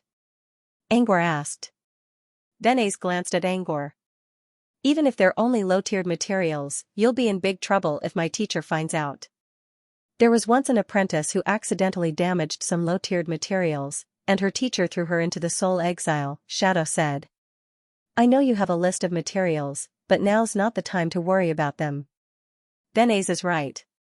That old witch Isabella is a very petty person, and she won't give up on the slightest detail. How about this? If we can get out of Dark Castle safely, I'll give you all the materials on your list for free. Angor glanced at Benes and used Spirit Bond to talk to Shadow. Are you sure you can get out of the soul exile safely? Shadow didn't understand why Angor brought this up. If there aren't too many undead creatures, we can just go invisible. Let's not talk about how many undead creatures there are. But what about Benes? Can we still move forward without her? There were many traps in Dark Castle. Some of them were simple puzzles, such as logical thinking, reverse thinking, psychological deception, common sense, and so on. They already saw a lot of strange puzzle-solving methods on their way here. As Angor said, without Benes' help, they wouldn't have been able to reach the next level. I don't understand. What are you trying to say? Shadow agreed. But what did that have to do with the current situation? I told you, I'm an alchemist. As long as you give me the materials, I can make something that can repel undead creatures. Shadow didn't believe him at all when he heard that Angor was going to craft something to deal with the undead creatures. In his mind, how could an alchemy apprentice be able to refine a tool to deal with the undead? Shadow stared at Angor suspiciously, but Angor didn't seem to care at all, which made Shadow a little unsure. He thought for a moment. Are you sure? Angor nodded. Then. Shadow wanted to believe Angor, but trust wasn't enough. Even if you have enough materials, it'll take a long time, won't it? We can't afford to waste too much time here. Angor considered for a moment. 1 day. As long as you have the materials, give me 1 day. Previously, he had only spent a day to refine the revolving spear for Vice. He had an energy stabilizer in his bracelet as well as a lot of magic crystals. As long as he had enough time, he was confident that he could finish it in 1 day. 1 day? That fast? According to Shadow's knowledge, alchemy couldn't be done so fast. But he didn't think Angor would lie to him. They had to help each other if they wanted to leave Dark Castle. He thought for a moment, then asked, can it really expel the undead? Angor nodded. Shadow also sensed Angor's serious mood through the spirit bond. Shadow closed his eyes and chose to believe Angor. All right. If it's only 1 day, we can afford it. Venice didn't know what they were talking about because they were communicating through the spirit bond. She just stood there quietly, shivering from the cold and wallowing in self-pity for being abandoned. Venice was only wearing a silk bathrobe after she left the 3-tiered bathing pool. Her clothes were so thin that one could almost see the scenery underneath. How could a thin robe keep her warm? The frigid air had been disturbing her since she came here, and her skin had turned red from the cold. But she didn't dare to act recklessly since her life was in danger. She just wanted to get out of here as soon as possible. Both her body and mind were hurt. Venice felt like she had been wronged. Suddenly, she felt a shadow looming over her head. Put this on, Angor said. Angor's voice reached her ears. She struggled to get up and saw that the shadow was actually a thick, black, velvet windbreaker. The windbreaker was for men. It was wide and big, and the color was a little dull and gray. It didn't look good on a girl. Still, it wasn't the time to be picky. Venice thanked Angor and put on the windbreaker. In a split second, the cotton wool brought a gentle warmth to her skin, and the redness on her skin slowly faded away. Where are the materials? Angor asked after Venice put on the windbreaker. Venice glanced at Diablo and noticed that he didn't try to stop Angor like he did earlier. Clearly, they had reached an agreement. Venice didn't say anything else. She pointed to the left side of the path. All the materials are here. The heart of the ice cave? Venice said the path on the left led to the heart of the ice cave. Venice nodded. Because it's colder near the heart of the ice cave, it's better to keep the materials cold. But we're still some distance away from the heart of the ice cave, so we won't be in too much danger. Shadow turned to the left without hesitation. Then let's go this way. Venice, we'll have to stay here for a day. Shadow didn't explain the reason for the delay to Venice. Venice knew what was going on, so she just nodded and didn't say anything else. After walking along the road for less than 10 minutes, the temperature began to drop rapidly. Fortunately, it was still bearable. The deeper they went, the more serious the ice marks became. At first, there were only frost marks, but now they were all frozen. Is the danger of the heart of the ice cave because of the coldness? Shadow asked. Venice covered her mouth with both of her hands and exhaled some white smoke to drive away the cold. Her voice was muffled. Yes. I heard that the center of the ice cave is so cold that it can even freeze souls. Even wizards have to protect their souls if they want to go in. Souls? So it's really cold there. They continued to talk about soul protection for a while. Under Angor's guidance, the topic shifted to souls. Do you know about soul orbs, Venice? I know. Venice nodded. I heard that the soul orb has the ability to repair the soul. Venice didn't hide the fact since she thought Angor was going to talk about soul orbs. They can also heal souls and replenish soul energy. They're the most natural and harmless products. I heard from my sisters that only Dark Castle produces soul orbs. Are there any soul orbs in there? Angor pointed at the center of the ice cave. Venice shook her head. I don't know where they keep them. But it's definitely not underground, because soul orbs are too attractive to the undead. If it's underground, it will cause the undead to riot. After getting the information he wanted, he changed the topic to something else. About 10 minutes later, Venice pointed at an open area in front of him. There we are. That's where the materials are stored. The field was very spacious, about 20 meters in radius. There were several iron gates around the area. The iron door was marked with recognizable patterns, such as a green sprout representing a magical plant, a piece of mithril representing an ore, and a wave representing a liquid. The materials are inside. There's no trap here. Venice remained silent for a moment before she spoke again. If you know what you're going to do, you may enter now. Angor exchanged a look with Shadow. They're just low-tiered materials. Even the chains you used to break the blood prison are more expensive than these. Don't worry, I'll help you if the old witch wants to punish you. Angor nodded and asked Shadow and Venice to stay outside while he followed the mark on the gate. Just as Venice said, the gate was filled with all kinds of materials. However, they were all low-tiered or non-tiered materials, and there were a lot of them. Angor was in desperate need of these materials. He moved back and forth between the gates and soon collected all the materials he needed. When he came out of the gate, Shadow and Venice lit up torches to keep themselves warm. I'm going to do some alchemy. Don't disturb me if there's nothing important. Venice, keep an eye on her. She seems to have accepted her fate, but we still need to be careful. Shadow nodded and told Angor not to worry.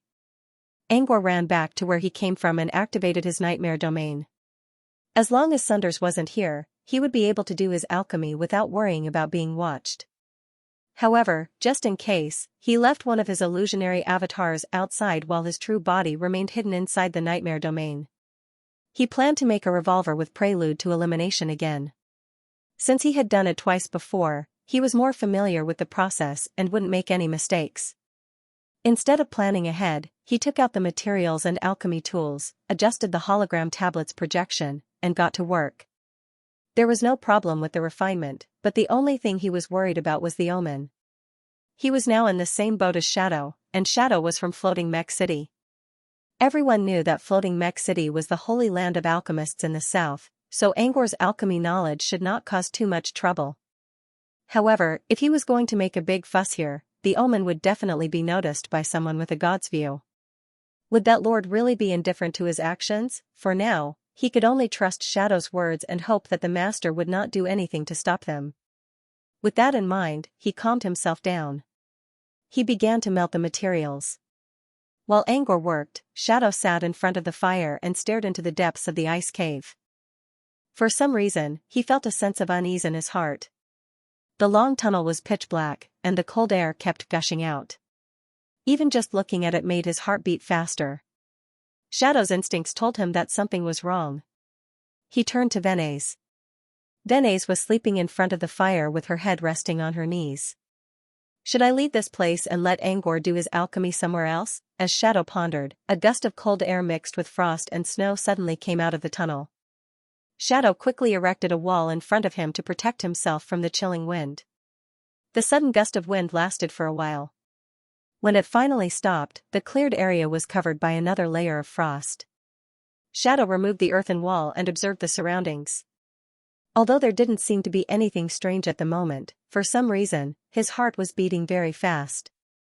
The feeling of uneasiness was even stronger than before, and it kept surging up. Angor, have you started? Shadow sent a voice transmission to Angor. Yes? Shadow waited for a while before he heard Angor's reply. Shadow made a sound of acknowledgement and said with a little unease, I feel that something is wrong. Let's leave this place for now. If we want to refine it, we can go to other places to do it. Angor looked at the half-melted material in his hand and nodded. Shadow's observation skills were very strong. His grasp of details and sensitivity to danger shouldn't be bad either. Since he said that something was wrong, then it was fine to change to another place to refine it. It just so happened that he also wanted to discuss the omen with Shadow. Alright. Bring Benes here. We'll go back, Angor sent a voice transmission. Shadow called out to Benes, but she didn't respond. Is she still asleep? Shadow frowned. He walked to Benes and put a hand on her shoulder. Benes collapsed as soon as his hand touched her. A look of bewilderment flashed across Ying's eyes as he parted the hair covering her face. When he looked closer, he saw that Benes' face was covered in white frost. Her eyes were bleeding, and her face was pale from the cold. Shadow gulped and used his psyche feeler to sense Benes' life force. But when his psyche tentacles touched Benes' skin, a chilling energy rushed into his body through the tentacles. He quickly cut off the tentacles. He quickly cut off the feeler and jumped away from Benes. What's wrong? Are you coming? Angor's voice. Benes is in trouble, Shadow said with a grim expression. Ying said as he slowly retreated. When he reached the edge of the field, he turned around and ran back. He sensed a great threat from Benes' cold energy, and he didn't want to stay here any longer. When he ran back, he saw Angor coming toward him. Don't go there. Let's get out of here. Seeing Shadow's anxious look, Angor knew that this was not the time to ask questions. He quickly turned around and ran outside. They soon reached a fork in the road. Which way should we go? One way was to return to basement 6, and the other way was to basement 4. But now that there was no one leading the team, it was not easy to go to the 4th level. Let's go down first. There's a woman in B9. Angor nodded. He didn't think it was a good idea to go to B4 either. After they left the ice cave and closed the passage, Shadow let out a long sigh of relief and began to talk about what happened earlier. Angor didn't know where the danger came from. But since Benes was in trouble, something strange must have happened. I think Benes is done for. We need a guide to get out of here. Let's go back to B9 and take the black-haired woman with us. Otherwise, we won't be able to leave. Shadow was still worried about what happened. He just wanted to get as far away from B5 as possible. You don't have to. Fiona's in my bracelet. Do you have a way to get her to talk? Angor asked. Fiona's in your space storage? Shadow looked at Angor's bracelet in surprise. Don't tell me you have a hollow-weed? A spatial bracelet that could hold a person. Would require a large amount of void-floating algae. At least 100,000 crystals.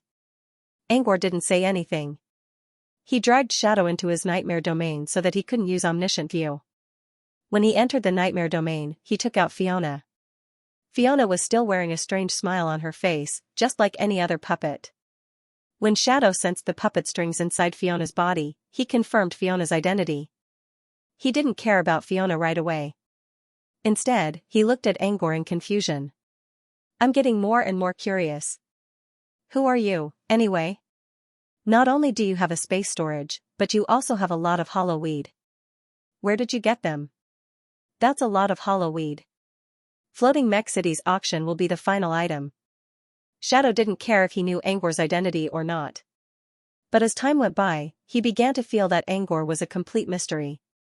He knew alchemy, figured out Hippocrates' magic array in such a short time, wore expensive clothes, had a strange but powerful demon bird with him, and was able to face Madame Butterfly head-on with his illusions. Everything told Shadow that there was more to this young man than met the eye. Angor still didn't answer the question. He pushed Fiona away and said, My business isn't important. If you can leave this place and go to Floating Mech City, you'll know. If you can't leave this place, telling you won't change anything. Angor knew that many people in the wizarding world were afraid of Sunders. Maybe if he told them who he was, they would give Sunders some face and stop bothering him. But he also knew that there were more people who hated Sunders. When Flora was hunted down before she became a wizard, some of them also hated Sunders because of Sunders. This was why Angor didn't want to expose his background.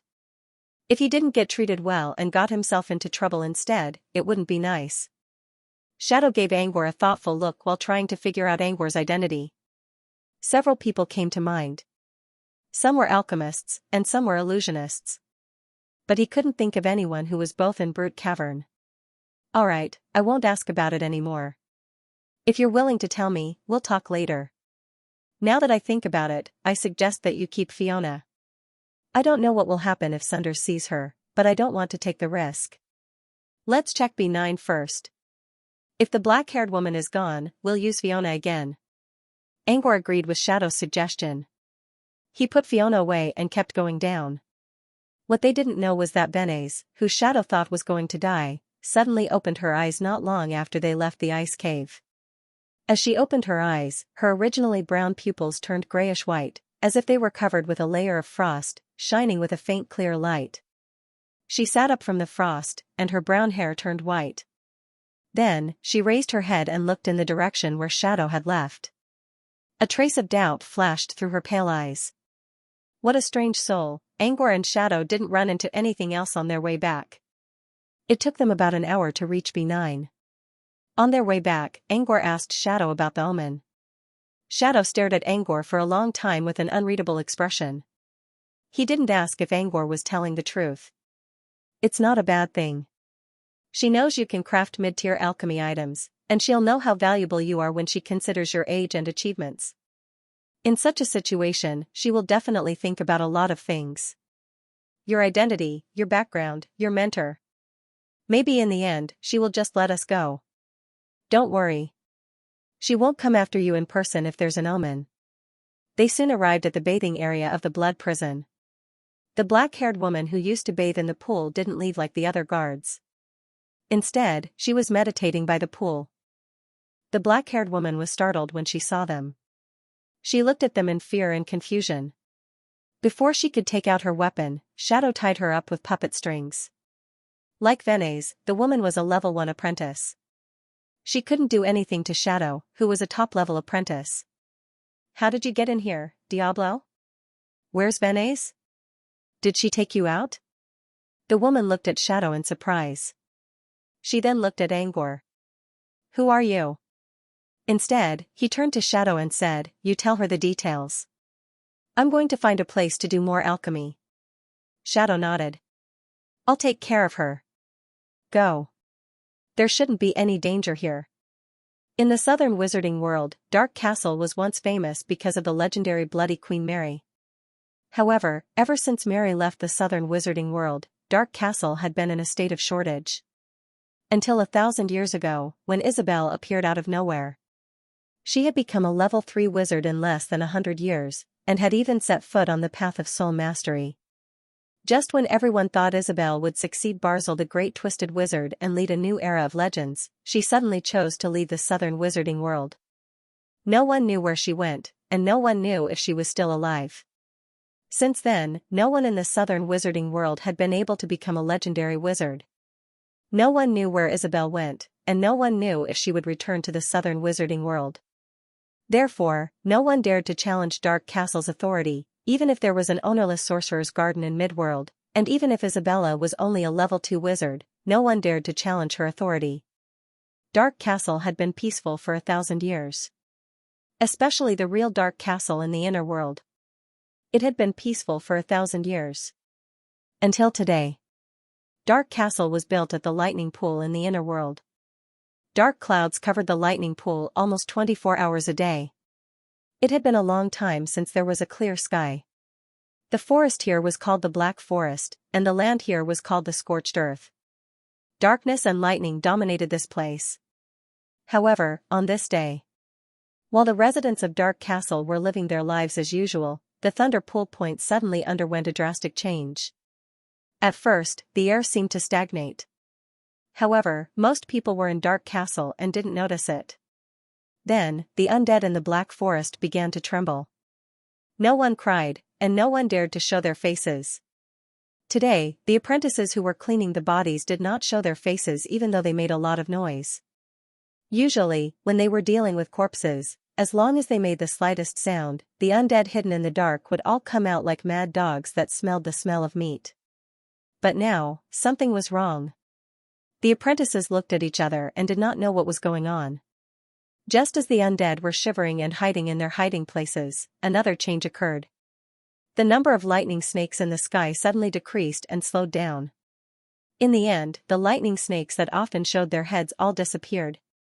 Not only so, even the dark clouds in the sky were slowly fading away. Soon, those who noticed this could even see the true color of the inner world sky through the dark clouds. The dark clouds had a hint of blue, just like the sky covered by a layer of haze. The changes in the world was not obvious to the naked eye. At least, many people did not notice them. Until, the black cloud dispersed, and a hole appeared in the middle. Countless dead souls crawled out from the hole and began to scream and scream. Then, they circled around the center of the hole, forming a huge cloud of dead souls. At the same time, wisps of strange black and gray smoke rose from the black forest, the graveyard, and the scorched land. It was the negative aura of the hidden undead that was attracted by the cloud of ghosts in the sky while they were shivering. With the help of the undead on the ground, the cloud in the sky grew even bigger. The ghost cloud, which was originally several thousand meters long, expanded at a speed visible to the naked eye. From 2,000 meters to 3,000 meters, it even expanded to several tens of thousands of meters, and was still expanding to several tens of thousands of meters. It did not show any signs of stopping. As the cloud expanded, more and more smoke rose from the ground, and the screams of the undead became louder and louder. The wind was so strong that even the windows of Dark Castle were creaking. Even the apprentices in Dark Castle who stayed in their own rooms noticed the changes in the outside world. Not to mention Lady Butterfly, Felicia, who was mixing drinks in the hall on the first floor. Felicia, still in her slim black dress, walked gracefully to the front of the door. Her slender hands grabbed the doorknob and she opened the door abruptly. A fierce wind blew at her face. Her black hair was blown back, and her curly hair seemed to have a life of its own. It twisted and turned in the wind, and sometimes tightened and sometimes shrunk. At this moment, Felicia seemed to have turned into a snake-haired witch. There was a hint of feminine gentleness in her terror. Aside from the wind, the screams of the undead could be heard everywhere. The moment the door was opened, the screams of the undead echoed throughout Dark Castle. Felicia raised her head and looked at the clouds of souls that were accumulating in the sky. After a short while, she smiled faintly. Alchemy Omen. I've really underestimated you. Felicia took out her crystal ball. As her mana surged, the image in the crystal ball changed rapidly. Finally, it stopped at the blood prison on the 9th floor of Dark Castle. Her gaze was not on Diablo. Instead, she was looking somewhere else. This was the source of the omen. However, the crystal ball could not see the source of the omen. The place was surrounded by thick black smoke. Only mid-grade items can produce omens. To be able to refine an intermediate stage tool in such a short period of time. Looks like this little apprentice is not as simple as he seems. Felicia pondered for a moment. She initially thought that this guy might be the puppet master's apprentice, but it seemed that he wasn't. Although Puppet Master was good at making puppets, he was not that good when it came to alchemy. If she was not mistaken, this young apprentice must have been taught by a master alchemist. Such a genius was definitely not a puppet master's apprentice. So, could he be the apprentice of a master alchemist from Floating Mech City? As Felicia pondered, the cloud in the sky grew bigger and bigger. This time, the omen covered more than 100,000 meters. Even Angor himself did not expect such a big omen to appear. Felicia muttered in a low voice, too bad he made the wrong move. Why did he choose to craft an anti-undead item in the source of undead? Did he not consider the undead creatures outside? These variables are enough to ruin the plan. This was how alchemy worked. If one did not carefully consider any variables, they would end up like this. Angor was trying to craft an anti-undead item in a place where there were so many undead creatures? The cloud was only 1,000 meters long, but now, it became such a huge omen. He still wants to clear the omen? Felicia shook her head.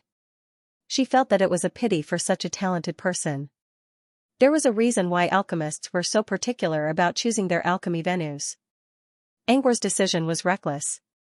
He did not know enough alchemists and did not know much about alchemy. He had no choice but to swallow his pride and let it go. Felicia put away her crystal ball.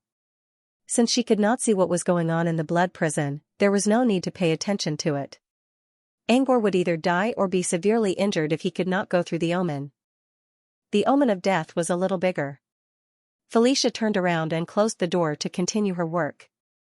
However, when she was about to walk to the counter, she suddenly felt something pressing down on her from the sky. She quickly straightened her back and stared at it in surprise. She turned around and opened the door again. She looked at the sky. The cloud of departed souls that was more than 100,000 meters tall suddenly began to shrink. When it reached the end, it was only about 100 meters wide. A large white space was left in the sky. The sky, which had not been clear for decades, was finally clear. Although the color of the sky in the inner layer wasn't pleasant and still made people feel depressed, compared to the rolling dark clouds, this hazy sky was comparable to the most clear blue sky in the outer layer during midsummer. For apprentices, it was a good thing to see the sky brightening. Felicia, on the other hand, was completely focused on the specter cloud within a 100-meter radius. The cloud of undead was so powerful that it was beyond her imagination.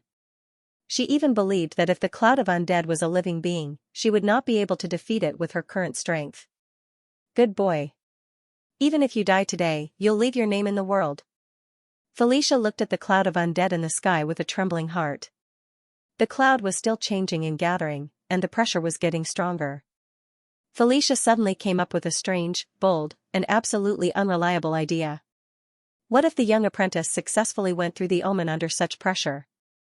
Then, what grade would the item he refined be? Would it be something beyond intermediate and reach advanced, what's more, strategic level?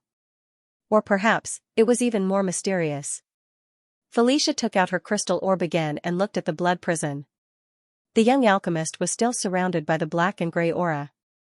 She could not see through the omen to see what was going on inside. On the other side, Diablo and another black-haired woman were leaning against the wall. Their faces were turning pale, and some were even turning green.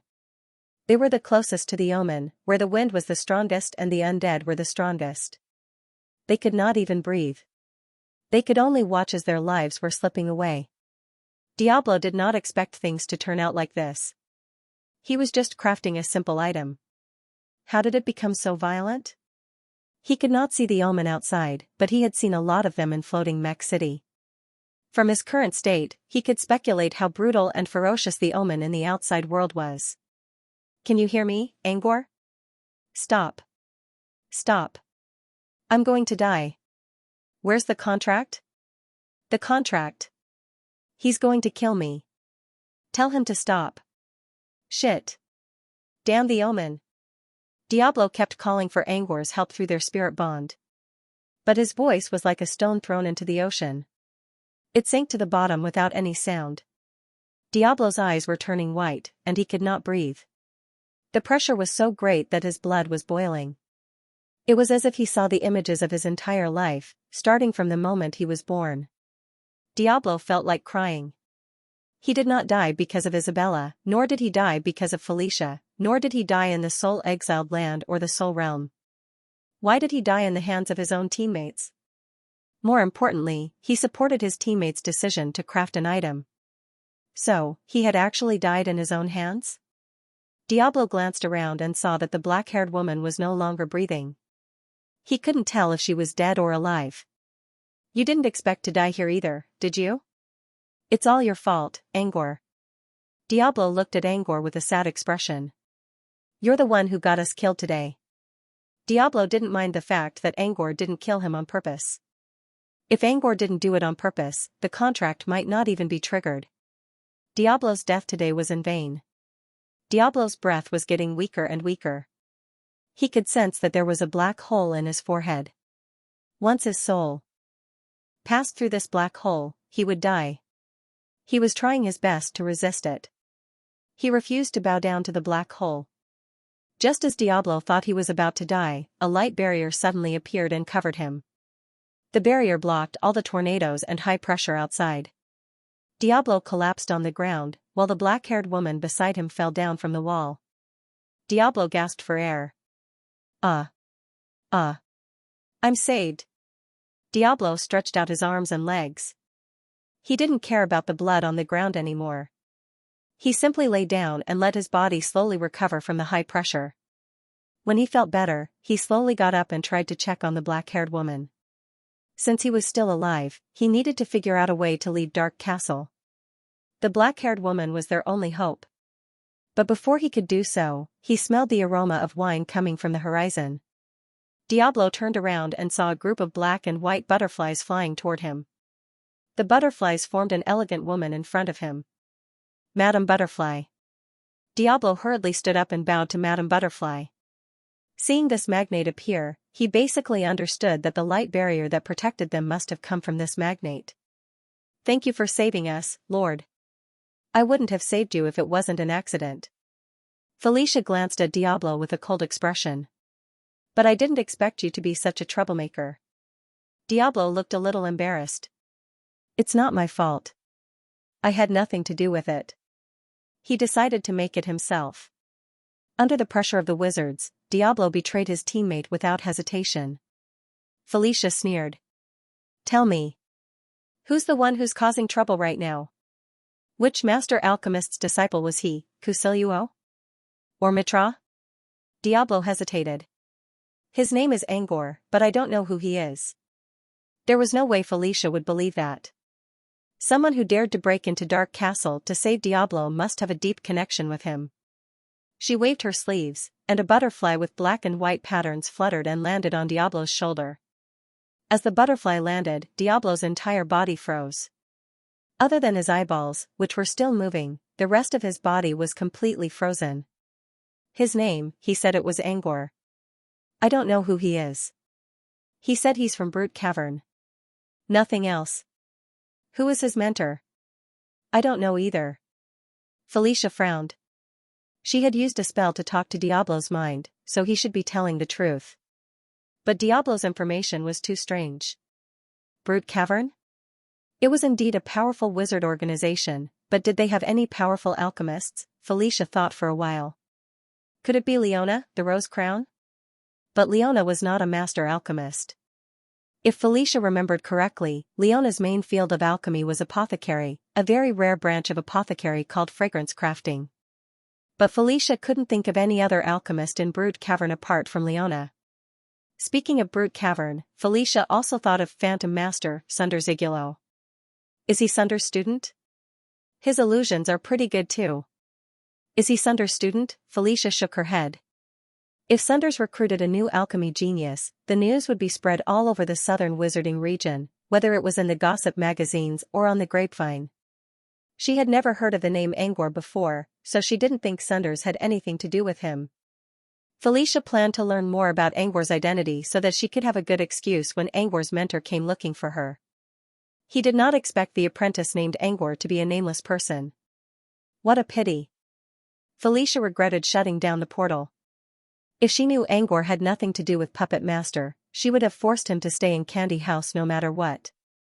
But now, Angor had played a bad card. Felicia looked at the spot where the gray aura was gathering and sighed in disappointment. Crafting an item that could suppress the undead here was really a stinky hand. When Felicia thought Angor was going to die because of the omen, she saw Angor's expression. The clumps of black-gray aura suddenly flowed and slowly shrank. Felicia's real body was still at the gate of Dark Castle. She looked up at the sky. The aura above her head was getting stronger and stronger. Why is the source of the omen getting weaker? Felicia wondered. Could it be that this elementary student could really survive such an omen? That was a little impossible. Based on the strength of the abnormal signs in the outside world, even with her strength, she did not have absolute confidence in getting through this abnormal sign. How could an apprentice survive the omen? Felicia couldn't figure it out, but she already knew what was happening. The black aura around Angor was getting weaker and fainter. More importantly, the cloud of souls in the sky was shrinking at a speed visible to the naked eye. The cloud of souls was shrinking, but its aura was getting stronger. Felicia couldn't even look at it directly. Felicia watched as the ghost cloud in the sky shrank into a dark soul. The soul was about 3 meters tall, and she couldn't see its face clearly. She had a pair of large bull horns on her head, a pair of black wings, and a black trident in her hand. Just the silhouette alone made her look like a female demon from the abyss. As soon as the soul appeared, it roared and suppressed all the undead creatures in the black forest. They were crying, but it was different from their previous sobs. This time, they were crying out of fear. That was because the level of their souls was countless times higher than theirs, and they were showing off their status. Felicia's heart raced when she saw the strange soul. In terms of strength, this strange dark soul might not be as strong as her. However, it wasn't because of the soul's power. It was because of the energy ripples coming from the soul. These energy ripples carry the power of the world's consciousness. If she wasn't mistaken, there was another name for this power: mystery. This was a mystery world, a mystery power, and a mystery soul. Felicia turned around and looked at Angor's alchemy field with glowing eyes. Was she going to witness the birth of a mystery item today? If that was the case, she had to get her hands on it no matter what. Every mystery item had its own special rules. Some of the laws could even bypass the basic laws. It was clear how terrifying mysterious objects were. There was only one mystery item in the entire candy house. It was the butterfly spirit in her hand. If she could get her hands on another mystery item, the gourmet wizards in her organization would become even more powerful. If the mystery item could really be born, she would not only take the mystery item away, but also the person who made it. An apprentice alchemist could refine a mysterious item that many master alchemists could not refine. Just this reason alone was enough for her to make the decision to kidnap him. While Felicia's heart raced and her face was filled with anticipation, suddenly, a clear male voice came out from the black gas. Done. The two syllables seemed to carry some kind of magical power. The powerful mystery soul in the sky shrieked in pain and began to disintegrate. All the remaining mystery energy quickly fell into B9 of Dark Castle. The mystery energy slowly returned to Angor's body. At the same time, the dark cloud around Angor slowly disappeared, revealing his figure. Angor was holding a strange, streamlined silver weapon in one hand. His eyes were shining brightly as he moved his fingers in a rhythmic manner as if he was playing a piano. All the mystery energy followed his command and went into the silver weapon. He's still alive.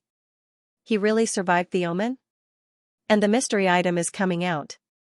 Felicia was overjoyed. She didn't want to think about how Angor survived the omen. All her attention was on the silver weapon. Felicia didn't try to hide her excitement. Therefore, Diablo, who was standing at the side, heard it too. At first, he was dumbfounded. Then, a look of shock flashed across his eyes. The shock slowly spread, and in the end, he even opened his mouth wide. His eyes were glazed over, and his face was full of surprise. He was like a comedian in a pantomime. Mystery item? Angor? You're kidding, right? Diablo felt like he was a small boat in a stormy sea. He went through so much trouble and fell into the abyss. When Felicia finally brought him back to the surface of the sea, he was scared by Angor's mystery item and fell into the air. This kind of mental journey made him feel as if he was in a dream. Or was he already dead? Was this all an illusion? As more mystery energy was poured into the weapon, the silver weapon glowed brighter and brighter. Just when everyone thought that the mysterious object was about to be born, a gentle female voice suddenly sounded in everyone's ears from an unknown place. You stole Dark Castle's treasures without permission. Even if it's a serious illness, it's still not yours. You used it to earn your reputation as the mystery alchemist. Don't you think that's a bit inappropriate? The woman's voice reached everyone's ears. Who's there? Who's talking? It was Felicia who jumped out first. Felicia's goal was simple. She was determined to get her hands on the mystery item, and anyone who tried to stop her would be her enemy. However, if the owner of the female voice was on Dark Castle's side, it didn't seem like there was anything wrong with it. Angor's crafting this time was completely accidental, and it couldn't be replicated. The undead creatures in Dark Forest, Scorched Earth, and Graveyard played a crucial role in helping him create the mystery soul. In other words, Angor was using all the undead creatures accumulated by Dark Castle over the past 1,000 years to create a chance for him to become a mystery alchemist. But the woman's accusation wasn't wrong. To put it bluntly, Angor was stealing other people's belongings to help himself. This wasn't a common thing in the wizarding world, but it was still a serious offense. Angor already thought of this possibility when he realized that he might be able to craft a mystery weapon. Angor didn't say anything when he heard the woman's accusation. However, just as the female voice had said, the undead created by Dark Castle for 1,000 years were completely useless against Dark Castle. In fact, they were completely useless. Normally, Dark Castle wouldn't say anything even if Angor killed hundreds or thousands of undead creatures in Dark Forest. In fact, they might even celebrate. Most of them were apprentices, and they had no choice but to surrender to the undead creatures without any special items. This was why the wizarding world was a very realistic place. When something is of no use to us, we can discard it, not care about it, ignore it, and let it be taken away by others. However, if the item was worth a lot of money, we could declare you as a thief. Two-faced behavior and double standards. Everyone knew that Angor wasn't wrong to criticize him, so he had no choice but to accept it. However, the woman seemed to feel a little embarrassed since she pointed out that the undead creatures created over the past 1,000 years were diseases, so there was still room for negotiation. The woman ignored Felicia's question and focused on Angor again. Now that you've stolen 1,000 years of Dark Castle's wealth, I have to stop you. Therefore, I will take this half of the Spirit of Mystery as your compensation. As soon as she finished speaking, the mystery power that was pouring into Angor's weapon suddenly stopped and drifted to the other side. Felicia was furious. How dare you? A bunch of useless undead, and you want to exchange for half of the Spirit of Mystery? Your plan is a joke in the outside world. As Felicia spoke, she attacked the source of the mystic energy. Angor wanted to yell at the shameless woman as well, but someone else spoke up for him. He did not know who the woman was, but judging by the fluttering butterflies around her, she must be the God's View person. On one side of the blood prison, a white-haired woman with icy eyes slowly walked over. Felicia's target was the white-haired woman. Facing Felicia's ferocious attacks, the woman waved her hand lightly, and a powerful force appeared, crushing the black and white butterflies that Felicia sent over to her. This is Dark Castle's business. It has nothing to do with you. The woman spoke in a flat tone. Felicia snorted. I'm the one who helped him create this item. Who gave you the right to claim the fruits of your labor? You people of Dark Castle sure are shameless. Felicia paused for a moment before she continued, tell me who you are. Possessing the body of a young apprentice and not daring to reveal its true appearance, is it because it's afraid of being too unsightly and losing face if others spread the news? While Felicia was talking to the white-haired woman, he suddenly received a message from Shadow. Isn't that woman Venez? Why did she change into white hair and white eyes? That's so cool. Looks like your intuition was right. Something interesting did happen in the ice cave on the 5th floor. Venez was possessed. She's at least a wizard, judging from her attitude and skills. I'm curious. Why didn't you get possessed when you were with Venez? Angor considered for a moment before continuing. Shadow rolled his eyes. I can tell from her voice that she's a woman. It's normal that she doesn't possess me. From the memory of my host, your name is Felicia, right? The woman suddenly spoke again, you're Felicia, right? You were invited by my disciple to stay in the Dark Castle. You are just an outsider. You're asking me why? Don't you find it funny? Your disciple's invitation? Are you saying that your apprentice is Isabella? Felicia's eyes flashed with surprise. You're Isabella? The white-haired woman nodded, acknowledging her identity. At the same time, Shadow also exclaimed in the spirit bond, she's Ms. Isabel? It can't be, right? Didn't they say that she had already left the southern region? Compared to Isabel's identity, Angor was more interested in. Felicia? Is she Felicia from the Butterfly Tavern? Shadow nodded. That's right. Don't you know? I said Madame Butterfly several times. I'm sure I was referring to Felicia. He had heard of Felicia's name before, but he didn't know that her nickname was Madame Butterfly. Could Felicia really be the warrior Barbie Greya? However, the Greya Flowey mentioned was a slender little girl. She was nothing like this King Kong Barbie. Did Greya create an illusion or use a shape-shifting spell? On the other hand, since the white-haired woman had admitted to Isabel's identity, she did indeed have the right to say those words. Felicia respected Isabel as the woman who led the entire wizarding era 1,000 years ago. But she still couldn't believe that this woman was Isabel. Isabel didn't bother to explain. Instead, she flicked her finger, and a wispy soul emerged from the ground and bound Felicia. In the face of this soul, Felicia was powerless to retaliate. The person who had come was a soul that possessed her body. To be able to suppress her and remain unharmed, it could be seen how high the level of strength of this person was. In the face of this absolute difference in strength, Felicia finally fell silent. Isabel walked past Felicia and slowly approached Angor. The mysterious power was still being absorbed into Isabel's body. Her icy white eyes were indifferent. "Your soul is very strange. It attracts me, but also makes me feel afraid. The remnant soul I left in the ice cave won't last long, so I plan to observe you for a while and use you as a source of possession.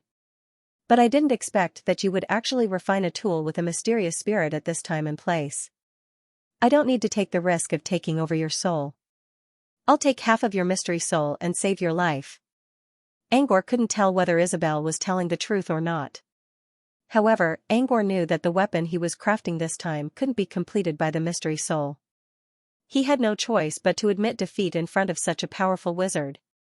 Without the complete mystery soul, it was impossible for him to create a mystery item. The title of Mystery Alchemist, which was so close to his eyes, could only be said goodbye now. Angor felt a little regretful, but he didn't mind it at all. Originally, this was a chance encounter, and he was taking a huge risk to perform alchemy here. He had disregarded his own safety, and as long as he didn't die, there was no point in asking for anything else. Under Felicia's regretful gaze, half of the mystery soul was snatched away by Isabel. In the end, Angor's revolver failed to reach the mystery level and returned to the level of a mid-tier item. Before Angor could check the properties of the weapon, Isabel suddenly reached out and took it from him. Angor's eyes flashed with anger, but he didn't dare to talk back in front of someone who might have led the world thousands of years ago. He lowered his head and tried to suppress his anger. Angor thought that the weapon would never belong to him again, but Isabel only held it in her hand for a while and returned it. "It's only a mid-tier item, but I sensed a mystery property inside. You can study it yourself later." After Isabel had absorbed half of the mystery spirit, she felt a lot more relaxed. She ate until she was satisfied. She needed some time to digest the changes the mystery spirit had brought her. She glanced at Angor with a hint of guilt in her eyes. "Come to Soul Realm B2 in a week. I'll give you something to settle this matter." With that, Isabel turned around and disappeared from sight. After Isabel left, Felicia's shackles were also removed. She wasn't happy that she didn't get a complete mystery item, but she didn't want to lose her temper in front of a wizard who was stronger than her. She suppressed her anger and walked to Angor's side. "Come with me. Join Candy House, and I'll make sure you don't die. Otherwise." Felicia's words were laced with threat, and her eyes were filled with ferocity. Angor was surprised by Felicia's words. Shadow also looked at Angor in surprise. He knew Felicia would pay more attention to Angor after this incident, but he didn't expect Felicia to steal Angor away from him like that. Was she not afraid of Brute Cavern at all? Of course, Felicia didn't want to go against Brute Cavern. However, kidnapping an ordinary apprentice wasn't a big deal to her. Even if Brute Cavern found out about this, they wouldn't turn against Candy House. After all, anyone who didn't become a wizard was still an ant. Moreover, wasn't it common for apprentices to die during their travels? Since Angor left Brute Cavern, they could just pretend that he died in the wild. Angor slowly looked up when he heard Felicia's voice. Shadow was secretly gesturing for Angor to give in. Even if he didn't like Felicia, he shouldn't reject her. Otherwise, the consequences would be dire if a wizard got angry. Felicia noticed Shadow's reaction, but she only humped and ignored him. Her eyes were still fixed on Angor. She didn't care about the silver weapon in Angor's hand anymore. She didn't need to lower herself to fight for a mid-tier alchemy weapon. "Is Lady Greya here too, Lady Felicia?" Angor looked at Felicia for a moment before speaking again. Felicia didn't know what to say. On the other side, Anin was also stunned. He waited for so long, and Angor suddenly asked something irrelevant. Well, it wasn't completely irrelevant. But why would he ask about warrior Barbie Greya at a time like this? Felicia glanced at Angor from the corner of her eyes. She knew more than Shadow did. News of Greya's rescue hadn't spread yet, and Greya's soul was now trapped in another body. She was far weaker than before. If any of her old enemies or opportunists learned about her current situation, they might come to attack her. Besides, Greya's soul was injured, and she needed a soul orb to heal, which was why they decided to stay in Dark Castle. But they had only been in Dark Castle for less than a month. Why would this man ask about Greya? Did he already know about Greya's whereabouts? Or did he come to Dark Castle for Greya? The more she thought about it, the gloomier she became. If this bastard's target was Greya, Angor had no choice but to kill him. Why do you say that? Felicia suppressed her murderous intent and glared at Angor. She told me, Angor answered in a soft voice. Using the last syllable, Angor used the remaining mana in his body to create a melodious illusion. The illusion of a little girl appeared next to him.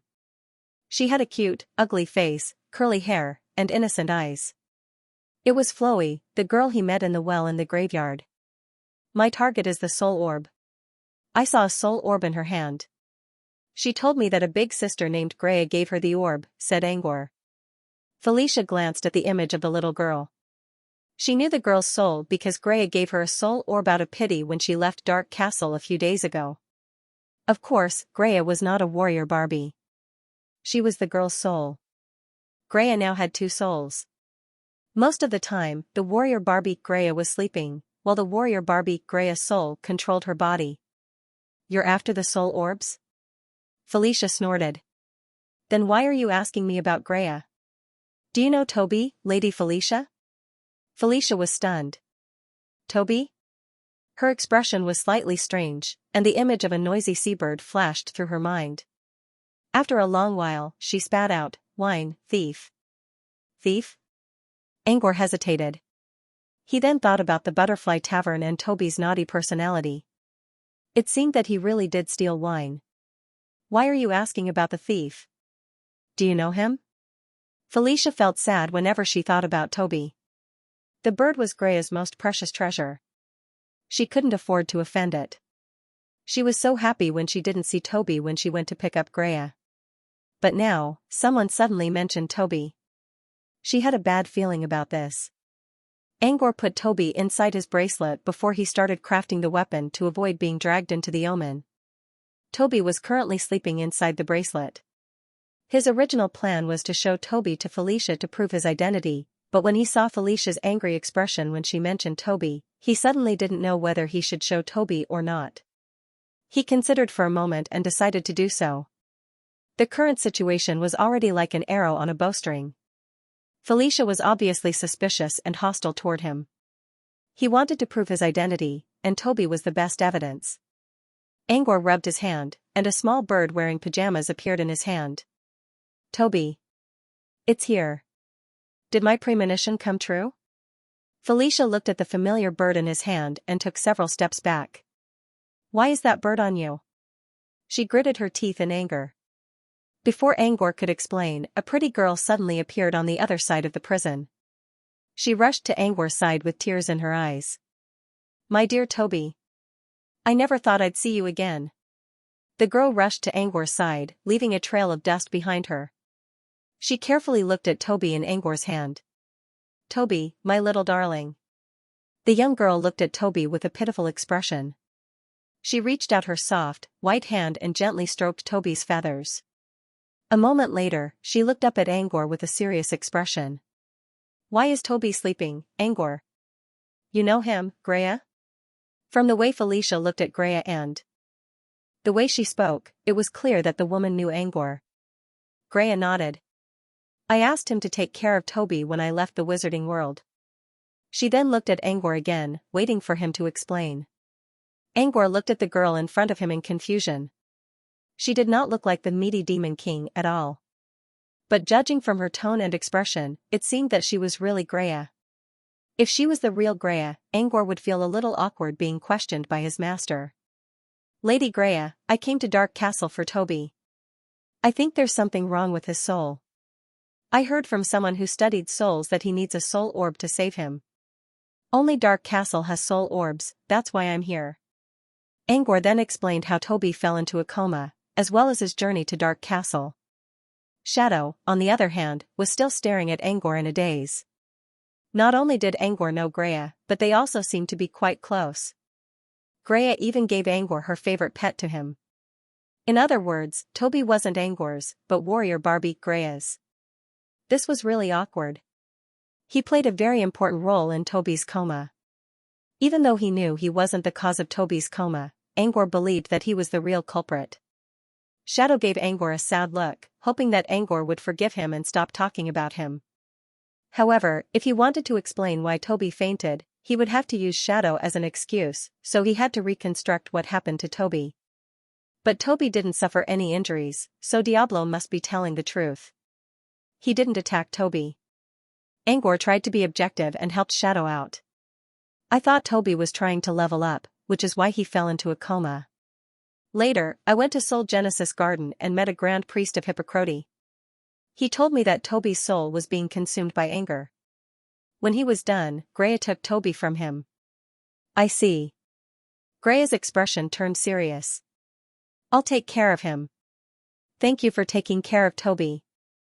You even came to Dark Castle for Toby. Greya looked at Angor with admiration. You're growing fast. I'm glad that Toby grew up with you. Stay here for a few days. I want to hear how Toby has changed over the past year. Is Toby okay? Angor nodded. He was still worried. Can I use a soul orb to save him? Greya considered for a moment. The Grand Priest you met was right. There are several powerful emotions inside Toby's body. Actually, when I created it, I already knew that there was a problem with its soul. However, its strength has always been very low, and it has never touched this level. Greya suddenly teased him. I didn't think Toby would become so strong after being with you for such a short period of time. Did you learn the sequence of gravity? I see. It's better to set him free than to imprison him. Don't worry. Toby will recover. Greya then turned to Felicia. I'll go talk to Isabel later. Don't trouble Angor. You can't afford to offend his teacher. With that, Greya took Toby and left the blood prison. After Greya left, Felicia gave Angor a meaningful look. Since Greya said I can't afford to offend your teacher, I'd like to know who he is tonight. Also, how did you manage to survive that omen? I'll wait for you in the hall on the first floor. She paused for a moment. I'll be waiting. After saying that, Felicia left the blood prison with graceful steps. Angor let out a long sigh of relief after the two big shots left. He remembered a poem that Master John had once taught him: mountains and rivers are full of doubts, but there is a glimmer of hope in the dark willows and flowers. He had thought that things would be very complicated, but he did not expect that many things would be solved just by refining a weapon. The only pity was that he once had the chance to see the true face of the mysterious item, but unfortunately, it was all for naught in the end. Still, he had to admit that he had no other choice in front of a wizard. Besides, the woman suspected to be Isabel was right. Still, it wasn't like Angor didn't gain anything.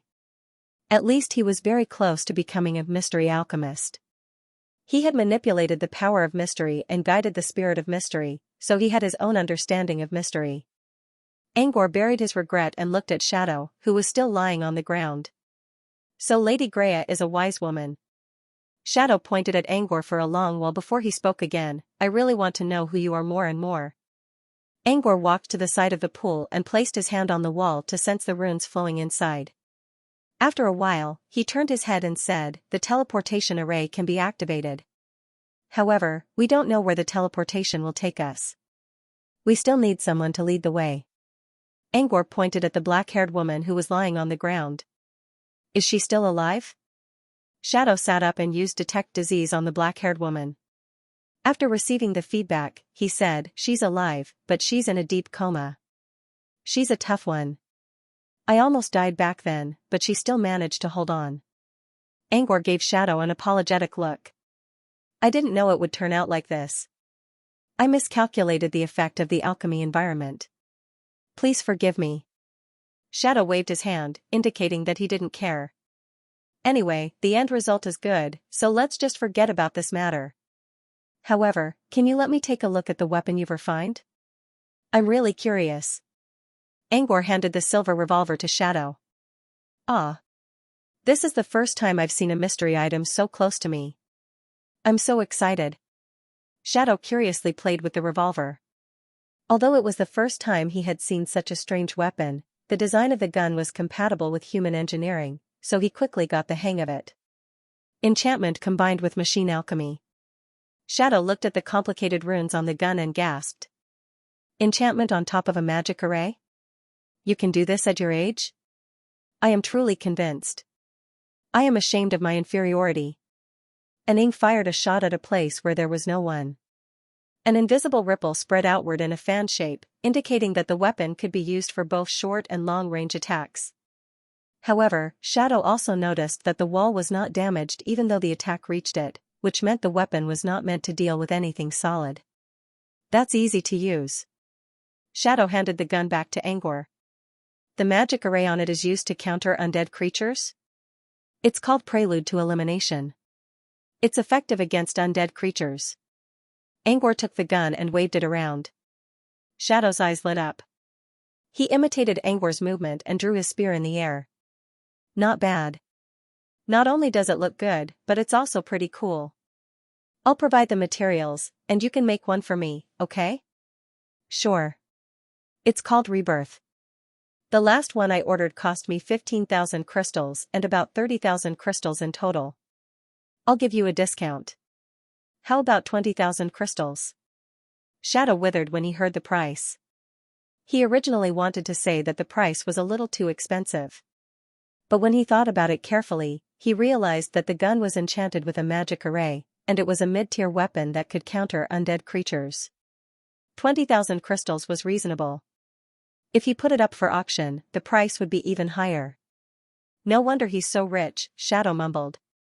He used to think that he was a genius, but after meeting Angor, he had to admit that he admired Angor's power. The two of them chatted casually for a while before deciding on their next move. Angor planned to stay in Dark Castle for a while Shadow didn't want to leave. He hadn't achieved his goal yet. I don't know if Madame Butterfly will stop me. But I have to get Naga no matter what. Shadow looked determined. This is my chance to become a wizard. I can't miss it. Angor didn't comment on Shadow's decision. Let's not talk about getting Naga for now. Let's get out of here first. Angor looked at the black-haired woman on the ground. Can you wake her up? Shadow shook his head. I don't think so. How about we teleport her first?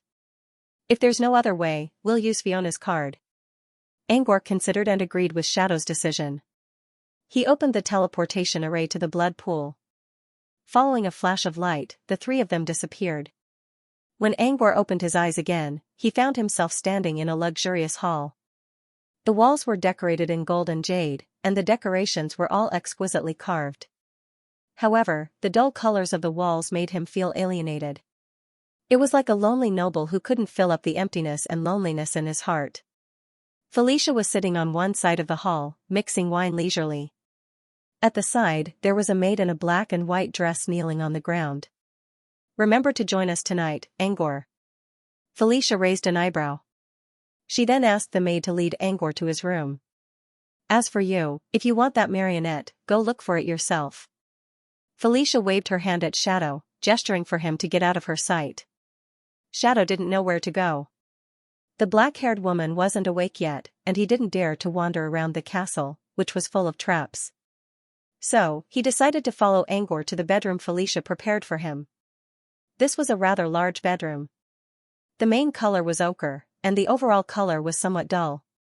There was a floor-to-ceiling window and a small balcony, which allowed them to see the outside world. A mute servant will come to serve you later, sir. If you need anything, just tell her. The maid smiled and left the room. After the maid left, Shadow tossed the woman aside and collapsed on the bed. I'm so happy. It's been so long since I slept on a bed. Angor walked to the window and looked at the sky. It was a rare day when there were no thunderclouds or lightning. A thunderhawk was hovering in the sky. He couldn't help but think about Toby. He planned to stay in Dark Castle for a while, not because of Isabel's promise, but because he wanted to keep an eye on Toby. Also, he wanted to spend more time with Toby. He didn't know why Grea's appearance changed so much, but her love for Toby was still there. Since Grea's previous owner was still here, Toby had to stay by her side. In other words, these were the last days Angor could spend with Toby. No matter how reluctant he was, all good things had to come to an end. From the day he chose to become a wizard, he should have known that one day, he would have to live alone in this world. If he couldn't even bear this little bit of loneliness, why would he choose such a dangerous path in the first place? Angor stood in front of the window for a long time and thought about many things. He felt a little depressed. Only when Shadow called out to him did he let out a sigh and put away the sudden emotion that came over him. Should we let Fiona out? Or should we make a trip and throw Fiona back to Hippocrate? Shadow rolled around on the bed, staining the sheets with blood and sweat all over his body, but he still felt happy about it. Angor nodded. Let's go to Soul Genesis Garden. I promised the Grand Priest that I'll be back in 3 days. I can make it in time for the ceremony and purify my soul. He only told Shadow that he came to Dark Castle for a soul orb. He never explained how a soul orb was created, so when Angor talked about going back to Hippocrate to purify his soul, Shadow asked curiously. You found a way to purify your soul? So that Sorcerer's Garden is a Soul Genesis Garden. The wizarding world is consuming a lot of souls these days, so a sorcerer's garden like that is worth a lot of money. But I've never heard of a Soul Genesis Garden that can purify souls. Wait, is this Sorcerer's Garden really that powerful? It has nothing to do with the Soul Genesis Garden. The Grand Priest told me that purifying souls and creating soul orbs both rely on a certain treasure. Angor paused and revealed a doubtful look. I think it's a mystery item. Let's check it out today. The two of them chatted as they walked out. As for the black-haired woman, Angor stuffed her into his bracelet. A mute servant was already waiting for them outside. It was a middle-aged woman with faint mana ripples around her. She was a low-leveled apprentice who probably used up all her potential and chose to be a servant. We're going to Soul Genesis Garden in Midworld. Can you take us there? Angor asked. The servant nodded and led them away. When they passed by the hall, Felicia glanced at them but didn't say anything. She was still mixing the drinks. The sparkling and translucent drinks seemed to have turned into fairies in her hands. They were filled with a mysterious power that could turn something rotten into something magical. This time, they didn't run into any trouble when leaving Dark Castle. Under the guidance of the mute servant, they entered Dark Forest. The servant didn't take them to the right path. Instead, they went straight into Dark Forest. She was holding an unknown golden wand in her hand, which released a series of low-frequency noises to drive away the undead creatures in the area. Angor's unexpected alchemy and the appearance of the mystery spirit had suppressed almost all the undead creatures. Therefore, they didn't see a single undead creature along the way, even if the servant didn't use the golden wand. According to Isabel, the gun also contained mystery properties. Angor planned to test it out, but he had to give it up. The servant took them through the forest and returned to the teleportation point. While the servant stayed in the other world, Angor and Shadow entered the tunnel and returned to the Soul Genesis Garden. They appeared on top of the altar again. As soon as they appeared, they could hear chants coming from outside. Angor and Shadow concealed themselves and moved away from the altar. As soon as they appeared on the altar, the Grand Priest of the temple on top of the mountain opened his eyes. The Grand Priest stood up and walked to the entrance of the temple with his wooden wand. Prepare a hummingbird. I'm going to the Centennial Palace to visit Mr. Descendant. The first thing Angor and Shadow did after returning to the palace was to release Fiona. At the same time, the Grand Priest appeared outside the palace and asked to see Angor. We meet again, Mr. Angor. The Grand Priest greeted Angor politely. Angor gestured for the Grand Priest to come to the table. You're right. Toby really needs the soul orb. Thank you for reminding me. Otherwise, I wouldn't have known what would happen. The High Priest lowered his head and said in a low voice, You flatter me. I promised you that I'll owe you a favor as long as you're telling the truth. Angor looked at the old man. Tell me what you want now. I'll do it as long as it's within my power. Angor wasn't going to go back on his word. The High Priest was silent for a long time. His thoughts turned thousands of times. In the end, he sighed and said, In the past 1,000 years, the people I feel most guilty about are my people. I don't know if my request can be fulfilled, but I have no other choice. What are you trying to say? Angor looked at the old man, who slowly knelt on the ground. The High Priest gave a long kowtow and said, I hope that you can save our clan, sir. Angor already knew what the Grand Priest was going to say, But he still didn't know how to react when the Grand Priest said it out loud. Save his people? That was too broad a concept. Angor didn't know how much the old man wanted him to do. If he had to save the entire Crocox, he wouldn't be able to do it with his current strength. The old man knew that Angor wasn't going to give him a chance to save his people. I'll be happy as long as you can keep us alive, sir. That was the least he could do in his mind. You won't be wiped out if you stay in Soul Genesis Garden, Angor said calmly. The old man shook his head. No matter what, we're still slaves. I hope the Crocox, even if it's just one branch, can have absolute freedom. Is that what you're looking for? I've been thinking about it ever since you left for St. Petersburg, sir. Our people are stuck in a quagmire, and it's almost impossible for us to change anything. I've been thinking about it for a long time. We made the decision ourselves, and I'm the only one who's still alive, so I'm the only one who can take responsibility.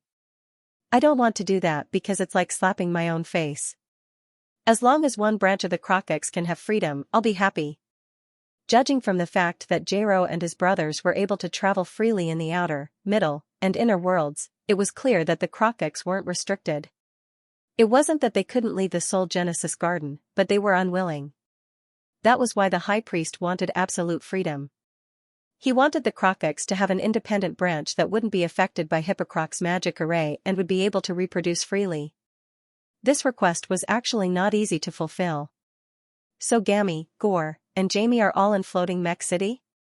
Angor sent a voice transmission to Shadow. Shadow nodded. Yes. The Crocox are very skilled in sculpting. My mentor valued their skills, so he accepted the 3 of them as his apprentices. However, I haven't officially taken him in as a disciple.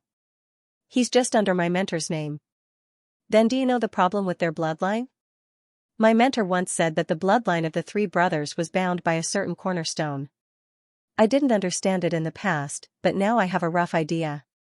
My mentor should be talking about the magic array carved under Hippocroc's foundation. Shadow sighed again. The Grand Priest's request doesn't sound too difficult. But if you want to solve it, you have to start from the magic array. But if you really try to do that, you'll end up affecting the rest of the Crocox. Angor understood Shadow's words. No matter how far the Crocox went, their souls would always be drawn back to them by Hippocroc's magic array after they died. This was something that was tied to their bloodline. If they couldn't get rid of it, they wouldn't be able to achieve true freedom. This request really isn't easy to fulfill. This old man is really taking advantage of us. Aning scolded in his mind. What if Gammy and his brothers can have absolute freedom? Wouldn't you agree? Shadow was silent for a long time before he finally said, Of course I'm willing, but this isn't a problem that we can solve. That's a magic array set up by a level 3 Truthfinder wizard. Who can break their bloodline? Unless Isabel herself. Shadow and Isabel agreed at the same time. Angor lowered his head and looked at the old priest. The old man was still kneeling on the ground. Half of his body had already decayed. His arms were trembling, and sweat was oozing out of his forehead. Angor paused for a while before he continued, I don't know if I can keep my promise. But give me a week, and I'll give it a try. If it doesn't work, I'll ask my mentor when I return to my organization. If he can help, I'll come back. Angor didn't give him a definite answer, but the Grand Priest still saw a glimmer of hope. He had lived for thousands of years, and he was worried about his people the most. If one of his people could gain absolute freedom, he would at least feel better. Thank you, sir. The old priest cowed out again, leaving a puddle of water on his forehead. No one knew whether it was sweat or tears. After a while, the high priest stood up and wiped the tears off his face. He bowed sincerely and said, My lord, you're back now. Should we hold the ceremony now? Angor nodded. In an hour, at the Centenary Palace. When the high priest heard this, he quickly left. Time was too tight. He had to return to the temple immediately to prepare everything. After the high priest left, Shadow asked, Are you really going to look for Isabel? If you make this request, let's not talk about whether she will agree or not. Once she agrees, the opportunity and compensation that she said she would give you will probably be gone. I'm not looking forward to anything. It doesn't matter. Angor wasn't worried at all. What I'm worried about is that he won't ask for anything. The longer he owes someone a favor, the more painful it will be. Even if it's hard to fulfill, it's good that he asked for it right away. At the very least, we can settle the debt quickly. Shadow considered and agreed with Angor's words. Wizards lived for a long time, and as they grew stronger, it would be harder for them to repay favors. Now, the old priest only asked to protect the Krokiks from extinction. Perhaps he would ask to protect the Krokiks or declare war against Dark Castle in the future. When that happened, it would be even harder to repay the favor. The two of them chatted for a while more before someone knocked on the door of the hall. The priest was asking for an audience. I'll leave it to you. Angor glanced at Shadow. With that, he turned invisible. Shadow also went into hiding and manipulated Fiona to face this group of selection priests. Under the control of Shadow's puppet, Fiona's performance had deceived all the priests. Shadow only gave a few vague orders before asking Fiona to go upstairs with the excuse that she was not feeling well. The knights and craftsmen began to set up the stage for the ceremony. An hour later, the knights and craftsmen left. A simple yet ingenious stage was set up in the empty space of the hall. Next, the Grand Priest led a choir of nearly 100 people into the hall. The heavenly priests lined up in a row and welcomed the High Priest with the greatest ceremony. Fiona also came down from the second floor and found a seat with a bored look on her face. Her gaze swept across the choir, and the girls lowered their heads one after another. Come here, Grand Priest. Fiona reached out a hand and summoned several transparent strings that formed a bridge in front of the Grand Priest. The judges looked at each other in confusion. This was the first time they saw something like this. In the past, the Grand Priest always stood at the top of the mountain to host ceremonies. They didn't expect to be welcomed by a descender today. It was Shadow who brought the Grand Priest here. As soon as the Grand Priest sat down, an illusion was placed in front of him. When he looked back, he saw Angor and Shadow sitting beside him. An illusion that can confuse their eyes and prevent them from seeing what's going on. Angor explained. Where's the soul-cleansing treasure you mentioned? The High Priest stretched out his hand, and a white aura that could be seen with the naked eye emitted from his hand. As the energy materialized, a small object appeared in the Grand Priest's hand. The Grand Priest tossed it into the air, and the object grew bigger and bigger until it reached its normal size. It can be big or small? Angor looked at the object carefully. It's at least a tiered alchemy item. It was a black disc made of an unknown material. It didn't look like anything special. Also, there was a thick layer of paste on the disc that covered many patterns. The Queen left her mark on the treasure. Anyone who touches it will be detected by the Queen. Angor reached out his hand to feel the item carefully, but the Grand Priest stopped him. The Queen wasn't Isabel. It was her student, Isabella. Isabella was the current ruler of Dark Castle. Isabella had a strange obsession with her teacher. Not only did she change her name, but she also changed her title. However, the nickname Twilight Queen was given to herself by Isabella after she left the wizarding world. She felt that she was taking advantage of Isabella. Angor pulled back his hand. Isabella was too crazy. If he touched the item, she would return to Dark Castle without a second thought. Who knew what would happen then? Since he couldn't touch it, he could only observe it with his eyes. There were no runes on the disc, which meant it was probably a synthesis alchemy item. Angor couldn't tell the difference between materials, and he didn't know much about synthesis alchemy, so he couldn't figure it out yet. But when he tried, he sensed something familiar from the disc. It was similar to the mystery energy he used not long ago. He looked at Shadow, who also seemed to be thinking about something. I think it's a mystery item. I sensed mystery energy from it, Shadow spoke using voice transmission. Angor hesitated and nodded. I think so.